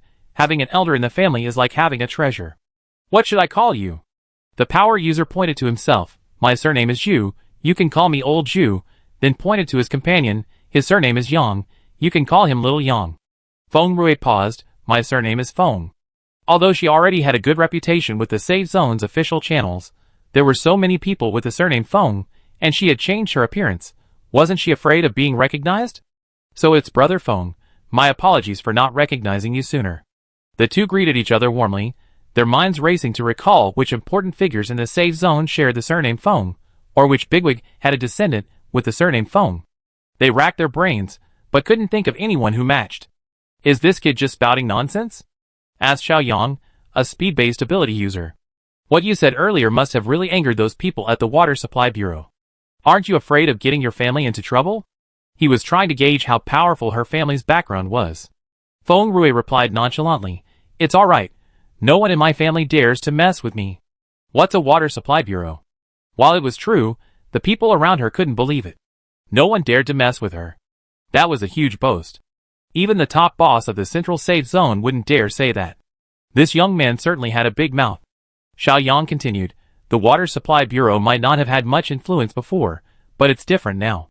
Aren't you afraid of offending them, and having your water cut off completely? Water is precious these days." Feng Rui snorted, "Their water supply isn't even a fraction of what my family uses each day. Who cares? So what if I offend them? I just can't stand them bullying others. They're just water officials, but they act like they're the boss." The disguise mask adjusted her voice, making it sound like that of a spoiled young master. The two companions' eyes lit up. Impulsive and arrogant, extremely concerned with his image, fond of standing up for the weak, his family seems powerful, with considerable resources, and he doesn't seem to lack water. This young master is a real goldmine. There's definitely something to take advantage of. However, considering his untouchable elder, it's best to proceed cautiously, and not be too forceful. The speed-based ability user avoided Feng Rui's gaze, and quickly held up 2 fingers to his companion, indicating the second option. They didn't have a complicated plan, just 2 options. Option 1, a quick and decisive raid and escape. Option 2, to remain still and take their time. It was broad daylight, with too many people around, not the right time to act. They decided to take the person back to their territory first. The strength-type ability user saw his signal and nodded slightly. They thought their actions were discreet, unaware that Feng Rui had seen everything. Feng Rui didn't expose them, reaching out to pat the large bag on the strength-type ability user's back. What's in that bag? It looks quite heavy. There was no point in hiding it. The young master probably wouldn't care about their meager possessions. Old Ju shook the bag. I bought some food at the inn. We run out of crystal cores. We split it among ourselves. I don't know how many days it lasts. Feng Rui feigned innocence. Why don't you ask a space-age ability user to help? Carrying them back and forth is such a hassle. I'm strong. It's not a problem for me. Space-age ability users aren't something you can just find anywhere. Now the two were even more convinced that Feng Rui was just a spoiled young master who knew nothing of the hardships of life. Feng Rui said oh, and then asked, are there many people there? What does your eldest brother do? Old Ju seemed a little late to ask, so he casually replied, just a few dozen or 100 people. They used to earn crystal cores by killing zombies, but now there are no zombies to kill, so they have to go out and kill mutated plants and animals. Sometimes they do some small business. What kind of business? Just running errands for people, making a little profit. It's not a big business. Feng Rui nodded, squinted at the road ahead, and muttered, weren't we supposed to be seeing your eldest brother? Why aren't we there yet? Almost there. Old Ju pointed to the intersection ahead. Go through this road, then turn 2 more corners, and you be there. Although the central safe zone had undergone a complete renovation, transforming into a sturdy safe fortress, there was still a distinction between the civilian and wealthy areas within this fortress. The 2 men were leading Feng Rui towards the civilian area located on the outskirts of the safe fortress. Like all civilian boroughs, this place was densely built, overpopulated, and the living conditions were appalling. Because it was right next to a processing plant used to cultivate mutated microorganisms for fertilizer, an indescribable stench permeated the air. Looking around, most of the survivors she encountered were emaciated, listless, and looked miserable. Feng Rui secretly memorized the surrounding environment and road conditions, so she could escape quickly if a fight broke out. The 2 men led Feng Rui to a row of 3-story houses. Just as they were about to open the door, they were surrounded by residents. Little Yang, Old Ju, you're finally back. How did it go? How much grain did you get? Water? Did you find out? When will we get water? Old Ju, relying on his strength, left little Yang outside to deal with the situation, pushed aside the others, opened the door, and pulled Feng Rui inside. The houses in this area were all terraced houses. The one they entered was the main room, with stairs leading up to it. On either side were narrow corridors, each divided into small rooms, and each room seemed to be occupied. This used to be a small apartment building. It was renovated after the apocalypse, and more people moved in. The corridor is a bit narrow. Brother Feng, please make do. Our eldest brother lives inside. Feng Rui casually glanced around, then asked, are all the people here with you? Not really. Life's tough in the apocalypse. Being alone makes you more vulnerable to bullying. We just make do. Old Ju led her upstairs to the 2nd floor, down the left-hand corridor, and stopped at the far end, knocking 3 times on a metal door. Footsteps came from inside. Someone opened the door, and Old Ju explained to Feng Rui while waiting, this is our eldest brother's room. Feng Rui nodded, but inwardly thought, given this living environment, this eldest brother didn't seem particularly powerful. As soon as the door opened, a pungent smell of medicine and disinfectant hit her, and Feng Rui instinctively took a step back. Because of her experience at the Jiancheng laboratory, she now particularly hates this smell. Big brother was injured a while ago, and has been recuperating here, Old Ju explained in a low voice, then straightened up, and looked at the young man who came out of the house. Big brother, I'm back from getting food, and I brought a guest with me. Feng Rui's gaze swept over the man's face, looked at him carefully for a moment, then naturally looked away. He looked very young, and fairly good-looking. His shoulder was wrapped in several layers of bandages, with blood seeping through them, indicating an injury. It was certain that this was a superhuman, and a high-level one at that, above level 3. However, Feng Rui was certain she had never seen this face before. During the large-scale zombie extermination, she had mingled with the teams in the central safe zone and encountered powerful superhumans from various safe zones, but she had absolutely no recollection of this face. In other words, this person was either someone who had recently advanced in level, or a wild superhuman who hadn't been recruited by the Safe Zone's official organization. Now that crystal core upgrades were rare and difficult, the latter was more likely. "Who is he?" the man inside asked, looking at Feng Rui.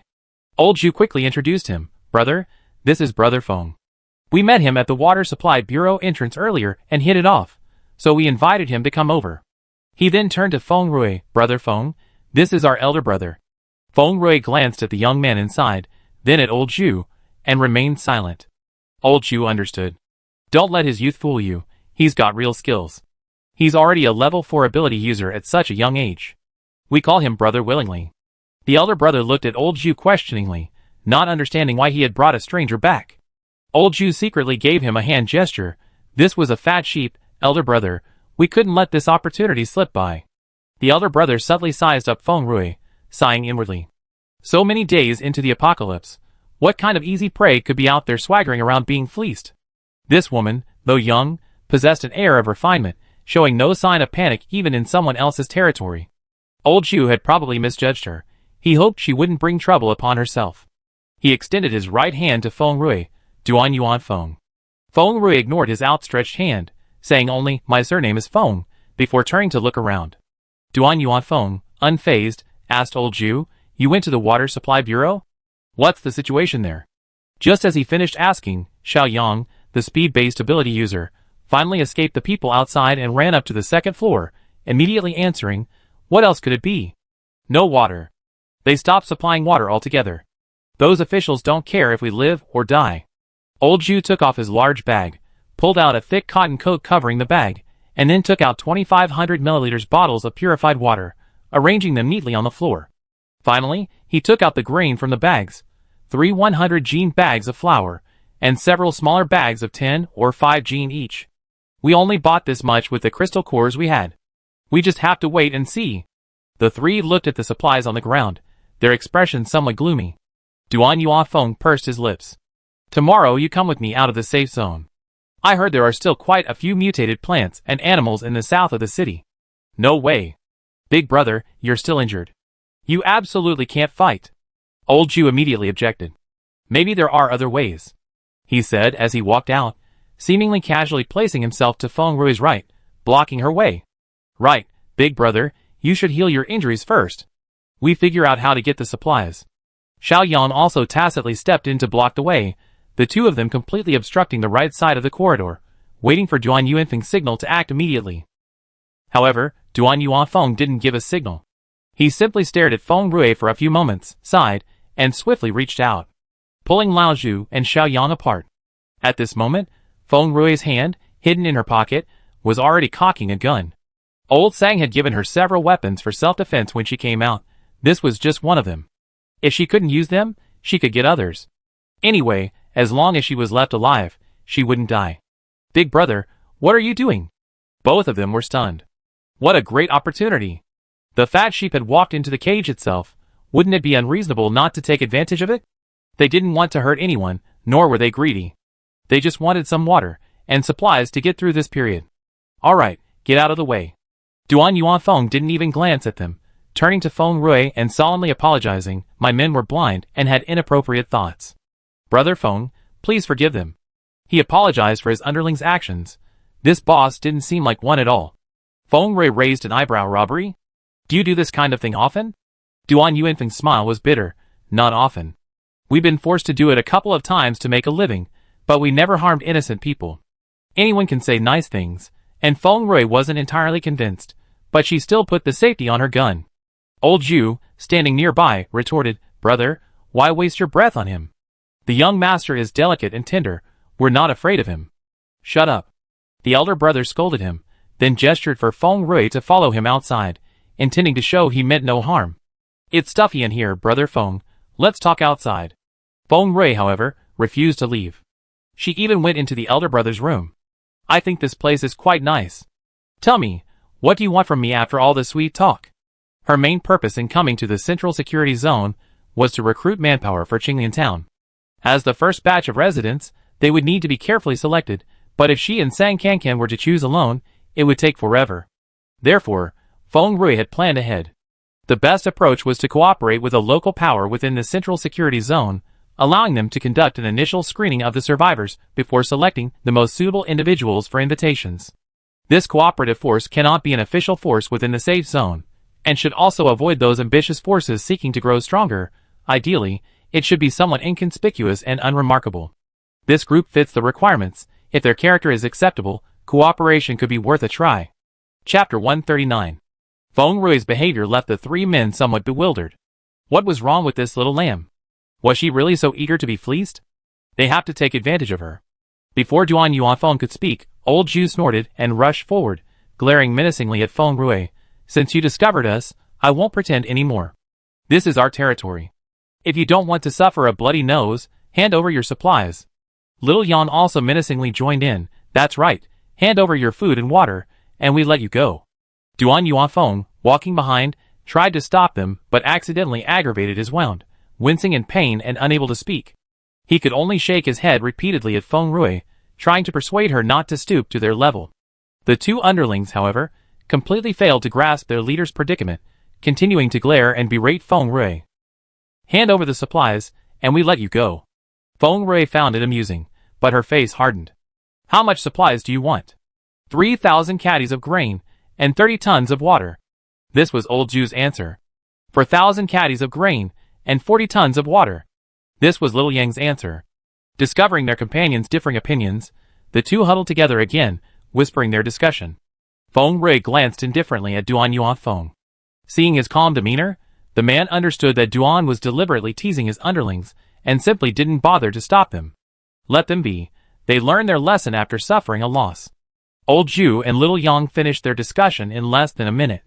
We decided, we want 3,500 caddies of grain, and 35 tons of water. If we disagree, let's take the middle ground. Feng Rui shrugged. That's possible, but I'm being held here, and the supplies are at home. How can I get them to you? That's a problem. Old Zhu thought for a moment. How about we have Xiaoyang send a message to your family?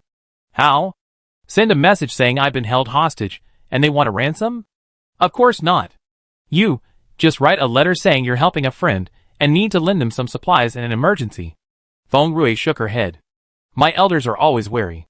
If they don't see me in person, they might suspect something's amiss. Not only will they refuse to give out the supplies, but your people will also be detained. Old Zhu was taken aback. Then what do we do? Feng Rui was now starting to believe they hadn't done this kind of thing much before. They were completely inexperienced. She offered a suggestion. In TV dramas, when they kidnap someone for ransom, don't they always offer something as proof that the person is in their hands, like cutting off a finger or an ear? Why don't you try that? Cut off a finger? How can you be so ruthless? Old Zhu's eyes widened. Who was the kidnapper here? Something was wrong. Duan Yuanfeng, finally recovering from the sharp pain in his chest, pushed aside his two underlings. All right, get out of the way, don't embarrass yourselves.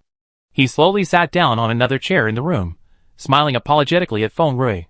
They have the desire, but not the guts, and certainly not the brains. Sorry for the embarrassment. Feng Rui crossed her legs and shook them, looking nonchalant. No, I think their idea is pretty good. What? Duan Yuanfeng was taken aback. Kidnapping for ransom? I think that's a good idea. Saying this, Feng Rui beckoned to Lao Zhu and Xiaoyang. Want supplies? We have food and water. Neither of them knew what she was up to, but they still nodded honestly yes. Then go and recruit some people. Feng Rui shifted her posture, sitting more casually. I need a batch of children under 10 years old, gender not limited. As long as they pass the test and meet the requirements, each one will get 100 jin of food and a ton of water. Are you in? Yes, of course. Lao Zhu and Xiaoyang instinctively answered, but immediately sensed something was wrong. Wait, what do you need so many little brats for? Human trafficking is illegal. Duan Yuanfeng's gaze also became more wary. These people seemed to have some conscience, so Feng Rui didn't explain. I naturally have my uses for them. So are you in or not? Lao Zhu and Xiaoyang hesitated now. Although they lacked supplies, and sometimes did things that skirted the line between right and wrong for them, they weren't truly ruthless. This guy surnamed Feng wants so many children at once. Who knows what he's going to do with them? There are plenty of heartless people in this post-apocalyptic world. They won't feel at ease using supplies obtained through harmful means. Old Ju shook his head repeatedly. No, I won't. Lil Yan also snorted. Only trash would lay a hand on children. I won't. Really not? 100 pounds of grain per person, plus water. Feng Rui continued to persuade them, but neither of them wavered, even becoming defiant. You got some nerve, daring to say such things here. I call the patrol right now. The more they resisted, the more relieved Feng Rui became, revealing a malicious smile. You have no choice but to do it. Seeing her clear eyes and sharp words, though her expression lacked any cruelty, Duan Yuanfeng guessed she was probably just playing a prank.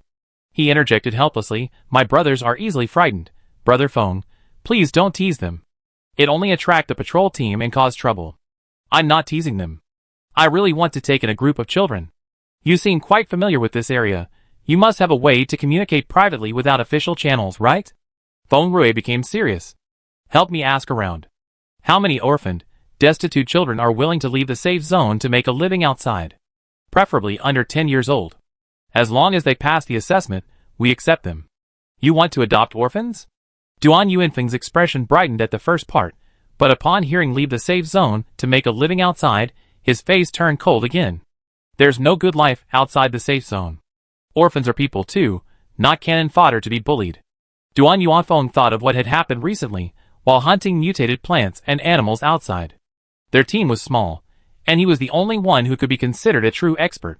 Naturally, they dared not provoke powerful mutated plants and animals, and could only follow behind the main group, picking off any stragglers they could find.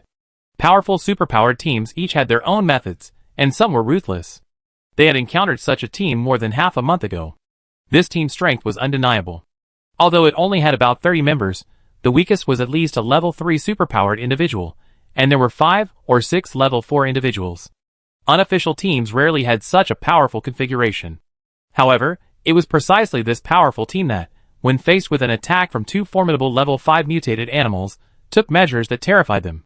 The level 4 ability users didn't hesitate to attack the level 3 ability users beside them, showing no mercy even to their teammates. They injured them, leaving them behind to draw the attention of the mutated animals, while they quickly fled the battlefield. In contrast, Duan Yuanfeng, in protecting his weaker teammates, was severely injured and still hasn't fully recovered. After returning to the safe zone, he learned that the team was already infamous among ability users. It was said that initially, the team also included some low-level ability users and even ordinary people, but after each fierce battle, a group was abandoned as cannon fodder, leaving only the strong ones.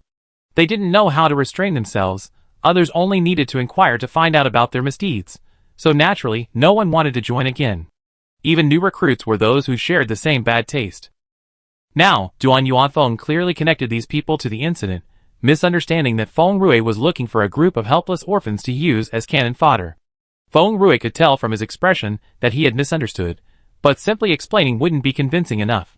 She beckoned to the 3 of them and lowered her voice. Have you heard of Qinglian Town? While it might be an exaggeration to say that everyone knew Qinglian Town, at least 99% of the safe zone had heard of it, and Duan Yuanfeng and his companions were no exception. Before she finished speaking, their expressions changed. You mean Qinglian Town? Is it the Qinglian Town where they were recruiting workers before? The Qinglian Town that the owner behind the post station took over? Feng Rui raised an eyebrow. Is there another Qinglian Town? It really is that Qinglian Town. Duan Yuanfeng was more composed than his 2 underlings. Pressing his chest wound, he cut to the chase. What does your recruitment of children have to do with Qinglian Town? Well, it's like this, Duan Yuanfeng replied. I have some connections with Boss Feng in Qinglian Town, since we share the same surname. A couple of days ago, Boss Feng contacted me, saying the town's construction is almost complete, and they need to recruit some residents, asking me to find some people for her. Adults are out of the question. They don't want people with complicated minds or too much cunning. They only want children. I haven't been in the safe zone long, and don't know many people. You guys seem quite familiar with this area. Could you help me out? The payment will be as I just mentioned. If they were really recruiting people to live in Qinglian Town, even if they were paid to do so, there would be plenty of people willing to go. The 2 henchmen's eyes were practically gleaming, only Duan Yuanfeng remained somewhat wary. How can you prove what you're saying is true? Believe it or not, Feng Rui shrugged. If you're unwilling, I find someone else. There should be plenty of people willing to help. This was indeed true. The mere fact that she could be connected to Qinglian Town and the post station was enough to make countless people in the safe zone flock to her. Duan Yuanfeng naturally didn't want to miss this opportunity. Under the earnest gazes of his two henchmen, he pondered for a moment and finally nodded. I can help you find people, but I have one condition. Go ahead. We can forego the reward, but I need to be responsible for the safety of those orphans. If you can't prove your identity, then I at least need to see them follow you into Qinglian town. Feng Rui gave him a serious look. Deal. Regardless of whether Duan Yuanfeng's words were genuinely out of responsibility for the orphans or driven by ulterior motives, Feng Rui was satisfied with his attitude. Having decided to cooperate, both sides quickly agreed on a specific action plan. It wasn't easy to remain discreet within the safe zone, so the handover location was chosen outside. Duan Yuanfeng and his men secretly went to find people and conducted preliminary screenings of the orphan's character, discarding those who were deemed unsuitable. To avoid complications, they didn't explain the situation too clearly, only saying that they had found them a job to earn supplies and support themselves, and that the work location was outside the safe zone. Feng Rui brought the children back to Qinglian town in batches, also only stating that they were being given a job for a month. During this month, she and Sang Kankan would carefully observe the children, and those who met the requirements would be allowed to stay. These children, orphaned and struggling to survive in the apocalypse, were mostly capable and sensible. Sang Kankan and her companion were much more tolerant of the children than adults. The first batch consisted of 100 orphans. Except for one who had a slight thief and was repatriated after a month, the rest were kept. At this point, Feng Rui stepped forward and asked if they wanted to stay in Qinglian town and live there permanently. Although they would have to work in Qinglian town, they wouldn't lack food, drink, or shelter. No one would bully or abuse them because of their young age. It was practically a dream come true. This incredible surprise overwhelmed each child, who was overjoyed. Yes, we are willing. And so, Qinglian town finally had its first group of young residents. Chapter 140. Although they were all children, 100 or so people, each with 2 hands, could accomplish quite a bit. Moreover, children's learning ability is actually stronger than adults. They learn quickly, and are of great value in being taught and nurtured. Since Sang Kankan couldn't show herself, the task of teaching the children fell to Feng Rui. Don't let Feng Rui's current somewhat extreme personality fool you. She never holds back when she criticizes people. Before the apocalypse, she had helped her mentor guide undergraduate and graduate students, so teaching a bunch of little kids was naturally no problem for her. With manpower, resources, and territory to operate under the covert guidance of Sang Kankan and the system, Feng Rui led the children in learning while continuing the unfinished construction work in Qinglian town. The walls and various buildings were almost complete, and the core security facilities were in place. Now, most of the work involved were detailed and tedious tasks, such as building the entire Qinglian town's internal network, power lines, garbage collection center, and air and water circulation systems. Involving the children in these tasks served 2 purposes: to specifically cultivate their knowledge, and to help them quickly become familiar with Qinglian town. With the protection of the post station and the system, life in Qinglian town, while not exactly peaceful, was quite smooth. However, the outside world was vastly different. The natural disasters were not only not ending, but were intensifying. Nearly 2 months had passed without rain, the drought continued unabated, and time marched on. Winter had arrived, bringing with it the bitter cold. The Central Security Zone, located in the north, already experiences cold winters, but this year, without the cover of trees and vegetation, and without sufficient electricity for heating, the winter was even more unbearable. Initially, people were preoccupied with a lack of water and failed to take the impending crisis seriously, making only cursory preparations based on past winter conditions. When a sharp drop in temperature occurred, plummeting from the upper tens to below -10s, hundreds, even thousands, froze to death in their homes overnight. Their stiff bodies were carried out and burned before the safe zone finally issued a low-temperature warning. But by then, the warning was largely ineffective. Those with the means would naturally know to protect themselves from the cold when temperatures plummeted. Those who froze to death were mostly those with no other options, and such people constituted a significant proportion of the survivors. At a hastily convened emergency meeting, someone painfully read out the latest data. According to incomplete statistics, the number of people who froze to death in their homes last night reached 1304. There are likely many more cases that haven't been counted, and this is only within our safe zone. The Central Safe Zone, as the core safe zone, possessed the richest resource reserves and the best management personnel, and the living conditions for survivors were far superior to those in other safe zones. Other places were likely even worse off. Especially for those survivors in small safe zones, and bases, who were lucky enough to survive. It's uncertain how many will make it through this disaster. Data has also come back from the 2 safe zones in the south. The temperature there has dropped below zero. Few people can process it. The death toll has exceeded 2,000 overnight. There's a safe zone in the northeast that we still haven't been able to contact anyone. We don't know what's going on. I just contacted a few meteorological experts, and they all say that last night's temperature drop was just the beginning. It will only get colder. People are going to freeze to death anyway. It would be better if it just snowed. Now, apart from the post station and the water-based ability users, all other water resources are completely exhausted. Water shortage is a major problem. Everyone shared the information they had, each piece of news a disaster. In the past, meetings would have been filled with infighting and scheming to secure more benefits for their own people, but now no one cared about such petty calculations. With each person speaking, the silence in the meeting room deepened. By the time the last person finished speaking, everyone's faces were etched with hopeless exhaustion. The high-ranking leader looked around for a long time, finally calling on the 2 directors of the Grain Management Bureau and the Emergency Supplies Management Bureau. You two should take stock of the existing grain and emergency clothing and bedding reserves, and allocate a portion for disaster relief. These 2 positions were usually considered lucrative, full of opportunities for personal gain, but now, both directors couldn't help but complain bitterly. Disaster relief is possible, but I think it's better not to do it at all.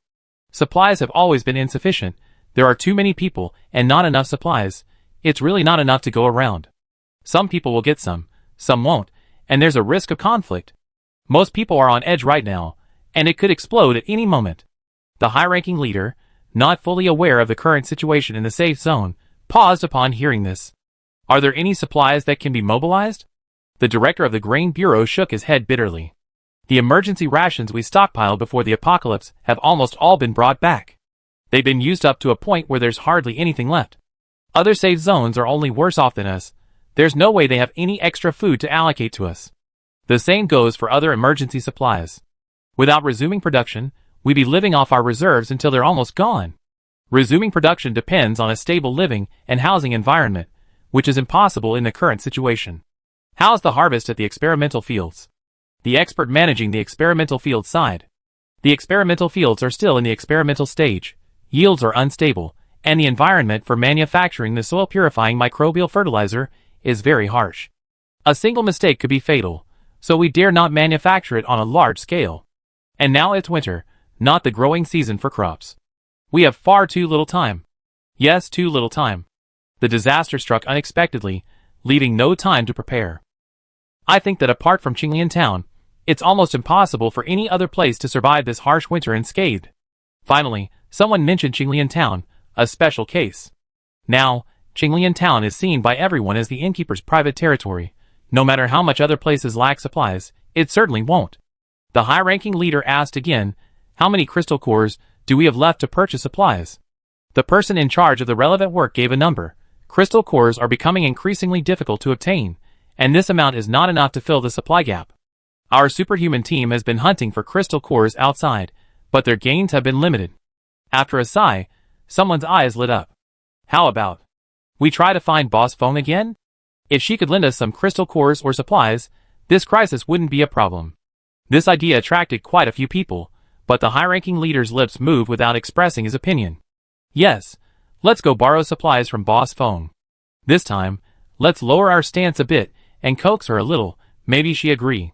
I agree with this plan too. Most of the people in the meeting room showed expressions of approval. He Ying, sitting at the back of the group, raised her hand. Captain He, what are your thoughts? The senior leader gestured for her to speak louder. He Ying was attending this meeting as the captain of the official superhuman team. Almost everyone in the meeting room was more capable than her. Seeing her stand up, the others who had been discussing the matter fell silent. He Ying stated her opinion directly. I don't agree with the plan to borrow crystal cores or supplies from the post station. Why not? Are you just going to watch people freeze to death? Captain He, you led a team to protect Boss Feng before. I saw that you two seemed to have a good relationship. Could it be that you were standing up for Boss Feng? This isn't the time to talk about personal relationships. Captain He, you are a top-tier ability user, so naturally you're not afraid of the cold, but you also need to consider the bigger picture. Many people disagreed with her disagreement, but after He Ying looked at them one by one expressionlessly, they all fell silent. My disagreement isn't because I have a personal relationship with Boss Feng, nor is it because I'm unwilling to help. I just want to remind everyone of something.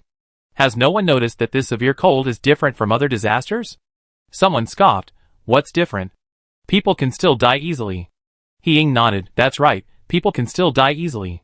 But in the past, whether it was floods, heat waves, or strong winds, the disaster would subside for a while, giving us time to catch our breath. But this time, the drought hasn't ended, and the severe cold has already arrived. You mean, in the past, natural disasters always occurred alone, but this time too have come at once? Yes, this time we're facing a double whammy of natural disasters. Even if we survive this crisis, we might face triple, quadruple, and who knows what the future holds. Someone asked doubtfully, so what? What does this have to do with us borrowing supplies from Boss Feng? Of course we can borrow, and Boss Feng has the right not to. But even if she lends us supplies, and we survive this crisis, can we really repay her? What if 3 disasters come together next time? Will we have to borrow again? He Ying lowered her voice. Although I don't know how the relay stations produce supplies, do you really think Boss Feng and her relay stations can provide a continuous supply so we can all survive? Someone couldn't help but interject. It's not as bad as you say. Maybe once this cold snap is over, the apocalypse will be over? Yes, no one can predict the future. It might get worse, but it might also get better. You're just worrying unnecessarily. He Ying looked at them, but didn't speak. The senior leader coughed, signaling everyone to quiet down. Captain He, what do you mean? He Ying lowered her head and remained silent for a moment, then raised her head again, saying each word clearly, I believe that we've reached a point where we need to make choices. From the beginning of the apocalypse until now, I increasingly felt that it's like a massive survival competition, one that no one can avoid, and there's no perfect ending where everyone wins together. The vast majority of people will inevitably be eliminated. Even if some survive, they won't rely on luck, but on plundering others. The senior leader frowned slightly. Captain He, your idea is a bit extreme. It's not that I'm extreme, I just don't want to deceive myself anymore. He Ying extended her right hand, gathering a beam of supernatural fire in her palm. The level 5 supernatural fire instantly illuminated the entire conference room, yet under her control, it caused no harm to the people or objects around her. What do you all think this is? Someone asked with a knowing look. What else could it be? Your superpower, of course.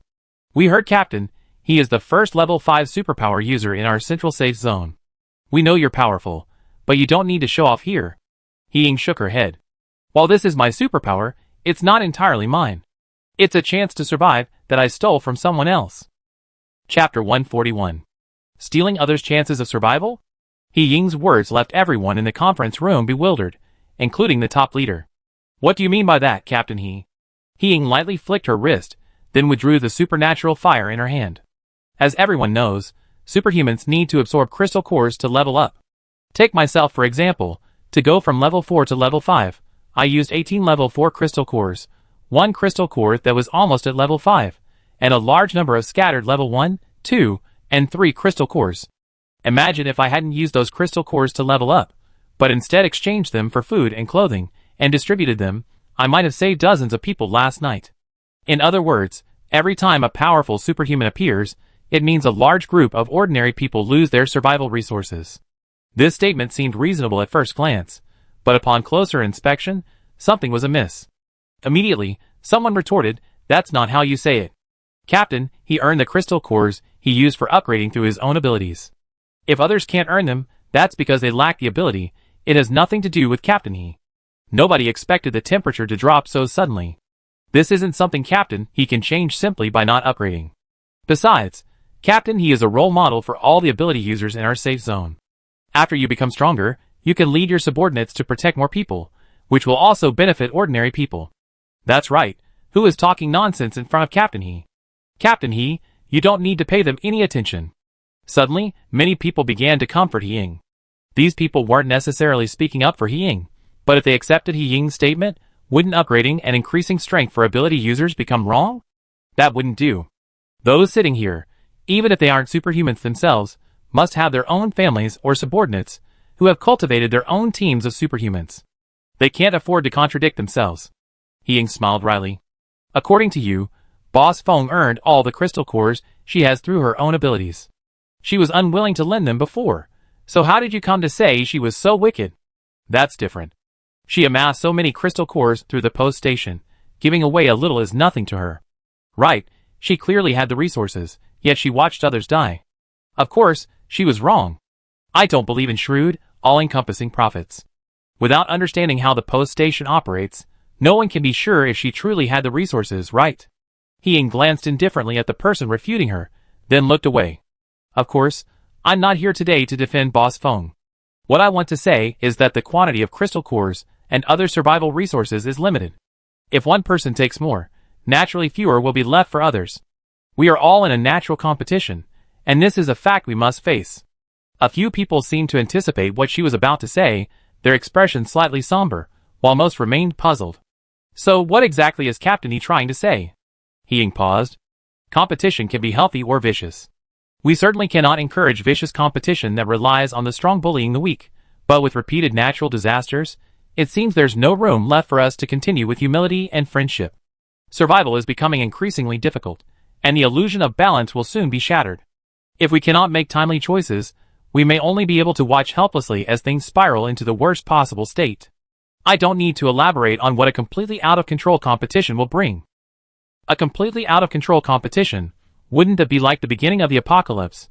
With the whole world in chaos, everyone fighting for every last bit of supplies, the strong treating the weak like dirt, and the lower classes oppressing each other just to survive? Nobody wants to see that happen again. Someone spoke up. Captain He, you don't need to be so alarmist. If we can control it the first time, we can control it the second. Is that so? Optimism is a good thing. Ian glanced at him calmly. But sometimes, the line between optimism and arrogance is very thin. The leader's gentle voice suddenly rang out. So, Captain He, what do you think we should do now? He Ying's tone shifted. Everyone should be paying attention to Boss Feng and Qinglian Town's every move, so you should also know that recently, under the guise of recruitment, they took 100 orphans from the safe zone, 99 of whom remained in Qinglian Town. What do you think her intentions were? Someone replied without hesitation. What else could it be? They got the territory, time to recruit. He Ying looked over. Given Qinglian Town's resources, why would they specifically target orphans to recruit? Just show their signboard, and plenty of powerful ability users will want to join. Maybe they think children are easy to control. Every adult has their own schemes. Even if they only want children, do you think it would be difficult for Boss Feng, with her reputation, to find hundreds of children with abilities? I asked the people who helped her find people, and they all said that Boss Feng only said she wanted orphans, with almost no other hard requirements besides character. This doesn't seem like something someone looking to recruit would do. Someone muttered, then what's her motive? To do a good deed by adopting orphans for our safe zone?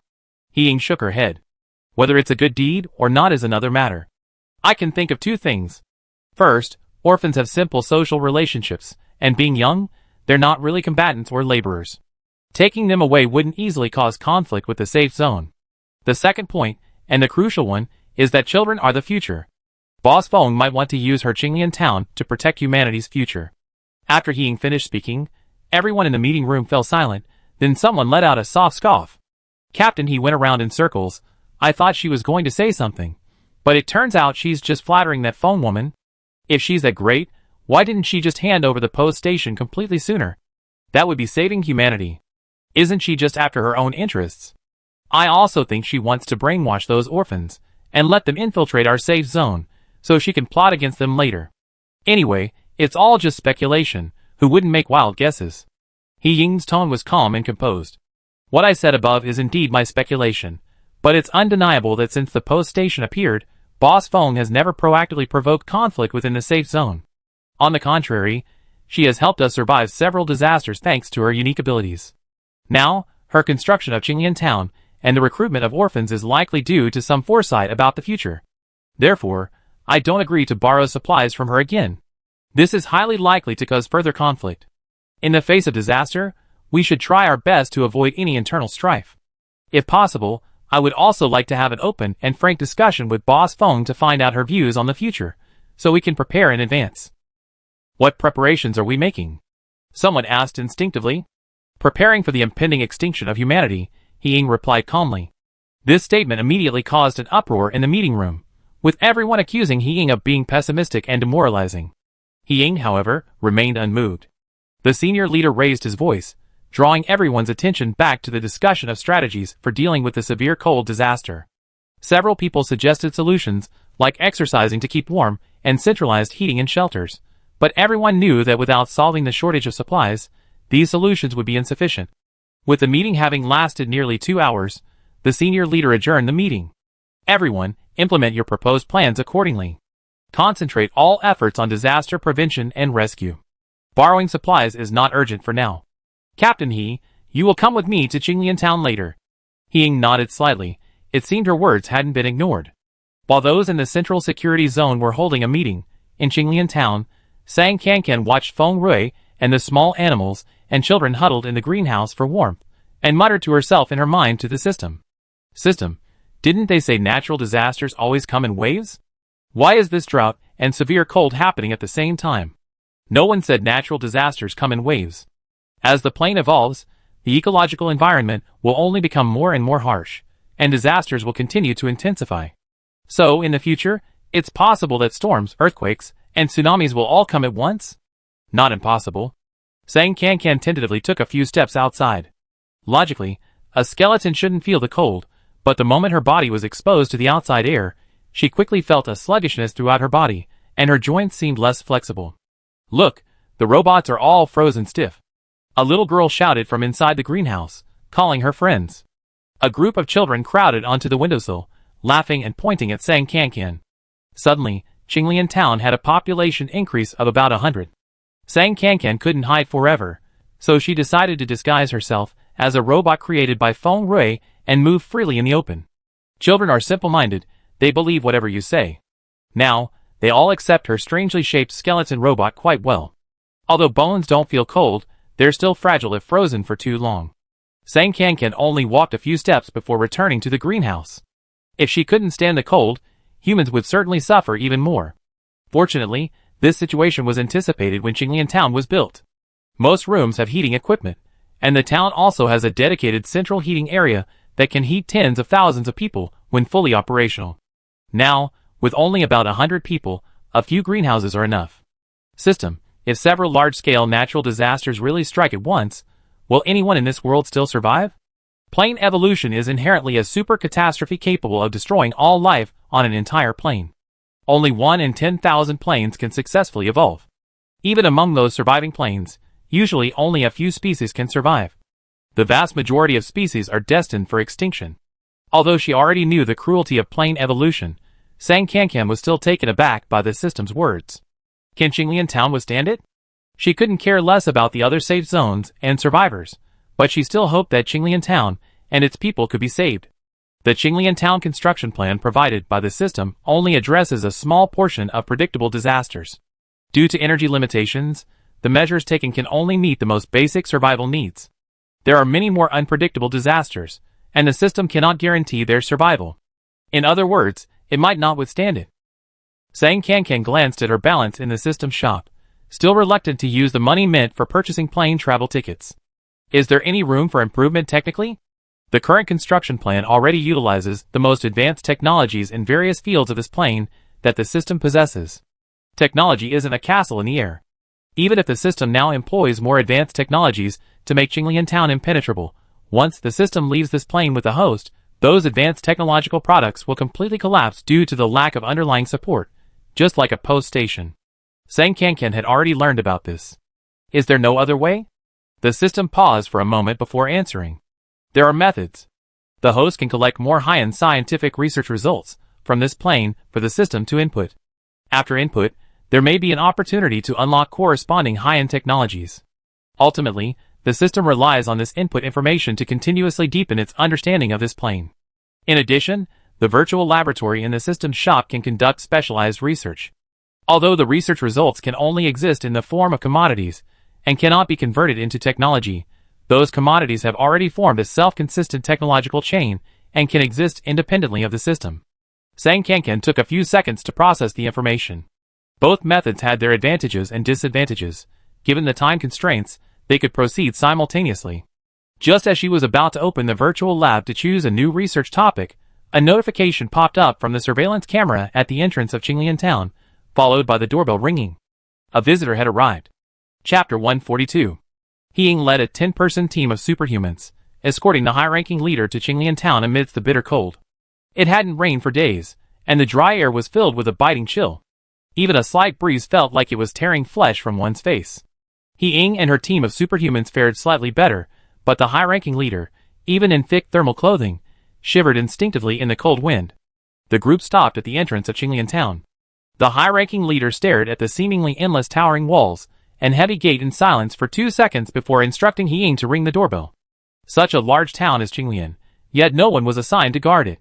A simple electronic doorbell was placed outside the gate to handle visitors. It seemed this boss Feng had complete confidence in the town's security. After the doorbell rang, there was no further response.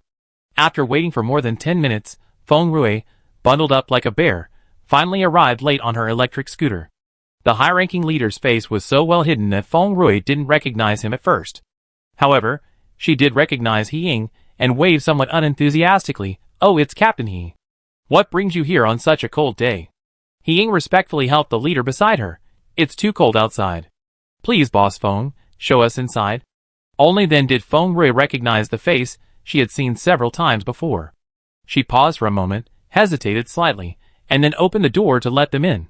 She had originally intended to quickly send them away, but given their high status, she couldn't just dismiss them easily now. Although their current behavior seemed somewhat like establishing their own independent entity, Feng Rui wasn't one to forget her roots. She naturally respected others when necessary.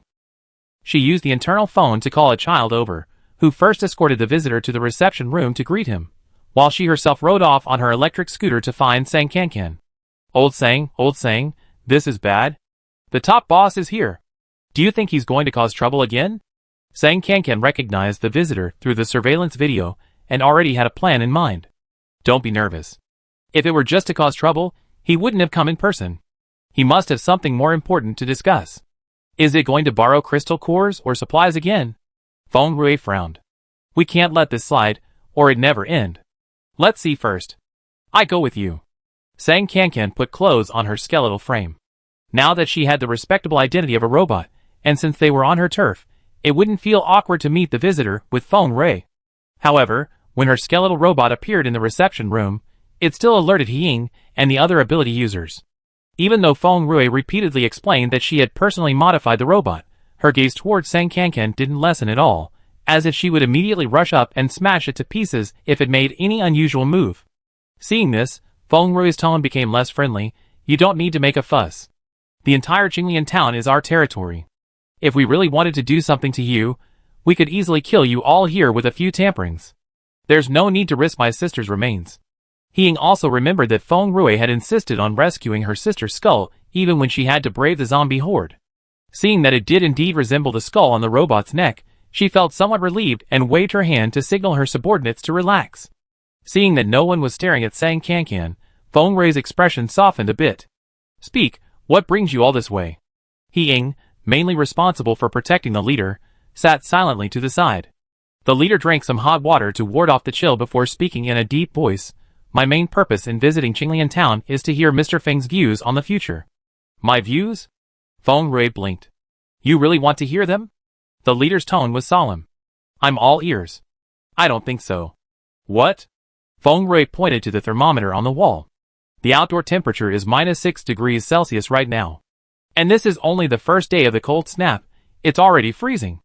It only get colder. You rushed here to see me because many people have died in the safe zone, and supplies are running low. Right?" Before the person on the other end could answer, Feng Rui continued, "I run an inn to sell things, and you buy things with crystal cores. It should be a mutually beneficial transaction. I'm not afraid, you know. I just take a small commission, earning a meager living. It's not as lucrative as you think. Now, crystal cores are harder to obtain outside, and almost every inn's revenue is declining, so my income has shrunk significantly." She then glanced at the children crowding outside watching the commotion. "As you can see, building Qinglian town has been incredibly expensive, almost emptying my savings. Now there are about 100 more mouths to feed, and even more to support in the future. We might soon be running out of money.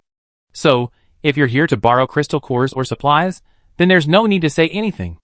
Let's pretend we never met today." Feng Rui rattled off a long speech, the gist of which was, "No lending." The high-ranking leader paused slightly, then shook his head and smiled wryly. "You're certainly straightforward. Don't worry, we won't ask to borrow anything from you this time. Feng Rui gave him a look that seemed to say, if you're not lending anything, then what are you here for? He Ying added from the side, Boss Feng, our leader really just wants to know your opinion on the future. For example, whether it will get better or worse. That simple?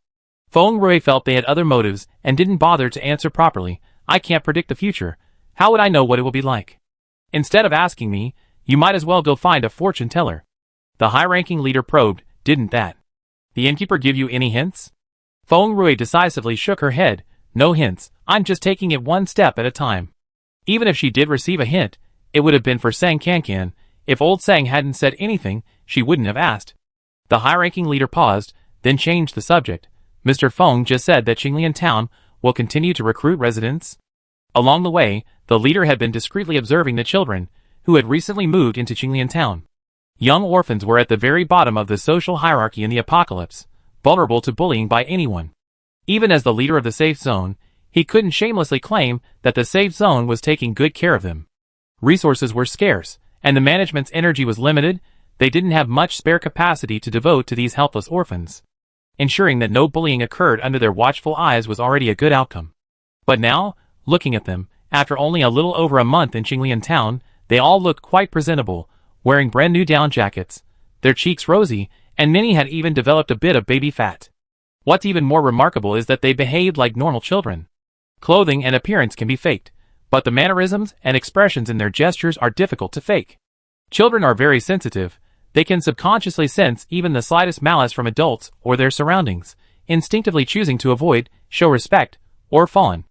The high-ranking leader had seen many timid and fearful children in the safe zone, but these children were completely different. They crowded around the entrance, peeking at the visitors, each one innocent, lively, and radiant. Boss Feng took excellent care of them, as if the apocalypse had never happened. Thinking of this, the leader's tone softened further. Next time you recruit, Boss Feng, are you still planning to recruit orphans under 10 years old? Feng Rui nodded, more or less. Can I ask why? Feng Rui didn't mince words. Orphans have simple identities. They won't cause me trouble. They're young and haven't picked up those bad habits from outside. There's still hope. This was indeed a simple and direct reason. The leader's tone shifted. So, Boss Feng has enough confidence to save them from the apocalypse? He was still digging a hole for her. Feng Rui looked at him, then at He Ying and the others, and gave a forced smile. Anyway, they shouldn't die before you. Although this sounded unpleasant, it wasn't an easy thing to do. The leader was obvious. He Ying and her subordinates were among the top-tier ability users in the Central Security Zone, their survival rate far higher than other survivors. Feng Rui's words were tantamount to saying that she could guarantee any ordinary child in Qinglian Town would outlive them. The senior leader composed himself, then smiled. I hope Mr. Feng will keep his word. That way, I have no further questions. If Mr. Feng wishes to continue recruiting residents, he can be more open and above board. If he needs assistance, he can let us know, and we will fully cooperate. Was this an offer to give them the green light? Unsolicited favors. Feng Rui instinctively wanted to refuse, but suddenly her internal cell phone flashed. Sang Kankan had sent her a new message. Let them stay. Perhaps fearing Feng Rui's misunderstanding, he quickly added, let them stay overnight. It's getting late, so we'll. The senior leader was about to leave when Feng Rui suddenly stood up, blocking their way, her previous sarcastic attitude replaced by an unusually warm one. It's getting late. You come all this way, you must be tired. Why don't you have dinner first and then rest? You're the first group of guests to officially visit our Qinglian town, so we must treat you well. It's so cold outside, the roads are difficult to travel, and it's getting dark. Why don't you stay in our town for the night, and go back tomorrow? This behavior, so different from before, surprised the group of guests. This sudden enthusiasm must be suspicious, but looking at the increasingly dark sky outside the window, and then at the group of children, who had already surrounded the reception room, the leader pondered for a moment and nodded in agreement to stay. Then we trouble you. Sang Kankan's sudden desire to keep these visitors wasn't about treating them to a good meal, but rather because she had suddenly had an idea. She looked at the system shop's inventory, where a glittering golden magic scroll lay. Sang Kankan still maintained the habit of drawing a prize once a month, and the latest prize she had drawn was this scroll from a magical dimension, named Dream Entry Spell. Dream Entry Spell, a practice piece by a grand mage of the magical plane. After use, it can pull a specific object within a 1 kilometer radius into a designated dream. It can be used on up to 20 people simultaneously, lasting for 1 hour. Sang Kankan was initially a little disappointed after drawing this scroll. She didn't want to play tricks on people by sending them dreams, so the scroll seemed useless. Now, however, it could come in handy. Chapter 143. In the dead of night, the high-ranking leader lay in his guest room in Qinglian town, tossing and turning, unable to sleep. The thermometer on the wall showed that the outdoor temperature had dropped to minus 18 degrees Celsius, but the room was heated, so it wasn't cold at all. In fact, he was slightly sweating under the covers. The bed beneath him was brand new, clean, soft, and comfortable. The room was fully equipped with a television, computer, furniture, and appliances, all the latest models from before the apocalypse. However, Feng Rui hadn't granted them access to the facilities.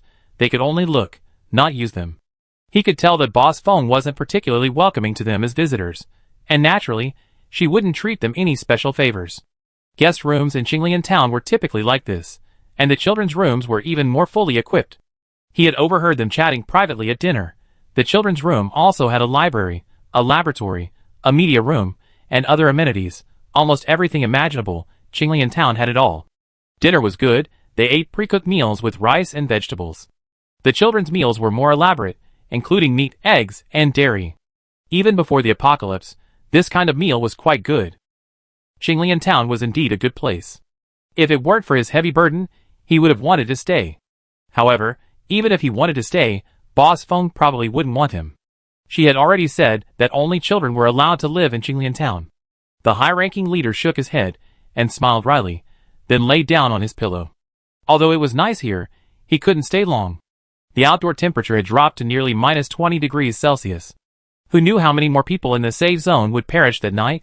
Hopefully, the solutions proposed at the meeting will be of some use, saving as many people as possible. Despite her many thoughts, sleepiness crept in quietly from her warm bed. At 2:30 a.m., Sang Kankan left her room and stealthily made her way to the guest room area. She had specifically instructed Feng Rui to arrange rooms for these visitors very close together, no more than a kilometer in radius.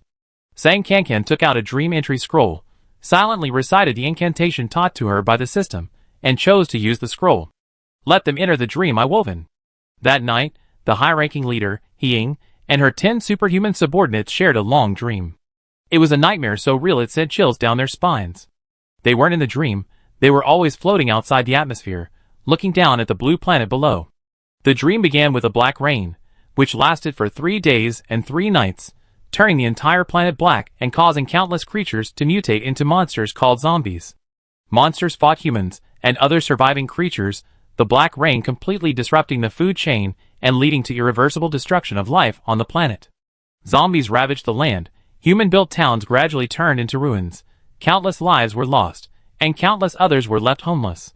Humans then built safe zones, but the situation did not improve much.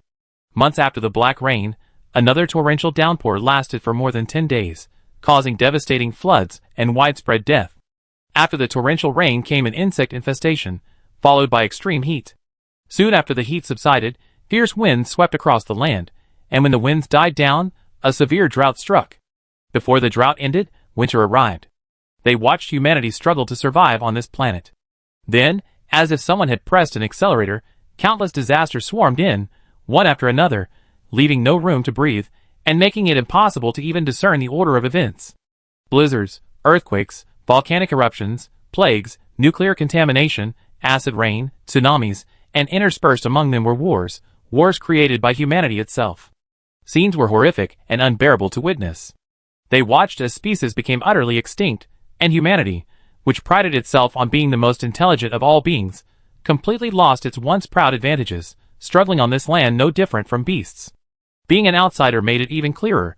Even with the power to move mountains and fill seas, no one could escape this catastrophe. From billions to a few thousand or even a few million people, it only took half a dream's time. And this was not the end. What they saw in the end was a lightning strike from the sky. A small asteroid nearly 20 kilometers in diameter crashed into the already ravaged planet, instantly destroying its largest landmass and plunging the planet into complete silence. Silence didn't mean the dust had settled, it meant the utter annihilation of everything. At the end of the dream, almost everyone struggled to wake up, and recalling its contents, they felt only boundless despair. Was this really a dream? The next morning, when Feng Rui served breakfast to the group, she noticed dark circles under everyone's eyes. "Couldn't sleep well?" she asked casually. "Then I won't keep you here today." Feng Rui wasn't curious about what they had experienced. She just wanted them to leave quickly after breakfast. Having a group of outsiders made everyone uncomfortable and inconvenienced her. The high-ranking leader and He Ying exchanged glances, noticing their universally devastated expressions. A premonition arose in their hearts. You all dreamed about it too? Blizzard, earthquake, plague, nuclear contamination, war, tsunami, and an asteroid hitting Earth? The group looked at each other, confirming their suspicions. They had all had the same nightmare. One person having a nightmare might be a coincidence, but so many people having nightmares together, especially in such a special place as Qingyan Town, was definitely not a coincidence. In fact, it might not even be a dream. The high-ranking leader's expression darkened slightly. He called out to Feng Rui, "Boss Feng, can we talk?" Feng Rui was about to take some children to inspect the plantation when she heard this. "What is it?" "Last night, the magistrate of the post station appeared in our dreams." "Boss Feng, do you know anything about it?" Everyone had the same dream. Besides the post station's message, there was no better explanation. Moreover, these formalities weren't important. This piqued Feng Rui's interest. Sang Kankan had only told her to keep the person there, without explaining why. Feng Rui pulled up a chair and sat down at the dining table. "Oh! What kind of dream did you have?" "Boss Feng doesn't know?" Feng Rui was quite honest. "Should I know? I'm under the management of the post station, not the other way around." The high-ranking official pursed his lips, carefully discerning the truthfulness of her words, and finally said in a deep voice, "A dream of a planet's destruction and humanity's extinction." Feng Rui's eyes widened slightly. After hearing him finish, she pouted in disappointment. "I thought you were going to say something more." "That's it?" A superhuman couldn't help but interject. "Our planet was pierced by an asteroid, and humanity was completely wiped out." "Isn't that enough?" Feng Rui glanced at him indifferently. "What time is it now?" The man was taken aback. "What time?" "It's the apocalypse." Feng Rui raised her voice. "Isn't it called the apocalypse because we're about to reach a dead end?" "I think you people have heard too much of that man will conquer nature and persistence is victory kind of positive energy rhetoric. You actually think you're the most powerful? So many species have gone extinct. What's so strange about human extinction?" But, no buts to me. Think about it carefully. Why did the post station send you this dream?" Feng Rui got up to leave, but then, remembering something, she suddenly turned back to the leader and said a few words seriously. "I know many of you have opinions about me, thinking I'm hogging such a valuable place as the post station, living a good life while ignoring everyone else's suffering. But I've always been rather selfish, lacking in selflessness and a sense of the bigger picture. But what can I do? The post station just happened to choose me. I actually admire you all. You stood at the forefront without complaint, refusing to give up even now, and trying your best to protect everyone in the safe zone. I'm not that great, and I never wanted to be. I just want to do what I can, and not put burdens on my shoulders that I can't handle. Supplies and crystal cores, if I could borrow them, I would. But I don't want to suffer losses and get myself into trouble. Do you understand what I mean? The post station wouldn't speak without reason. There must be a reason for appearing in your dream. Think about it carefully. If what happened in the dream came true, what are your plans?" Feng Rui's words were sincere, and after speaking, she left the restaurant without waiting for the other person's reaction, leaving the dozen or so people speechless for a long time. For breakfast, Feng Rui prepared bread, grilled sausages, and steaming hot soy milk, a feast in the apocalypse, but no one could eat. The leader, finally regaining his composure, called to them, "No matter what, eat something first." Only then did the sound of swallowing fill the restaurant. After quickly finishing breakfast in a few minutes, everyone got up to leave. They weren't idle people. They had already wasted a night, and it was time to go home. Feng Rui didn't even personally see them off, only arranging for a 7- or 8-year-old girl to escort them to the town entrance. "Sister Feng went to tend to the vegetables in the greenhouse. She asked me to see you out." The little girl, with 2 pigtails, skipped along. Seeing the high-ranking official's lips were blue from the cold, she hesitated for a long time before reluctantly pulling a small hand warmer from her pocket. "Here, this is for you." The high-ranking official hesitated, not reaching out to take it. "Aren't you cold yourself?" The little girl immediately stuffed the hand warmer into his pocket, quickly pulling her hand back. "I can go back inside to warm up if I'm cold." "You still have a long way to go, don't get cold." Having reached the town entrance, the little girl waved goodbye and skipped back. Feeling the warmth in the hand warmer, the high-ranking official smiled for the first time that day. Let's go back to the safe zone. On the way back, the high-ranking official sat next to Ying and recounted his dream from the previous night. If last night's dream was a premonition, then it coincides with what Captain he said.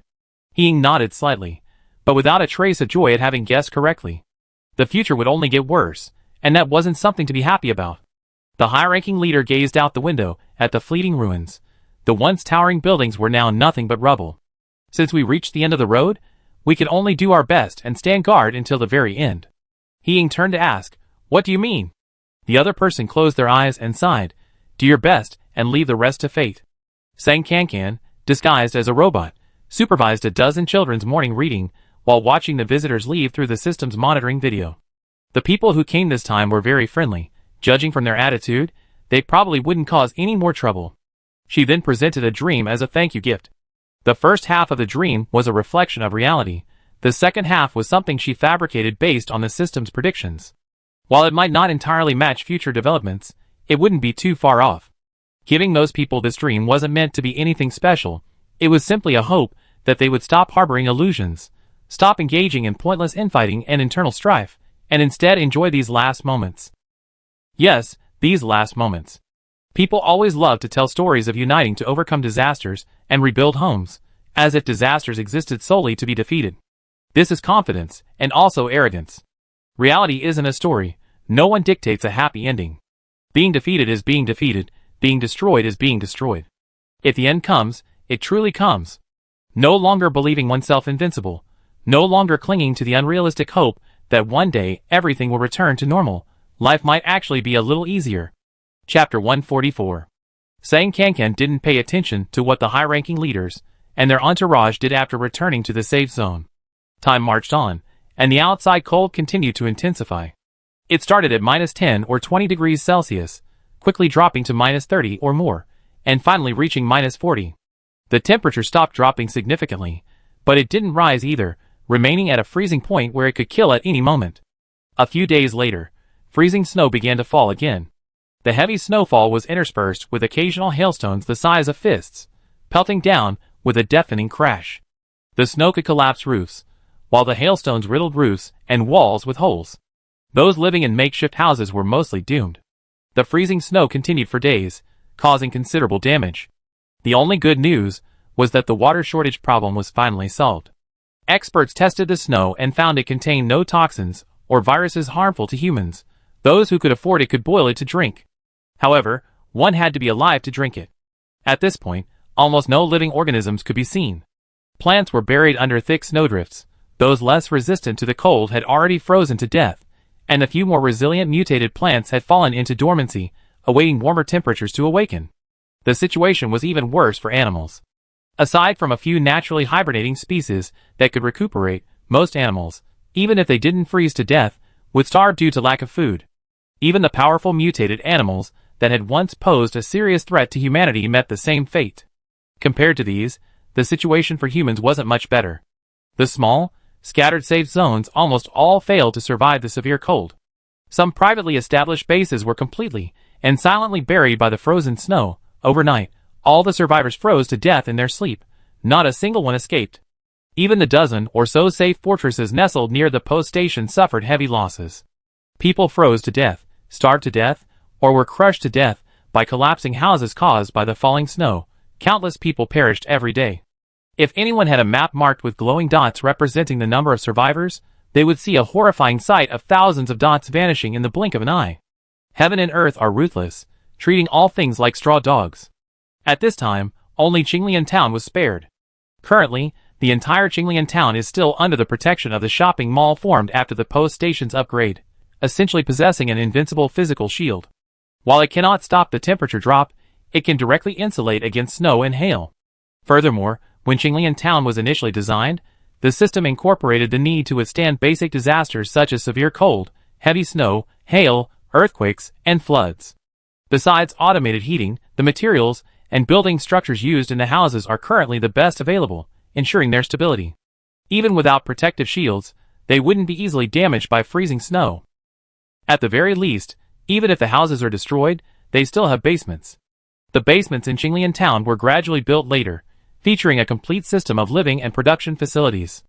As long as this system is fully operational, even if the surface becomes uninhabitable in the future, it's entirely feasible for the townspeople to continue living underground. These were all contingency plans left by Sang Kankan. After the system took her away, she hoped Qinglian town could continue to protect Feng Rui and the children, allowing them to live peacefully. The severe cold lasted until the 20th day, when the snow finally stopped and the temperature gradually began to rise. It wasn't a sudden warming.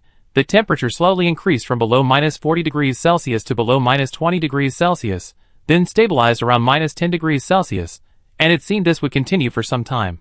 However, compared to the previous extreme cold, -10 degrees Celsius was already a tolerable temperature. After observing for 2 or 3 days, many physically strong ability users began to go out hunting. Staying indoors was too taxing. They had to go out to collect crystal cores, or food. Sang Kankan noticed that the turnover of each had increased. Through the inn's bulletin board, she saw the communication between survivors in various safe zones, confirming that there was no longer much danger outside. She then called Feng Rui to go out with her. "You're going to the central security zone?" Hearing Sang Kankan mention going to the security zone, Feng Rui was quite surprised. "What for?" "To discuss some business." Sang Kankan waved her hand and took out 2 items from the system inventory. One looked like a diesel generator, but much smaller, small enough to fit in the palm of your hand. It didn't have a fuel tank. Instead, it had an empty slot the size of a walnut. The other resembled a miniature sand table, also about the size of a palm. Above the sand table were 4 small flags marking the 4 directions, and below was also an empty slot the size of a walnut. "What are these things?" Feng Rui held one in each hand, turning them over and over, completely baffled by their purpose. A crystal core generator, and a protective shield powered by crystal cores.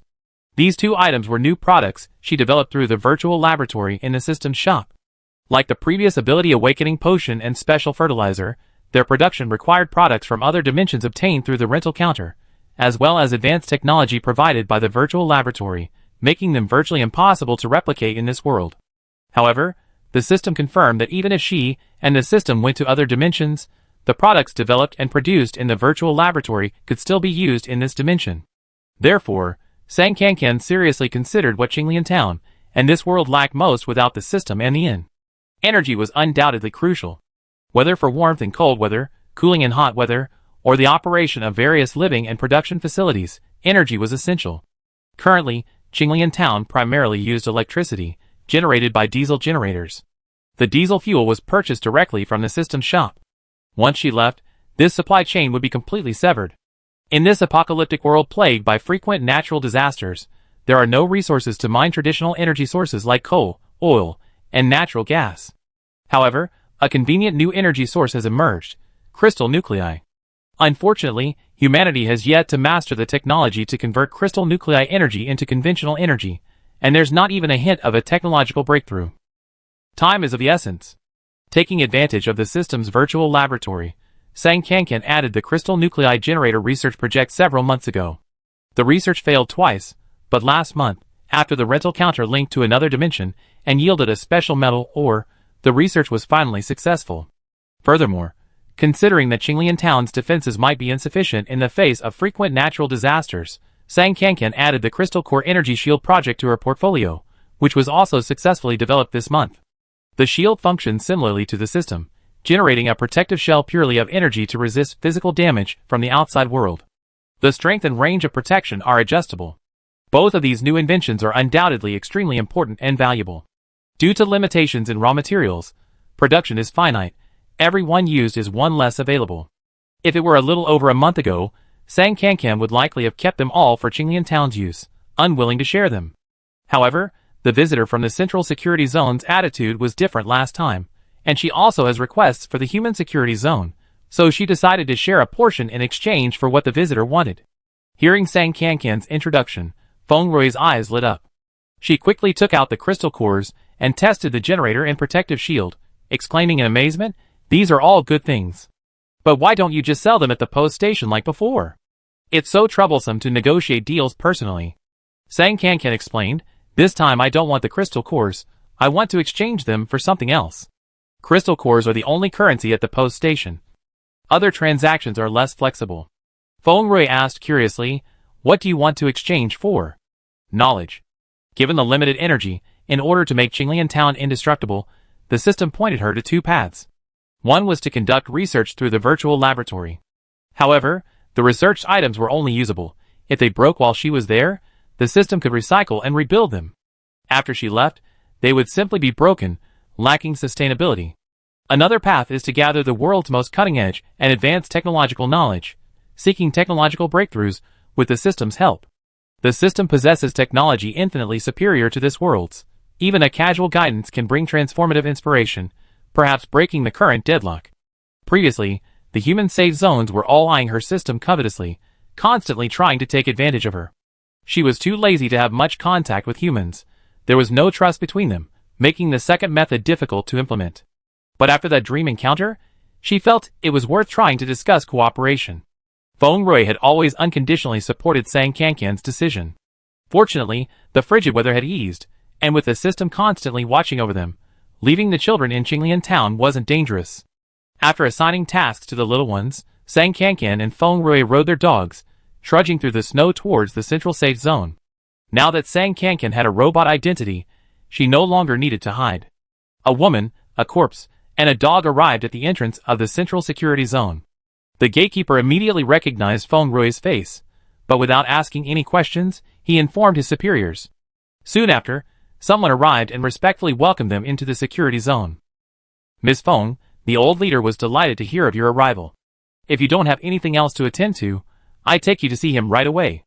Feng Rui recognized the person leading the way. It was one of the high-ranking leader's secretaries. This was taking them directly to the head of the security zone, quite a show of respect. Is your leader so free lately? The secretary explained while driving. The old leader instructed us a long time ago that if Miss Feng comes to the security zone, no matter how busy he is, he must personally receive her. Feng Rui hummed in response, glancing out the car window at people repairing houses collapsed by the snow, and casually asked, how much damage did your safety zone suffer this time? The secretary thought for a moment, then rattled off a series of figures. The death toll is 932,351, and the number of people with frostbite and other serious injuries is 1,321,141. This is the latest statistic for today. Property damage is not yet available for assessment. Feng Rui had only asked casually, but she hadn't expected the secretary to answer so precisely. Aren't you afraid of leaking classified information by telling me so much? The secretary smiled. The leadership instructed that if Miss Feng has any questions, they should be answered immediately. Besides, this data is publicly available within the safety zone. This surprised Feng Rui somewhat. In the past, to avoid unsettling public sentiment, specific casualty figures were usually not released after a disaster, let alone accurate to the single digit. This time was different. As for the secretary's promise to answer all questions, she figured it was just polite talk and didn't take it seriously. The central safety zone covered a considerable area. It took more than 30 minutes to drive from the main gate to the government office building. Along the way, Feng Rui looked left and right, and then noticed something unusual. Several huge signs had appeared in the safe zone, one every few hundred meters, each bearing the same two lines of large characters and one line of smaller text. The large characters made her frown. If today were the last day, how would you want to spend it? Obey the law, cherish life. The smaller text was even more surprising. Current number of survivors in the central safe zone, XXXX, the 7-digit number displayed on the LED light decreasing by a few digits every now and then.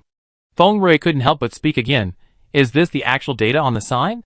Of course, it's the actual data. Almost every major safe zone now has this survivor count sign, updated in real time based on registered death data. The secretary paused. This was arranged by our leader. He believes everyone has the right to know what we are facing. Chapter 145. What is humanity facing? Feng Rui knew. When the high-ranking leaders visited Qinglian Town last time, Sang Kankan had managed to send them a dream. Sang Kankan later told her the dream's content. Without a miracle, humanity faces inevitable extinction. Although she didn't know why Sang Kankan was so certain, because of the trust built up over this period, Feng Rui believed her if she dared to say it. Sang Kankan didn't explain the purpose of her dream. Feng Rui was also curious about how those people would react after returning to the safe zone, but the survivor statistics board before her truly surprised her.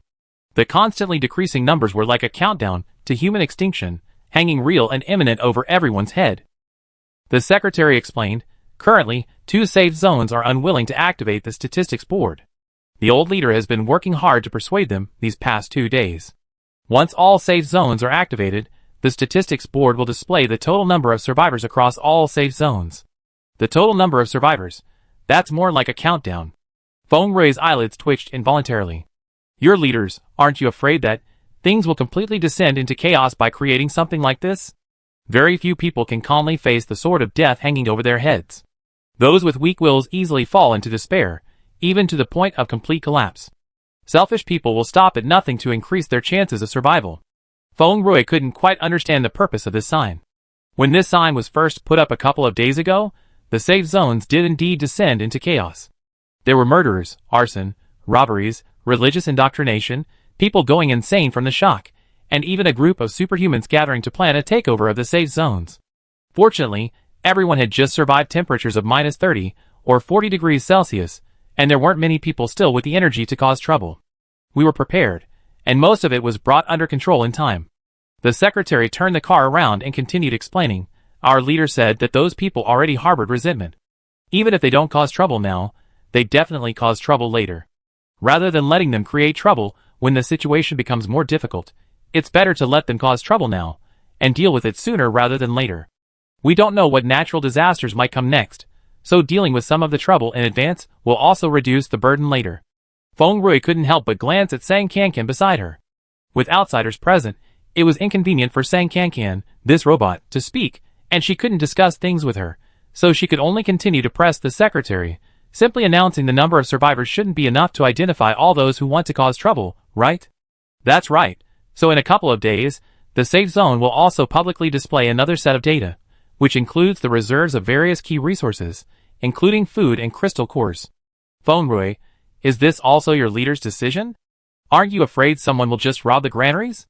Insufficient food reserves can easily cause widespread unrest, while sufficient reserves can attract covetous eyes from various parties. This number isn't so easy to announce. The granary is heavily guarded, so there's no fear of it being robbed. If someone tries to steal it, they can just be arrested and sent to a labor camp. Feng Rui, a sting operation? You guys probably have other tricks up your sleeve, don't you? Indeed, we have some other strategies. Eliminating the unstable factors allows us to focus all our efforts on combating the natural disaster. Feng Rui took a breath and gave a forced smile. That's ruthless. Sang Kankan, standing beside her, remained silent, secretly chatting with the system. That leader is really bold. Sang Kankan had them experience that dream not for any profound reason, but simply to prevent humanity from becoming blindly optimistic and continuing their internal strife, causing unnecessary internal losses, at least not to harm her. The result was good. They immediately took the dream she created as a harbinger and began a sweeping purge of destabilizing factors. System, this shouldn't cause any problems, right? Perhaps. That leader seems to have a lot of faith in human nature and hopes that human nature won't betray him. Indeed, after eliminating destabilizing factors, everyone focusing all their efforts on fighting the natural disaster is ultimately only an ideal scenario, and human nature is always unpredictable. Honesty, kindness, resilience, and courage are human nature, so are cunning, treacherous, despicable, and cruel. The leader's decision was tantamount to saying that he believed most people were the former. Sang Kankan neither approved nor disapproved of his actions, but hoped he would succeed, since they might be cooperating soon. The high-ranking leader's limousine proceeded smoothly, and in the blink of an eye, it pulled into the parking lot outside the government office building. After getting out, the secretary led them to the private elevator. The Ramrod Strait security guards, having been informed, didn't stop them, but their eyes couldn't help glancing at Feng Rui and behind her. It's understandable. The skull sitting on the snow-white mutant dog was simply too eye-catching. The secretary, who had been holding back the whole way, finally couldn't resist. Mr. Feng, may I ask who this is? My sister, Feng Rui said, pointing to Sang Kankan with a proud expression. She passed away. I made a robot using her head. It won't hurt anyone, will it? Don't worry, it won't hurt anyone, and it has no offensive capabilities. I'm just bored, so I brought my sister along for company. The secretary, his lips twitching, uttered, You're really something. If his former boss hadn't reminded him before coming to pick her up, he probably would have already acted. The senior leader was waiting for Feng Rui in his office. Upon entering, Feng Rui didn't waste any words, immediately taking out the crystal core generator an energy shield that Sang Kankan had given her from her backpack, swallowing all the polite words. The secretary picked up the 2 items before the senior leader, glancing at them. She didn't find any danger, but she also couldn't figure out their purpose. What's this? Feng Rui held out a hand. Do you have any crystal cores? We need crystal cores to start it, but I don't have any. Everyone has crystal cores, right? The secretary's lips twitched. After consulting his leader, he took out a level 3 crystal core and handed it to her. Feng Rui inserted the crystal core into the empty slot of the generator, secured it, and pressed the start button. The crystal core generator only borrowed the appearance of a diesel generator. The energy conversion process was completely different, producing no noise, and no one could see any reaction. Feng Rui looked around, then plugged in the desk lamp. The lamp instantly lit up, and the eyes of the other 2 people in the office lit up as well. Is this a crystal core generator? The senior leader excitedly leaned over, examined the generator for a few moments, and after confirming it was working correctly, bombarded Feng Rui with a barrage of questions. Is the energy conversion rate high? How much electrical energy can one level 3 crystal core convert? Can level 1 and 2 crystal cores be used? Feng Rui gave him the answer Sang Kankan had given her beforehand. I don't know if the conversion rate is high or not, but it can use level 1 to 5 crystal cores to generate electricity. Crystal cores above level may 5th damage the machine, so I advise against using them lightly.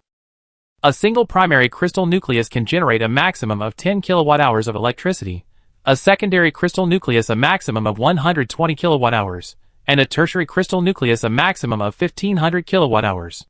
The specific quantity depends on the energy saturation of the crystal nucleus. This number stunned the 2 people opposite him. It wasn't too little, it was too much. Currently, the electricity used in the central safe zone comes partly from lightning-type ability users, but mostly from generators.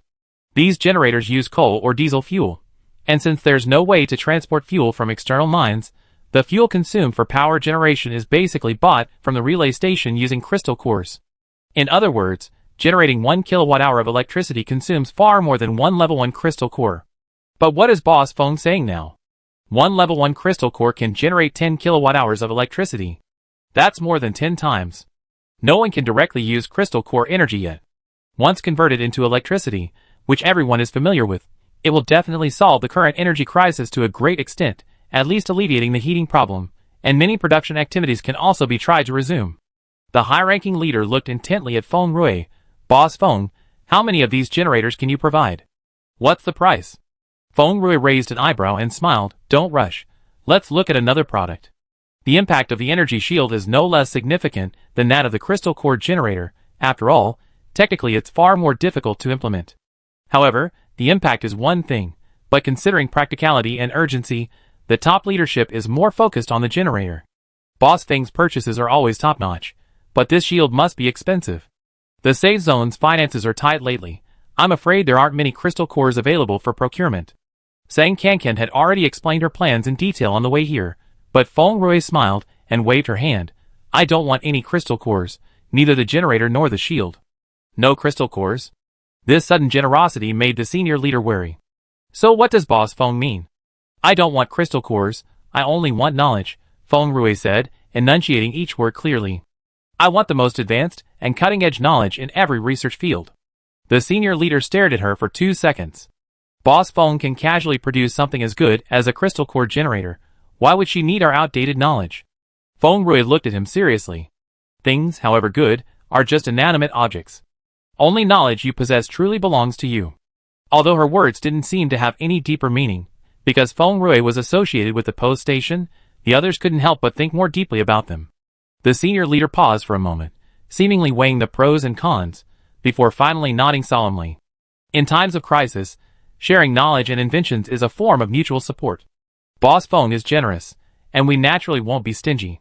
Alright, Feng Rui picked up a piece of paper and pen, writing down 2 numbers. This is how much we can give you for the generator and the protective shield. As for their value in terms of knowledge, that depends on your sincerity. Knowledge can be papers, experimental records, or research plans. Any format is fine. Just put them at the relay station. You can also discuss how to collect the products. We can distribute them separately to different relay stations, which will save you transportation costs. After saying this, Feng Rui stood up, and Sang Kankan and Guzi beside her also stood up. You two discuss it, and once you decided, Just leave a message at the post station. We head back now. Seeing that she was really about to leave, the old leader quickly stopped her. Boss Feng, please wait a moment. Why? There are children waiting at home. It's about the children. The senior leader took out some materials he had prepared beforehand. When does Boss Feng plan to recruit the second batch of residents? I had someone compile a list. They're all orphans under 10 years old from the safe zone with clean backgrounds and good character, for Boss Feng's reference. If Boss Feng needs, you can go see them in person. He added, they're all very good children, Boss Feng, don't worry, we definitely won't do anything unnecessary this time. He was referring to the spies they planted during the last recruitment drive in Qinglian Town. This time, they weren't planning to recruit anyone, but Qinglian Town could indeed consider accepting a second batch of young residents. Feng Rui subconsciously glanced at Sang Kankan, and seeing her nod slightly, she took the materials. Okay, then I go take a look. Chapter 146. When the secretary accompanied Feng Rui to the resettlement area to visit the orphans, the top leader also summoned his most capable subordinates, and several of the most renowned experts from the laboratory, showing them the crystal core generator and energy shield left behind by Feng Rui. The experts' reactions were predictable, their eyes practically lit up with envy, clinging to the two inventions with reluctance to let go. The others, of course, understood their immense significance. Boss Feng hopes we can exchange our most cutting-edge technological achievements for these two items. Do you think it's feasible? Although he had already made up his mind, the top leader still sought everyone's opinion. Exchange? Of course we should exchange. The technology involved in these two items is far more advanced than our research. Even if we had several more years, we might not be able to develop them. We're getting a good deal. What field of knowledge does Boss Feng need? Does our aerospace team need it? If so, I go back and organize it. I'm in charge of the biological field. I can contribute something.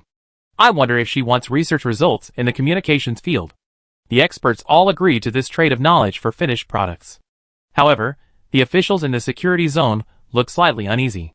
We already have samples. Can't we crack the technology and then replicate it ourselves? One person asked in a low voice, immediately met with rejection from the experts. It's impossible to replicate it. Whether it's the superpower awakening drug or the super efficient fertilizer Boss Feng brought out before, we've been researching them, but even now, we can't even crack their molecular structures, let alone manufacture them ourselves. The superpower awakening potion even involves several entirely new elements we never even heard of. To imitate it, you need the materials. This isn't a technological breakthrough that can be achieved through hard work alone. There's simply no way to imitate it. These two items are very likely the same. Outsiders, stop pointing fingers at our professional matters. Imitate? If you can make it, I call you my ancestor. Although their tones varied, the experts' attitudes were the same. After a moment of hesitation and doubt, the others also put aside their own petty schemes and voted in agreement. In the past, they might have considered manipulating the details of the transaction to gain more for themselves. But since the top leader returned from Qinglian Town and gathered his subordinates for a thorough and earnest discussion, most of them had been persuaded. Humanity is already on the verge of extinction. Haggling over such petty gains is nothing short of laughable. Those who have reached their current position aren't irrational. The leader was pleased with everyone's reaction. Alright, let's discuss how to distribute these things. The number of crystal core generators and energy shields was limited, so the central safe zone couldn't have them all. After considering the number of survivors and the amount of crystal cores in reserve, a relatively fair distribution was made among the various safe zones. Meanwhile, Feng Rui and Sang Kankan quickly selected 400 orphans under the age of 10 from the resettlement area, preparing to take them back to Qinglian Town. The secretary offered to have the safe zone superhuman team drive them back. Feng Rui readily accepted this offer, and simply rode back with Sang Kankan. He led a team on a mission, this time escorted by another of her superhuman squad leaders, who dispatched over a dozen transport vehicles. Feng Rui noticed many large, heavy cardboard boxes on the transport vehicles, and couldn't help but wonder, what's in these boxes? Are they sending supplies to help us? The secretary accompanying them smiled, you're joking. No one has as many supplies as Boss Feng. This is a small gift from our former leader to the children. What kind of gift? Some books. The superhuman team brought them back from the library a couple of days ago. Our former leader said the children in Qinglian Town lack nothing, and even have their own library, but the collection seems small, so he specially had a batch brought. Some are on the truck, and the others were taken by the space-age superhumans. Feng Rui and Sang Kankan were both surprised to learn it was books. Last time their leader went to Qinglian Town, it seemed like he just ate 2 meals and had a dream, doing nothing else. They hadn't expected him to be so observant. Qinglian Town indeed lacked books. After all, the town's food, clothing, and daily necessities were mostly purchased from the post station, whose goods were produced by replicating samples entered by suppliers.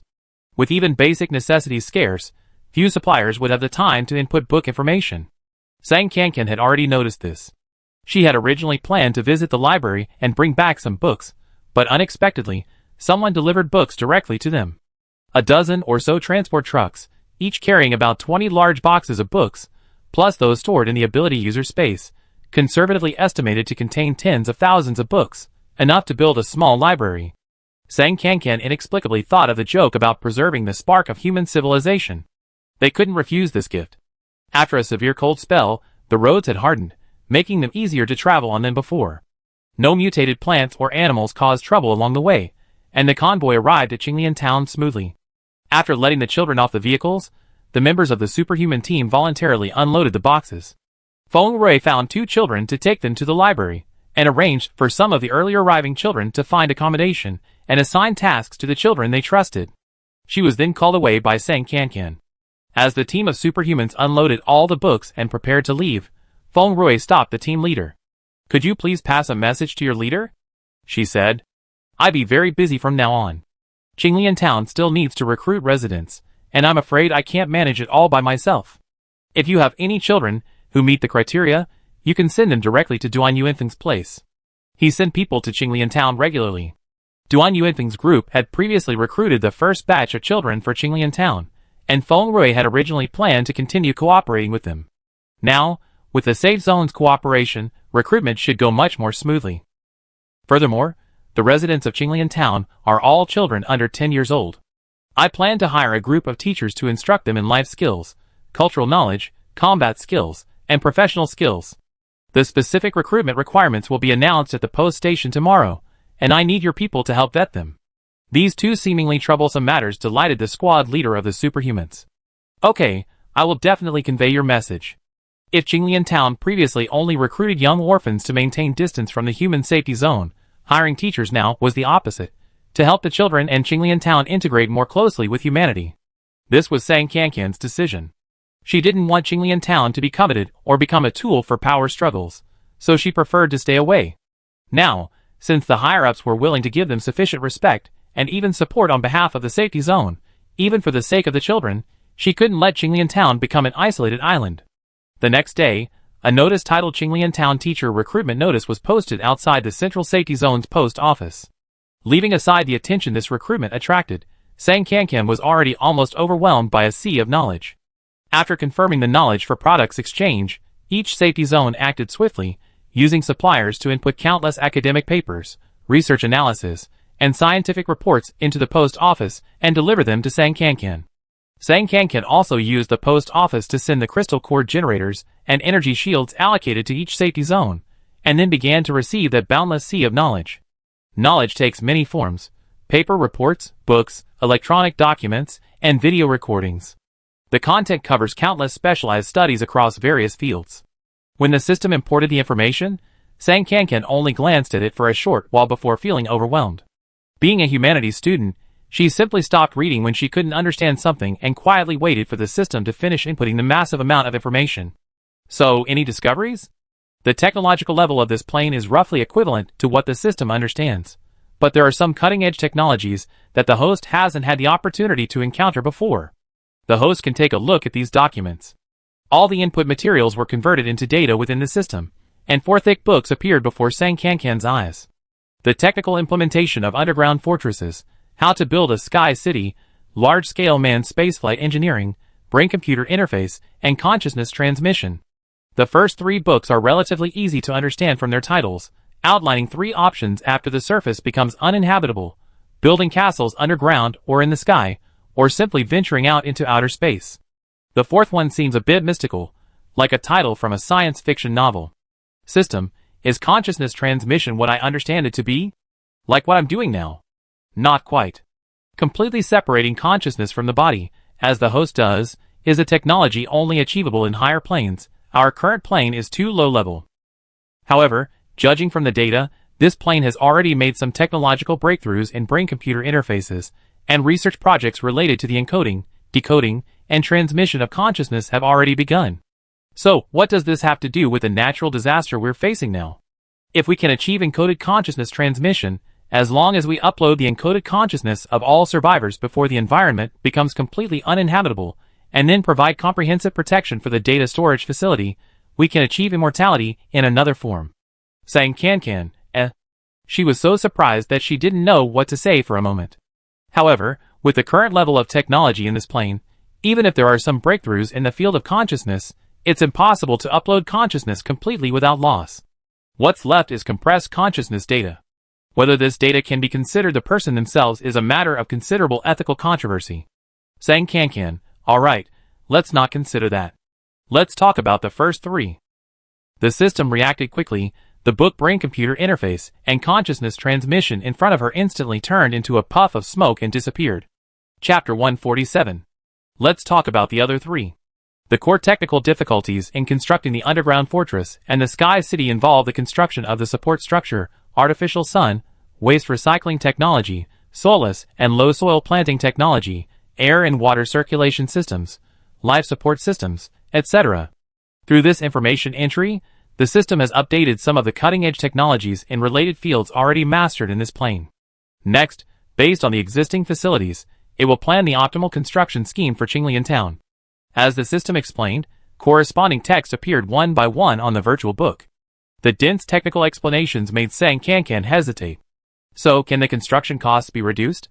Using the latest technology, it is conservatively estimated that the construction costs can be reduced by nearly 1/3. The extra crystal cores can be used to add some facilities that had to be cut previously. It's useful, not a waste of time. Sang Can felt slightly relieved. There was still one book left to discuss. Sang Can continued to ask, is this large-scale manned spaceflight project about building spaceships? This is an alternative option provided to the host. The current plane has not yet mastered the technology to build large manned spacecraft, and the existing micro-manned spacecraft do not have the ability to travel independently of their home planet for extended periods. It is suggested that the host include manned spacecraft as a research project in the virtual laboratory. However, after unlocking the virtual laboratory for several days, the system had basically not commented on Sang Can's chosen research topic. This time, however, it directly pointed out the research direction without even finishing its sentence, making Sang Can sense something was amiss. But what? Large manned spacecraft are extremely expensive. If we decide to develop and manufacture them, we won't have enough crystal cores to further strengthen the construction of Qinglian Town. Leave or stay, you can only choose one. According to system analysis, it's almost impossible for humanity to find another habitable planet in the vast universe. Even if we successfully enter space, we likely just wander aimlessly in the cosmos until the spaceship runs out of energy. Staying is a dead end. Leaving isn't a way out either. Sang Can was silent. Why didn't you say this before? Why are you reminding me now? Because? Before she could finish hearing the system's words, a deafening roar suddenly erupted outside. The earth-shattering sound lasted for nearly 3 minutes before subsiding. The dog, who was sitting next to Sang Can playing with its tail, was completely terrified, clinging to her and trembling. After the roar stopped, Feng Rui, who loved watching the excitement, led several children out the door, quickly ran around, and then ran back exclaiming in surprise. Sang Can also saw the source of the loud noise through the system's surveillance video, understanding why they were so alarmed. Less than a kilometer from Qinglian Town, the ground collapsed instantly, covering an area of nearly 2 kilometers and exceeding 5 meters in depth. The snow-covered ground cracked and sank, leaving a huge crater. Such collapses weren't limited to the vicinity of Qinglian Town. Sang Can discovered through surveillance videos from various post stations that within just a few minutes, collapses were occurring simultaneously around the world. More than a dozen collapses occurred in and around the central safety zone alone, including 3 within the safety zone itself. Several residential areas instantly sank underground, burying many survivors before they could even react. Coming to her senses, the system's words appeared before Sang Can's eyes in text form. Because the system detected a new crisis, the danger level of this plane has been raised again. The current planet's surface is no longer suitable for habitation. Sang Can's zombie mind froze. This is completely unethical. Even if humans can withstand storms and freezing temperatures with their collective wisdom and strength, they are helpless against such sudden ground subsidence. Completely without warning, without any discernible pattern. Just when you think you can at least catch your breath after the drought and cold, the ground suddenly collapses. Who can you complain to? Feng Rui dismissed her few lackeys, walked heavily into Sang Kankan's room, and collapsed onto the sofa as if utterly exhausted. Old Sang, you didn't see it. It's only a few hundred meters from the gate of Qinglian town, and suddenly a huge crater appeared, stretching as far as the eye can see. Luckily, it was a few hundred meters off-center. Everyone was inside, otherwise we'd all be doomed. Actually, Qinglian town is still under the protection of the post station. Even if the ground below collapses, the post station can protect the entire town. Sang Kankan didn't guarantee Feng Rui anything. After all, the post station wouldn't last forever. Worry was inevitable, and the system promptly reassured her. Qinglian town's foundation uses a special structure that can buffer the damage caused by earthquakes and ground subsidence to a certain extent. The subsidence of that magnitude just now wouldn't cause too much impact. But what if the subsidence worsens? What if it collapses tens or hundreds of meters at once? She asked in her mind. The system didn't answer, but Sang Kankan knew the outcome. The ground collapsed hundreds of meters in an instant. What could happen then? People would be smashed to pieces. Recalling what she had just witnessed, Feng Rui patted her chest in fear, wanting to pinch her dog's tail on the sofa for some solace, but the dog slapped her away forcefully. Feng Rui pouted, then frowned at Sang Kankan. Old Sang, do you think today's ground subsidence was a one-off event? Will it collapse again? Previous natural disasters had a certain duration, ranging from 10 days to half a month, or even 1 or 2 months. If this ground subsidence also lasted for a period of time, collapsing every now and then within its cycle, would there be any intact places on the entire planet? The system's attitude made Sang Kankan dare not gamble, and she could only answer honestly, it's very likely that it will collapse again. Really? Feng Rui's eyes widened, not because she didn't believe Sang Kankan's words, but precisely because she believed them. She was even more unwilling to accept this cruel reality. Lost in thought for a few seconds, Feng Rui asked again, then shouldn't we prepare and take precautions as soon as possible? How can we take precautions? Sang Kankan asked instinctively. Feng Rui was also taken aback, as if there really was no way to prevent it. Seeing her distracted and frightened appearance, Sang Kankan gave her something to do. Go tell the children that no one should leave the town during this period. It's safe within the town. The selection of new residents and teachers also needs to be finalized as soon as possible. I communicate with the Central Security Zone and have them arrange planes to send people over as soon as possible. After that, try to avoid all activities that require going out. Things will be fine once this period of danger passes. Sang Kankan calmly instructed Feng Rui on the things she needed to do next, which calmed Feng Rui's panicked emotions somewhat. Although Feng Rui couldn't tell from Sang Kankan's skull-like face whether she was truly calm in the past few days, as long as Sang Kankan was around, all problems seemed to be easily solved. Feng Rui had developed a blind trust in her, inexplicably feeling that this matter shouldn't be a big deal. But after Feng Rui left, Sang Kankan's heart, which had already ceased to exist, turned ice-cold. System, did you foresee this all along? Foresee what? Foresee that I wouldn't be able to be ruthless. The system will absolutely not interfere with any of the host's choices, but will only support all decisions made by the host from beginning to end, without any scheming. It's not that you schemed against me, Sang Kankan sighed humanely, although she was long gone. Never mind, pretend I didn't say anything. Recalling everything that had happened since binding with this system, Sang Kankan had indeed felt the system's all-around support. She wanted to earn crystal cores, so the system gave her the ability to open ends to make money. Wanting to improve her self-defense capabilities, the system provided her with a large number of crystal cores for upgrades, and later allowed her to draw the corpse control technique and various magical items. Disheartened and wanting to avoid humanity, the system showed her other worlds and told her it could take her on interdimensional travels. Wanting to build Qinglian Town, the system designed the best plan for her and provided the most detailed technical guidance. Even at the very beginning, without the system, she would have long since become a mindless zombie, slaughtered by humans. The system gave her a chance at rebirth, helped her overcome countless crises, and allowed her to see a vast and wondrous world she could never have imagined before. If this is considered scheming, then countless people would rather be schemed against. It wasn't that she doubted the system, but she sensed something akin to fate. Opening the system's shop interface, she saw that the bulletin boards at various stations were already reporting the casualties caused by the massive collapse. 4 collapses occurred in City C's safe zone, 1186 confirmed deaths, search and rescue ongoing. 5 collapses occurred in Jiangqing safe zone, 2,214 confirmed deaths, search and rescue ongoing. 3 collapses occurred in the central safe zone, 3,145 confirmed deaths, search and rescue ongoing. No one else was communicating on the bulletin boards. Only these lines of text announced the passing of many survivors. After becoming a zombie, Sang Kankan had lived in a state of immense contradiction. She still retained human memories and thought processes, but her lifestyle was no different from that of a zombie.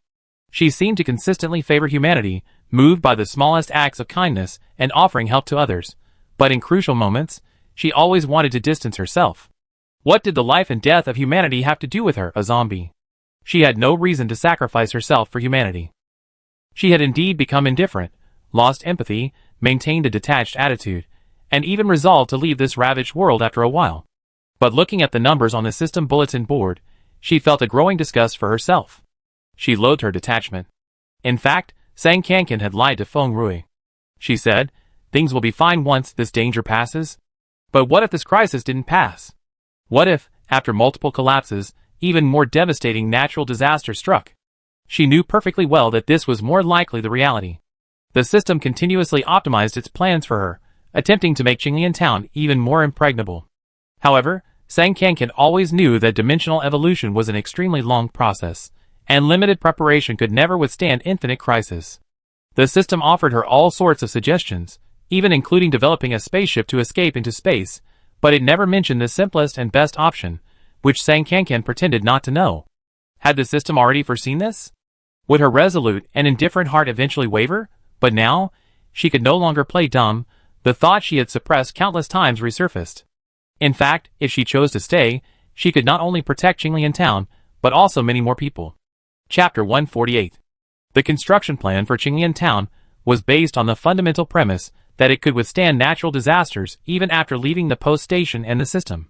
To meet this requirement, the best materials and facilities had to be selected, but the technology couldn't exceed the existing level of this plane. Even if Sang Kankan used all the crystal cores she had left after her interdimensional travels, she might not be able to build a perfect Qinglian Town.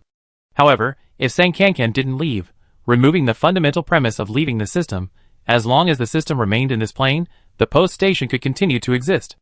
Upgrading the post station with the same number of crystal cores would be enough to build a dozen or so large shopping malls with stronger defenses than Qinglian Town. Combined with the post station's inherent strong defensive capabilities, this would significantly increase the survivors' chances of survival. Sang Kankan was always aware of this, but she lacked the resolve to sacrifice herself for humanity, so she always pretended not to know. But now, the disaster has escalated to another level. If she continues to stand aside and watch countless people who could be saved perish, she fears she despises herself. Even if she follows the system to another dimension, can she truly start a completely new life without any guilt? She can't. System, if I say we're not leaving, will you be angry? No, the system doesn't have the emotion of anger. So you also think I should stay and help those people? There is no absolutely correct choice. The system will not influence the host's thoughts. The system's mission is to fully support all the host's decisions. Please follow your heart when making your choice. If the host decides to stay and overcome the challenges of dimensional evolution alongside humanity, the system will also help the host design the optimal course of action. The system's mechanical voice sounded incredibly soothing. It was wonderful. No matter how much she wavered or made up her mind, the system would always be there for her, and she felt like a spoiled child relying on the pampering of adults. System, why are you helping me like this? What do you get from me? Sang Kankan had been curious about this question for far too long, so she simply asked it directly. During her university years, she had read several online novels, many of which featured various systems. The systems in these novels all had their own clear needs: energy, merit, faith. They always wanted something from their hosts. But honestly, Sang Kankan couldn't think of any benefit she could offer the system. Now that things have come to this, system, just tell me the truth. What do you want from me? Only then can I help you as much as possible. The system remained silent for a long time, so long that Sang Kankan thought it wouldn't answer, when suddenly a voice appeared in her mind again. The host has brought changes to the system. Changes? Sang Kankan was completely bewildered. The host should know that the system comes from a higher plane. The mall system is merely a simulation of the system in the novels the host has read. It is not the system's original form. Then what were you originally supposed to be like? A form of existence that the host cannot imagine, indescribable in the language of this plane. In our world, every individual has an incredibly long lifespan, even countless times longer than the lifespan of this universe. Each individual possesses countless resources and energy. The matter and energy contained in this entire plane cannot compare to even a fraction of what's in one of them. The system left Sang Kankan stunned. It truly was an existence she couldn't comprehend. Then how did you come to our little plane? Sang Kankan initially wanted to say condescending to be so noble, and that was indeed what she thought. Because the system got tired of it. With long lifespans and endless energy, we can do almost anything we want. But this also means that our lives have no challenges, and we feel no change. Even if a universe were to collapse before our eyes, it would be like a gentle breeze, insignificant to us. Hearing this, Sang Kankan seemed to understand. It's like someone with inexhaustible money, immortality, and no worries, but the longer they live, the more empty they feel. No, she still couldn't understand unless she experienced that emptiness firsthand. And then? Later, a new lifestyle, or rather, a game, became popular in our world. We can split off a small portion from our main body and project it onto other, lower-level planes to sense the existence of change. However, even a tiny split-off contains an immense amount of energy, easily capable of controlling or even destroying an entire plane. After unintentionally causing the destruction of several planes, all individuals on our plane collectively established a set of rules. After projecting onto a lower-level plane, we absolutely cannot act directly on that plane. We can only act indirectly through one or more native life forms of that plane. This way, we can control the impact we cause within a certain range. The host is this medium.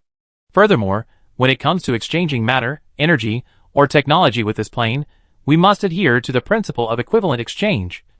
We cannot excessively plunder, nor can we generously give away anything. After binding with the host, I can feel everything the host feels, and have experienced countless joys and sorrows alongside the host. This is the best reward the host can give me. Therefore, the host can accept the system's help with peace of mind, without any psychological burden.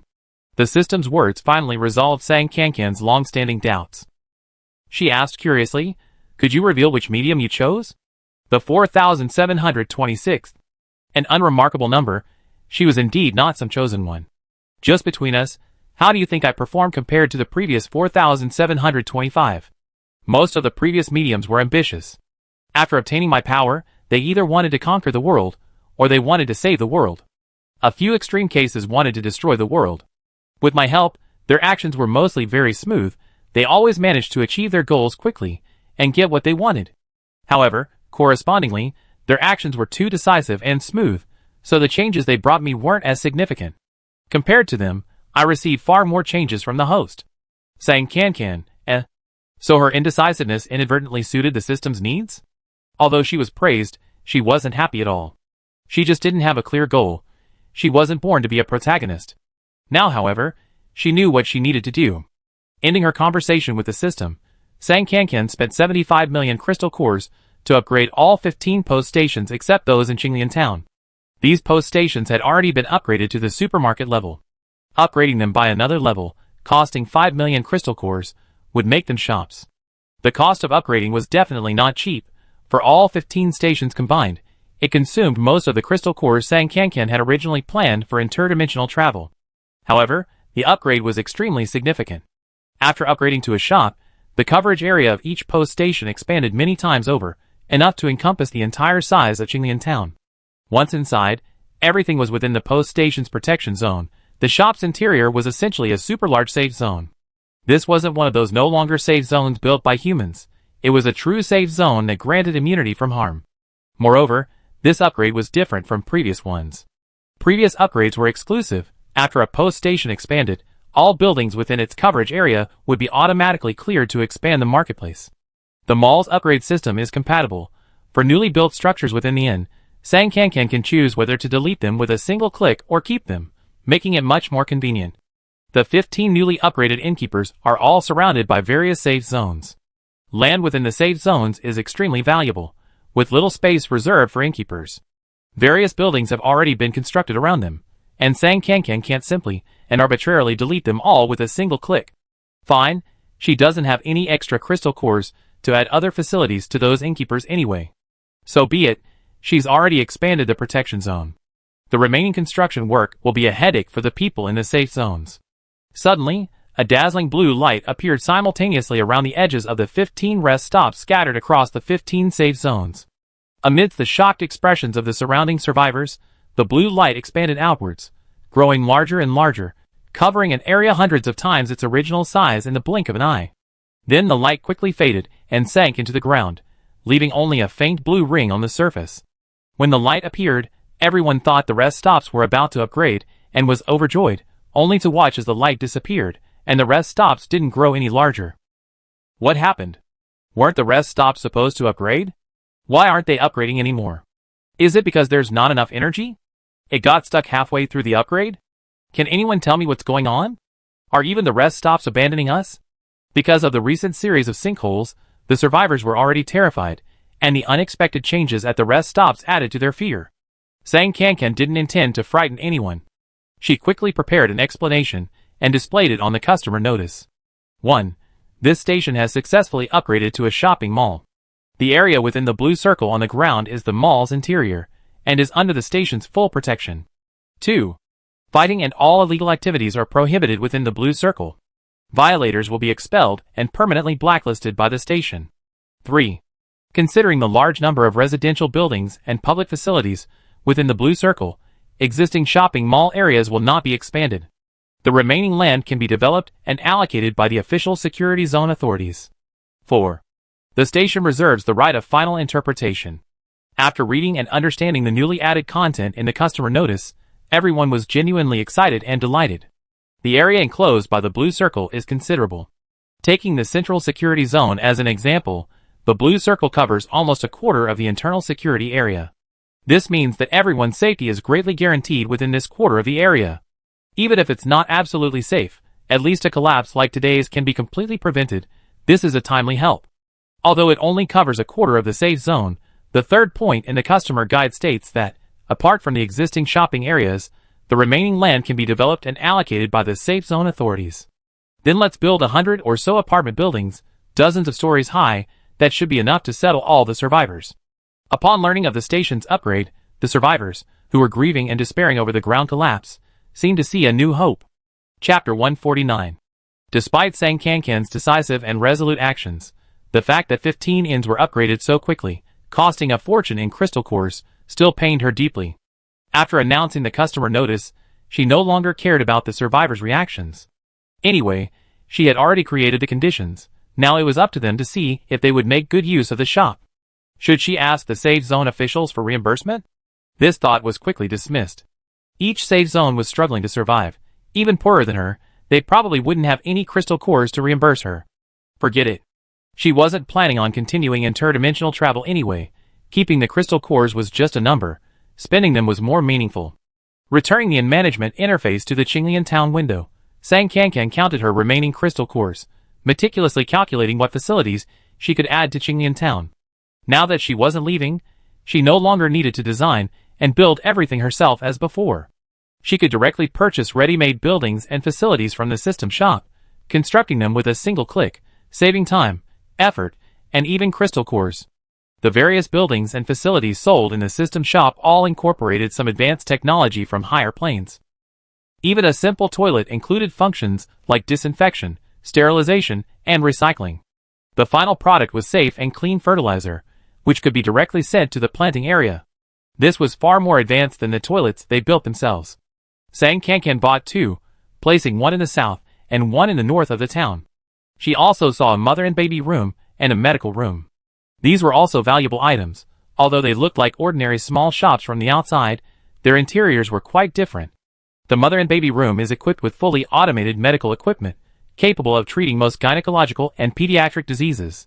It also sells maternity and baby supplies and some medications, and can even deliver babies. Who would believe it? Most residents of Qinglian town are children, so a mother and baby room is essential. The medical room has a wider range of uses. It also has fully automated medical equipment and medicine cabinets, capable of treating various diseases, including gynecological and pediatric conditions. It also has a fully automated sterilization operating room with built-in machines for performing simple surgeries. Considering that Qinglian town will need to hire teachers and other staff in the future, and that the children will grow up, Sang Kankan also purchased a medical room. Other facilities include a hotel, bathhouse, internet cafe, game room, and smart cinema, each with its own high-tech purpose. Unfortunately, Sang Kankan is short of funds, and can't buy them all at once. She have to wait until she has enough crystal cores. I still need to earn more crystal cores, thought Sang Kankan.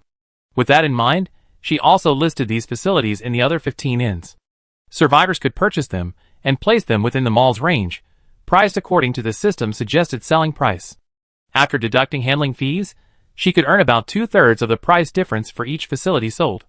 It seemed greedy, but these items were unique and played a crucial role in the apocalypse.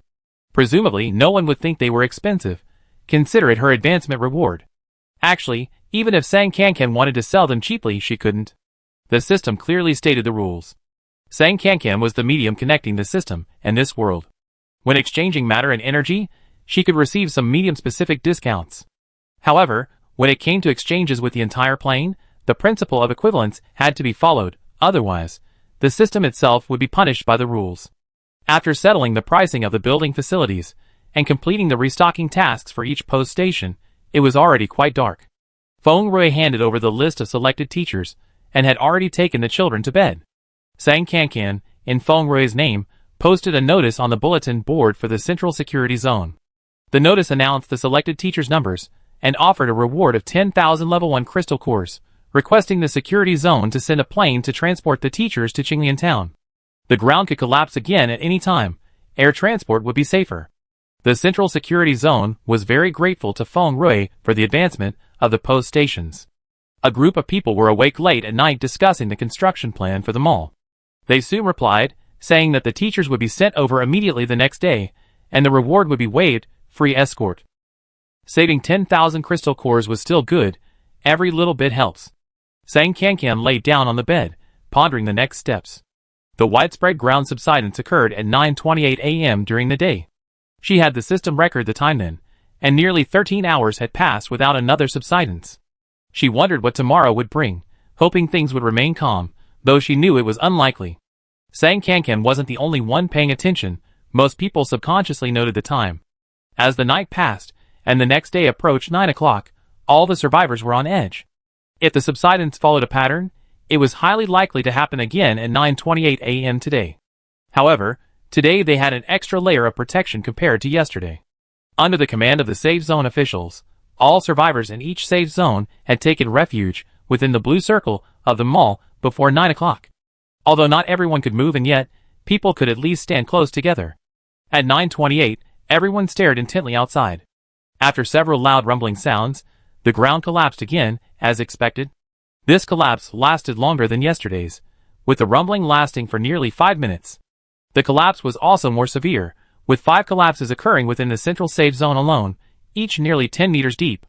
Numerous houses collapsed underground, shattering into pieces. Fortunately, the people inside had escaped beforehand. The only good news was that the area covered by the mall was safe. Even if there was a collapse just a few meters away, the area within the blue circle remained unaffected. This brought some comfort to the survivors, who had unfortunately lost their homes. Thankfully, it wasn't a dead end. In Qinglian town, Sang Kankan and Feng Rui also went to the town's wall, and witnessed the entire large-scale collapse outside. It's 9:28 again.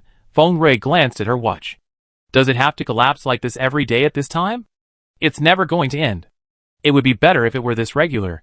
Sang Kankan wasn't as optimistic. Regularity means it can be controlled. At least the damage can be minimized. The real fear is that it's unpredictable, suddenly happening all of a sudden. The leaders of each safety zone clearly shared her thoughts, remaining completely vigilant.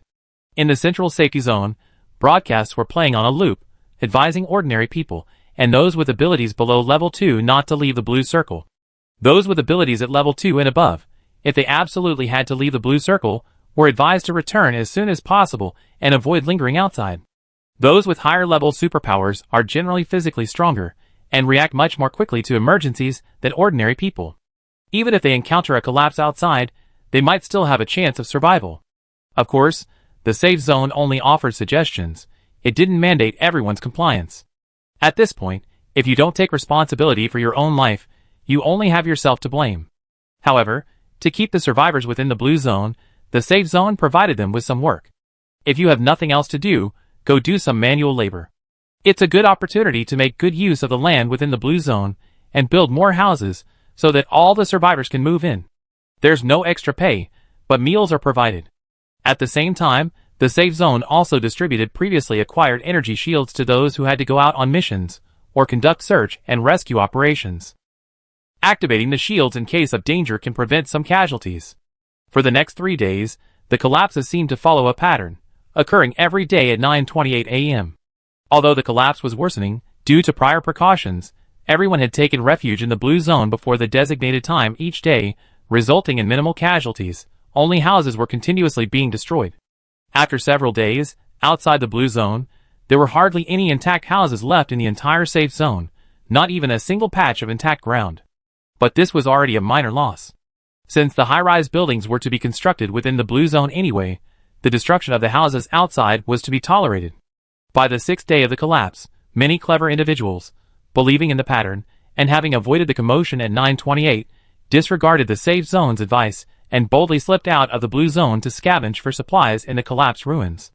There were still quite a few supplies left in the collapsed houses. Everyone had rushed to escape the disaster, and hadn't had time to take their belongings with them when the houses collapsed. Now these supplies were all unclaimed. It was a race to see who could collect them fastest. A large group of people slipped out, each carrying a large bag full of supplies. Even with their bags full, they were reluctant to leave. They decided to wait a little longer, search the area thoroughly, and then leave. That way, they have enough food for the next few days. While still imagining the wonderful life they would have in the coming days, everyone in the ruins suddenly felt the earth shake violently. With a deafening roar, everything went black instantly. The ground collapsed again, burying them all underground. On the 6th day after the ground subsidence, 2 collapses occurred in one day. The first happened at 9:28 a.m., the same time as the previous days, and the second at 3:34 p.m., catching everyone completely off guard. Then, like a toppled domino effect, the ground subsidence occurred more and more frequently. On the 7th day, there were 3 collapses, on the 8th day, 4, on the 9th day, 5. Not only did the frequency increase, but the timing of these collapses became completely unpredictable. 2 collapses might occur within half a day, or only a few minutes, making them entirely unpredictable. By the 10th day, there were even 10 ground collapses in a single day. For the next 2 days, all the survivors dared not venture outside, remaining hidden within the blue circle 24 hours a day, staring blankly at the occasional collapses outside, their emotions completely stagnant. The ground collapses were like a joke. Without the protection of the inn, few in the entire safe zone would have survived. Fortunately, the inn's defenses were truly strong. Even though the collapses had spread to the edge of the blue circle, with the area outside the blue circle collapsing by more than 10 meters, the area inside remained completely unaffected. On the 11th day, the survivors were still hiding within the blue circle, waiting to count the number of ground collapses. Today, there would probably be a dozen or so collapses, maybe even 20. Some oblivious people even secretly started betting on the number of times the ground would collapse that day. They waited all day, from morning till night, but not a single collapse occurred. The house won everything. Day 12 was still peaceful. This time, no one bet. Everyone shared the same expectation. Was the disaster of the ground collapse finally over? Day 13 was also a calm day. Some daring people tentatively stretched their feet beyond the blue circle, but after taking less than 100 steps, they scrambled back. Get out of the way! Get out of the way! Lava! Lava is seeping out of the ground. Chapter 150. Amidst the rising and falling cries of alarm, those hidden within the blue circle quickly saw the situation outside. After 10 days of cataclysmic destruction, the surface was riddled with countless craters of varying depths and numerous fissures extending deep into the earth. Now, crimson magma was continuously spewing forth from these fissures. The scalding magma seemed alive, relentlessly devouring everything on the ground: plastic, wood, reinforced concrete, even large rocks. Once swept into the magma, everything vanished instantly, becoming part of it. Even steel and stone couldn't withstand the magma's scorching heat, let alone human flesh and blood. A small mouse in a fissure was terrified, running for its life, but was still caught by the magma and disappeared without a trace. Fortunately, those who had left the blue circle hadn't gone far. Realizing something was wrong, they immediately ran back. No one dared to risk their lives. Even after entering the blue circle, their hearts pounded with anxiety. The lava was coming with such force. Could the end withstand it? It's coming! It's coming! Quick, push your way in. The lava is about to hit. All the survivors instinctively pushed forward, instantly creating a 10-meter gap at the edge of the blue circle, nearly causing a stampede. But then, they thought, if even the inn couldn't stop the lava, they all die sooner or later if they hid inside. It was better to be swift and decisive. Slowly, some people stepped forward to maintain order. Don't push. Don't get trampled instead of hurt by the lava. We must trust the innkeeper. It will definitely protect us. Fortunately, the inn did not disappoint them. The scalding lava surged rapidly towards the blue circle, and just as it was about to breach, the blue circle suddenly brightened. The blue light barrier that had previously sunk underground reappeared, forming a solid barrier that kept all the lava outside. It could even withstand lava. The innkeeper was truly omnipotent. This scene delighted many, but some felt a sense of unease. The lava was incredibly destructive. Would letting it keep crashing against the light barrier weaken the inn's defenses? Even the inn, no matter how powerful, had its limits. The energy shield that Boss Feng had previously provided was like that.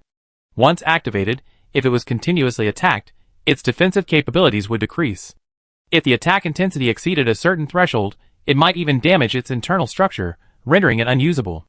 If this lava didn't recede for 10 days or half a month, could the inn really withstand it? Inside Jinglian town, Sang Kankan also raised this question to the system. System, will the inn's defenses be weakened by the lava?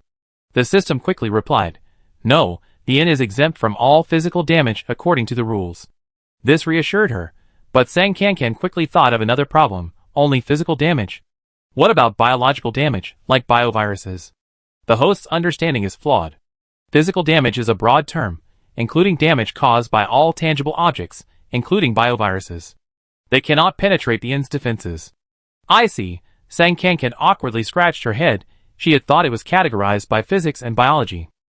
Upon further reflection, she realized that magic and other mystical powers didn't exist in this world, and aside from physical damage, there shouldn't be any other forms of harm. So, as long as everyone hides inside the blue circle of the mall, nothing outside can harm them. Then we can just wait for the plane's evolution to finish, right? The system quickly shattered her illusion.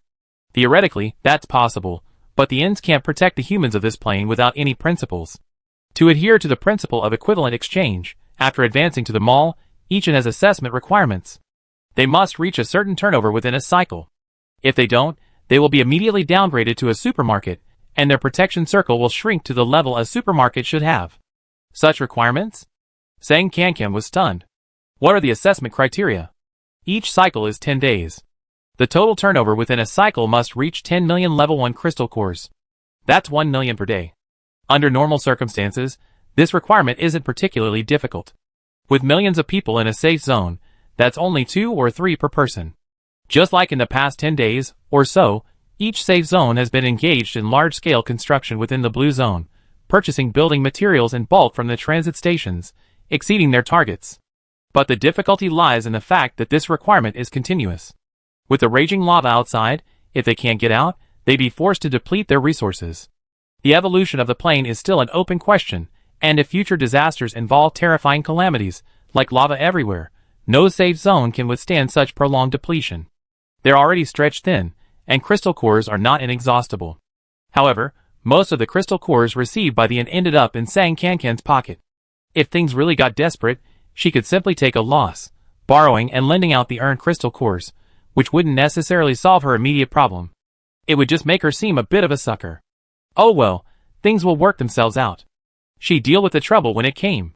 Sang Kankan picked out the key points from the system's message and posted them on the inn's customer notice. 1. The inn is immune to all physical harm from the outside world. All customers are requested to abide by the inn's rules to avoid being expelled. 2. The inn undergoes an assessment every 10 days. If the turnover reaches 10 million within the period, the assessment is passed, and the current level is maintained. If the assessment is not passed, the inn will be immediately downgraded to a supermarket, and the protection scope will be reduced to the supermarket level. All customers are requested to actively shop and complete the assessment requirements. Meanwhile, Sang Kankan also hung up a new sign outside each inn to display the inn's completed revenue for the current period. This was to help each safe zone control the amount spent, not too little to meet targets, and not too much to run out of crystal cores and fail to meet subsequent assessments. The first announcement relieved everyone's anxiety. Since it couldn't cause harm, the lava wasn't so scary anymore. Some of the bolder kids even ran arrogantly to the edge of the blue circle, baring their teeth and making faces at the lava outside. Come on then, I show you. I can't get past you. I make you furious. If the lava were a person, it would probably be so angry it would be fuming. The second announcement was far from encouraging. There were even assessment requirements, but thinking about it, it made sense. The ink could even withstand lava, its power was undeniable. They would have given up all their crystal cores to buy such valuable items without hesitation. Right now, it wasn't a direct demand for crystal cores, just a sales target. The items purchased with crystal cores remained theirs, which was already quite generous. Each safe zone quickly tallied the number of crystal cores in the official warehouses, and also conducted a rough assessment of the survivors' holdings, estimating how many assessment cycles they could successfully complete. As long as the total sales of the entire inn reached 10 million crystal cores within a cycle, it would be fine. Not putting all the pressure on the authorities was advantageous to them. The tally revealed that the survivors actually had more crystal cores than the authorities had imagined. For example, in the central safe zone, the survivors possessed roughly 3 times the number of crystal cores the authorities held. However, this is not something to be happy about. Rather, it illustrates a very harsh reality. Among the survivors who have made it this far, very few are ordinary people without power or influence. They either possess personal strength or hold power, otherwise, it would be difficult for them to have survived this long. This can be seen as a form of survival of the fittest under natural disaster, a cruel and chilling reality. What is heartening is that, after learning about the assessment requirements, many wealthy individuals in each safe zone volunteered to share some of the assessment tasks. Some contributed 300 to 500, some 1,000 or 2,000, and many others directly took on multiple assessment periods, totaling a considerable sum that greatly alleviated the burden on the authorities. We're not worried about anyone causing trouble. If the sales target isn't met, and the mission isn't accomplished, the protective circle disappears, and everyone in the safe zone dies. Nobody's thinking straight in that situation. The top leader of the Central Security Zone looked at the newly registered list of wealthy households and nodded in satisfaction. Not bad. Our people have a good sense of the big picture. This way, even if we can't leave for 60 days, we don't need to worry about the post station being downgraded. The calculated crystal cores could probably complete 6 cycles of assessment, but what if the danger level outside hadn't decreased after 60 days? Suppressing his unease, the top leader solemnly instructed his secretary, "I heard that more than 100 children are being sent to Qinglian Town today. Yes, the planes are ready, departing at noon. You personally oversee this mission. Make sure they are safely delivered to Boss Feng, without the slightest mistake." Yes. The top leader was now extremely grateful that he hadn't asked Boss Feng for crystal cores a second time. Otherwise, if he had angered her again, the post station probably wouldn't have had a chance to advance. With the sinkhole and lava flow occurring one after the other, the entire security zone would have been wiped out. A few days ago, a few old fogies secretly approached him, saying that such an important treasure as the post station couldn't be entrusted to a woman of unpredictable temperament indefinitely. He scolded them directly. Even if Boss Feng was unpredictable, could she be as cunning as them?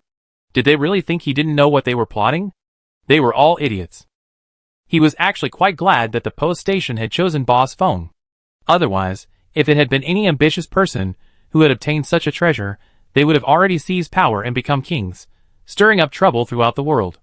Even if it were him, the high-ranking leader couldn't guarantee he could suppress his desires and covet that position of supreme authority. Boss Feng had wisely distanced herself from it all. He only hoped that the lava outside would recede soon, and the world would return to normal as quickly as possible, so that Boss Feng and the others could have some peace of mind. Thinking of the dream he had in Qinglian Town a few days ago, the high-ranking leader sighed deeply. I'm afraid that fate won't let them have peace so easily, and who knows what other dangers await them. Chapter 151. For the next 10 days or so, everyone hid within the blue circle, watching as crimson lava repeatedly crashed against the blue light barrier of the post station, only to retreat empty-handed. Outside, a vast expanse of red lay, lava had almost completely engulfed every inch of ground except for the post station, swallowing countless plants, trees, birds, beasts, and insects. As far as the eye could see, nothing but lava existed. Most of the mutated plants and animals that had previously posed a threat to humans had undoubtedly vanished in the lava, not to mention the survivors, who hadn't entered the large safe zones. Thinking of this, even those who had miraculously escaped were far from happy. This was a mass extinction that had wiped out the vast majority of life. Although humans also hunted mutated plants and animals, at this moment, a sense of shared fate was inevitable. Under the out-of-control natural disaster, humans and animals were no different, equally vulnerable and helpless. The magma continued to erupt for a full 15 days.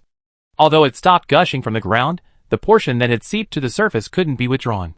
It took another 4 or 5 days for it to slowly cool, its color deepening until it solidified into hard rock, forming a massive crust over the ground. Sensing that the magma had completely ceased its activity, and the outside temperature had returned to normal, the Central Safe Zone dispatched a team of high-level superhumans to collect samples of the cooled magma for research. The newly formed magma rock was at least 5 or 6 meters thick, and even the thinnest sections were 50 or 60 centimeters thick. Its hardness was so great that even using superhuman abilities to break it was extremely difficult. The team of superhumans collected samples of the magma rock and brought them back for analysis by geologists. Fortunately, the composition of this magma rock was roughly the same as the magma they had encountered before, without any abnormalities. Otherwise, it would have been adding insult to injury. However, this wasn't exactly good news. Beneath the magma rock lay scorched earth, and several meters deeper was the only normal soil. Almost all traces of human civilization had been erased, leaving the world completely unfamiliar. Even if no new crisis emerged, rebuilding homes in this wasteland would be an extremely difficult task, a thought that weighed heavily on everyone's hearts. Of course, no one was optimistic that things would be peaceful from now on. Even without discovering other crises, most survivors remained within the protected area, cooperating with official arrangements to build houses and various facilities, striving to move into their new homes as soon as possible. A small number of high-level superhumans, under official arrangements, formed teams to explore this new world covered by magma rock, hoping to obtain new information in case another crisis occurred. A period of relative calm followed. The weather stopped fluctuating between hot and cold, and the sun and rain returned to normal. If it weren't for the thick crust of magma still covering the area, and the fact that all other species besides humans had vanished, people might have forgotten that this was the apocalypse. Under the organized efforts of the officials in each safe zone, high-rise buildings were constructed in all 15 transit stations, largely solving the survivors' housing problem. Important facilities, like toilets, medical rooms, and plantations were purchased from the transit stations by each safe zone, albeit with considerable effort, by collecting enough crystal cores. They planned to build the less important facilities themselves, even though they would be much less functional than those sold at the post station, as long as they were sufficient. They spent crystal cores lavishly, and Sang Kankan earned crystal cores with a beaming smile. She set aside a small portion for backup, and used the rest to add facilities to Qinglian Town. Qinglian Town now houses nearly 2,000 young orphans. Almost all the eligible children from the Central Safe Zone have been taken in, along with about 100 teachers and other staff. After discussing with Feng Rui, Sang Kankan hired 2 teams of pilots from the Central Safe Zone and purchased 2 large aircraft from the system store. The pilots would then fly to other safe zones to quickly bring over orphans from other areas. They could have bought the aircraft earlier, but they didn't know how to fly, and it was too late to learn now. Unfortunately, their actions came a little too late. Children, especially orphans without parents, receive little treatment in the apocalypse. They have no ability to protect themselves, and most have already perished in previous disasters.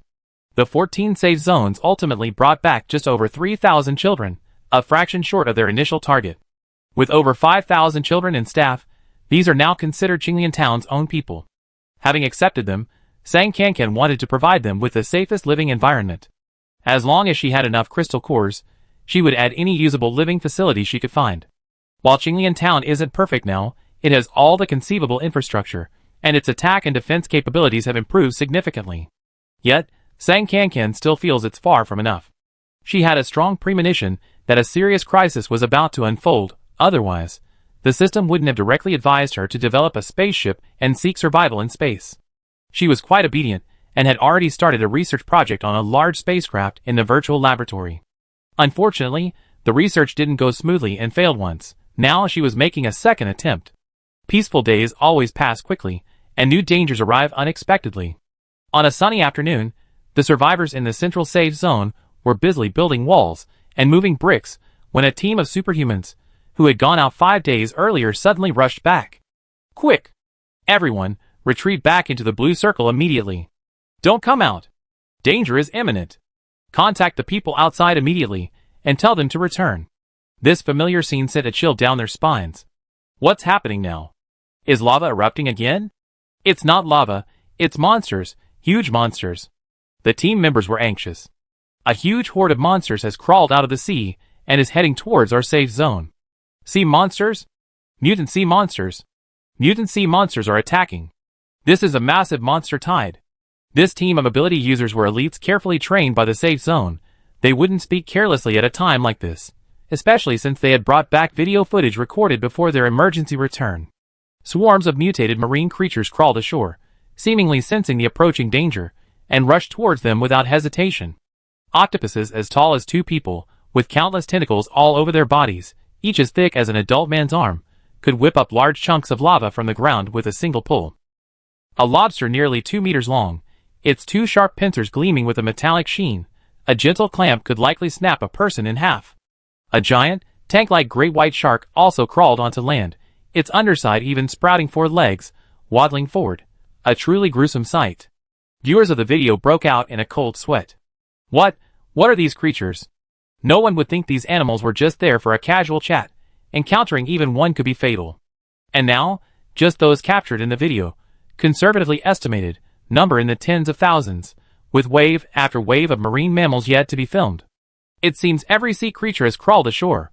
We were just lamenting the extinction of mutated plants and animals on land, and now, dozens or even hundreds of times more have appeared to fill the void. According to the team that discovered the mutated sea monsters, this massive wave would reach their safe zone within 2 hours. There was no way to stop them. The authorities quickly inventoried weapons and equipment, gathered manpower, and notified all survivors to prepare for a counterattack. Meanwhile, over a dozen new messages appeared on the post station's bulletin board. Sea monsters had been discovered in all safe zones. The coastal safe zones were naturally surrounded by sea monsters, and fighting had begun. Even the inland safe zones hadn't escaped unscathed. The sea monsters had cleverly used the waterways, arriving undetected near their safe zones, almost at their gates when they were discovered. At 4 o'clock in the afternoon, the central safe zone was attacked by the sea monster army. Tens of thousands of sea monsters circled the blue light surrounding the post station, relentlessly trying to break through. Octopus tentacles danced through the air, leaving after images. Lobsters snapped their pincers open, and great white sharks opened their gaping maws, ready to bite down on the people in front, but they were all stopped by the post station's blue light barrier. Seeing that the post station could hold back these grotesque sea monsters, the survivors felt slightly relieved and quickly formed teams to kill them one by one. A 5 or 6-year-old girl followed her superhuman mother to the edge of the blue circle. The mother found a familiar group, preparing to switch shifts and kill the sea monsters later. The little girl stared blankly as one sea monster after another fell, asking in her childish voice, "Mommy, are these big monsters here to deliver crystal cores to us?" Though said casually, everyone who heard it perked up. The child was right. The sea monsters were all mutated animals, each containing a crystal core, and those that had traveled such a long distance to reach this point were all of high mutation levels, at least level 3. In the past, so many level 3 or higher mutated animals coming together would have overwhelmed the safe zone in minutes. But things were different now. With the protective barrier of the relay station, as long as they remained within the blue circle, they wouldn't be attacked by the sea monsters, and at the same time, they could attack them from within. Standing still and attacking was easy. Even if their level was lower than the sea monsters, they could eventually wear them down with time. It was like crystal cores being delivered to their doorstep. Thinking of this, the survivors' attacks became more cheerful. Chapter 152. The mutations in the sea beasts were mostly in their appearance, each one drastically deviating from its original form, becoming strangely ugly and grotesque, a truly unpleasant sight. However, some sea beasts, like humans, evolved supernatural abilities. The survivors in the central safe zone encountered special sea beasts, such as jellyfish that could use electric shocks, starfish that could shoot ice crystals, and squid that could breathe fire. Initially, they worried that the post station wouldn't be able to withstand such supernatural attacks. However, upon discovering that the sea beasts' abilities couldn't penetrate the protective barrier, the survivors finally breathed a sigh of relief and increased their attack power. With such favorable conditions, it would be a waste not to seize the opportunity to make a fortune in crystal cores. Meanwhile, Qinglian Town and the central safe zone were attacked by a sea beast army around the same time. Despite a difference in numbers of several orders of magnitude, the number of sea beasts surrounding Qinglian Town was no less than in other safe zones, which was quite puzzling. There were only about 100 adults in Qinglian Town to begin with, and most of them were technically skilled. Very few could be considered combat ready. But that didn't matter. A few days ago, after Sang Kankan acquired some crystal cores, she added 10 energy cannons to Qinglian Town, arranging them around the town's walls. One shot could annihilate a large swarm of sea beasts, far more efficient than the abilities of superhumans. The energy cannons were special weapons specially supplied to her by the system shop, not for sale. They were extremely useful, but consumed too many crystal cores. One shot required about 1,000 level 1 crystal cores. Fortunately, the mutated sea beasts also contained high-level crystal cores, so it wasn't a bad deal. When she saw the sea beasts breathe fire, Sang Kankan couldn't help but feel a surge of tension, only to find it was unnecessary. System, didn't you say the yin can only defend against physical attacks? Are supernatural attacks also physical? It depends. Supernatural abilities, like metal, wood, water, fire, earth, wind, and thunder require the support of material elements to function smoothly, so they fall under the category of physical attacks. Sang Kankan thought for a moment, what else is there besides these? There are also mental attacks. These attacks might interfere with the yin's protective barrier, and in severe cases, even cause the barrier to fail. Like my supernatural ability? The host's supernatural ability is not offensive, and is not included in this category. Indeed, it seems that her supernatural ability is quite useless now. She just hopes that there aren't any particularly powerful mentally mutated sea monsters among the sea monster army. For the next few days, each safe zone fought the sea monsters relentlessly. Waves of sea monsters surged forth, killing a large number, only to be replaced by an even larger number, with no end in sight. Even with energy cannons, the rate of destruction could barely keep up with the rate of replenishment. Furthermore, the sea monsters were all strangely shaped and rather unappealing. Looking at them for too long was enough to make one lose their mind. Sang Kankan had Feng Rui select the most combat-minded individuals from Qinglian Town to form 10 shooting squads, handing over the authority to fire artillery to them, which alleviated the pressure. The situation in the other safe zones was even worse. Not only were the survivors exhausted from killing sea monsters, but supplies and weapons were also becoming increasingly scarce. It was true that the sea monsters contained crystal cores, but the problem was that these cores were all lying outside the post station along with the corpses of the slain sea monsters. Without completely wiping out the sea monsters on the other side, no one could go out to collect the corpses and dig for the crystal cores. Going out would only result in being torn apart by the sea monsters. This led to a depletion of equipment and supplies such as guns and ammunition in each safe zone, and the ability users couldn't replenish their depleted abilities in time, gradually slowing down their attack speed.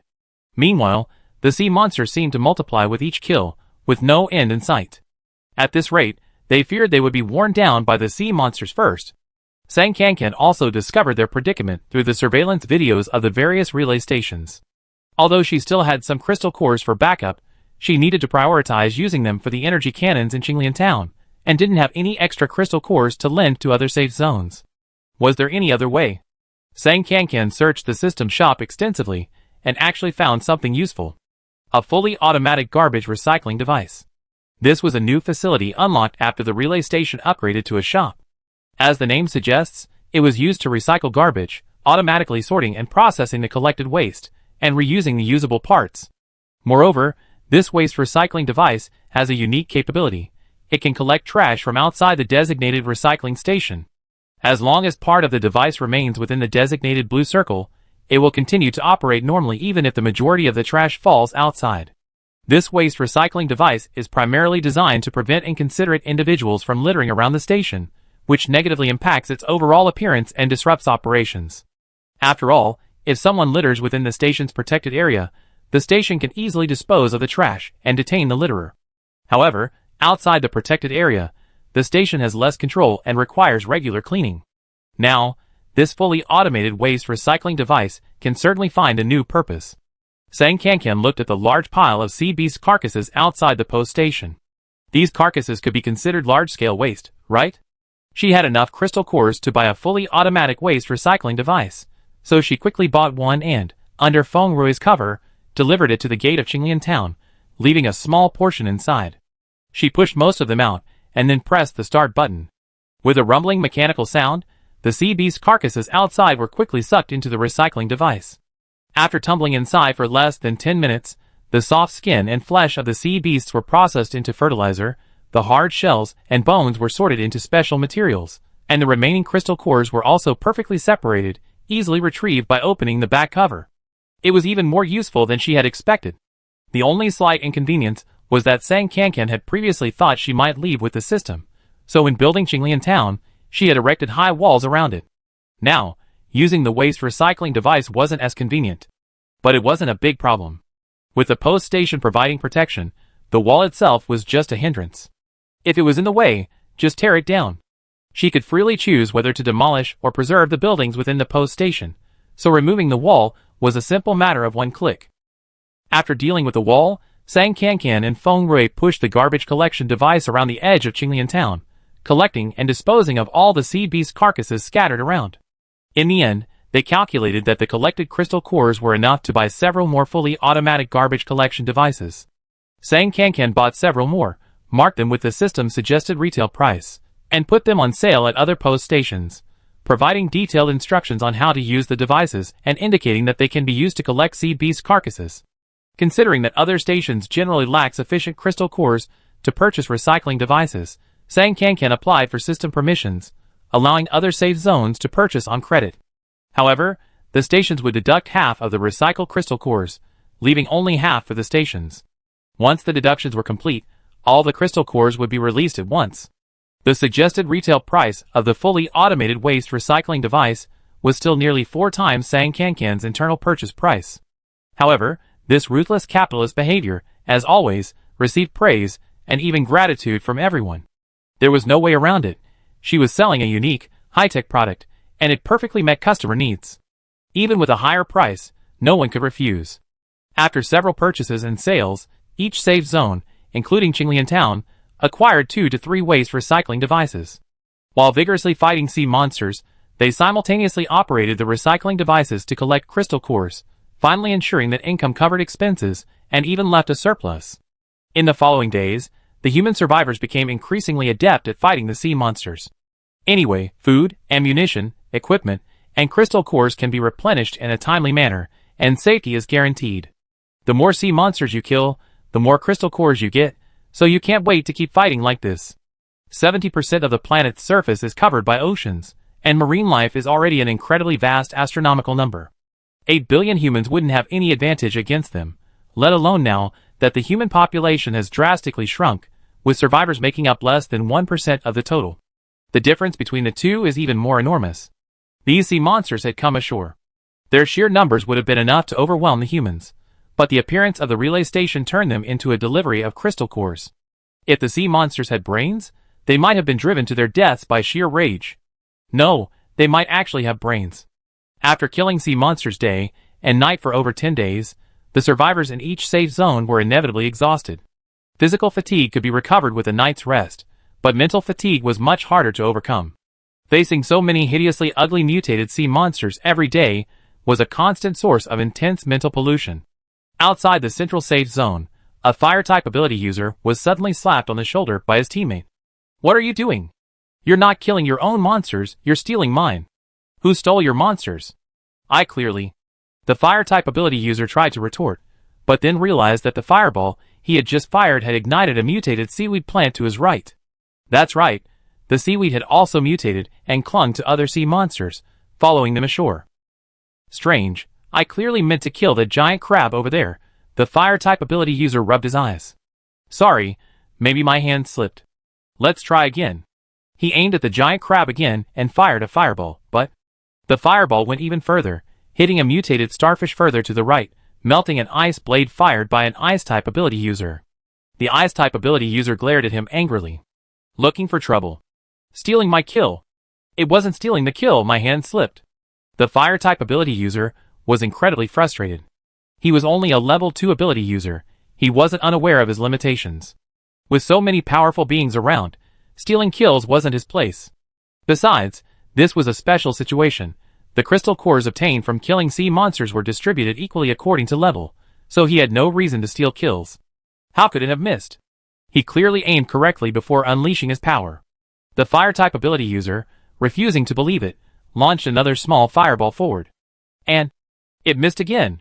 The fireball veered 180 degrees, hurtling straight at his head, nearly burning away his already sparse hair. His teammates, seeing this, weren't angry anymore. They came over and patted him on the shoulder sympathetically. "Brother, I think you're just exhausted. Let's have someone else rest." "Captain, we need to replace you." Was he tired? But he didn't feel tired at all. He felt incredibly energetic. The fire-type ability user was completely bewildered, but accepted his companion's advice, and went to rest. Chapter 153. Within a roughly equal time frame, numerous individuals appeared in various safe zones, all experiencing the same ordeal as the fire-type ability user from before. Everything seemed normal, yet problems arose as soon as an attack was launched. Leaving the front lines and trying again, no issues arose, returning to the battlefield, and sure enough, mistakes began again. Among these individuals were both ability users and ordinary people, with the ability users initially mostly being low-level. At first, everyone assumed their errors stemmed from prolonged fighting and mental exhaustion. However, as more and more people made mistakes, and the ability levels of those who failed increased from levels 1 and 2, even reaching level 4, it finally became a serious matter. In truth, those who had survived to this point, even those with lower ability levels, were all seasoned veterans. This battle, while prolonged, had actually progressed more smoothly than usual. How could they possibly have made such a significant blunder? Meanwhile, in Qinglian town, someone had also made a mistake. A gunner, aiming at a large group of sea monsters ahead and about to fire the energy cannon, suddenly trembled slightly, causing the projectile to veer off course and nearly explode within the blue circle. Although the station's protective barrier meant the energy cannon wouldn't cause damage if it exploded within the blue circle, the impact was still terrifying, and each shot cost 1,000 level 1 crystal cores. Quite expensive. Sang Kankan couldn't sit still any longer and immediately had Feng Rui replace the gunner who made the mistake, pressing her for an explanation. "I don't know what happened. I had it all aimed perfectly, and just as the projectile was about to fire, it suddenly veered off course." Feng Rui asked intently, "Did you notice anything unusual at the time?" "Anything is fine." "Unusual things?" The shooter frowned. "Right, I think I heard a song, but then I couldn't hear it anymore, so I didn't think much of it." "Could there be something wrong with the song?" "The song." Sang Kankan and Feng Rui exchanged a glance. They hadn't heard any song, so the problem was indeed there. The song could interfere with people. Could this be the mental attack the system had mentioned? Since an attack had occurred, there must be a source. Sang Kankan opened the system's monitoring video. Every sea beast attacking Qinglian town was recorded. She quickly searched for them one by one. This one wasn't it, that one wasn't it either. There shouldn't be any in this whole area. Suddenly, she noticed a sea beast hiding in a corner. It looked different from the other sea beasts. The other sea beasts seemed to have agreed to mutate in ways that made them uglier, but this sea beast was different. Even by human standards, it was beautiful.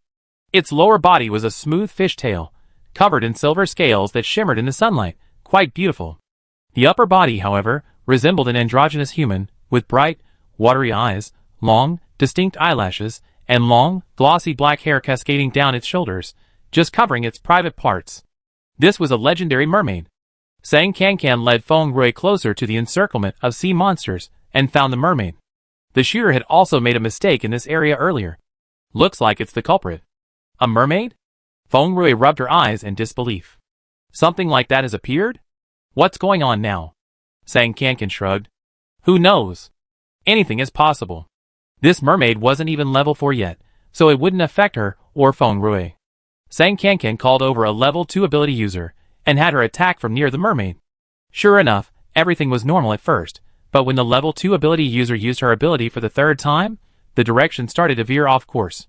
When questioned, the ability user also vaguely heard a song before the problem occurred. It seemed to be coming from a very, very far place, and it was quite beautiful, but if you listened carefully, you couldn't hear it anymore. Sang Kankan had the gunner set up the energy cannon, and one shot killed the mermaid. The ability user's attack immediately returned to normal. It was indeed the mermaid who was behind it all, using her song to launch a mental attack and disrupt the opponent's actions. Fortunately, the mermaid wasn't high level, and hadn't caused too much trouble. However, Sang Kankan then discovered 3 more mermaids around Qinglian town, one of which was almost at level 5. If it managed to get a few more attacks, all her energy cannons would be wasted. Sang Kankan had Feng Rui post a notice on the bulletin board informing the other safe zones about the mermaids. She then grabbed an energy cannon and began precisely targeting and eliminating the mermaids. While observing the other sea beasts, she became more vigilant. A type of mermaid capable of mental attacks had appeared. There might be other mentally mutated sea beasts as well. These invisible attacks were always difficult to defend against. The other safe zones were also close to identifying the mermaids. But after Feng Rui's reminder, they became even more certain. Like Sang Kankan, they organized a powerful team specifically to search for and eliminate the mermaids, trying to eliminate the threat before it caused too much damage. After 2 more days of continuous combat with the sea monsters, one afternoon, Sang Kankan and Feng Rui were pushing a garbage collection device around Qinglian town, collecting the sea monster carcasses, when they suddenly froze, a very uneasy feeling welling up inside them. Other high-level ability users in the safe zone had the same reaction. Old Sang, you felt it too? Do you know what that was just now? Is something big about to happen again? Sang Kankan nodded and then shook her head. I felt it too. I don't know what it was, but it probably isn't good. The system didn't give a clear answer, only saying that she would know soon. Nearly an hour later, Sang Kankan indeed found the answer on the post station's bulletin board. Shocking. Just now, a nuclear explosion with a total yield of nearly 500 million tons occurred on the other side of the ocean. This was a self-destructive attack. They gone mad. After the apocalypse, all countries were preoccupied with their own survival, and communication networks were completely cut off, essentially severing all contact. When Sang Kankan opened the post station, she was only thinking about her own country, neglecting matters abroad. The news of the nuclear explosion was relayed from a reconnaissance plane on patrol. The explosion created a massive mushroom cloud, which they could see from afar. Even without the protection of the transit stations, other countries always had some means of survival, and there were always some survivors, especially the military superpower across the ocean. They did possess various advanced technologies, and with these technologies, they survived the initial period of the apocalypse safely. However, since the massive sinkhole, everything has completely spiraled out of control. The advanced technology they possessed was only relative to other countries on this planet. Faced with a relentless sinkhole, it was of little use. Moreover, the more advanced the machinery, the more easily it broke down. As the ground collapsed, it was instantly rendered useless, and their means of survival vanished. During the collapse and lava eruption alone, the number of survivors in that country dwindled to less than 1/10 of its original size. Although things calmed down for a while afterward, the survivors didn't rest and recuperate. Instead, they split into several factions and engaged in internal strife, redistributing the remaining territory and resources. Then, the sea monster army attacked, catching them completely off guard. Seeing that the sea monsters had completely overrun their territory, a rather insane idea popped into the mind of one faction leader. Since we're going to die anyway, might as well all die together. So he pressed multiple switches controlling the nuclear launch, blasting the sea monsters and himself to smithereens. The reason why advanced ability users, like Feng Rui and Sang Kankan, felt uneasy was because they detected the sonic and gravitational waves generated by the nuclear explosion. Sang Kankan, however, didn't know the details of the process. She just felt a deep sense of dread, thinking that the days ahead would likely be even more difficult. The damage caused by a nuclear explosion extends far beyond the moment of the explosion itself. The ongoing nuclear radiation and contamination that follow are the far more serious problems. She didn't have a precise grasp of the destructive power of a 500 kiloton nuclear explosion, but someone had made a comparison on the station's bulletin board. Years ago, a nearby country was attacked by 2 atomic bombs, one with a yield of 15 kilotons and the other 20 kilotons. The effects of those 2 attacks hadn't been completely eliminated even decades later. What about this time? Sang Kankan dared not think about it. System, we should probably start preparing to run away as soon as possible, she complained to the system. Unfortunately, the large-scale manned spacecraft research project in the virtual laboratory was still unsuccessful, and she couldn't run away alone. The survivors in other safe zones were just as miserable. They had been killing sea monsters day and night, but what awaited them after the kill? A completely desolate world, riddled with nuclear radiation and contamination, awaited them, and who knew what other massive natural disasters were about to strike? Would this never end? Despite their anxieties, the sea monsters still had to be killed. But just days after the nuclear explosion, the sea monsters that had been surging towards the various safe zones began to retreat. They weren't being driven in all directions. As if they had received a command at the same time, the sea monsters retreated in unison in the same direction. The sea monsters were defeated? The warriors, now without their opponents, looked around in disbelief. But the sea monsters had indeed left, their previous aggressive attacks gone, without a trace of regret. Seeing that the crisis was truly over, the survivors collapsed to the ground, too exhausted to move. Hopefully this will give us a few more days of rest, so we don't just get through one crisis only to face another. Everyone hoped for this, but reality often seems to contradict expectations. The day after the sea monsters retreated, the survivors of the central safe zone were queuing up, orderly waiting to receive their battleset crystal cores and supplies, when suddenly their vision went black. It's happening again. What is it this time? Looking up, they saw an enormous, dark cloud looming over them. Upon closer inspection, it wasn't a real cloud. It clearly had patterns resembling bird feathers and fish scales. It was a giant animal that looked like both a fish and a bird. Many people had a name flash through their minds. Kuenping. What was looming over them wasn't the head of a Kuenping, but only part of its wings. The head should be in the direction of Qinglian town. At the same time, the people of Qinglian town were also bewildered by the sudden appearance of the giant bird, or fish. Especially Sang Kankan, who was filled with confusion and shock. She looked up, her empty eye sockets meeting the eyes of the Kuenping. She was certain that the bird, or fish, was also watching her. Chapter 154. In the northern sea there is a fish. Its name is Kuen. It transforms into a bird. Its name is Peng. Sang Kankan had read this passage countless times since childhood, but when the legendary Kuenping appeared before her, she was only filled with awe. It was simply enormous. The bird's head hovering above them alone covered almost half of Qinglian town, and its body stretched for tens of kilometers, almost triggering megalophobia. Everyone else was stunned. Sang Kankan quickly summoned the system. System, is this really a Kuenping? The system does not know what the legendary Kuenping looks like, and cannot determine if it is. This behemoth's true form is a mutated blue whale, possessing the ability to devour everything. The form before her was the result of its continuous devouring. But blue whales can't fly, can they? This mutated blue whale recently devoured a colony of mutated vultures, gaining the ability to fly. So it gains the abilities of a creature by devouring it. Sang Kankan looked up at the Kuenping above her, suddenly feeling a chill. System, why do I feel like this thing is staring at me? It's not that you can gain the corresponding ability simply by devouring something. There's only a certain probability. The host's intuition is correct. This mutated blue whale has indeed locked onto the host. Why? I haven't provoked it. Sang Kankan asked, puzzled. She stared at the pair of round, dark eyes above her for a few seconds before quickly looking away. It's eerie. The host should know that your current level is far higher than other human survivors, and there are no mutated plants or animals on the entire landmass with a higher level than you. This mutated blue whale has already conquered the ocean, and a few days ago it conquered the sky. Now it challenges you, the strongest on land, to become the overlord of the entire world. Sang Kankan hadn't actively absorbed crystal cores to level up for some time, but she had an agreement with the system. Every transaction completed at the end replenished her body with energy. The larger the transaction amount, the more energy she received. The dozen or so ends generated a large number of transactions every day, and now there was a strict requirement of at least 10 million crystal cores in transactions every 10 days. The energy provided to Sang Kankan was considerable. Even without actively leveling up, these past few days had steadily raised her level to above level 8, and she was even close to level 9.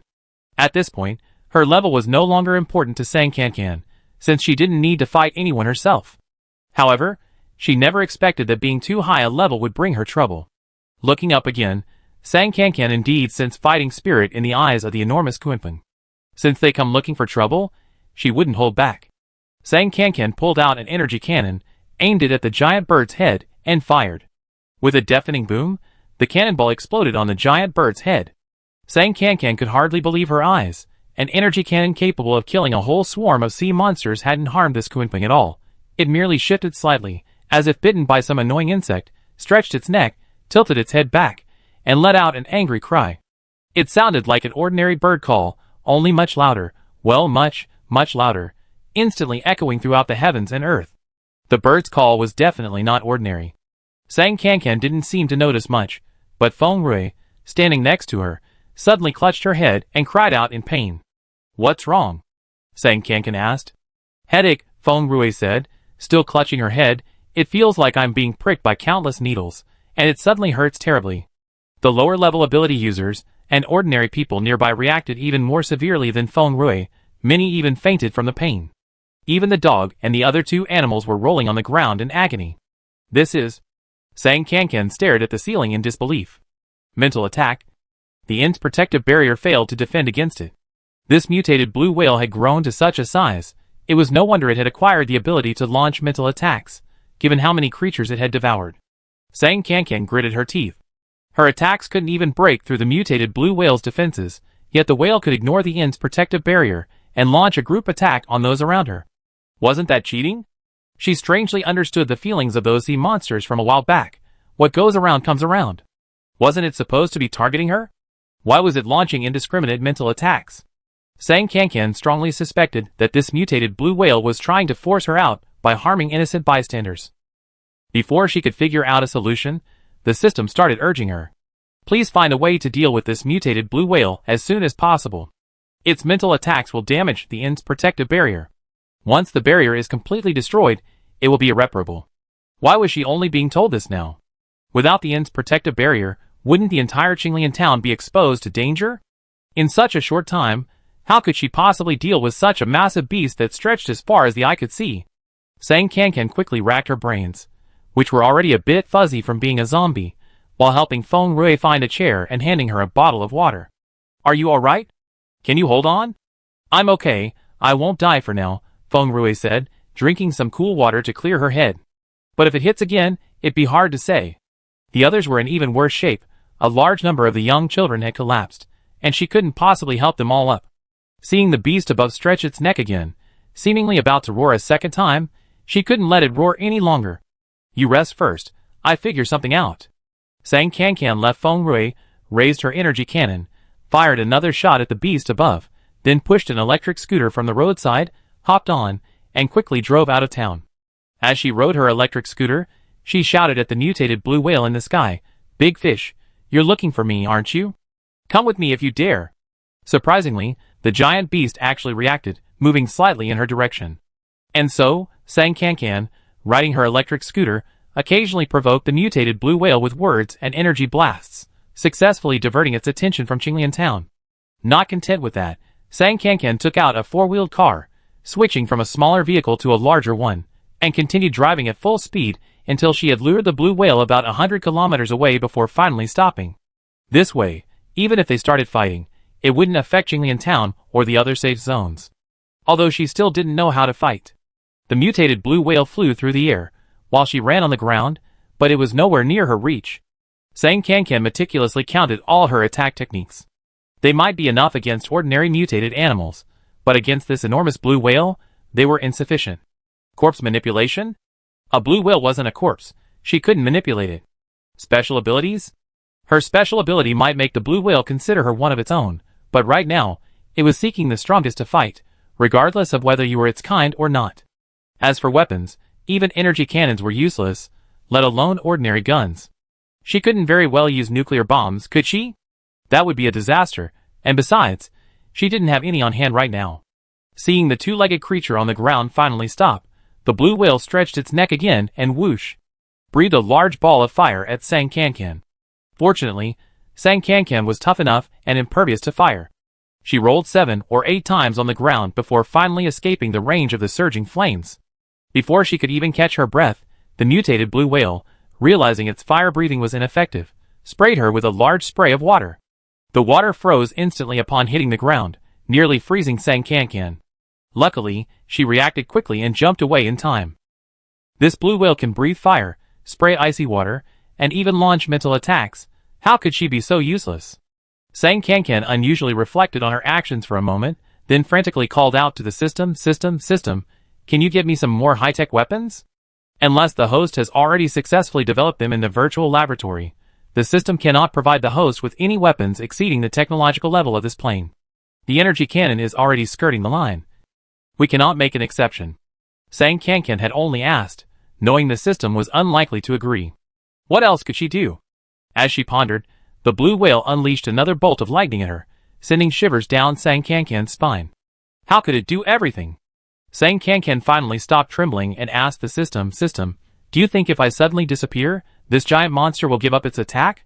The system truthfully replied, "If the host disappears, the mutated blue whale will likely continue searching for the next weaker ability user to challenge again, until it completely conquers this continent. That won't work either. She couldn't just focus on escaping and leave the mess for someone else."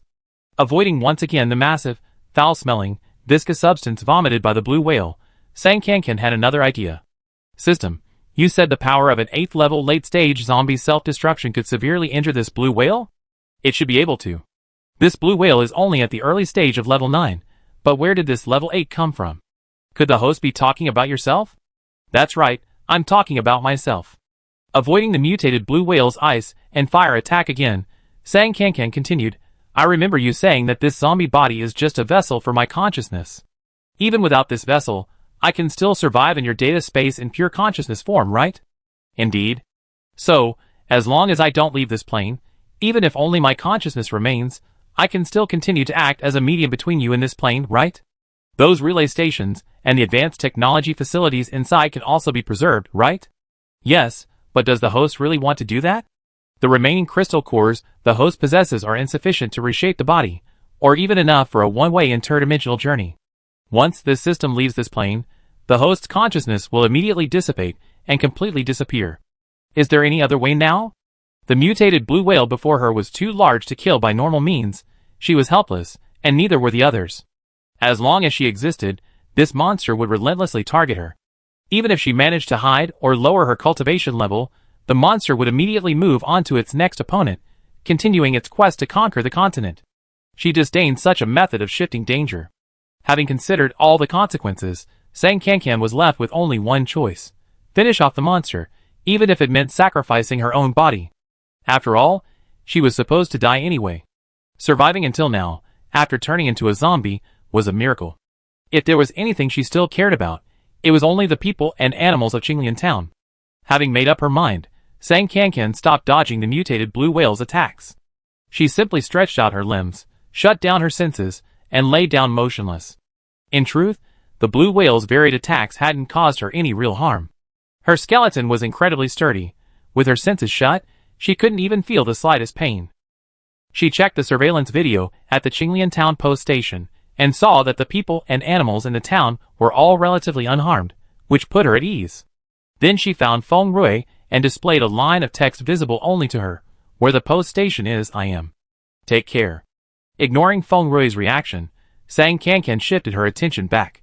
The mutated blue whale's fight was actually quite unsatisfying. The tiny two-legged creature beneath her feet had no real skills. It just jumped around and dodged like a flea. It was a wonder it thought it was a powerful enemy. After less than 20 moves, why had the two-legged beast stopped moving? Was it a trick, a way to lower its guard before launching a sneak attack? The mutated blue whale was suspicious. To prevent a trap, it unleashed a thunderous strike downwards, hitting the two-legged beast directly in the head, but the beast remained motionless. Was it truly dead? After waiting a few more moments, the mutated blue whale finally relaxed, quickly landing on the ground and swallowing Sang Kankan whole. Then, it flapped its wings again and flew towards the ocean, preparing to return to its nest to rest and deplete the beast's enormous energy. After being swallowed by the mutated blue whale, Sang Kankan immediately sprang to her feet. Before she could even regain her balance, she tripped and fell again, encountering mucus in her esophagus. After repeating this several times, she simply lay flat and slid down her esophagus. Just as she was about to reach the bottom, Sang Kankan felt a series of strong, powerful heartbeats. The blue whale's heart must be nearby. I'm about to self-destruct, system. You must preserve my consciousness intact. Don't cause me to lose my memory. Don't worry, host. Sang Kankan was indeed confident in the system. She quickly sent the current coordinates to the post station's bulletin board, urging the survivors to come and finish off the wounded blue whale and loot the body, preventing other mutated sea beasts from bumping into the heavily injured blue whale and taking advantage of the situation, thus creating another large monster. Then she focused all her attention on the crystal core in its head and detonated it. With a loud bang, the power of the level 8 late-stage zombie crystal core's self-destruction shattered the mutated blue whale's heart and other internal organs. The blue whale flew another kilometer or two due to inertia, finally unable to fly any further, and crashed heavily to the ground, smashing countless holes into the hard lava rock. Even without Sang Kankan's warning, the central safe zone had already deployed a considerable number of people to monitor the giant beast. Upon seeing it, they quickly arrived to investigate, and as Sang Kankan had anticipated, finished it off and looted the remains, completing the team's kill. They then cut its body into countless pieces and brought them back to the safe zone. Afterwards, Sang Kankan experienced a strange sensation. Despite losing her body, she felt omnipresent. She could see and hear everything within the coverage area of the post station. She saw Feng Rui arrive at the central safe zone with 3 animals, repeatedly questioning the person handling the mutated blue whale about whether they had seen a skull. However, her body had been pulverized along with the crystal core, leaving nothing behind, and Feng Rui couldn't obtain any information. She could have directly contacted Feng Rui through the system as before, but considering it would only add to her sorrow, she decided against it.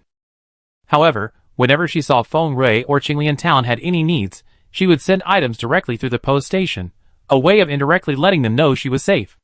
Afterwards, she witnessed the world suffer numerous natural disasters, tsunamis, acid rain, lightning, and the ever-spreading nuclear contamination and radiation. Thanks to the shelter of the post station, they escaped unscathed. Asteroid impacts didn't happen. If that were to occur, the post station wouldn't have been able to protect them either. 2 or 3 more years passed, and the outside world gradually returned to peace. The survivors in the post station began to try to venture out and rebuild their homes. Although progress was slow, it was nonetheless a steady improvement. Sang Kankan knew that when people no longer needed the post station, it was time for her to leave. She sent Feng Rui another message. "I'm leaving. The inn will disappear too. Tell them to prepare." "Where are you going?" Feng Rui asked, looking up at the sky, but no one answered. When relaying this message to others, Feng Rui also revealed a truth buried deep in her heart for a long time. "Actually, the owner behind the inn has never been me, but someone else, or rather, she's not human. Her name is Sang Kankan, and she was originally." In her final moments, Sang Kankan's story was finally revealed to everyone. However, none of this mattered to her anymore. "Host, I'm planning to leave this world. Are you ready?" The inn bid her farewell, and Sang Kankan replied affirmatively, "Ready. It's just disappearing completely. What preparation is needed?" Making it sound so formal. Everything went black, all images and sounds vanished. Sang Kankan thought she would also return to nothingness, but in the blink of an eye, she could see again. Before her stretched a vast mountain range extending for tens of thousands of miles, with ethereal music drifting through the air and clouds floating above. And within these clouds, someone was flying on a sword.